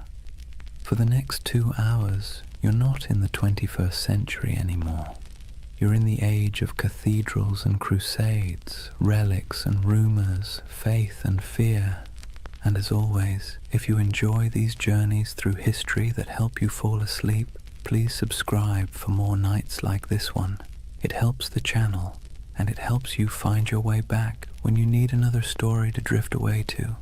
Now tell me in the comments, what's keeping you up tonight? Because tonight, we're going to talk about a brotherhood that was born in faith, drenched in blood, and consumed by legend. A story that begins not in a palace, but in silence. Imagine, a torch flickers in an underground chamber beneath Jerusalem. The year is 1119. The city still smells faintly of conquest, burned wood, incense, and the metallic tang of drying blood. 9 knights kneel in a circle. Their armor creaks as they bow their heads. One of them, Hugh de Payens, a French nobleman with eyes like chipped flint, swears an oath before God to live without wealth, without women, without fear, to protect the pilgrims traveling these deadly roads to the Holy Sepulchre. No music, no witnesses, just men and stone and the echo of words they can never unsay. That's how the Knights Templar began. Or at least how history thinks they did. But as with most things that begin in the dark, the truth is more complicated. Chapter 1. The Secret Birth of a Holy Army. Jerusalem in 1119 was not a place of peace. The First Crusade had ended 20 years earlier, and what the Crusaders left behind wasn't holiness, it was chaos. The Holy City was technically Christian, ruled by a Latin king, but the streets were still littered with ghosts. Mosques had been turned into churches. Pilgrims from Europe wandered through the desert, barefoot and dazed, believing they were walking through the Bible itself. And everywhere, the tension between faiths hung thick as incense. The roads between the coast and the city were a nightmare. Bandits, raiders, and desert tribes preyed on travelers like wolves. Every year, hundreds of unarmed pilgrims set out from the ports of Jaffa or Acre to see the place where Christ had died, and many never arrived. It was a land where faith could get you killed faster than sin. Enter those 9 knights, poor, devout, and possibly bored noblemen from northern France. Their leader, Hugh de Payens, had fought in the Crusades and stayed behind when most went home. He and 8 companions approached King Baldwin II of Jerusalem with a strange request. They wanted permission to form a new order of knights, not to conquer, not to rule, but to guard. The king said yes. The church hesitated. Nobody quite knew what to do with these men.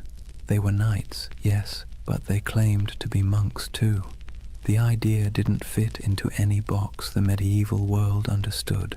A soldier was supposed to fight, a monk was supposed to pray, and these men wanted to do both. Baldwin gave them quarters in a building that stood on the ruins of the Temple of Solomon, the most sacred and controversial ground in the world. And that's where their name came from. The poor fellow soldiers of Christ and of the Temple of Solomon, or more simply, the Knights Templar. Now here's where things start to shimmer with myth, because for nearly a decade, nobody heard much from them. No glorious battles, no public presence, just 9 knights living quietly in a half-ruined temple, claiming to protect pilgrims. And that's when the whispers began. What were they doing under the temple? Some said they were excavating. Others said they were searching for something buried deep beneath the stones, relics perhaps, or knowledge long hidden since the days of Solomon himself. Modern archaeologists will tell you this is nonsense, of course, but even they admit the Templars had access to the Temple Mount, a privilege almost no one else in Christendom enjoyed, and for years they dug there with the Church's blessing. When they finally emerged into public life, they were different, organized, wealthy, confident, almost as if they'd found something that changed everything. But let's step back for a moment. The early 11th century was an age of improvisation. The Crusader states were young, messy, and barely hanging on. Every kingdom was a patchwork of loyalties, half knights, half pilgrims, and a lot of wishful thinking. The Church was desperate for order, and the Templars offered exactly that, a blend of zeal and discipline that looked like divine intervention in armor. It was a brilliant pitch, and they sold it well. When Hugh de Payens travelled back to Europe in 1127 to seek official recognition, he met with kings, nobles, and eventually the Pope himself. The Church loved them, a holy army that required no payment, asked for no land, and swore absolute loyalty to God. It was a bureaucrat's dream. Pope Honorius II granted them official status, and a few years later, in 1139, another pope, Innocent II, took it even further. He declared that the Templars answered to no king, no bishop, and no law except the popes. They were untouchable, exempt from taxes, allowed to cross borders freely, and permitted to collect donations directly from the faithful. In other words, the Knights Templar became a multinational corporation, centuries before such a thing should have existed. And that's where their story stops being quaint and starts getting strange. Because remember, these were men who began with nothing. Their symbol was two knights riding a single horse, a visual metaphor for poverty. Within a generation, that same order owned castles, fleets, and entire banking networks. They were the world's first financial institution that operated across borders. But we're getting ahead of ourselves. Right now, there's still just 9 men under the ruins of Solomon's temple, holding candles against the dark. Picture it. The smell of wax and oil smoke, the faint hum of wind through broken columns, the distant cries of muezzins echoing from the city below. The world is shifting. Faith, power, greed, all swirling together into something entirely new. Somewhere between prayer and politics, the Templars had found a formula that worked. A soldier's discipline, a monk's devotion, and a businessman's pragmatism, all wrapped in one dazzling symbol, a red cross on white. And as their power grew, so did the myth. People whispered that the knights never truly slept, that their prayers could call down miracles, that their swords glowed in battle like divine fire. In an age starved for heroes, the Templars became living icons. And for the Church, they were proof that holiness could conquer the world, or at least fund its expansion. Still, even in these early days, the seeds of their downfall were already being planted, because whenever power hides behind purity, suspicion follows. For now, though the world was enchanted by them, Europe sent them gold, recruits, and blessings. The Templars began to build fortresses across the Holy Land, stark geometric structures designed not for beauty but for survival. The first of these rose near Gaza, its walls thick and severe as if carved from a single thought, hold, and hold they did. Against heat, disease, and endless waves of enemies, the Templars endured. They were a strange hybrid, too pious for ordinary knights, too violent for ordinary monks, but somehow they worked. The desert turned them into something sharper, harder, less human, and the world rewarded them for it. By the end of the 12th century, the Templars were no longer a curiosity. They were a force of nature. Their red cross fluttered on every major battlefield from Antioch to Acre. Pilgrims prayed to them as if they were saints. Kings borrowed money from them as if they were banks, and behind their stoic silence they smiled, because they knew the holiest men in Christendom were also its most indispensable. The Holy Land. It sounds peaceful, doesn't it? Golden deserts, olive groves, sun-bleached ruins, the kind of place you might imagine angels hovering over in serene silence. But in the early 12th century, it was anything but serene. Jerusalem had been liberated by Christian crusaders only a few decades earlier, and let's be clear, liberation in medieval terms usually meant blood up to the ankles. The First Crusade had ended with the massacre of nearly every inhabitant of the city, Muslim, Jew, and even some Christians unlucky enough to be standing in the wrong doorway. The survivors who staggered out of those gates left behind a city that was holy, yes, but also haunted. Now, imagine you're one of the pilgrims arriving from Europe after that carnage. You've sold your land, kissed your family goodbye, and endured months on a leaky ship that smelled of salt, vomit, and desperation. You finally set foot on the sacred soil of Jerusalem, only to realize it's crawling with mercenaries, thieves, and rival priests arguing over who owns which holy relic. There were monks selling pieces of the true cross for pocket change, relic peddlers waving around bones that supposedly belonged to every apostle, and beggars who could quote scripture better than bishops. It was chaotic, commercial, and weirdly alive. The Holy Land was supposed to be a place of purity, but it was also a marketplace of faith, and this was the world the Templars were born into. To protect pilgrims, they needed roads. To patrol the roads, they needed horses. To feed the horses, they needed money. And to get money, they needed support from Europe, which meant they needed branding. And few groups in history have ever branded themselves better. The Knights of the Temple. It sounded like a riddle. A name that whispered of prophecy, secrecy, destiny. In an age addicted to relics and miracles, the idea of an army living on sacred ground was irresistible. Still, their mission was grimly practical. The routes from the ports to Jerusalem, Jaffa, Acre, Tyre, were treacherous. Travelers were robbed, murdered, or sold into slavery. The Templars became the bodyguards of faith itself, escorting caravans of believers through the desert, fighting off raiders who saw pilgrims as walking coin purses.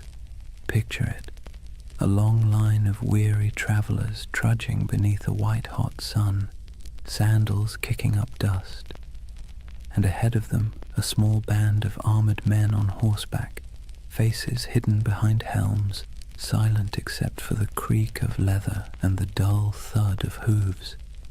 To see that Red Cross approaching must have felt like salvation made visible. But Jerusalem wasn't the only concern. Beyond the city walls, the Crusader states were fracturing. Christian lords squabbled like children over territory they barely controlled. The Kingdom of Jerusalem, the County of Tripoli, the Principality of Antioch, all were fragile, stitched together by ambition and distrust. The Muslim world, meanwhile, was far from united but infinitely more patient. Leaders like Zengi, Nur ad-Din, and later Saladin understood that the Crusaders were temporary. Empires built on zeal tend to burn bright and burn out. The Templars didn't know it yet, but they were living on borrowed time. For now, though, their world was still expanding. They built their first fortresses across the Holy Land, massive, angular structures that looked more like stone mathematics than architecture. No decoration, no vanity, just geometry and faith. These weren't castles meant to impress. They were meant to survive. Thick walls, narrow gates, cisterns for water, hidden staircases for escape. If you were a Templar stationed in one, your days were predictable. Prayer, patrol, repair, repeat. The heat was relentless. Armor became ovens. Horses collapsed from thirst. And yet, they endured. They believed every drop of sweat was a prayer, every scar a kind of devotion. The Templar life was monastic but also militarized. They rose before dawn, prayed, trained, rode, and ate simple meals in silence. Even at the table they sat in pairs, sharing food from a single bowl, just as they once shared horses when they were poor. That duality, poverty and power, humility and dominance, defined them. To outsiders it made the Templars look almost supernatural. They were disciplined in a world that thrived on chaos. They didn't drink, gamble, or chase women. They didn't hoard gold for themselves, but for the order. Compared to the average crusader knight, who often behaved like a drunk tourist with a sword, the Templars seemed godlike. But discipline has its price. Their strictness made them feared, but it also made them cold, and in a land that worshipped stories, coldness was suspicious. Rumors spread that they worshipped strange idols, that their prayers were not quite Christian, that beneath their white mantles they bore symbols not approved by Rome. None of it was true, yet, but you can see why people started to talk. The Templars were always apart. They answered to no king, no priest, and no local authority. They were an army within an army, a church within the church. And whenever men form a power that stands outside all others, paranoia soon follows. Still, in the 1130s and 1140s, those fears were whispers drowned out by praise. Pilgrims wrote home about the silent, white-cloaked knights who saved them from bandits. Kings sent donations, nobles offered land. The Templar name spread across Europe like wildfire. Soon new recruits poured in, sons of minor lords, second brothers with no inheritance, men too proud to farm and too poor to rule. To join the Templars was to gain purpose, rank, and immortality of a kind. When they swore their vows, they gave up everything, property, family, even their names. They became one organism, and that made them terrifyingly efficient. Meanwhile, in Jerusalem, politics festered. The so-called Latin kingdom looked glamorous from afar. Gleaming churches, processions of relics, knights shimmering in gold. But behind the spectacle lay disease, infighting, and endless debt. Maintaining an army in the desert cost a fortune, and Europe's appetite for holy war was already fading. That's where the Templars' financial genius quietly began. They developed systems for storing, transferring, and protecting wealth for pilgrims and crusaders alike. A traveler could deposit money at a Templar preceptory in London, receive a coded letter, and withdraw the funds safely in Jerusalem. It was medieval banking, and it worked. While the kings of the Crusader states struggled to feed their armies, the Templars were busy inventing international finance. It's a miracle they didn't invent the credit card. Their wealth, however, wasn't just monetary, it was reputational. In a world obsessed with honor, the Templar cross became a brand of trust. Churches displayed it proudly, merchants painted it on their ships. Even thieves hesitated to rob a Templar convoy because rumor said anyone who did would die within the year. But faith and fear are fickle allies. By mid-century, the political tides began to turn. Muslim forces under unified banners were pushing back. The dream of permanent Christian rule in the East was already fraying. The Templars found themselves fighting not for glory but for survival. Still, for every setback, they doubled down. When they lost a castle, they built two more. When armies fell, they recruited faster. When allies faltered, they became their own nation of stone and secrecy. You can almost admire the sheer stubbornness of it. The idea that faith could replace geography, that brotherhood could outlast empire. By the late 12th century, The Templars were no longer 9 poor knights in a ruin. They were the backbone of Christendom's military and financial power. Their headquarters in Jerusalem gleamed with marble. Their fortresses dotted the coasts of Syria and Palestine. Their banner, a red cross on white, was feared from Cairo to Constantinople, and yet the cracks were already showing. The Holy Land had always been an illusion of permanence. Empires rose there only to crumble beneath the same sun. The Templars, for all their discipline, could not change geography. They were foreigners defending a dream, and dreams, like empires, are fragile things. For now, though, as the night deepens and the desert cools, imagine the campfires of the Templar outposts glowing under a canopy of stars. The wind sighs across the sand. The horses snort softly in their sleep. A monk knight kneels beside a stone wall, whispering a prayer in Latin that drifts into the dark like smoke. Somewhere far to the west, Europe sleeps, safe, wealthy, and unaware that its most sacred soldiers are already walking the thin edge between salvation and damnation. Imagine the year is 1120. The air in Jerusalem still hums with dust and incense, the streets winding like veins between crumbling walls and half-rebuilt churches. The Crusaders hold the city now, but barely. Pilgrims shuffle past soldiers, merchants haggle beside priests. Somewhere, a choir is singing in Latin while a camel coughs nearby. It's the kind of world where the sacred and the absurd coexist perfectly comfortably, and beneath all that noise something else is stirring. 9 men, that's all. 9 poor French knights, led by a man named Hugues de Payan. They arrive in Jerusalem without fanfare. No army, no banner, no gold. They make a simple request to King Baldwin II, the use of a few rooms on the Temple Mount. The king agrees, perhaps amused by their humility. He gives them quarters in the old Al-Aqsa Mosque, which the Crusaders believed sat atop the ruins of Solomon's Temple. That's where the story becomes hazy. Officially, these knights called themselves the poor fellow soldiers of Christ and of the Temple of Solomon. Their stated mission: to protect pilgrims traveling to and from the Holy Land. A noble enough cause and one desperately needed. But here's the question. Historians still whisper over their coffee. If their job was guarding roads, why did they spend the next 9 years living almost entirely underground?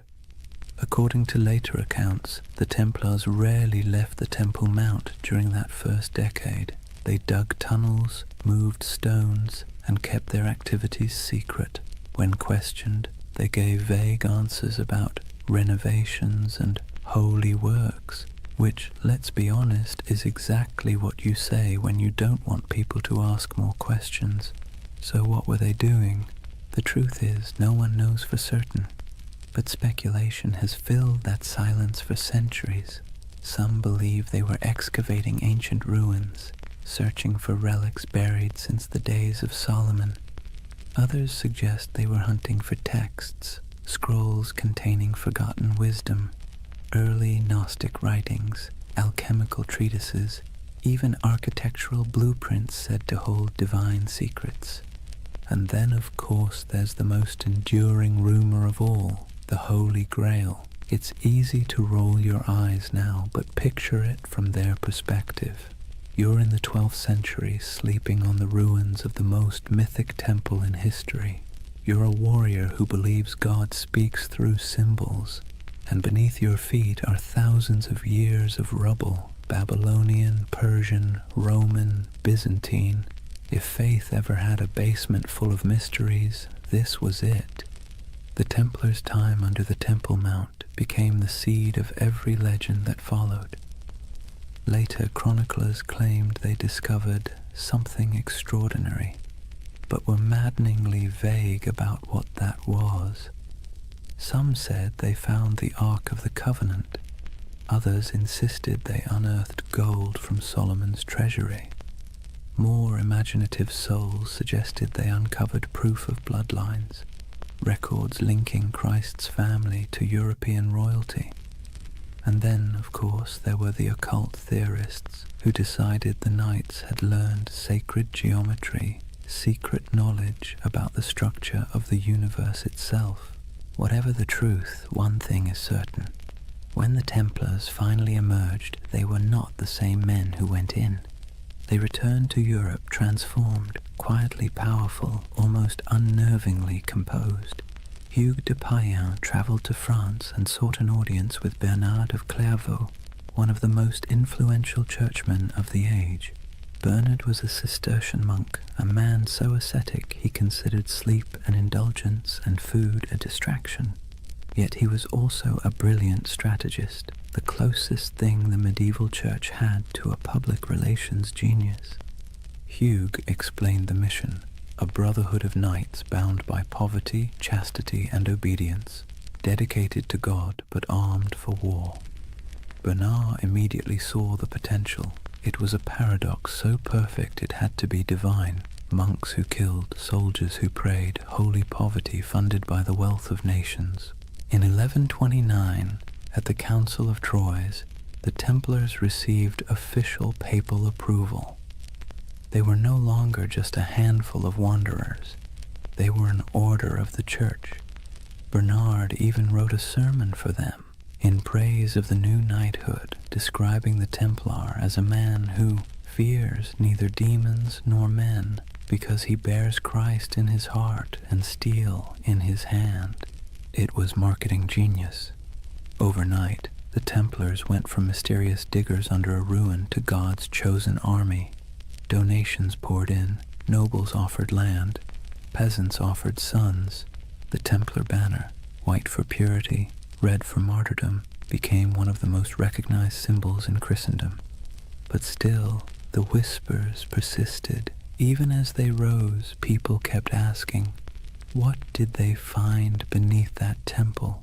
Why did they never speak of those 9 silent years? The truth, if there is one, is probably less cinematic and more bureaucratic. Archaeology as we know it didn't exist. Digging beneath ancient ruins wasn't about science. It was about faith and superstition. Maybe they really did find something sacred. Maybe they found nothing but stones. But it almost didn't matter. The mystery itself was more powerful than any treasure, and the Templars knew how to use that. You see, medieval Europe adored relics because relics made the invisible visible. A saint's bone could turn a dusty chapel into a pilgrimage site. A scrap of cloth from Christ's robe could transform a forgotten village into a holy destination. The Templars, deliberately or not, became a living relic. They didn't need to show proof of miracles. Their very existence was the miracle. Their silence became their sanctity, their secrecy, their strength. And silence travels farther than any sermon. When you think of the early Templars, don't picture roaring armies. Picture candlelight flickering in a stone corridor, the faint echo of Latin prayers, the sound of picks striking stone somewhere deep beneath the earth. 9 men convinced that God had chosen them for something they didn't fully understand, but could feel like a heartbeat in the dark. The idea of the hidden runs through everything they did afterward. Their architecture, simple, geometric, full of hidden passages. Their symbols, crosses, circles, dual riders on one horse. Even their banking system, which relied on coded letters and secret ledgers, carried that same shadowy precision. It's as if the memory of that underground decade never left them. They had been under the world, and when they emerged, they brought a little of the underworld with them. By the time they were formally recognized, the order already had chapters spreading across Europe. Preceptories in Paris, London, and Aragon became both fortresses and treasuries. Templar seals began to appear on documents everywhere. a sign that whatever business was being done, it was trustworthy, incorruptible, and conveniently untouchable by taxes. They were monks, they were soldiers, they were accountants, and they were untouchable. If it sounds like a setup for disaster, that's because it was. But for now, their ascent felt unstoppable. Jerusalem glowed in their imagination as both a holy city and a buried promise. Whatever they had found, or thought they had found, gave them a sense of destiny that radiated outward. They built fortresses across the Holy Land like a constellation, each one a star of faith light against the desert. They moved with precision, their ranks swelling from 9 to hundreds. Their banners fluttered beside kings, yet their loyalty remained solely to the order and to God, or at least their version of him. And through it all, that mystery under the temple lingered, quiet and magnetic. Even centuries later, when the Templars were long gone, legends kept sprouting like weeds. Freemasons claimed descent from their architects. Alchemists said their secrets survived in hidden manuscripts. Occultists saw them as guardians of forbidden wisdom. Historians, somewhat exasperated, kept insisting they were just monks with good bookkeeping skills, but deep down everyone wanted to believe there was something more, that somewhere beneath the dust of Jerusalem a secret still slept. So perhaps it's fitting that the story of the Knights Templar begins not with battle, but with silence, not with conquest, but with curiosity. Because if history has taught us anything, it's that the most powerful empires are often built on unanswered questions. The Templars' first great victory wasn't on a battlefield, it was in the imagination, and that, more than gold or relics or papal favor, would carry them into legend. Picture Rome in the early 12th century, a city that smells of candle wax and incense, but also of politics. Papal banners hang limp in the sun. Monks shuffle through marble corridors whispering in Latin, and outside the streets reek of tanneries and ambition. The church by now was more than a faith. It was the nervous system of Europe, pulsing through every kingdom, dictating who ruled, who knelt, and who burned. Kings were crowned by its hands, empires justified by its blessings. And into this complicated organism walked Hugh de Payens and his strange little band of knights. They didn't look like much. They were poor, quiet, foreign. Their armor was worn, their mission vague. Yet they brought with them something the church found irresistible: usefulness. You see, the Holy Land was chaos. The Crusader kingdoms had been carved from blood and miracle, and now they were crumbling just as quickly. Pilgrims were still being robbed, caravans ambushed, relics stolen, and cities changed hands faster than anyone could update the maps. The church needed protectors, reliable ones, faithful ones, and the Templars, well, they were perfect.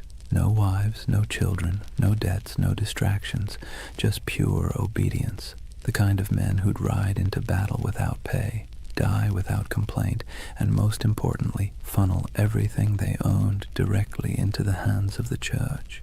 But they needed legitimacy first. The Pope's blessing wasn't just a stamp of approval, it was armor. It turned obscure men into an institution. So Hugh de Payens travelled to meet with the powerful Abbot Bernard of Clairvaux, a man both saintly and strategic. Bernard was the face of the Cistercian reform movement, which prized simplicity, purity, and obedience. He lived on bread, wore plain robes, and wrote letters that could humble kings. He was also, conveniently, the Pope's favorite monk. When Hughes explained the idea of warrior monks, men who prayed like monks but fought like crusaders, Bernard saw opportunity gleaming like gold leaf in a gospel. Think of it. Europe was overflowing with restless knights, violent men with nothing to do once the Crusades ended. They roamed the countryside, looting villages, feuding over puddles of land, and repenting on Sundays. The church couldn't stop them, but what if it could redirect them? The Templars were the perfect solution. Channel the chaos of knighthood into a holy purpose. Sanctify violence, wrap war in prayer. Bernard became their champion. He wrote, in praise of the new knighthood, a sermon that would become their manifesto. In it, he drew a sharp line between ordinary knights and these new holy warriors. The Knight of Christ, he wrote, fights the battles of the Lord without fear, for he bears Christ in his heart and steel in his hand. It was genius, simple, poetic, dangerous. With those words, the Templars became the Church's favorite paradox. Men who could kill for peace, who could die for salvation, who could hold a sword and a rosary in the same hand and never feel the contradiction. At the Council of Troyes in 1129, the Templars were officially recognized as a religious order. Pope Honorius II approved their rule, a strict code of conduct modeled after monastic life but adapted for war. They took vows of poverty, chastity, and obedience. They ate in silence. They wore plain white mantles to symbolize purity, later marked by a red cross, the color of martyrdom. They slept in communal dormitories, their armor near at hand. They prayed 8 times a day. And yet they were also soldiers, men who trained for battle, guarded caravans, and fought with terrifying precision. It was an impossible combination, but that was the point. The contradiction itself was their mystique. The Church, always hungry for spectacle, adored it. Sermons across Europe began praising these poor knights of Christ as living saints. Relics were touched to their swords. Songs were written about their devotion. Donors poured gold into their coffers. Within a decade, they owned lands across France, England, and Iberia. Within 2, they controlled a network that stretched from London to Jerusalem, all under the cross, all under God. The irony, of course, was that their vow of poverty made them one of the richest organizations in Europe. Nobles who couldn't join gave donations instead. Merchants stored money in Templar houses for safekeeping, the world's first reliable banking network. Pilgrims could deposit coins in Paris and withdraw them in Acre. It was faith-based finance, centuries before anyone invented the word finance, and all of it tax-free. The papal bulls that followed granted them extraordinary privileges. Templars answered only to the Pope himself. They could cross borders freely, build their own churches, even collect tithes. Kings couldn't touch them. Bishops couldn't question them. They were a country within a country, a kingdom without a king. And perhaps most importantly, they believed their mission was divine. Every Templar fortress was built like a sermon in stone, simple, geometric, symmetrical. Their architecture rejected ornamentation, favoring clean lines and silent strength. Every chapel pointed east toward Jerusalem. Every wall was both defense and devotion. They didn't just build structures, they consecrated the landscape. Travelers who saw them described the order as unnervingly calm. They marched without shouting. They fought without looting. They prayed without hesitation. To their enemies they were terrifying. To their allies, indispensable. And to themselves, they were chosen. You can almost hear it in the rhythm of their days, the steady tolling of bells, the scraping of armor on stone floors, the murmured prayers before dawn, each man believing he was part of something eternal. But let's be clear, beneath the holiness there was also bureaucracy. For every knight who swung a sword, A dozen servants and scribes managed logistics, accounts, and correspondence. Templar commanderies became administrative hubs full of ledgers, seals, and shipments. They dealt in contracts as often as crusades. Still, their image remained pure. To medieval Europe, the Knights Templar were walking proof that heaven and earth could coexist, that spiritual discipline could be forged into literal steel. But to the cynical eye, they were something even more interesting, the Church's experiment in privatized holiness. They were what happens when faith becomes an organization, efficient, obedient, and profitable. By the mid-12th century, the Templars had become indispensable. Crusader kings relied on them for defense. Merchants trusted them with their fortunes. Popes used them as envoys and bankers. If you wanted something done quickly, quietly, and absolutely, you called the Templars. But with power came something more dangerous than sin, perception. People began to notice that the order's members rarely answered questions. They had their own language, their own symbols, their own rites. Their headquarters, a vast round church in London modelled after the Holy Sepulchre in Jerusalem, seemed deliberately mysterious. And then there were the rumours, always the rumours.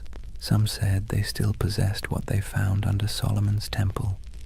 Others claimed they performed secret ceremonies, that they whispered oaths in the dark, that they had seen things no mortal should. And yet the Church did not question them, not yet.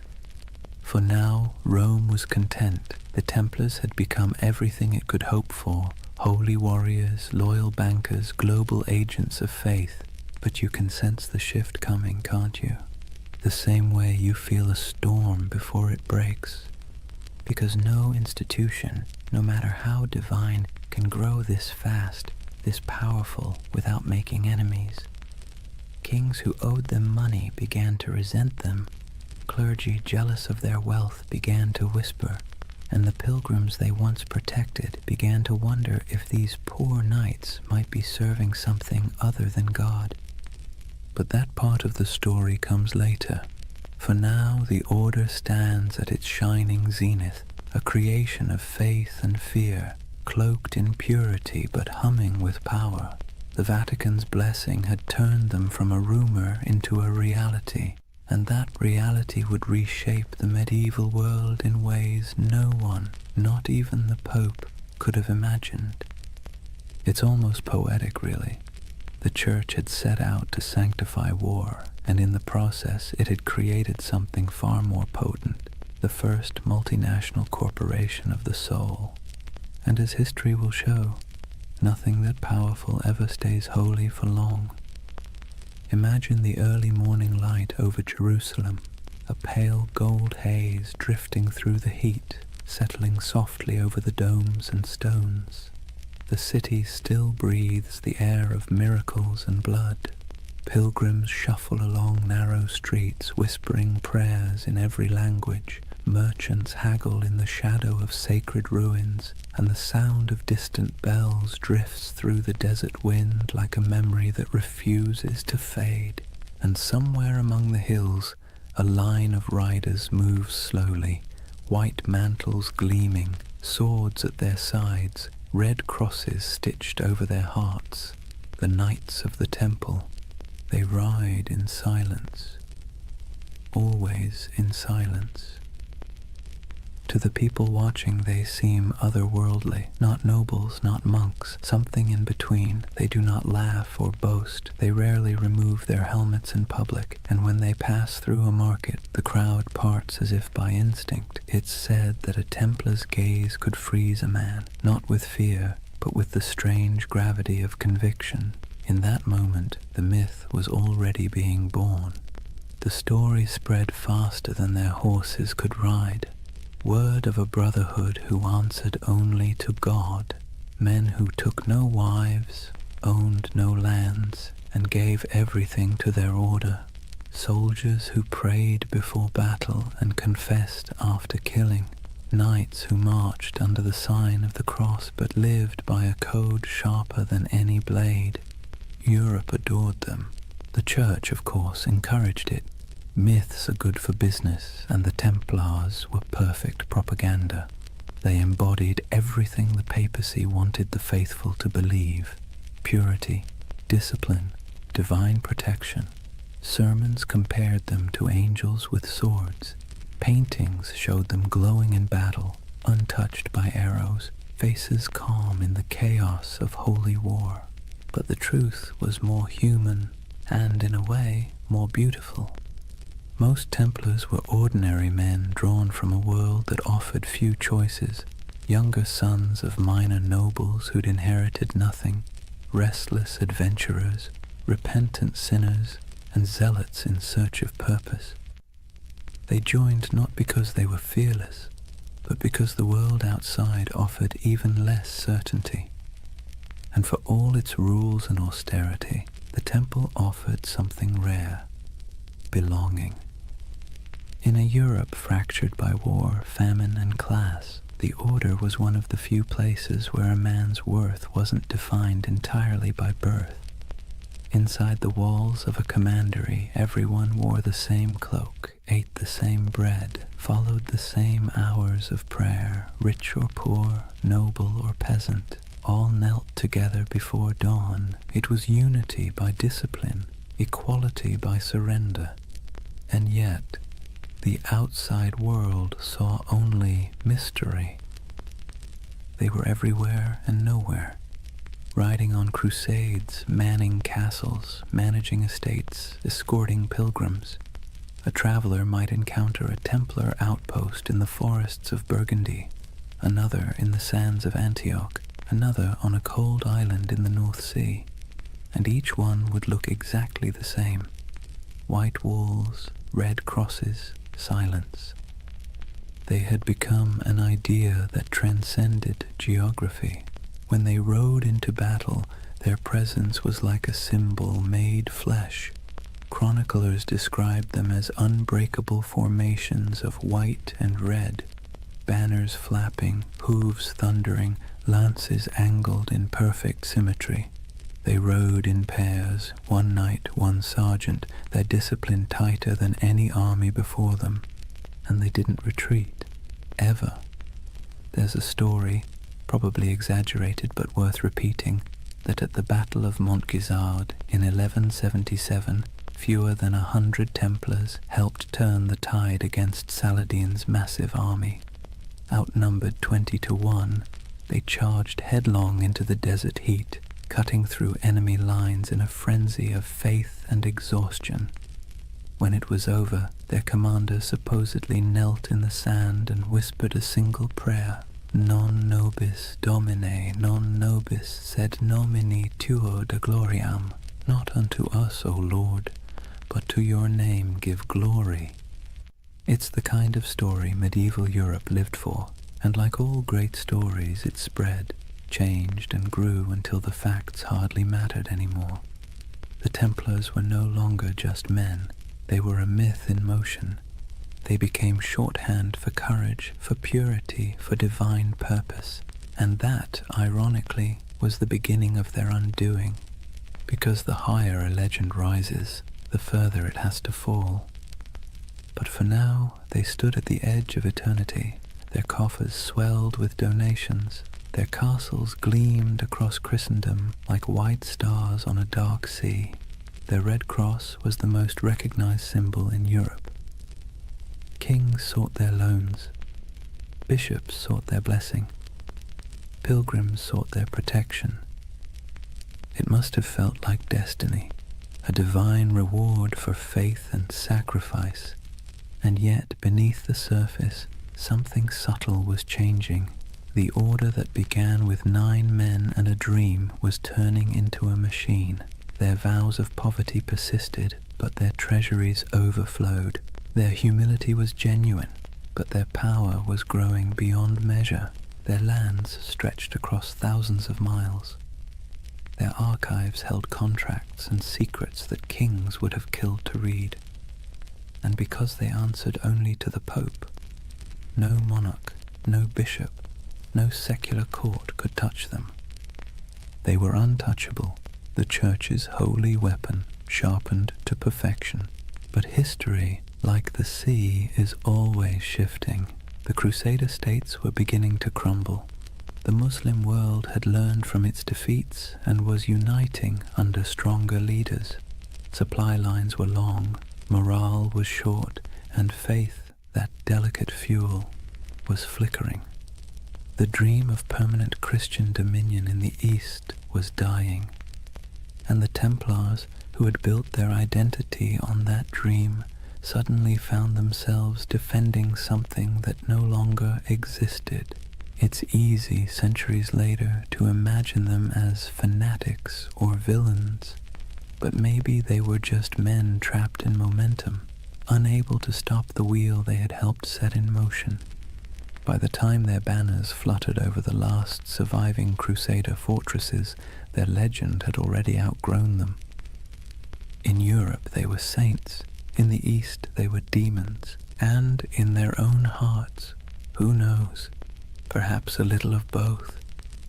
The ordinary knights must have felt it, the slow decay beneath the glory, the endless wars that achieved nothing, the heat, the sand, the weight of armor, the prayers whispered into silence, the feeling of being instruments of something divine, and yet increasingly something political. But legends don't need clarity, they need symbols, and the Templars had become the most powerful symbol in the medieval world, the perfect fusion of faith and violence. You can almost see it, a banner rippling against a stormy sky, red cross vivid against the white cloth, lightning flashing behind it. To a peasant in a church pew or a monk in a distant cloister, that image meant safety, devotion, and divine justice. To a king in debt, it meant something else entirely. The story of the Templars was no longer being written by saints or chroniclers. It was being rewritten by envy, fear, and ambition. But for now, the curtain hasn't fallen, the candles still burn, the chants still echo in stone halls. The world hasn't yet turned against them. The 9 knights who once huddled beneath the Temple Mount have become an army, a network, a myth. Their legacy has taken on a life of its own, glowing, untouchable, and slightly unreal. And like all myths, it has begun to blur the line between truth and dream. That's where chapter 1 closes, not with an ending, but with a vision of a brotherhood standing on the edge of something vast and unknowable. Their swords gleam in the sun, their white cloaks ripple in the desert wind. Behind them, Jerusalem glows like a mirage, and before them, stretching into the horizon, lies the future, glittering, dangerous, inevitable, the dawn of a legend. Chapter 2. The Rise of the Warrior Monks. Imagine standing on a cold morning plain somewhere in France, perhaps Champagne, perhaps Burgundy. The mist still clings to the fields, soft and silver, the kind that blurs the line between land and sky.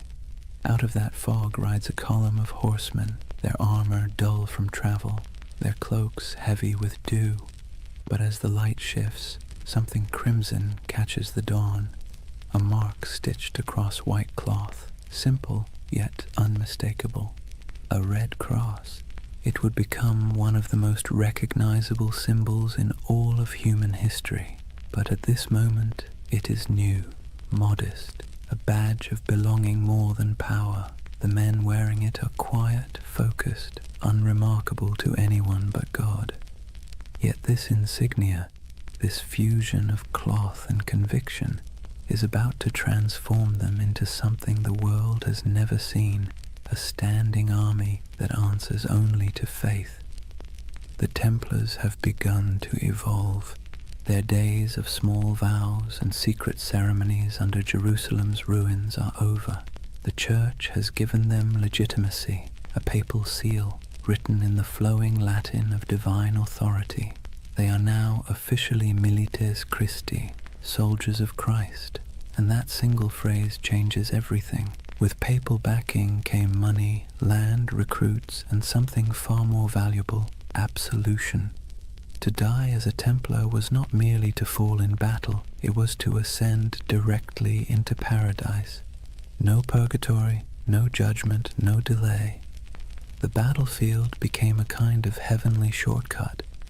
It's hard to overstate how revolutionary that idea was in the 12th century. Medieval Europe was steeped in guilt. Sin was currency. Salvation was a negotiation. And suddenly, here was an order that offered redemption through action, through blood, dust, and obedience. For a restless noble, a wayward knight, or a sinner looking for cosmic forgiveness, the temple was irresistible. The Red Cross symbolized that promise. It wasn't just a banner of war. It was a visible reminder of invisible faith. When a knight knelt before the master of the temple and took his vows, poverty, chastity, obedience, the cross was placed on his cloak as both burden and blessing. From that moment, his life was no longer his own. He would own nothing. He would question nothing. He would fear nothing. And that paradox, total surrender creating total power, became the Templars' greatest strength. Their rules were strict, even monastic. No personal possessions beyond a few garments, no private letters, no hunting, no swearing, no unnecessary conversation. Meals eaten in silence, broken only by the sound of a reader reciting scripture. Even the horses were treated with dignity. No knight was allowed to beat his steed. To the outside world, this was alien.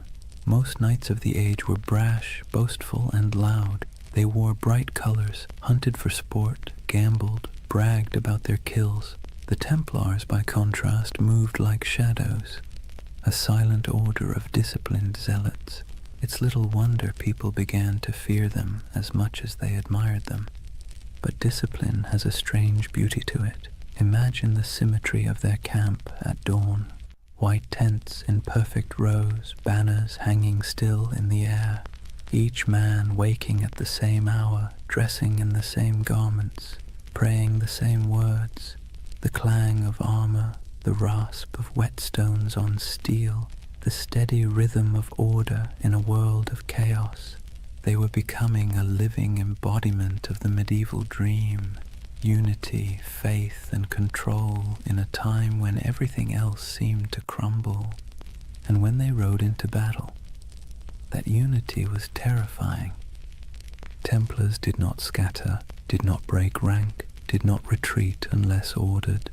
Chroniclers described them as walls of iron, as storms given human form. Their charges were deliberate, almost ritualistic, a prayer in motion. They would advance in complete silence until contact, their lances lowering as one, hooves pounding like a heartbeat. And when the moment came, the cry broke like thunder, Non nobis Domine. Not for us, O Lord, but for you. Then chaos, then history.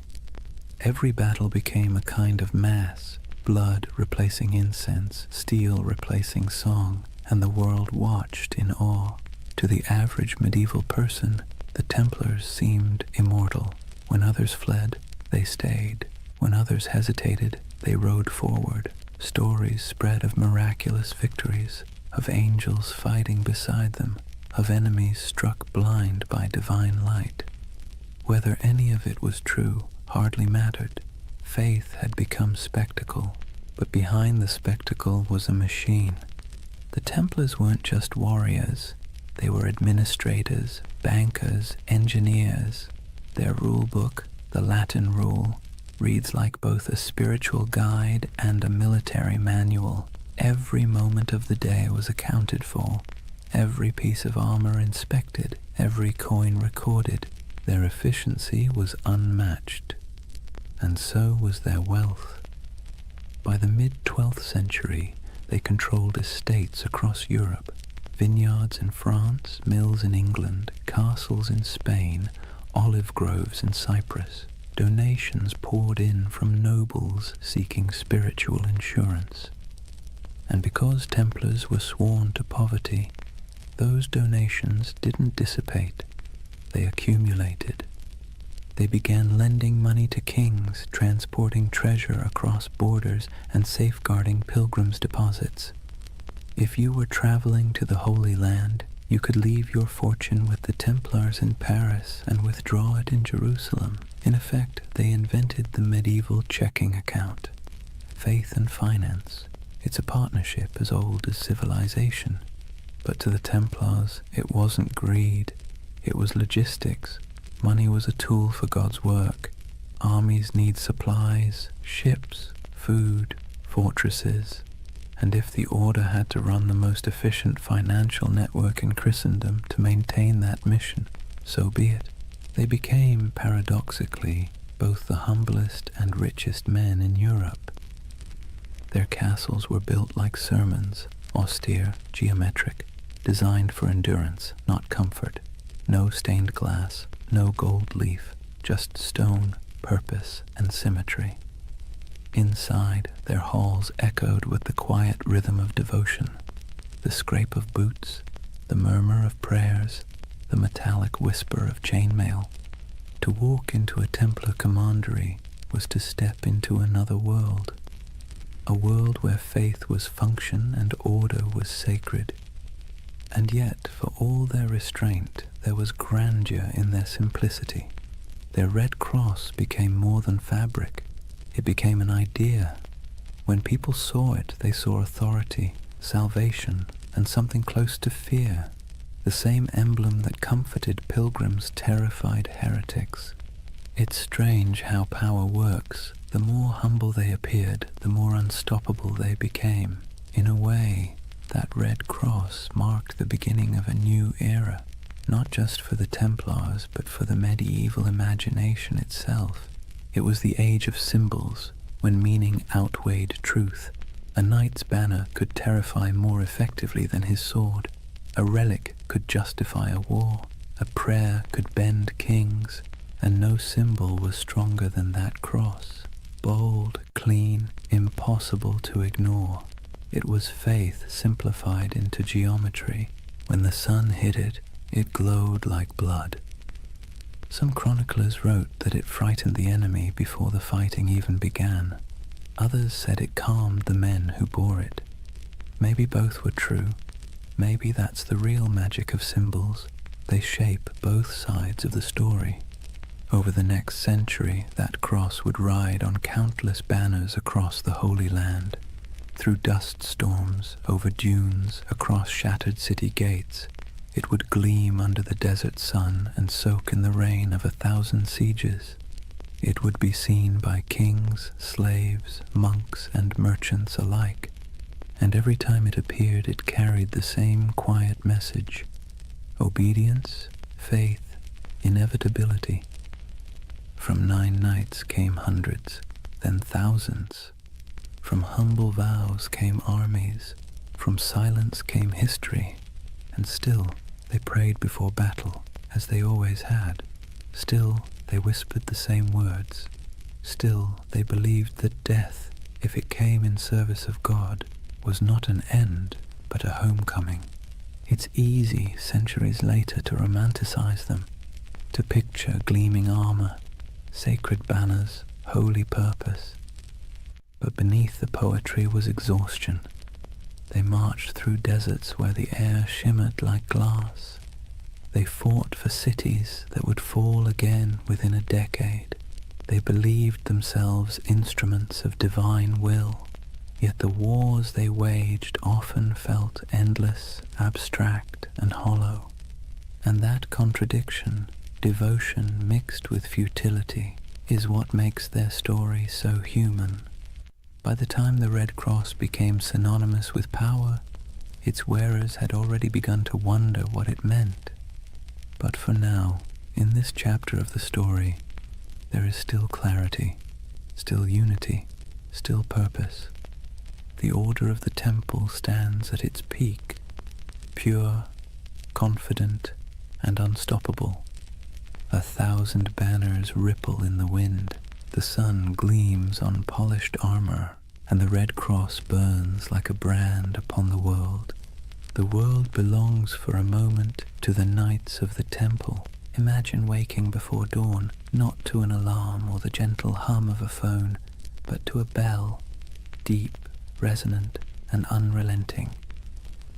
The sound rolls through the dark halls of a stone dormitory, pulling a dozen men from sleep at once. There are no complaints, no yawns, no hesitation.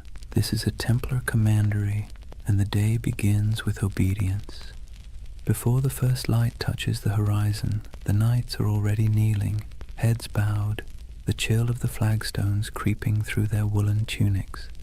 The air smells faintly of oil lamps and damp stone.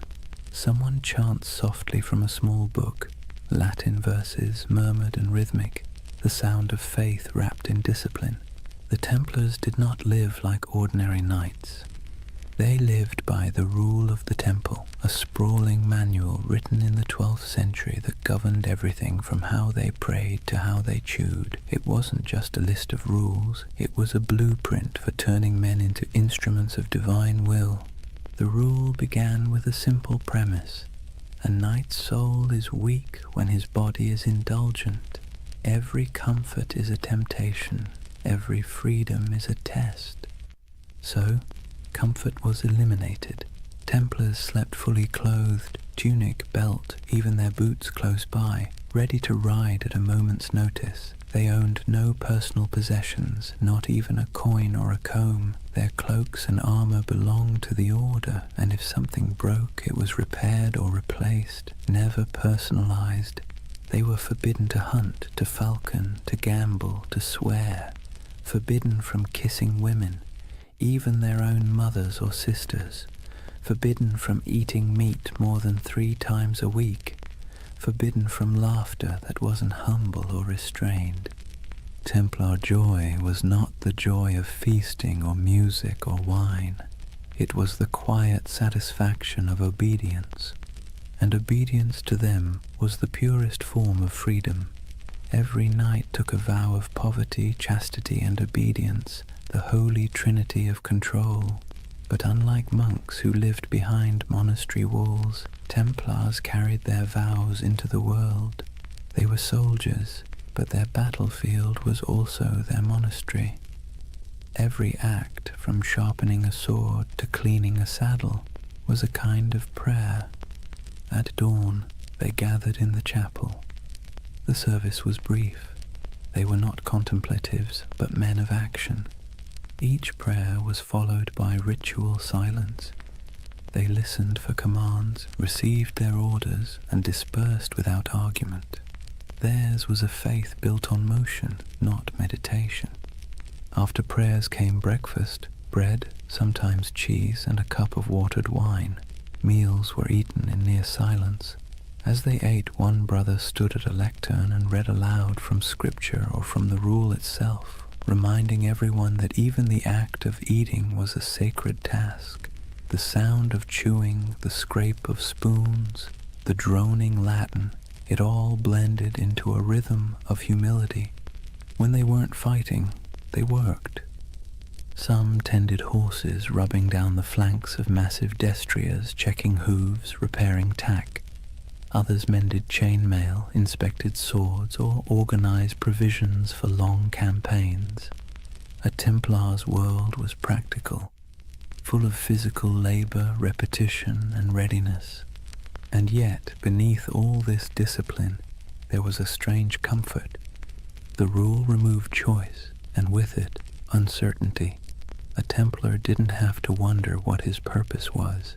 It was written in the rule, enforced by his brothers, and sanctified by God. Every decision had already been made for him. In a world where chaos was normal, where famine, war, and plague struck without warning, that kind of certainty was a luxury few could afford. But of course, it came at a cost. There were moments when the silence must have felt oppressive, when the sameness of days blurred together into a single endless prayer. Imagine years of this life, the same bread, the same rules, the same faces under the same white cloaks. No family, no possessions, no indulgence beyond the thin comfort of faith. And yet, the Templars endured it, perhaps because the alternative, a world without order, without divine meaning, felt far worse. There's something haunting about their discipline. It wasn't born from cruelty, but from conviction. They believed that to serve God they had to strip away everything that made them individual. Ego, desire, even identity itself, all burned away, leaving only function. They became pieces in a sacred machine, and when the machine moved, it moved with terrifying precision. Templars trained relentlessly. Their battle formations were geometric, mathematical, rows of cavalry timed to strike in perfect waves. Each knight knew his place. If one fell, the next filled the gap instantly. Their charges were coordinated like choreography, their retreats executed like clockwork. Their enemies called them demons in white. They didn't scream or taunt or show mercy. They advanced silently until the moment of impact, when they cried out only one phrase: Non nobis Domine, non nobis sed nomini tuo de gloriam. Not to us, O Lord, but to your name be the glory. It was their mantra, their battle hymn, their surrender to something larger than themselves. And yet, despite all this spiritual rigor, the Templars weren't monks lost in abstraction.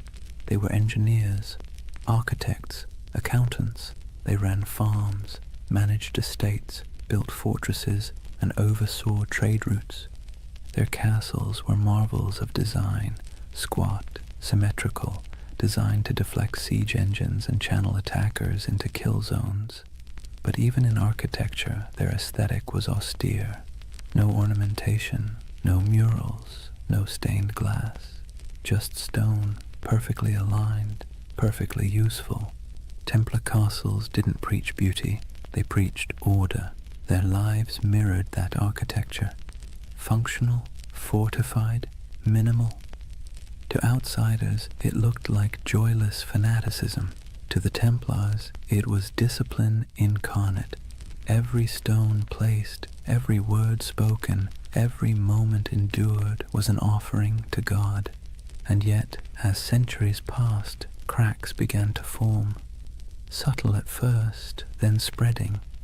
Because discipline without question breeds power, and power, even sacred power, invites suspicion.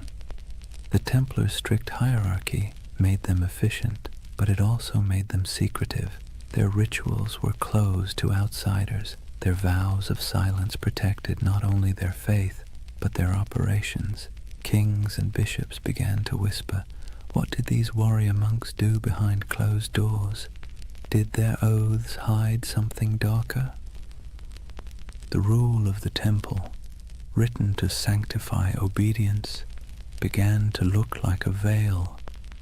And the more power the order gained, the more castles, the more treasure, the more influence, the more that veil began to draw attention.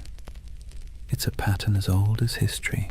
Purity breeds envy, secrecy breeds rumor, and strength breeds fear, but that comes later. For now, imagine one of those long Templar days near its end, the sun dipping low behind battlements, armor hung to dry, the smell of horse sweat and oil in the air. The chapel bells toll again, soft and steady. The knights gather one final time, kneeling in rows, their white cloaks ghost-like in the flickering candlelight. They pray not for victory, not for wealth, not even for peace. They pray for endurance, for the strength to obey again tomorrow and the day after until the end of their lives. Outside, the wind carries the smell of dust and salt. Somewhere beyond the horizon, enemies are gathering, empires are shifting, and history is already writing its next betrayal. But inside the chapel there is only the rhythm of prayer, the faint creak of chainmail, the murmur of Latin words fading into the night. And above them, carved into the stone arch of the temple wall, the red cross catches the last trace of sunlight, still, unchanging, eternal. For now, imagine the first thing that hits you isn't the sight, but the heat. The air itself feels alive, sharp with salt from the sea, heavy with dust from the desert, and tinged with the scent of oil, incense, and sweat. You've just stepped into the Holy Land sometime around the year 1140, and you're walking through a world where heaven and earth have been fighting for custody of the same patch of ground for generations. The Crusader kingdoms were born from blood and disbelief. After the First Crusade captured Jerusalem in 1099, waves of settlers, soldiers, and zealots streamed eastward, knights chasing absolution, merchants chasing profit, peasants chasing a miracle. What they found was a land older and more complicated than anything they'd been promised. Picture Jerusalem then, not the golden city of postcards, but a dense, sun-bleached labyrinth of limestone walls, narrow streets, and markets bursting with languages: Arabic, Greek, Latin, Armenian, Hebrew, all colliding in the same dusty air. Bells rang from churches while the call to prayer echoed from minarets. Frankish knights and Muslim merchants haggled over silk. Pilgrims shuffled barefoot past relics too sacred to question. The Holy Land was less a battlefield than a mosaic, fragile, shimmering, and always on the verge of breaking. For the Templars, this was both home and battleground. They arrived as guardians of faith but quickly became administrators of empire. They built massive fortresses to anchor the Crusader presence, stone giants rising from the desert like mirages made real. One of their most famous was Crac des Chevaliers, the castle of the knights. If you've ever stood on a cliff and felt the wind try to push you backward, you'll know the feeling of that place. Perched high above the Homs Gap in modern Syria, it was less a castle and more a declaration. Double walls, circular towers, arrow slits that could whisper death at 100 yards. The stones gleamed pale under the sun, and from its ramparts you could see for miles the mountains, the valleys, and the endless horizon of sand and sky. Inside, it was strangely orderly. Kitchens, chapels, barracks, even a bathhouse. You could live there for months without stepping outside, which was convenient, since stepping outside usually meant someone was trying to kill you. The Templars' castles weren't built to impress, they were built to endure. They were a theology of stone, faith expressed in geometry. The Crusader kingdoms themselves were strange hybrids, part European colony, part medieval experiment. French nobles ruled over Middle Eastern cities filled with Syrians, Greeks, and Jews. Mosques stood beside cathedrals. Crusader coins bore Latin inscriptions on one side and Arabic ones on the other. In some ways it worked. Trade flowed, cultures mixed, and for a brief shimmering moment East and West coexisted, not peacefully, but practically. Templars thrived in that liminal space. They spoke local languages, made deals with Muslim rulers, and hired Arab engineers to fortify their walls. Despite their reputation as fanatics, the Templars were pragmatists. They had to be. The Holy Land wasn't a sermon, it was survival. Still, survival came at a price. The heat wore on them, the endless patrols through sand and rock, the smell of blood baked into armor, the weight of divine expectation pressing down like the sun itself. Every campaign was a pilgrimage of exhaustion. Imagine a Templar caravan winding across the desert. Horses sweating beneath white banners marked with red crosses, sand grinding in every crevice of armor. They march in silence except for the creak of leather, the occasional clink of mail. Ahead lies an enemy they can't see, only the shimmer of heat on the horizon. By nightfall they camp beneath a vault of stars so clear it feels like a cathedral of light. Prayers are murmured, wounds are tended.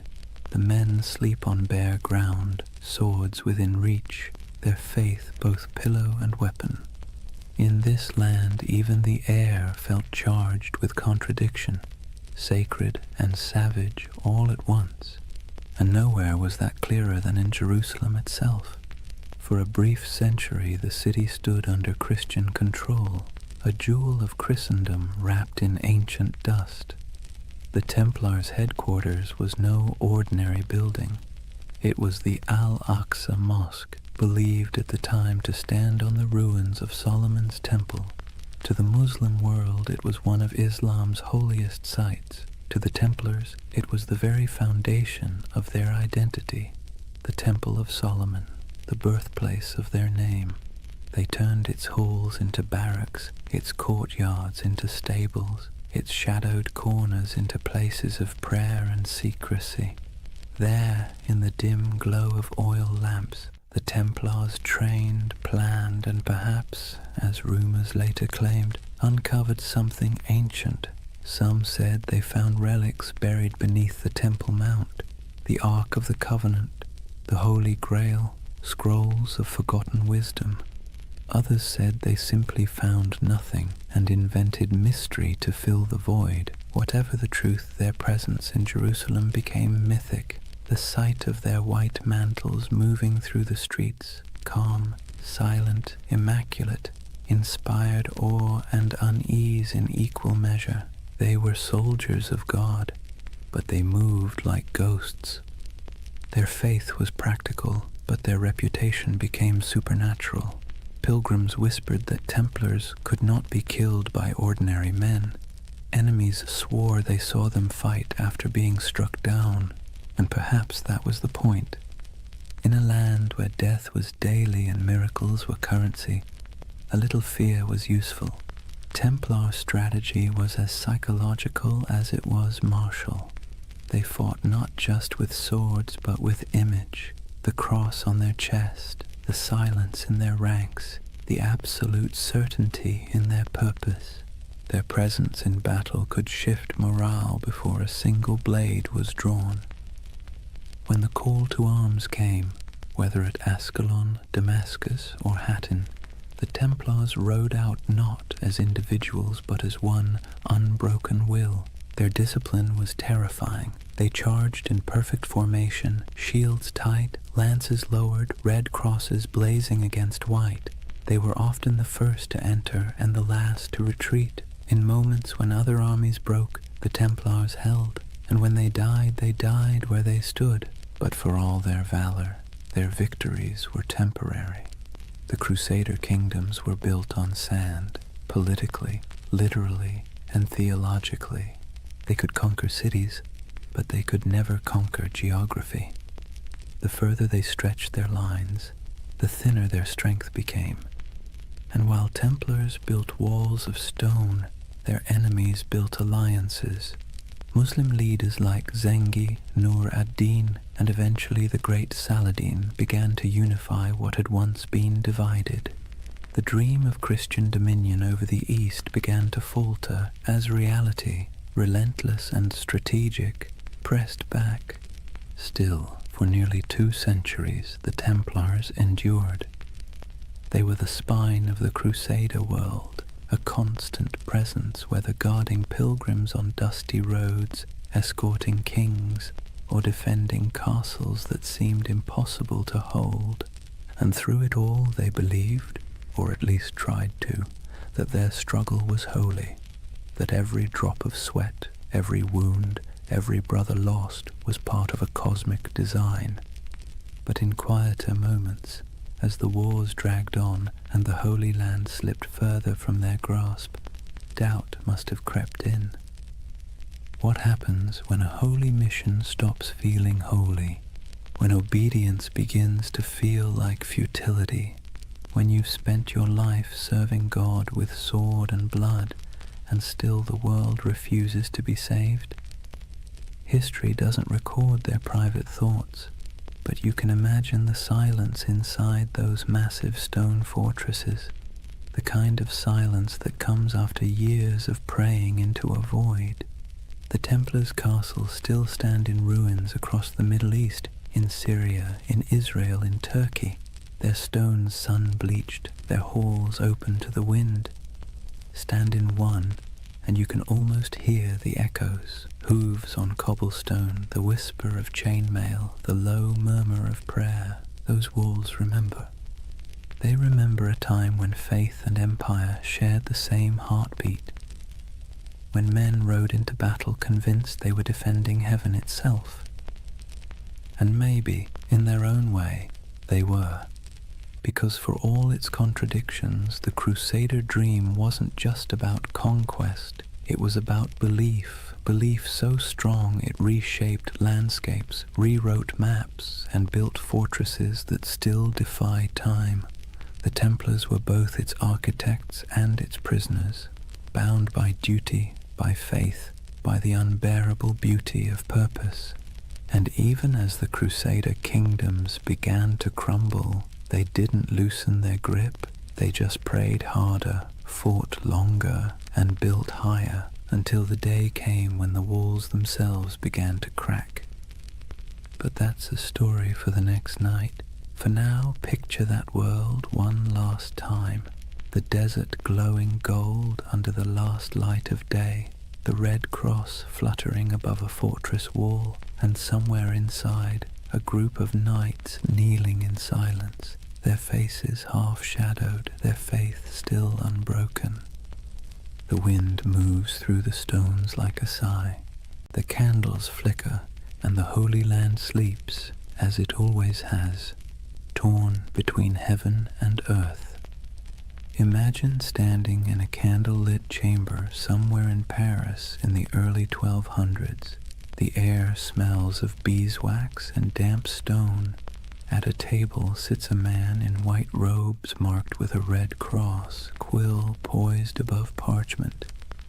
Before him, a merchant lays down a pouch heavy with coins, silver deniers, gold florins, copper dirhams from faraway ports. The knight nods, seals the parchment with wax, and hands the merchant a folded document stamped with the sigil of the temple. "Show this in Jerusalem," he says, "and you'll receive the same sum." The merchant bows, the pouch stays, the man leaves. And just like that, without a single coin crossing a sea, the Knights Templar have just performed one of the earliest forms of international banking. You see, the Templars weren't just warriors, they were administrators, financiers and logisticians of staggering sophistication. While kings still measured their treasuries in piles of glittering metal, the Templars had already learned that information, records, signatures, trust was worth more than gold. Their network stretched from the wind-swept shores of England to the sun-scorched walls of Jerusalem, a chain of commanderies that functioned as safe houses, training centers, warehouses, and financial hubs all at once. Each of these commanderies was like a small universe, self-sufficient and meticulously organized. They had their own chapels, fields, mills, and workshops. Some raised horses, others produced wool, wine, or grain. Every coin earned was logged, weighed, and sent up the chain, an unbroken current flowing toward the heart of the order. And through this system, the Templars quietly became one of the richest organizations in the medieval world. The irony, of course, is that they began with vows of poverty, but vows are tricky things. The Templars themselves owned nothing. The order owned everything, and that subtle distinction let them accumulate wealth without technically breaking faith. Their financial system worked with an elegance that modern bankers would envy. A pilgrim traveling from London to Jerusalem could deposit money at a temple house in England and receive a coded letter of credit. Along the route, through Paris, Marseille, Acre, and finally to the Holy City, Templar commanderies would honor the note. deduct expenses and mark it in ledgers kept under strict guard. The traveler never had to risk carrying his fortune across pirate-infested seas or bandit-strewn roads. In a way, the Templars invented something that feels astonishingly modern, a secure international trust network, and unlike kings or nobles, they were trusted by everyone. Christian, Jew, Muslim, it didn't matter. The Red Cross was as good as a vault door. The Templar ledger became a passport through chaos. Picture the roads of Europe in the 13th century, narrow tracks winding through forests and mountains, lined with monasteries, taverns, and thieves. Now picture a convoy of Templar couriers riding fast, cloaked in white, armed but calm. They carried more than messages. They carried secrets, diplomatic letters, royal decrees, coded inventories, even treaties. A letter stamped with the seal of the temple traveled like lightning compared to anything else in the medieval world. And where there were secrets, there were suspicions. People whispered that the Templars had mastered cryptography, that their ledgers contained hidden symbols, that their archives were guarded by curses. In truth, it was discipline, not magic, that kept their system running. But to the medieval mind, efficiency itself felt supernatural. Each regional commandery reported to a central master, who in turn answered to the Grand Master in Jerusalem and later Paris. The chain of communication was ironclad, the discipline absolute. Orders passed down with the precision of a monastic liturgy. Every brother knew his rank, his duty, and the exact limits of his authority. Templar correspondence reveals a world that hummed like a machine. Cargoes of wheat, shipments of crossbow bolts, barrels of wine, all recorded, all accounted for. Even the smallest commandery in rural France or Scotland was part of a vast, synchronized network, a medieval multinational that existed centuries before the word corporation would be invented. And yet, for all this order, there was mystery. The Templar headquarters in Paris, known simply as La Maison du Temple, was a fortress of stone walls and tall towers surrounded by gardens and workshops. Inside lay one of the greatest treasuries in Europe, a glittering hoard of gold, silver, jewels, and documents so valuable that kings themselves stored their wealth there. King Louis VII did. So did Henry III of England. Even the Pope trusted the Templars to manage funds for crusades. When monarchs needed loans, it was often the temple that provided them. When nobles needed to transfer land, the temple served as intermediary. They were accountants of God, and for a time it seemed even heaven owed them interest. But power has a way of creating shadows. As their influence spread, so did envy. Clergy whispered that the Templars had grown too rich, too independent.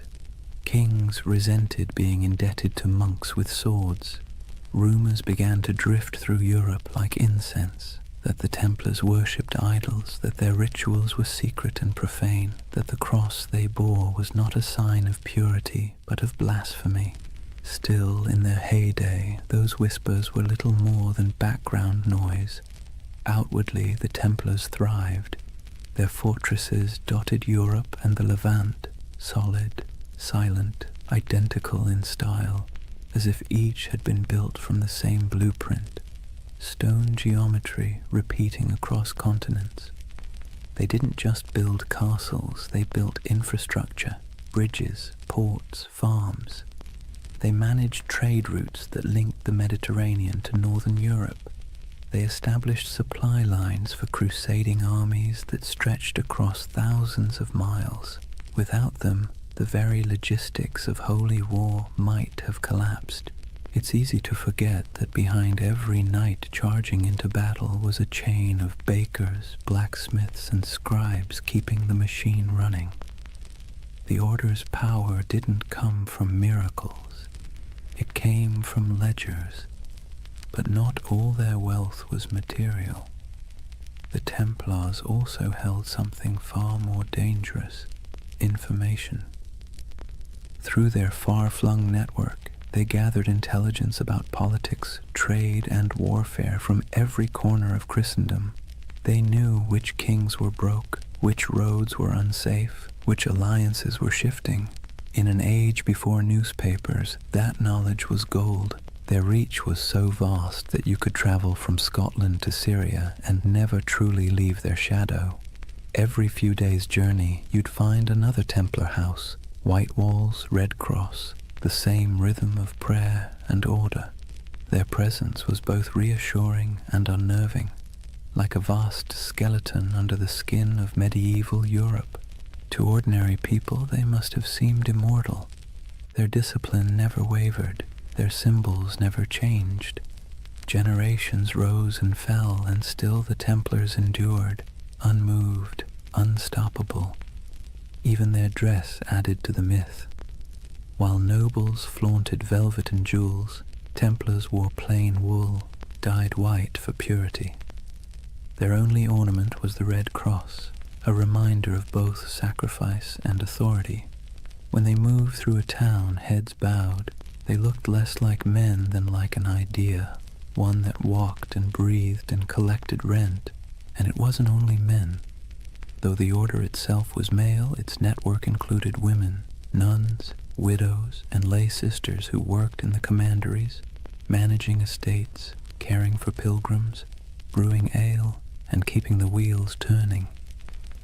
History rarely mentions them, but without them, the Temple's empire of faith would have faltered.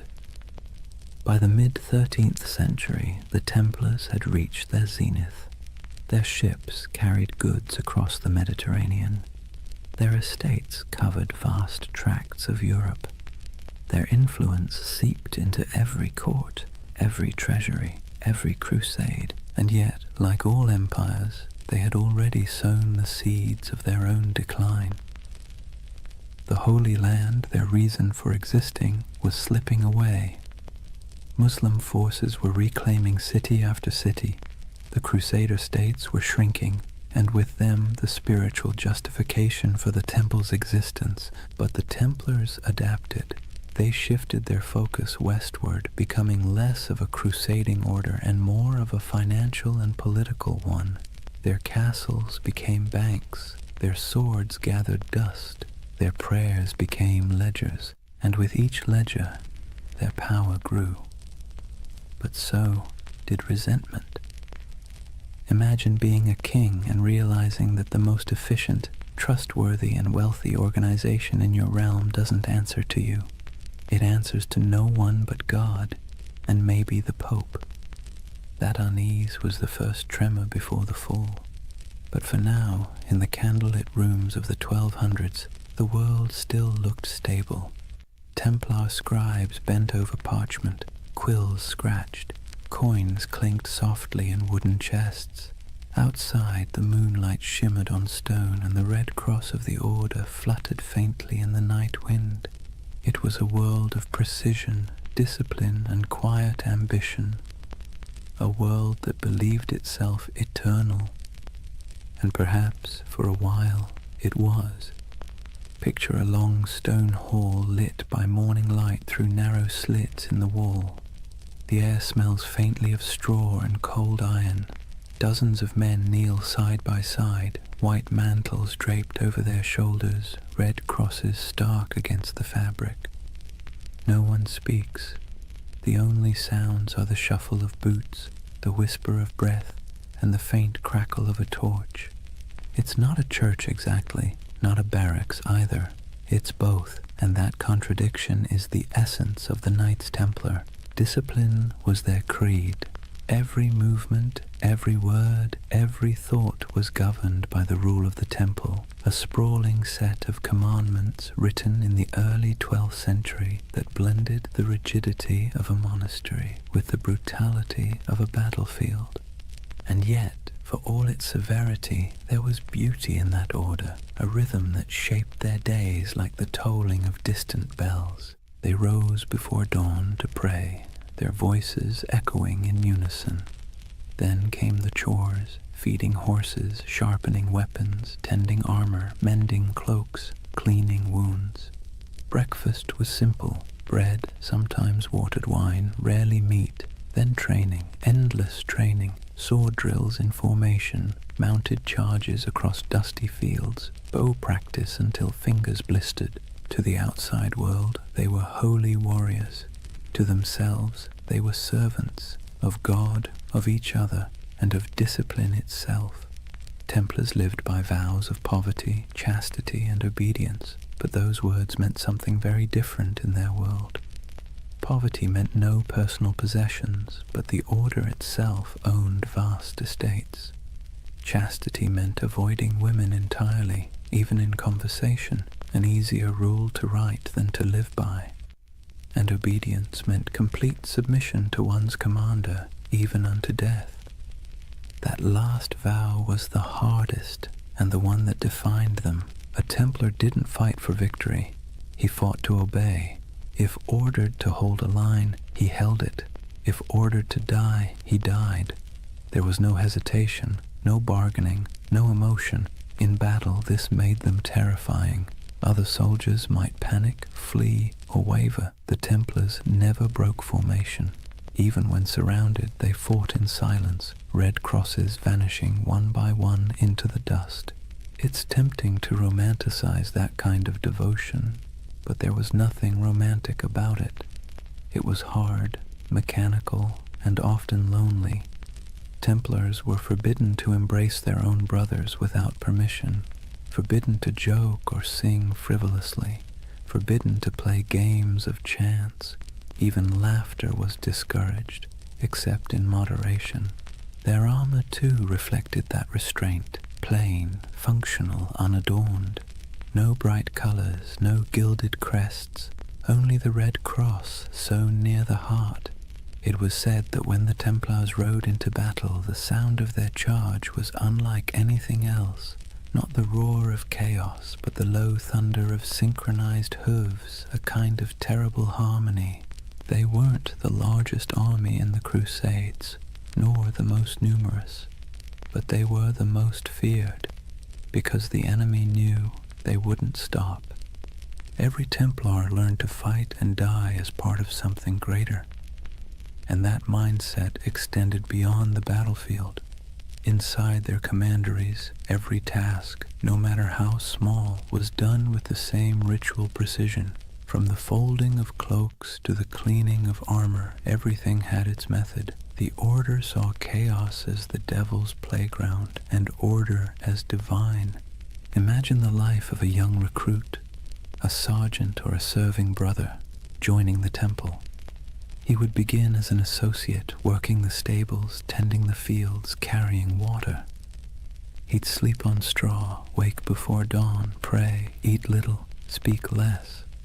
The nights might seem distant, stoic men of few words, but in truth everyone shared the same weight of silence. Templar silence wasn't emptiness, it was control. They believed words carried danger, pride, gossip, temptation. So they learned to communicate through gestures and glances, through efficiency rather than expression. Meals were eaten in near silence, a monk reading scripture aloud while others chewed. If you wanted salt, you didn't ask, you pointed. If you needed bread, you waited your turn. Over time, that silence became a kind of language, a pulse that connected them more deeply than speech ever could. And perhaps that's why their discipline bordered on the sacred. Their punishments were severe but predictable. A brother who broke his vows, who stole, lied, or behaved pridefully, might be stripped of his cloak, forced to eat on the floor, or made to lie face down during Mass while others stepped over him. For grave offenses, he could be expelled entirely, his red cross torn away like a soul in exile. But for most, it never came to that. The Templar mind was trained like a blade, sharp, steady, and resigned. Even their daily routines reinforced obedience. The day was divided by bells, prayer, labor, rest, each moment accounted for. They prayed before battle, after battle, before eating, before sleeping. Every act was sanctified, every breath a form of worship. And yet, for all their austerity, there was a quiet humanity beneath it. The rule allowed small comforts, wine on holy days, the company of brothers during feasts, laughter when earned. They kept dogs and falcons. They played music sometimes, though always solemnly. Their lives weren't joyless, just measured. To outsiders, that restraint looked inhuman. To insiders, it was peace. Because here's the thing, medieval life was unpredictable, dangerous, and filthy. Plague, famine, war, it was all chaos. The Templars built a life where everything made sense, a world of routine, duty, and clear purpose. That order was their sanctuary. And yet, there's a strange irony in that. For all their vows of humility, the Templars radiated pride. Not arrogance exactly, but a certainty that they were different, chosen. While other knights fought for lords, women, or glory, the Templars fought for eternity. Their enemy wasn't just flesh and blood, it was sin itself. That certainty gave them strength, but it also made them untouchable.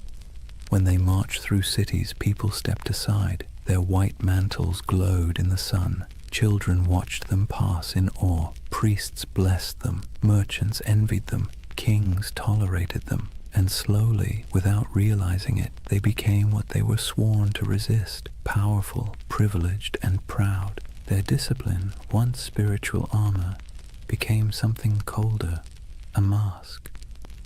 By the late 13th century, the Templar ideal had begun to crack. The Holy Land was lost, the Crusades had soured, and yet the Order still trained, still prayed, still obeyed, as if nothing had changed. It's almost haunting, that image. An army without a war, marching in perfect silence toward a future that no longer needed them. They kept their rituals alive even as their purpose faded. The morning prayers, the vows, the cold meals, the endless drills, like monks in armor performing the same liturgy long after the congregation had gone home. If you had visited a Templar stronghold, then, say, Tomar in Portugal, or the great fortress of Crac des Chevaliers, you'd have seen perfection on the surface, polished discipline, unbroken ranks, but beneath it, something else was stirring, uncertainty. What happens to an order built for holy war when holiness itself goes out of fashion? The Templars didn't have an answer. They just kept obeying. And maybe that's the tragedy. They were so trained to follow command that when the commands themselves became corrupt, when kings and popes turned against them, they couldn't adapt. Their discipline, once their shield, would soon become their downfall. But that's later. For now, in the twilight of their golden age, they still looked unshakable. Picture them one last time, a column of knights riding through the gates of Acre, the last stronghold of Christendom in the east. Sunlight glints on their helmets. The sea wind carries the smell of salt and steel. Their banner ripples, a red cross against white. They move as one body, one will, one faith. And somewhere in the back of the formation, a young knight whispers a prayer he has said 1,000 times before. He doesn't know that in a few short decades, his order will be ashes and rumor. But in this moment, he is calm, because obedience is peace. And for the Knights Templar, peace, however fleeting, was always worth dying for. Chapter 3. Secrets, Shadows, and Heresy. Imagine the stillness beneath Jerusalem. The air is cool, dry, and old, older than the Crusaders who came here with dreams of salvation and plunder. Torches flicker against ancient stone, illuminating tunnels carved centuries before the birth of Christ. The sound of footsteps echoes faintly, rhythmic and deliberate. These men wear no crowns, no jewels, only white mantles marked with a red cross. 9 knights, poor, pious, exhausted, descending under the ruins of Solomon's temple. At least that's the story. The first whisper in a legend that would stretch across continents and centuries. According to chroniclers, when the Knights Templar were founded around 1119, their official mission was humble: to protect Christian pilgrims traveling the dangerous road from Jaffa to Jerusalem. In reality, there were only 9 of them, hardly enough to guard a single caravan. And yet King Baldwin II of Jerusalem gave them quarters in one of the holiest sites on earth, the Temple Mount, believed to be the ruins of Solomon's temple itself. That's where the name came from, the poor fellow soldiers of Christ and of the Temple of Solomon. But for a group of destitute knights, their address was suspiciously prestigious. The Temple Mount was not just another ruin, it was a sacred puzzle layered in myth. Jews believed it was where the Ark of the Covenant had once rested. Muslims revered it as the site of the Prophet's ascent to heaven. Christians saw it as the home of God's wisdom and wrath alike. And somehow these 9 knights, without royal blood, without political clout, were allowed to live directly atop it, and for nearly 9 years no one quite knew what they were doing down there. There are no surviving records, no letters, no official reports, just silence, the kind that history fills with imagination.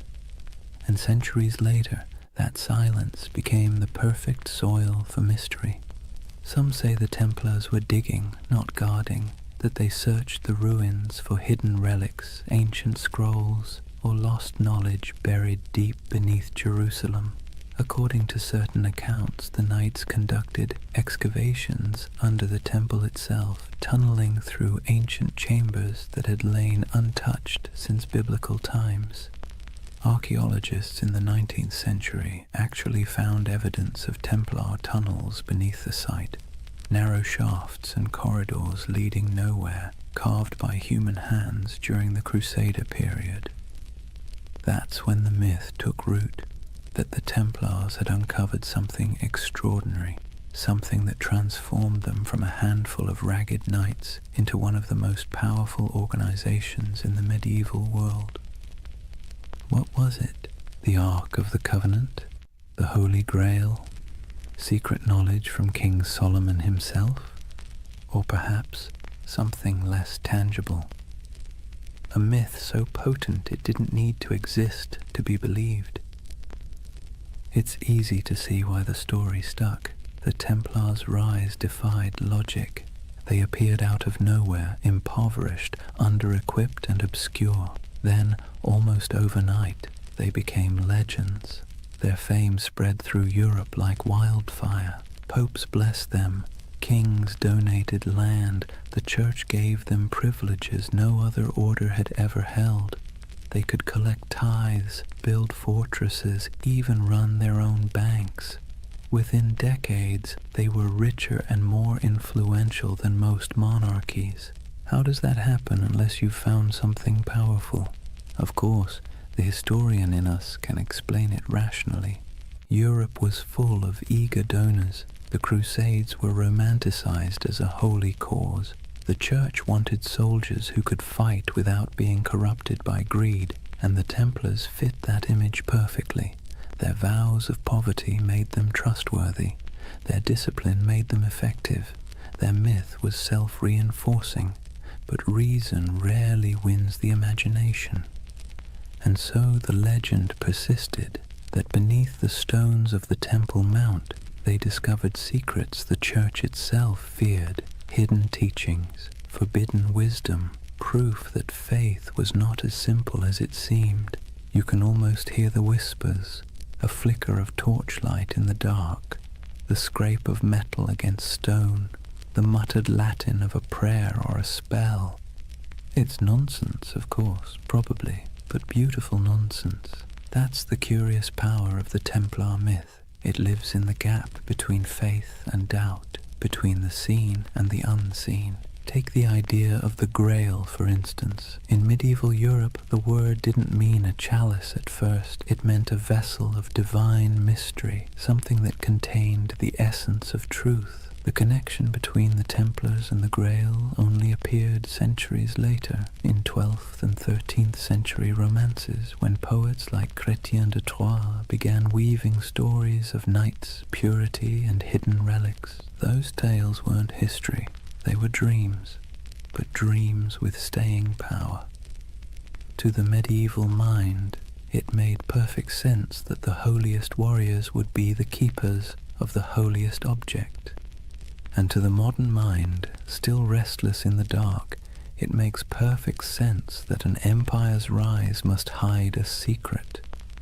Maybe that's why the Templars continue to haunt us, because we can't resist the idea that someone, somewhere, found the truth and kept it to themselves. But beneath the mystique, there's something more mundane and more fascinating. The real secret of the Templars wasn't gold or relics. It was organization. While other Crusader groups floundered in chaos, the Templars built a system. They turned faith into logistics. They mastered record-keeping, finance, communication, and property management at a level Europe had never seen before. Their commanderies stretched from Scotland to Syria, forming a network that could move money, men, and messages faster than any king's court. They were medieval globalists, an early blueprint for the international corporation. That was their real treasure, their true grail, not buried under Jerusalem, but written in ledgers and sealed with wax. Still, it's fun to imagine the other version, the one where those 9 knights, by flickering torchlight, brushed away centuries of dust and found something that made them more than soldiers, something that whispered of destiny, because that's the romantic engine of the Templar myth, that somewhere in their cold discipline and rigid faith, they touched a kind of forbidden light. Maybe it wasn't treasure, maybe it was understanding. The Church would later accuse them of heresy, of denying Christ, of spitting on the cross, of worshipping strange idols, all of which sound absurd, until you remember how much they changed between those first 9 knights and the empire they became. Power always transforms faith, sometimes subtly, sometimes completely, and perhaps in those long tunnels beneath the temple, the transformation began. There's a moment, halfway between legend and history, when we can almost see it. 9 men on their knees, torches flickering, the stones around them whispering echoes of the past. They think they're praying, but maybe, in that silence, something ancient is listening. And maybe that's why the myth still holds us, because even if the Templars never found the Ark, or the Grail, or any secret knowledge at all, they still uncovered something remarkable, the power of belief itself. They discovered how mystery can move empires. Imagine a candle-lit chapel deep in the hills of France. The walls are rough stone, the air thick with incense and dust. In the dim light, the symbol of the Red Cross flickers faintly across banners and shields stacked neatly against the wall. A handful of knights kneel in silence before an altar, not before the crucifix, but before something older, stranger, covered in a cloth of deep red. No one speaks, only the low chant of prayer, rhythmic and hypnotic, filling the space like the hum of bees in a summer field. This is the image that has haunted storytellers for centuries. The idea that the Knights Templar possessed secret knowledge, perhaps even a relic of impossible power. And like all the best myths, it's never quite clear whether we want it to be true, or whether we enjoy believing it's hidden. The legend of the Holy Grail, for instance, didn't actually begin with the Bible. It began with poets. Around the late 12th century, when the Templars were at their most powerful, A French poet named Chrétien de Troyes wrote of a mysterious grail, a shining vessel carried in a sacred procession, capable of granting eternal nourishment and divine wisdom. He never called it holy, nor said it was a cup. Later, writers turned it into the chalice of Christ, the cup of the Last Supper, or the vessel that caught his blood at the crucifixion. But in Chrétien's day, the Grail was simply something too sacred to name directly. And in that ambiguity, the Templars found a shadow, because who else fit the image better? Knights of divine mystery, warriors of impossible devotion, a brotherhood whose rituals were secret, whose vows were absolute, and whose origins lay under the ruins of Solomon's temple. To a medieval audience it made perfect sense.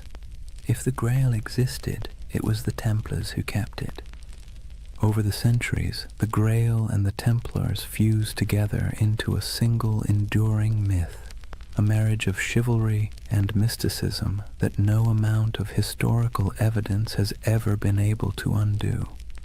The truth, though, is both smaller and more interesting. The Templars were bureaucrats of the divine. They didn't sit around sipping from golden chalices or unlocking cosmic secrets.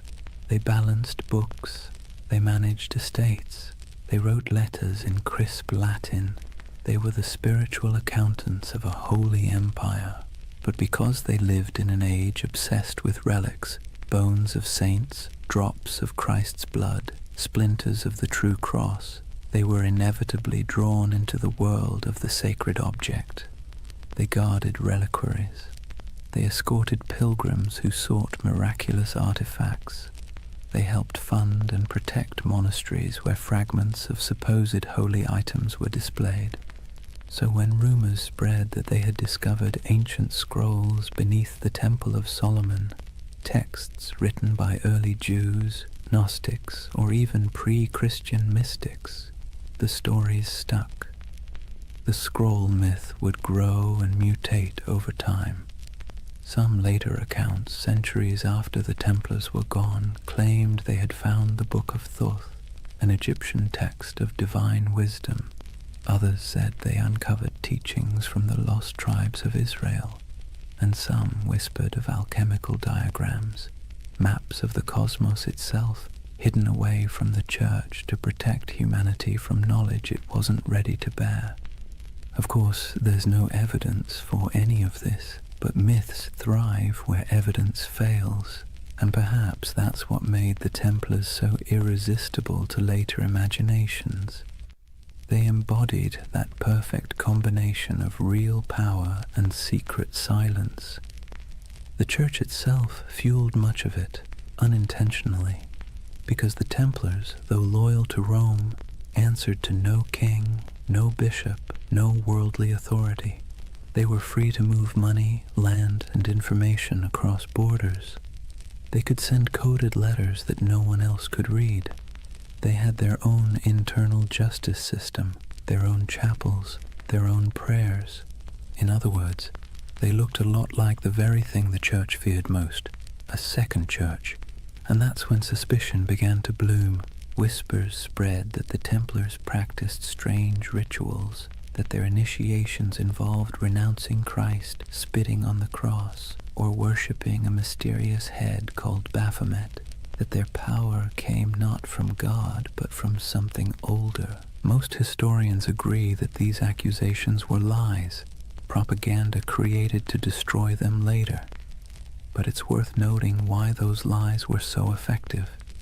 Because they sounded plausible. Because secrecy always invites projection. If you give people a locked door, they will imagine what's behind it. And for medieval Europe, already steeped in apocalyptic fear and superstition, the Templars became the perfect vessel for that imagination. Their very success became suspicious, their discipline unnatural, their wealth sinful, their silence heretical. And yet, maybe there was something beneath all the rumor. Not magic, not relics, but an attitude. See, the Templars didn't pray like other monks.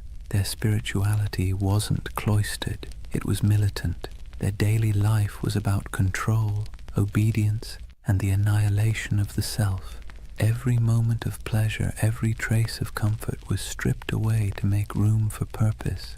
In a sense, that was a kind of secret knowledge, the knowledge that faith and suffering could be fused into a single weapon. And that's what made them so dangerous. Not to the Muslims they fought in the Holy Land, but to the church that eventually feared them, because the Templars didn't seem to need intermediaries. Their faith was too direct, too efficient, too pure. When you can talk to God through action, you make priests nervous. By the time the Crusader kingdoms began to crumble, the Templars' mystique had already surpassed their usefulness. Europe no longer needed warrior monks, it needed bankers, diplomats, and obedient clergy, and so the Templars' mysticism, once admired, became suspect. It's strange, isn't it, how quickly a symbol of holiness can become a symbol of heresy. One century they were Christ's chosen, the next they were whispered to be sorcerers. But perhaps that's the price of mystery. The more tightly you guard your secrets, the easier it is for others to fill them with darkness. And in the quiet moments when we think of the Templars by torchlight, kneeling before something hidden under silk, we feel that same tension, that blend of awe and suspicion, that uneasy beauty of something half-believed. Because part of us wants to believe. We crave hidden truths. We need our mysteries, especially the ones that refuse to resolve. And maybe that's why, centuries later, the Templar myth is still alive, in Dan Brown novels, in video games, in conspiracy theories whispered on YouTube at 3 a.m., because it scratches that ancient itch, that somewhere, someone knows something we don't. It's funny how little we've changed. The medieval mind looked at the stars and imagined divine design. We look at old ruins and imagine lost technology. Both are acts of yearning, proof that we are wired to believe that history hides something from us. And perhaps the Templars were the first to realize that the greatest power isn't in what you know, but in what others think you might know. Theirs was a religion of silence, and silence in any age is seductive. Imagine the city of Jerusalem in the morning light. The walls are pale gold, dust drifting through narrow streets where merchants lift their shutters and donkeys stamp impatiently in the shade. From the hills beyond, the desert glows like a sea of faded fire. Bells ring from the church of the Holy Sepulchre, and somewhere a muezzin's call answers softly from across the valley. This was the city the Templars swore to defend, the heart of their purpose, the reason for their existence. But by the late 12th century, Jerusalem was no longer the eternal prize they once imagined.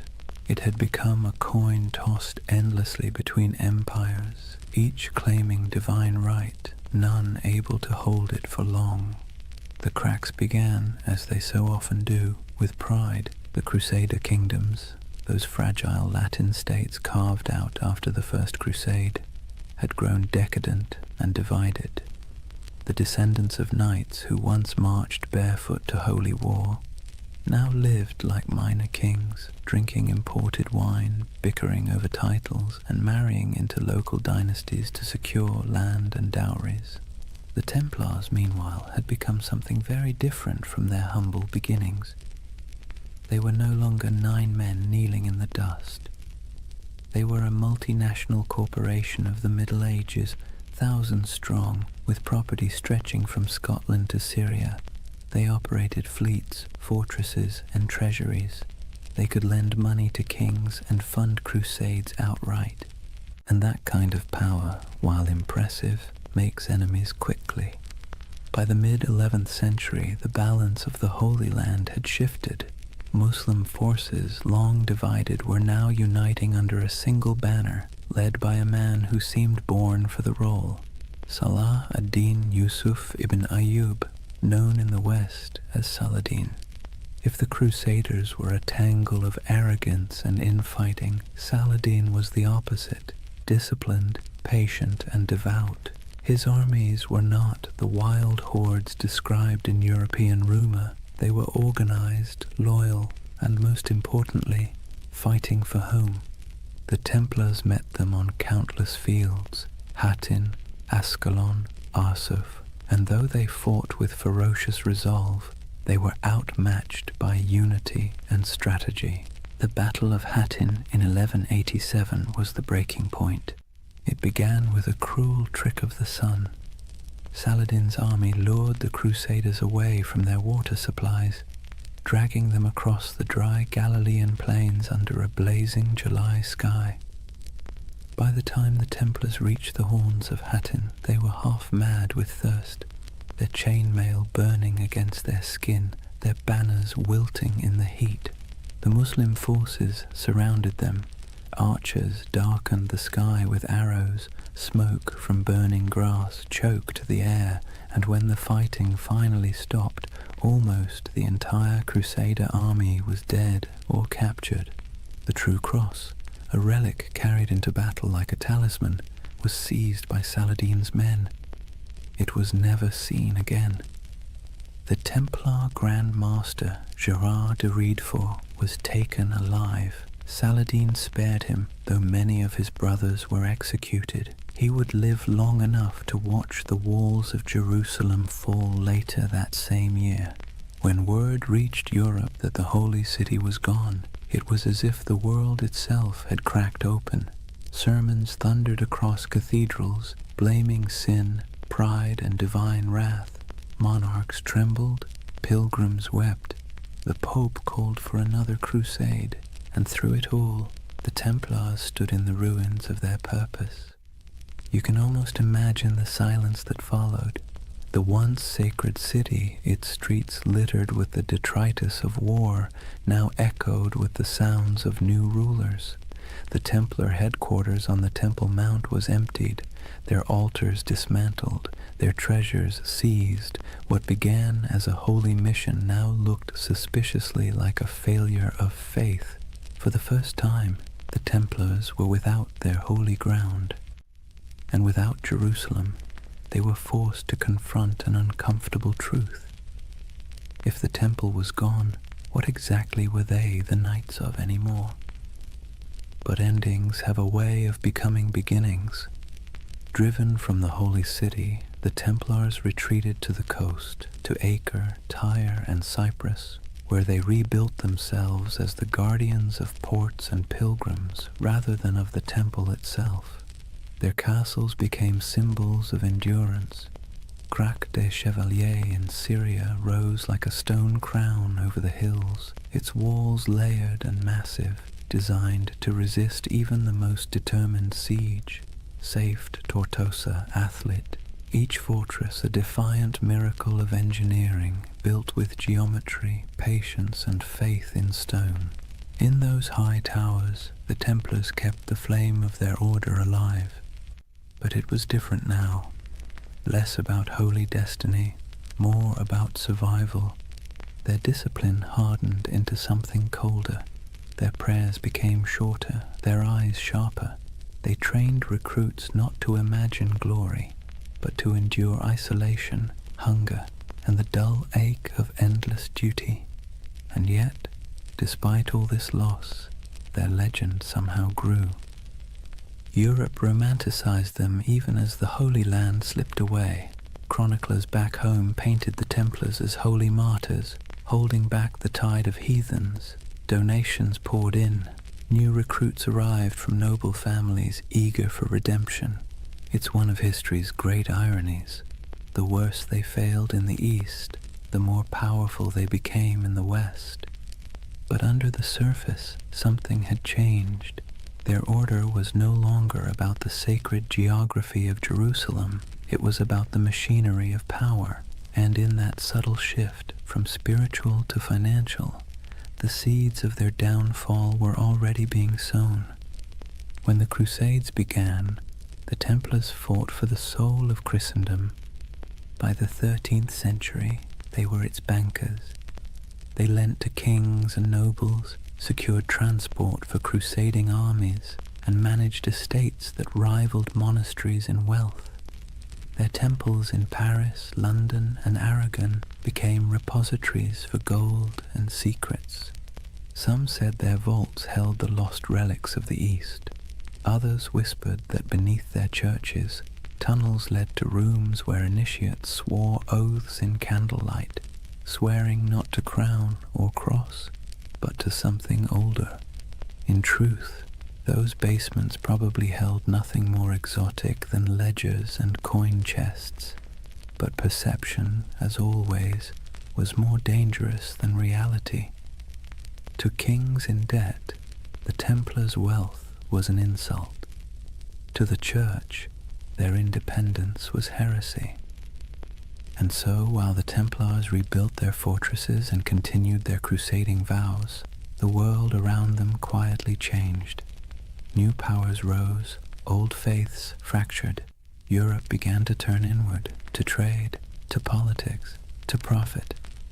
The dream of Jerusalem faded like smoke on the horizon. The Templars became relics themselves, living fossils of an age of faith that no longer fit the world they helped create. And perhaps that's the tragedy at the heart of their story. They were men who built a system so efficient, so disciplined, that it outlasted their original purpose. Their creed was supposed to die with Jerusalem, but it didn't. It calcified. It spread through Europe's veins, into its banks, its armies, its bureaucracies. Even as they prayed for salvation, they were laying the groundwork for capitalism, for modern finance, for the idea that faith could be managed like currency. When you think about it, that might be their most heretical legacy of all. In the distance, though, back on those coastal walls, you can almost still hear the wind off the sea whistling through the battlements of Acre. The Templar banners still flutter there in imagination, crimson crosses fading against the salt air. They never stopped believing they could reclaim the Holy Land. They never stopped waiting for the day the horns would sound again. But faith, like empire, has tides, and the tide was already receding. Imagine standing on the ramparts of Acre at twilight. The sea stretches endlessly westward, glowing copper beneath the dying sun. Seagulls drift above the harbor where broken ships list in the water, their masts creaking softly. Behind you, the wind carries the scent of smoke and salt, and the low, steady hum of prayer from men who know the end is coming. This is the world of the final crusades, not the holy fire of the first generation, not the fevered marches of kings and saints, but a quieter, more desperate echo. The age of glory was over. What remained was a grim, bureaucratic persistence. Wars fought on borrowed faith, borrowed time, and borrowed money. By the late 13th century, the Kingdom of Jerusalem existed mostly on parchment and in memory. Its capital, if one could call it that, was Acre, a coastal city pressed between a restless sea and endless desert. It was crowded, rich, and tense, a city of pilgrims, traders, and soldiers living shoulder to shoulder in uneasy tolerance. Here the Knights Templar had built their final fortress, a marvel of engineering, all white stone and iron gates, its walls thicker than any catapult could breach. Within those walls, gold and relics were stored in vaults beneath torchlit halls. Above them, in chapels that echoed with Latin chants, the Templars still prayed for Jerusalem, though most knew they would never see it again. They had become the custodians of a dream already dying. The last crusades were not holy wars anymore. They were logistics operations, charters, supply lines, contracts. The romantic image of knights charging across the desert had long since been replaced by the grinding reality of politics. Kings back in Europe promised armies and delivered excuses. Popes issued bulls calling for redemption and sent none. The Templars and their rivals, the Knights Hospitaller, did what they could. They fortified the remaining coastal strongholds, trained recruits from France and England, and negotiated uneasy truces with Muslim rulers, who now viewed them less as enemies and more as relics of a fading age. For nearly a century, the Templars held their line. A few miles of coast, a handful of towers, and the weight of an entire lost empire on their shoulders. Then, in 1291, the inevitable came. A vast Mamluk army, disciplined, relentless, and armed with the confidence of history, swept across the plains toward Acre. Their banners blackened the horizon. Their engines rolled like thunder. Inside the city, panic spread like wildfire. Citizens fled to the harbor, merchants burned their ledgers, priests carried relics to the ships, whispering prayers that no one believed would work. The Templars, as always, took their positions. From the battlements, they could see the Mamluk campfires stretching endlessly into the desert night. The siege began with drums, then fire, then days of unbroken assault.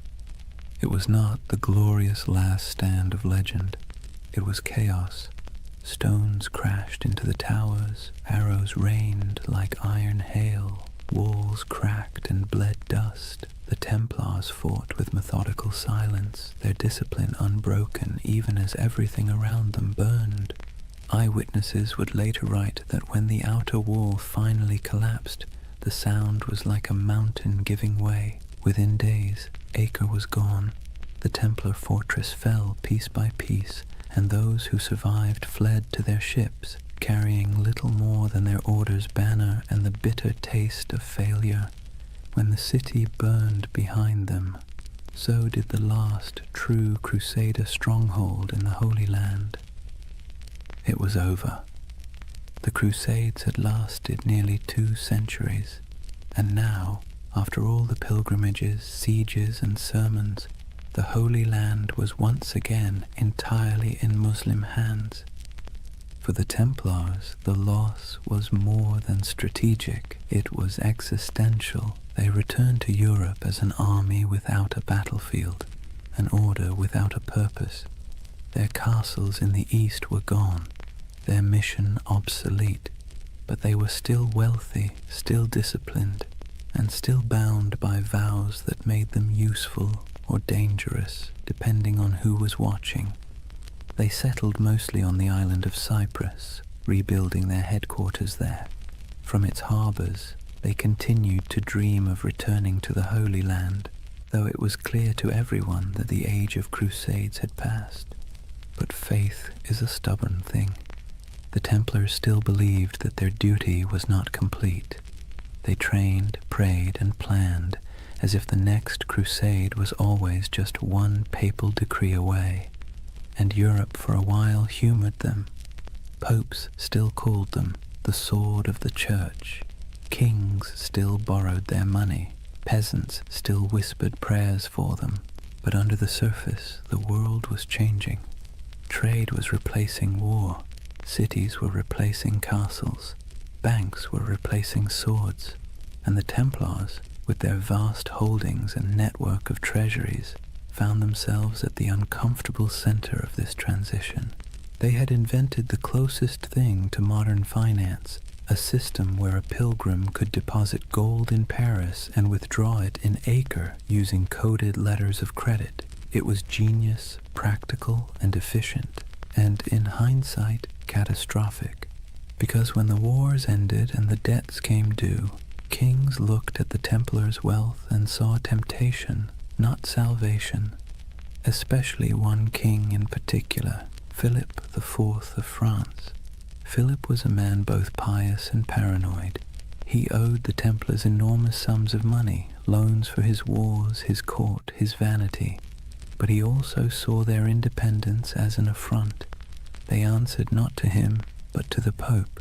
Their fortresses in France were like miniature states, their archives sealed and secret. and the more Philip learned about them, the more their silence unnerved him. Rumors spread of strange initiation rites, of heretical symbols, of men kissing the cross in reverse. Nonsense, most likely, but for a monarch looking to erase his debts and consolidate power, nonsense can be weaponized. In the years after Acre, Philip began to scheme. He courted the Pope, then bullied him. He planted spies among the Templars. He listened to gossip and invented the rest. The Templars, perhaps naively, continued to operate as they always had, holding mass, training knights, managing estates. They trusted in their reputation, in their service, in their holy mission. They never realized that while they were guarding against heathens abroad, the real danger had been quietly gathering at home. In the fall of 1307, France was restless.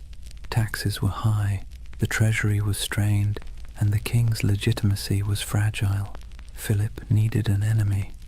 And what better villain than a secretive, wealthy brotherhood whose glory had long since faded into rumor?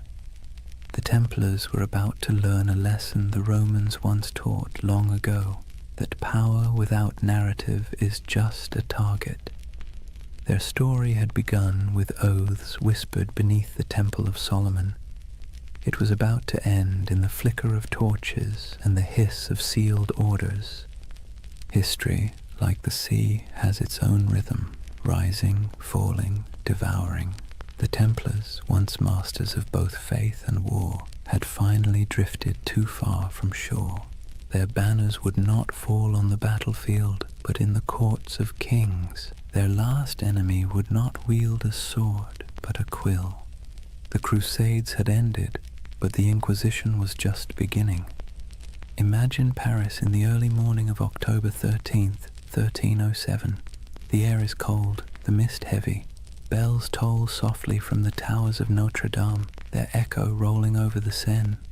Most Parisians are still asleep, unaware that within the hour history itself is about to shift.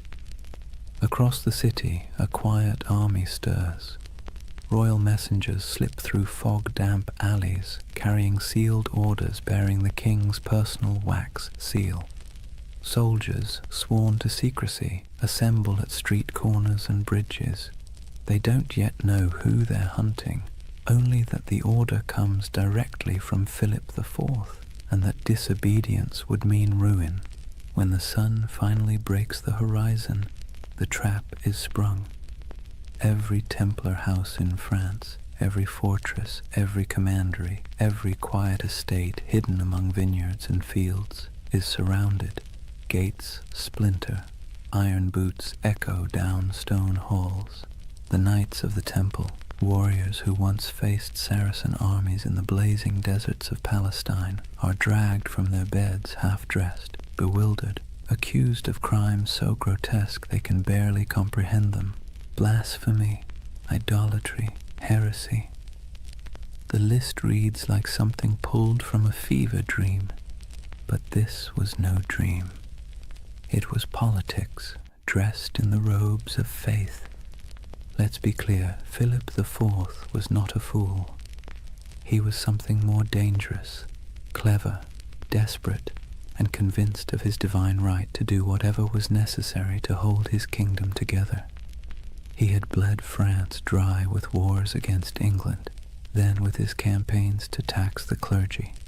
When the church resisted, he struck back, exiling the Pope from Rome, installing his own candidate, and essentially turning the papacy into a branch office of the French crown. That Pope was Clement V, a man whose spine was as soft as the velvet cushions he sat on.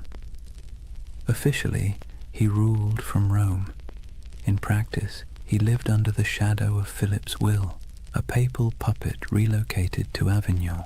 And so, when the King of France whispered that the Templars were dangerous, heretics, maybe even satanic, Clement listened. But the real accusation wasn't spiritual, it was financial. The Templars held vast wealth, not in piles of coins, but in something far more threatening: records, ledgers, IOUs.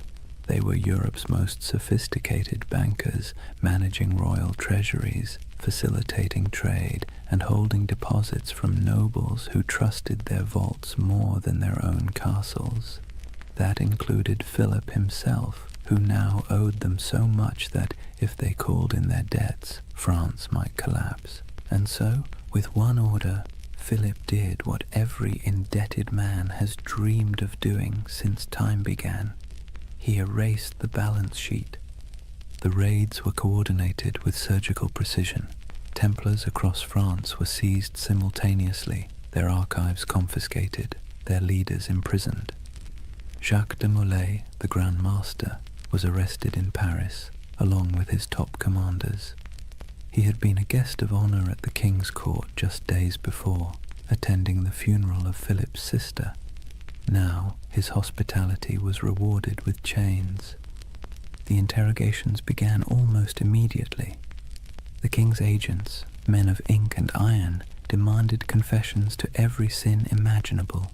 They accused the Templars of denying Christ, of spitting on the cross during initiation, of worshipping a mysterious idol called Baphomet. They spoke of obscene rituals, secret kisses, and dark oaths taken by candlelight. And under torture, men will say anything. By the week's end, confessions poured in, broken, contradictory, desperate. Some swore they had been tricked, others simply wept and signed whatever parchment was placed before them. The king had his proof. But outside the dungeons, the world was less convinced. The charges made no sense. The Templars were fanatically religious, sworn to poverty, chastity, and obedience. Their prayers structured their lives so tightly that even eating and sleeping were acts of devotion. To accuse them of heresy felt like accusing monks of witchcraft. But logic was irrelevant. The spectacle was the point. Philip had turned the trial into theatre. He invited clergy, nobles, and the public to hear the confessions. He displayed the trembling knights as examples of corruption and divine justice. He presented himself as the defender of Christendom, cleansing it of hidden rot. And for a public weary of taxes, famine, and failed wars, it worked. People love a villain, especially one that used to be untouchable. Meanwhile, Clement V hesitated. As head of the church, the Templars were technically under his jurisdiction, not Philip's, and he knew, deep down, that the charges were absurd. He issued cautious letters demanding the Templars be handed over to papal investigators, but Philip ignored him. France was already playing judge, jury, and executioner. When the Pope finally summoned his courage to intervene, the damage was done. Across Europe, the accusations had spread like wildfire. Other kings, seeing opportunity, followed Philip's lead. Why not confiscate a few Templar estates? Why not seize their gold, their horses, their lands? After all, if France was purging the heretics, who wanted to look soft on sin? One by one, Europe's monarchs turned on their former protectors. In England, Edward II hesitated at first. He actually liked the Templars, but papal pressure forced his hand. In Spain and Portugal, the order was dissolved and reborn under new names, with new insignia, to preserve their assets while appeasing the church. In Germany and Italy, their properties were quietly absorbed by the Hospitallers, rivals who had survived by being slightly less rich and slightly less suspicious. But in France, there was no mercy. The king's prisons overflowed with knights. Some recanted their forced confessions, and for that they were burned alive. Others were kept in darkness for years, their order formally disbanded by papal decree in 1312. As the walls closed in, Jacques de Molay remained calm. His life, by then, had been one long act of faith. He had fought in Outremer, negotiated with kings, and seen the fall of Acre. He knew what it was to lose everything. But this betrayal, this twisting of faith into a weapon, was something colder. He endured years of imprisonment, interrogation, and humiliation before being brought once more into public view. On March 18th, 1314, the king staged one final spectacle. Molay and 3 senior Templars were led onto a platform erected on the Ile de la Cité, a small island in the Seine, directly across from the royal palace. The crowd gathered in silence, expecting confessions and repentance. But instead the old man, gaunt, weary, his hair turned white in prison, stood tall and spoke words that would echo for centuries. He retracted every confession, declared the order innocent, condemned the lies, the cruelty, the injustice. The crowd gasped. The executioners hesitated. Even Philip's officials seemed unsure what to do. But the king, unmoved, ordered the fires lit immediately, and as the flames climbed, witnesses said Jacques de Molay did not scream. He stood, unmoving, until the smoke swallowed him. According to legend, with his final breath, he called down a curse, summoning the Pope and the King to meet him before God within a year. It sounds like myth, but here's the strange part. Both men did die within 12 months. Philip collapsed suddenly during a hunting trip. Clement succumbed to illness not long after. Their bodies, it was said, refused to rest peacefully. One burned, one desecrated by lightning. History, for once, indulged in poetic justice, and so ended the Knights Templar, at least on paper. Their castles were seized, their treasure vanished, their order dissolved, but their legend, that refused to die. Whispers began immediately, of ships slipping away from La Rochelle under cover of night, carrying gold, relics, and sacred texts, of surviving knights who fled north to Scotland or vanished into the Alps, of secret brotherhoods, the Freemasons, the Rosicrucians, who claimed descent from the last guardians of the temple. It's hard to tell where history ends and myth begins. Maybe they're the same thing now, a story too powerful to stay buried. The fires of Paris went out, the ashes scattered. But in the imagination of every generation since, the Templars never stopped riding. Their red crosses still gleam faintly in the dark corners of our collective memory, where faith and conspiracy meet like two mirrors reflecting forever. Chapter 4. The Fall, the Curse, and the Immortal Legend. Take a deep breath and picture it again. Paris, 1314. The sun setting behind the grey spires, the river glinting like a blade, the crowd dispersing after the execution, their murmurs fading into the wind. For a moment, the city feels hollow. The flames have gone out, the smoke has thinned, and all that remains of the Knights Templar is the faint scent of burning oak and the whisper of rumour. It should have ended there, but history, like fire, has a way of smouldering long after the last spark dies. They say Jacques de Molay's final words were a curse. He called out from the pyre, summoning Pope Clement and King Philip to appear before the judgment of God within a year. The legend says his voice did not tremble. It carried through the crowd, past the walls of Paris, past the gilded windows of the royal palace, carried by the smoke as if heaven itself were listening. And then, as the flames consumed him, something strange happened. The air shifted.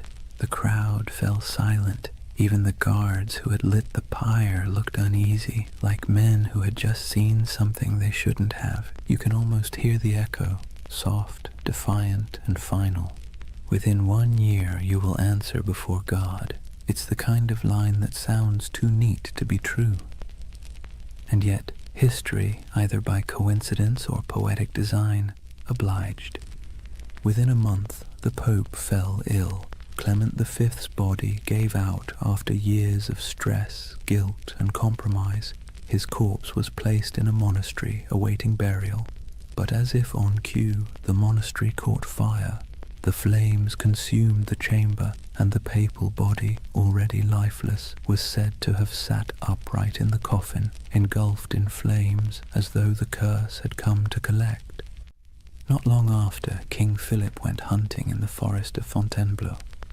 A strong, healthy man, still in his 40s, he rode out in the crisp autumn air and never returned alive. Accounts differ. Some say he fell from his horse, struck his head, and lingered for days in agony. Others say he was seized by a sudden paralysis. Either way, the most powerful man in Europe died slowly, staring into nothing, as if haunted by something he couldn't see, and with their deaths, the curse of the Templars was born. It was a simple story. 2 men destroyed by the vengeance of a martyred knight, but it grew quickly. People whispered that France itself was doomed, that Philip's descendants, the Capetian line, would die out within generations, and, strangely enough, that too came true.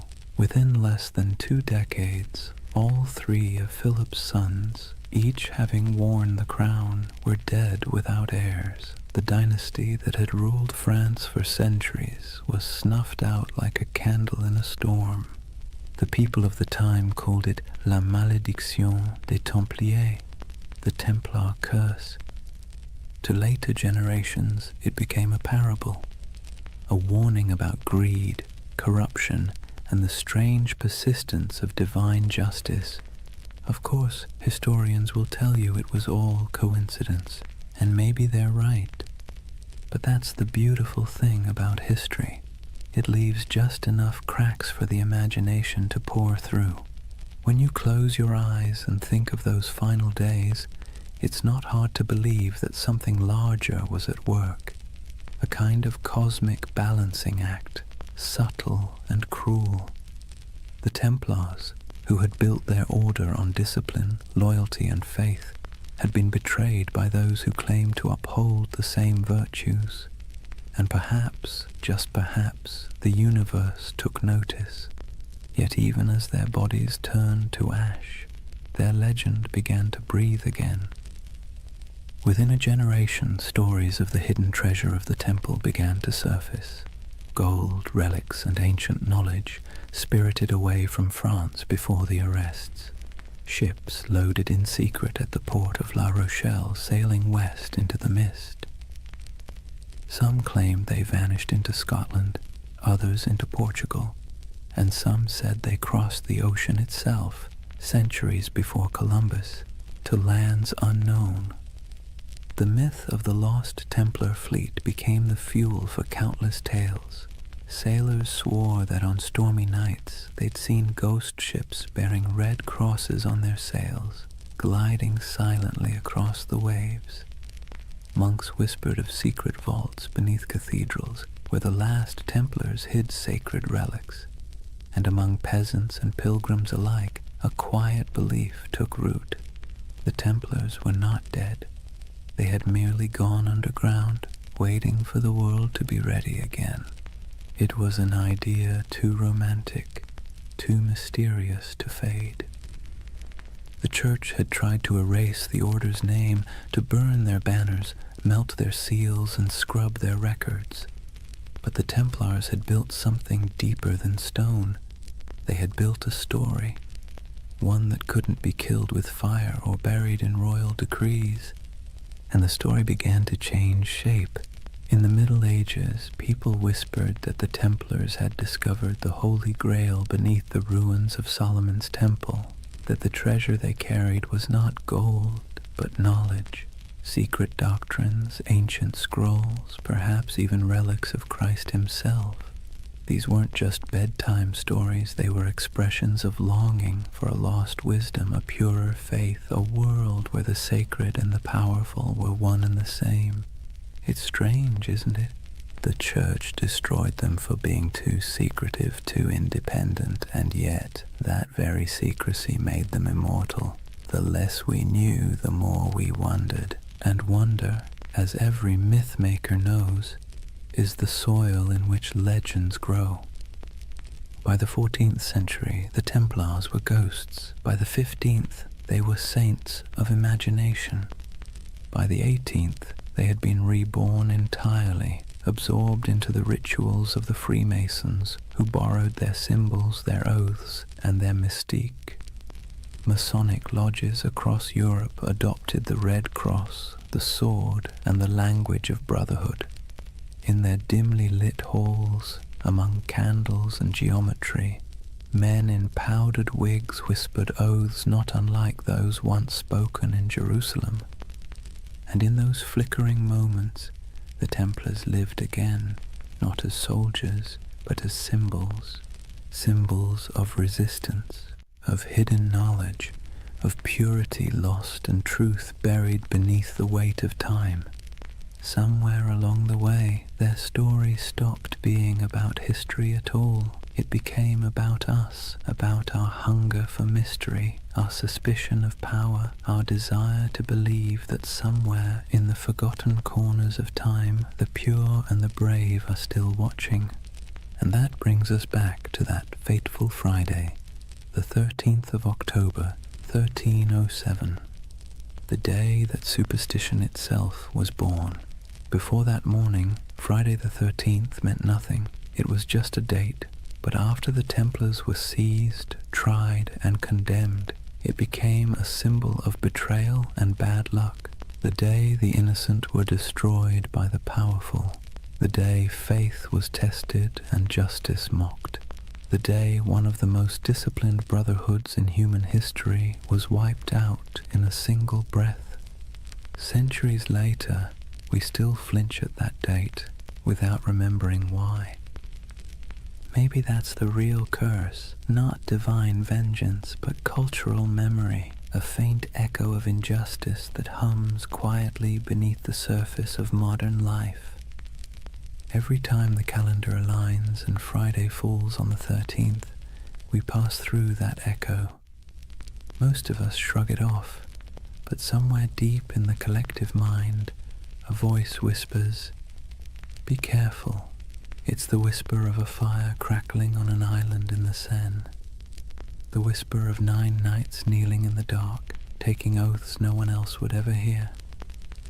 History loves to bury its ghosts, but ghosts, if nothing else, are patient, and so the legend of the Templars endures, not as a warning, not as dogma, but as a lullaby for the restless.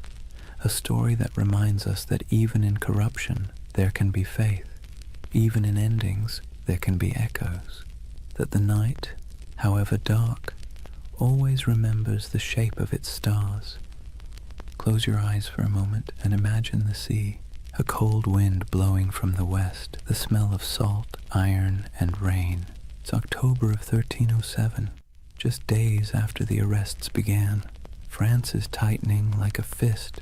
Across the countryside, Templar commanderies, once bustling with horses, treasure, and prayer, now sit silent under royal seals. Soldiers ransack vaults, priests pore over ledgers, and the knights, those who survive the sudden sweep, vanish like smoke, or at least, that's what history says.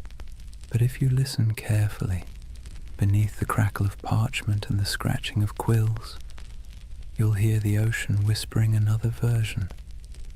At the western edge of France, in the port of La Rochelle, witnesses claim they saw something strange. A convoy of ships flying the Red Cross of the Temple quietly slipped out to sea just before the arrests. The official records say nothing, but rumors say otherwise. Some say the ships were loaded with gold, silver, relics, and documents, everything the order held sacred. Others say they carried only men, brothers who refused to die in chains. Either way, when the king's men arrived to confiscate the Templar fleet, the docks were empty. Every ship was gone, vanished into the grey Atlantic mist. Where did they go? That question has haunted historians for centuries. Some claim they sailed north to Scotland, where King Robert the Bruce, excommunicated by the church, might have welcomed the outlawed knights. Scotland, after all, was in rebellion. Its land was cold, rugged, and far from papal reach. It's said that on the eve of Bannockburn in 1314, the same year Jacques de Molay was burned, a small band of armoured riders appeared on the battlefield, carrying the Red Cross. They turned the tide against the English, then disappeared as swiftly as they came. Is it true? Probably not, but as every good myth knows, plausibility is optional when the imagination takes hold. Others believe the Templars went west, farther than any Christian ship had gone, that they reached the shores of Portugal, and from there, the New World itself, centuries before Columbus. In Portugal, after all, the Templar legacy is easy to trace. King Denis, who admired the order's discipline and skill, quietly rebranded them as a new brotherhood, the Order of Christ. Same men, same property, same goals, different name. Under that new banner, they built fortresses, trained explorers, and financed voyages. Centuries later, one of their spiritual heirs, a man named Prince Henry the Navigator, would launch the Age of Exploration, and the Red Cross of the Templars would appear again, painted on the sails of caravels bound for Africa, India, and beyond. You've seen it before, even if you didn't notice it. The ships of Columbus, the sails of Vasco da Gama, the Red Cross fluttering against the wind. A silent inheritance, passed from the knights who once guarded pilgrims to the sailors who remapped the world. And so, some say, the Templars never truly vanished. They evolved. They traded swords for sextants and Jerusalem for the horizon. But there's another theory, quieter, stranger, almost tender in its melancholy, that many of the surviving Templars simply went home. Imagine them. Men in their 40s or 50s, scarred from years of crusade, watching everything they believed in collapse. Some fled across borders, shaving their beards, burning their mantles, blending back into ordinary life. A few became monks in other orders. A few became mercenaries fighting in wars for causes that meant less to them than the discipline itself. And some perhaps wandered until they disappeared entirely.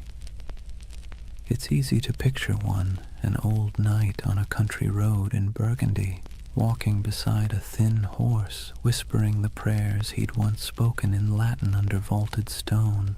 The world had moved on, but his habits hadn't. He still woke before dawn. He still ate in silence. He still believed that somewhere, somehow, the temple would rise again. History doesn't record their names, but you can almost feel their absence, like a missing note in a song. Meanwhile, in the cities, the myth began to grow. People whispered that the knights had gone underground, forming secret brotherhoods that passed their wisdom down through generations. Some pointed to the Freemasons, whose ceremonies echoed Templar oaths of loyalty and secrecy. Others to the Rosicrucians, the mystics of the Renaissance who claimed to guard ancient knowledge. And later still, to shadowy organizations whispered about in smoky taverns, societies of men who spoke in symbols, who wore rings marked with crosses, and who always seemed to know more than they should. Whether any of it was true didn't matter. What mattered was that the idea felt true, because deep down, humanity hates endings. We don't like to believe that things simply stop, that great movements vanish overnight. We'd rather imagine that somewhere, beneath the surface, the story continues. And maybe it does. In Scotland, legends grew of hidden lodges beneath cathedrals, where descendants of the Templars met by candlelight. In Spain and Portugal, old families claimed to possess relics from the temple, swords, seals, and parchments that no historian could trace. And in France the ghost stories began. Peasants said that on stormy nights they saw riders in white cloaks galloping through the woods near old commanderies, their torches flickering like stars. No hoofbeats, no voices, just the wind, the rain, and the sound of metal brushing against metal. The church called it superstition, but the peasants knew better. They said it was the Templars, still keeping watch. Centuries later, during the French Revolution, when mobs looted churches and burned archives, strange things were found. Stone carvings of Templar crosses hidden behind altars, letters sealed with wax bearing the order's symbol, and cryptic diagrams suggesting that not everything had been destroyed. Even Napoleon, the great skeptic, was rumored to have been fascinated by them. When he invaded Egypt in 1798, he brought with him not just soldiers, but scholars, engineers, and, oddly enough, men obsessed with the Templar myth. They saw the pyramids, the ruins of ancient Alexandria, and believed they were walking in the same footsteps as those mysterious knights who had once dug beneath Solomon's temple. It was as if every century rediscovered the Templars anew, each generation projecting its own dreams onto their ghost. For the Renaissance, they were seekers of hidden wisdom. For the Enlightenment, martyrs of superstition. For the modern age, symbols of rebellion against authority. And through it all, their image never changed. White cloaks, red crosses, silent resolve. The perfect blend of purity and menace. That's the strange paradox of the Knights Templar. They began as humble monks sworn to poverty and ended as eternal figures of power. They were meant to defend faith but became symbols of doubt. They were destroyed for secrecy, and yet secrecy is what keeps them alive. When you trace their story from the ruins of Jerusalem to the myths of modernity, you realize that the Templars have become less a chapter of history and more a kind of mirror. Every age sees itself in them. Every conspiracy, every spiritual revival, every lost cause finds its reflection in their legend. Even today, their name is everywhere. Video games, novels, films, coffee brands, even insurance companies. The irony would probably amuse them. Men who once vowed to own nothing now sell everything. But perhaps that's fitting. The Templars were never just about religion or war. They were about the human need to believe in something that endures. And maybe that's why we can't stop imagining where they went. Not because we need the facts, but because we need the comfort of knowing that ideals, courage, loyalty, sacrifice don't just die with men. They drift, they adapt, they survive. So when you think of those ships sailing out of La Rochelle into the fog, try not to see them as fugitives. See them as dreamers, as the embodiment of a simple, quiet truth. That faith and mystery always find a way to escape the fire. Maybe they reached Scotland, maybe they reached the New World, or maybe they're still out there somewhere, beyond the horizon, sailing a sea that never ends. Imagine a cold dawn in Paris, 1307. The streets smell of smoke and fear. Bells toll somewhere in the distance, slow, heavy, deliberate. The king's guards march through the mist, their armor clattering like a death knell. Inside the stone halls of the royal fortress, a handful of exhausted men kneel before a tribunal. Their white mantles, once symbols of divine purpose, are now stained with dirt and tears. The red cross across their chests looks almost like a wound. These are the Knights Templar, the once unbreakable brotherhood now accused of heresy, blasphemy, and witchcraft. Their Grand Master, Jacques de Molay, stands among them. His face is gaunt, his hands tremble, but not from fear, from disbelief. Only a few years earlier, kings had begged for the Templars' loans, popes had blessed their missions, and merchants had trusted their vaults with fortunes. And now, the same powers that exalted them call them servants of the devil. Let's be clear, the charges were absurd. The Templars were accused of spitting on the cross during secret initiations, of worshipping a mysterious idol named Baphomet, a bearded head that supposedly whispered prophecies, of kissing each other's backsides as oaths of loyalty. It sounds like something invented by a drunk gossip trying to impress a tavern full of bored clerks. But in medieval Europe, rumor and heresy were as lethal as swords. Under torture, men confessed to anything, and King Philip IV of France, buried in debt to the Templars, knew that pain was cheaper than repayment. He wanted their treasure and their silence. So he ordered confession after confession until even the strongest broke. It's strange to imagine these were men trained to endure battle, to ride through sieges, to fight without sleep. And yet here they were, chained in dungeons, whispering prayers that turned into pleas. Some recanted immediately, others held firm until their bodies gave out. But through it all, one question pulsed beneath the surface like a heartbeat. Where is the treasure? Because according to legend, the Templars had amassed unimaginable wealth. Gold from Jerusalem, silver from Europe, relics from the Holy Land. They were bankers to kings, landlords to half of France, and custodians of secrets no one dared write down. When their order collapsed, that treasure simply disappeared. The official records show nothing. The king found empty vaults, the church seized estates, but no gold. And so the myth began. The missing Templar treasure has been called the most enduring unsolved mystery in medieval history.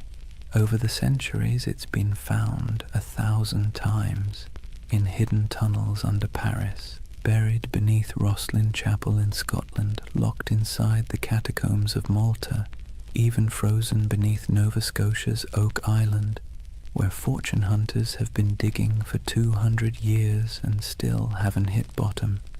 Each theory begins the same way, with the night of October 13th, 1307, when those ships at La Rochelle sailed off into the mist. And each theory ends the same way, with an empty map and more questions. But maybe the treasure wasn't gold at all. Maybe what they protected wasn't wealth, but knowledge.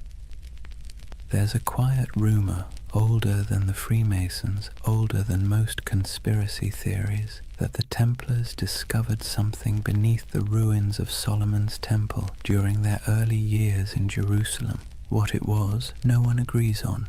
Some say it was the Holy Grail, not a cup, but a secret bloodline.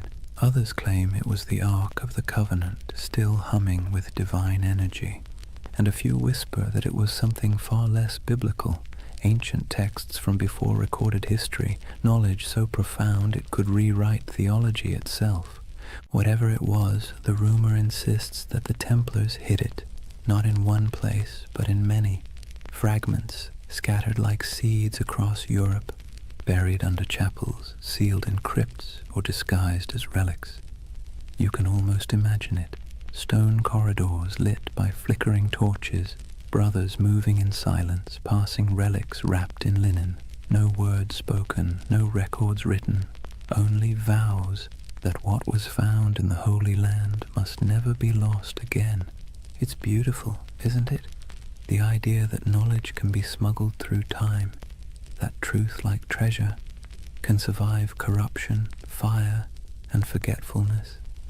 But let's pause, because the historian's mind has a way of ruining poetry.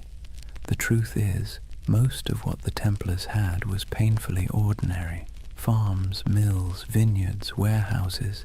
Their treasure was bookkeeping. Still, the legend persists, because it speaks to something deeper, a yearning for meaning behind mystery.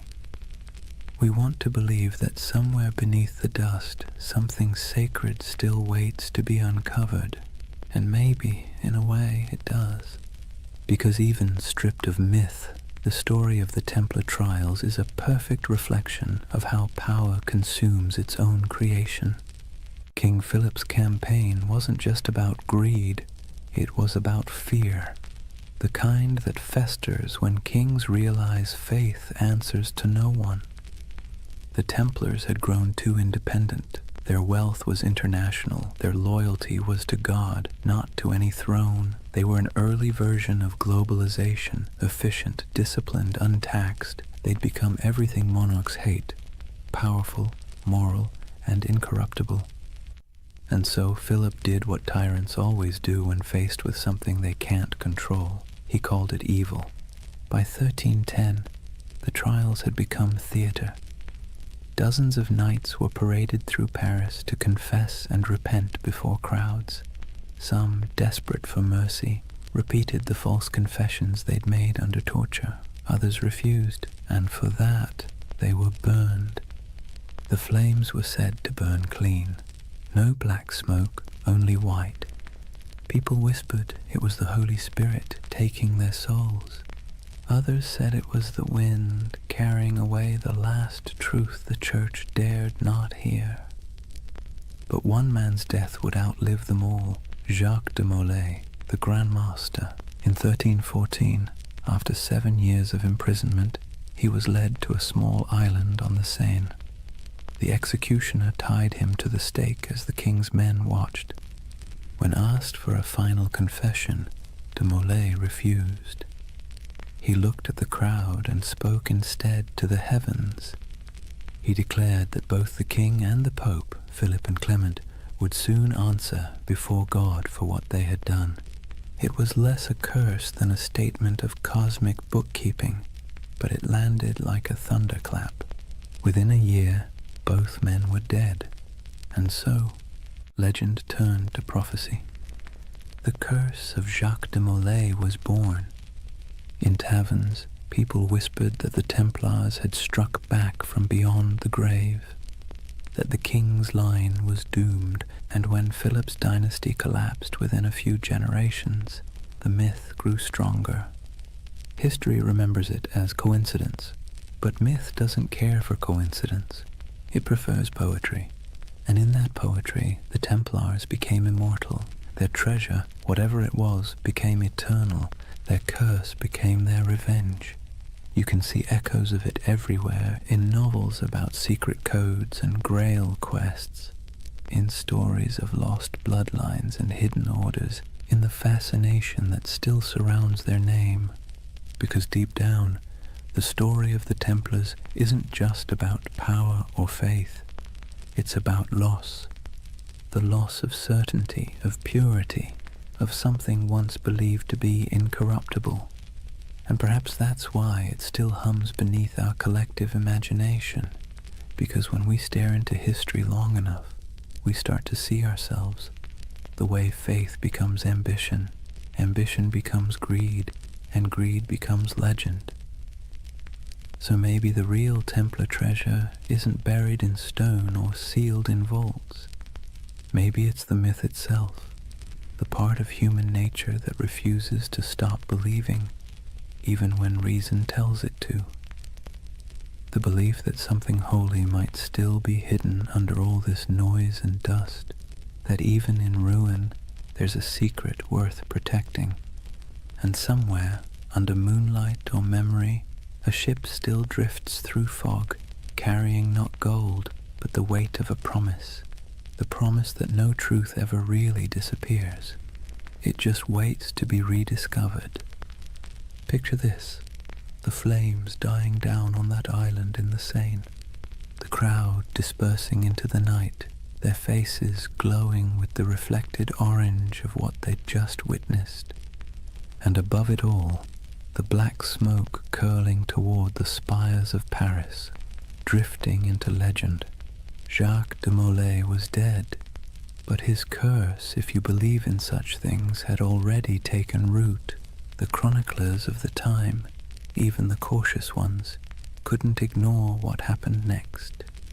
Within months, Pope Clement V was dead of illness.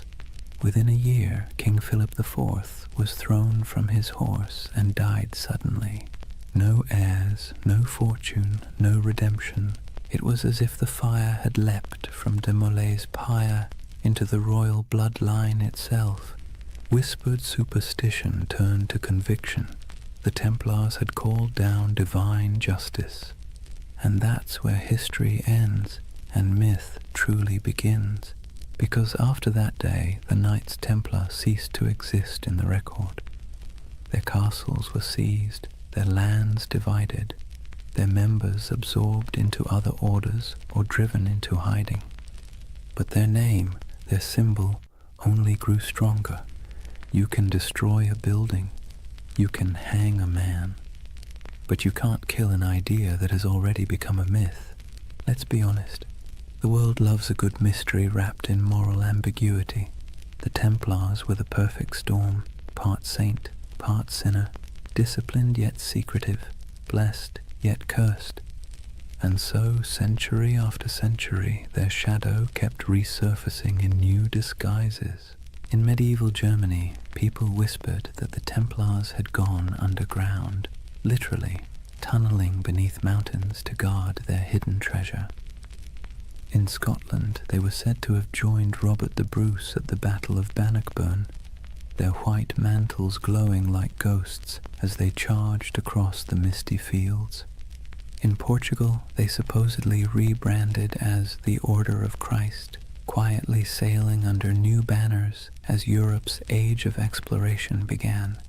Everywhere they vanished, stories bloomed like ivy over old stone. By the Renaissance, artists painted them into allegories. By the Enlightenment, philosophers invoked them as symbols of reason suppressed by superstition. By the 18th century, they'd re-emerged again, this time whispered to be the ancestors of the Freemasons, the supposed keepers of ancient wisdom and architects of secret societies that shaped revolutions and empires alike. No proof, of course, but when has lack of proof ever stopped a good story? And then came the 19th century, a perfect breeding ground for myth. Romantics were obsessed with lost causes, fallen knights, and tragic purity. The Templars became literary gold. Poets wrote of their courage, novelists embroidered their rituals, and painters gave them halos of melancholy light. They became a mirror for every generation's anxieties. The pure few against the corrupt many, the dream of spiritual order in a chaotic world. And that's the secret ingredient to their immortality. Each age reshapes them to fit its own fears and fantasies. For the Victorians, they were noble martyrs. For the mystics, guardians of sacred geometry and alchemical truth. For the modern internet, they're either ancient aliens or early bankers. The spectrum runs from the sublime to the ridiculous, and somehow the Knights Templar fit perfectly into both. But why? Why them and not some other crusading order lost to time? Maybe it's because they sit right on the fault line between faith and doubt. They were monks with swords, believers who killed, poor men who became rich, holy men who served kings. Their contradictions make them endlessly recyclable, adaptable to whatever mystery you want them to represent. And let's be clear, people love contradictions. They feel human, they feel possible. The Templars are not gods or demons. They're a reflection of how ambition twists faith, how purity curdles into power, and how power always inevitably invites its own destruction. It's almost poetic that they were accused of worshipping a severed head, because in a way, that's what their legend became, a body without a leader, kept alive by imagination, headless but somehow still breathing.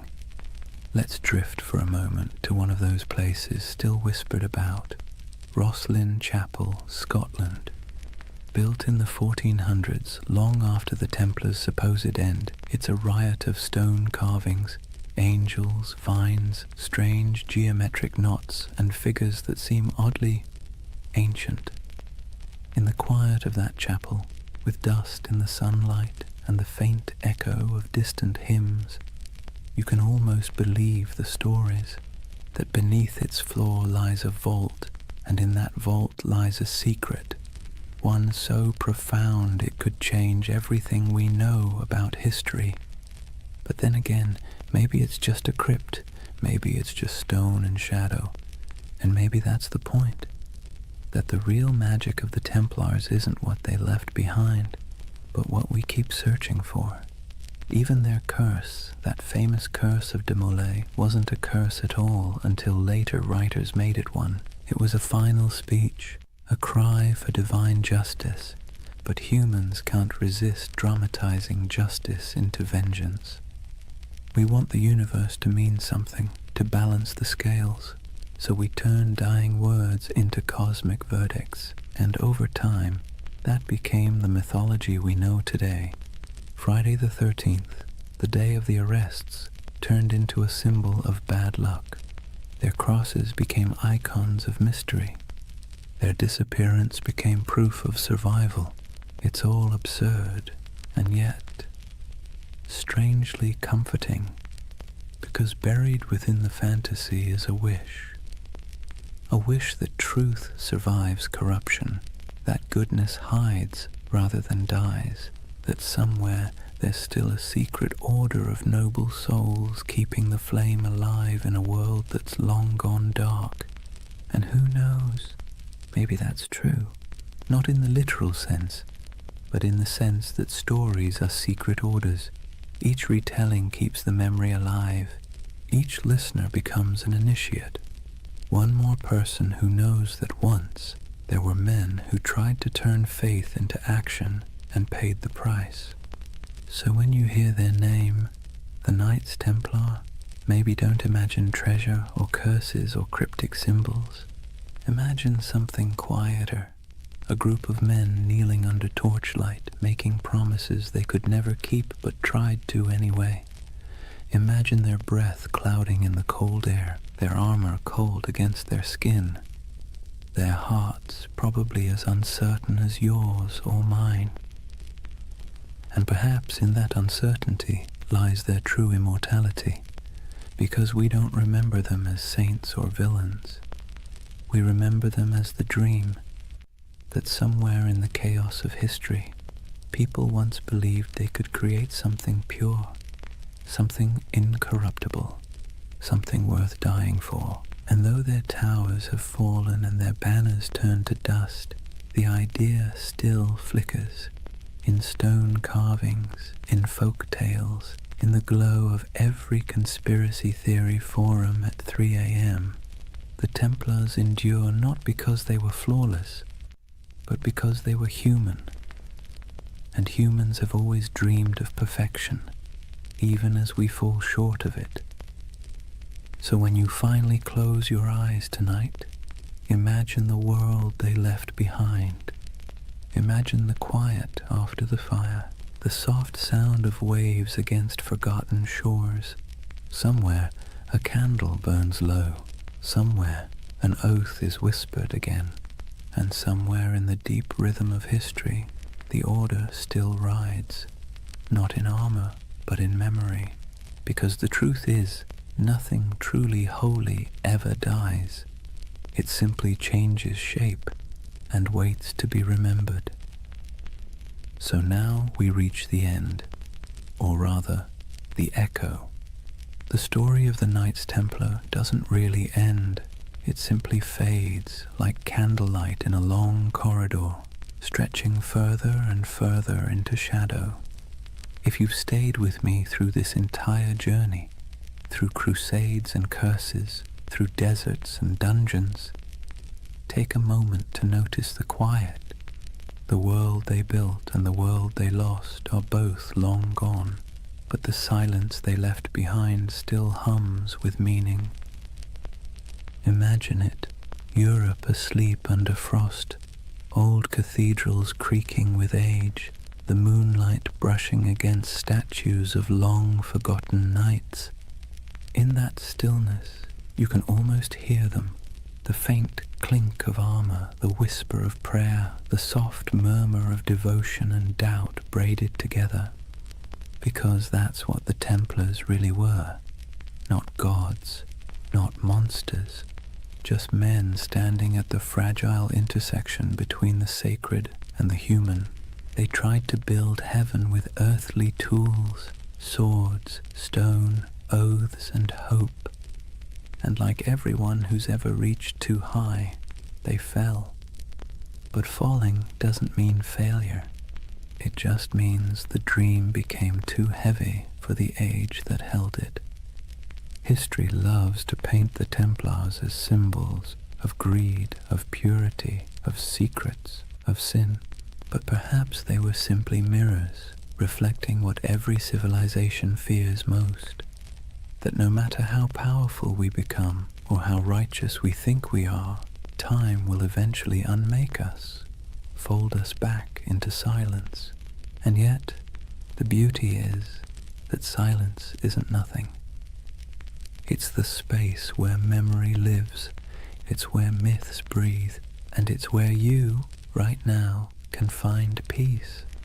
As you drift, think of how strange it is that the same stones that witnessed their vows now lie beneath traffic, beneath cities, beneath centuries of dust. But if you look closely, the pattern is still there, in church floor tiles, in the geometry of modern skylines, in the lingering idea that faith, when coupled with discipline, can move empires. Every age finds its Templars, not in armor, but in conviction, not guarding pilgrims, but guarding truth, or art, or compassion, or whatever fragile thing seems worth defending in their time.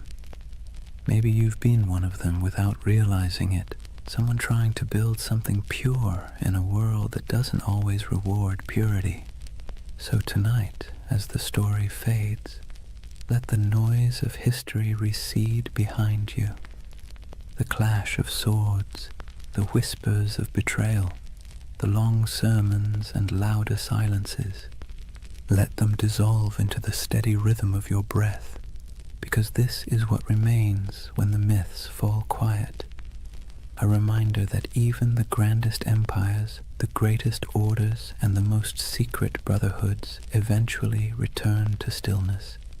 And in that stillness, something eternal stirs, not banners, not blood, but the simple, persistent urge to remember that once humans dreamed of divine perfection, that they believed in sacred duty, that they tried, however imperfectly, to bridge the distance between heaven and earth. And maybe that's enough. If you close your eyes now, you might see them one last time, riding slowly into the horizon, the sun setting behind them, their white mantles glowing faintly in the fading light.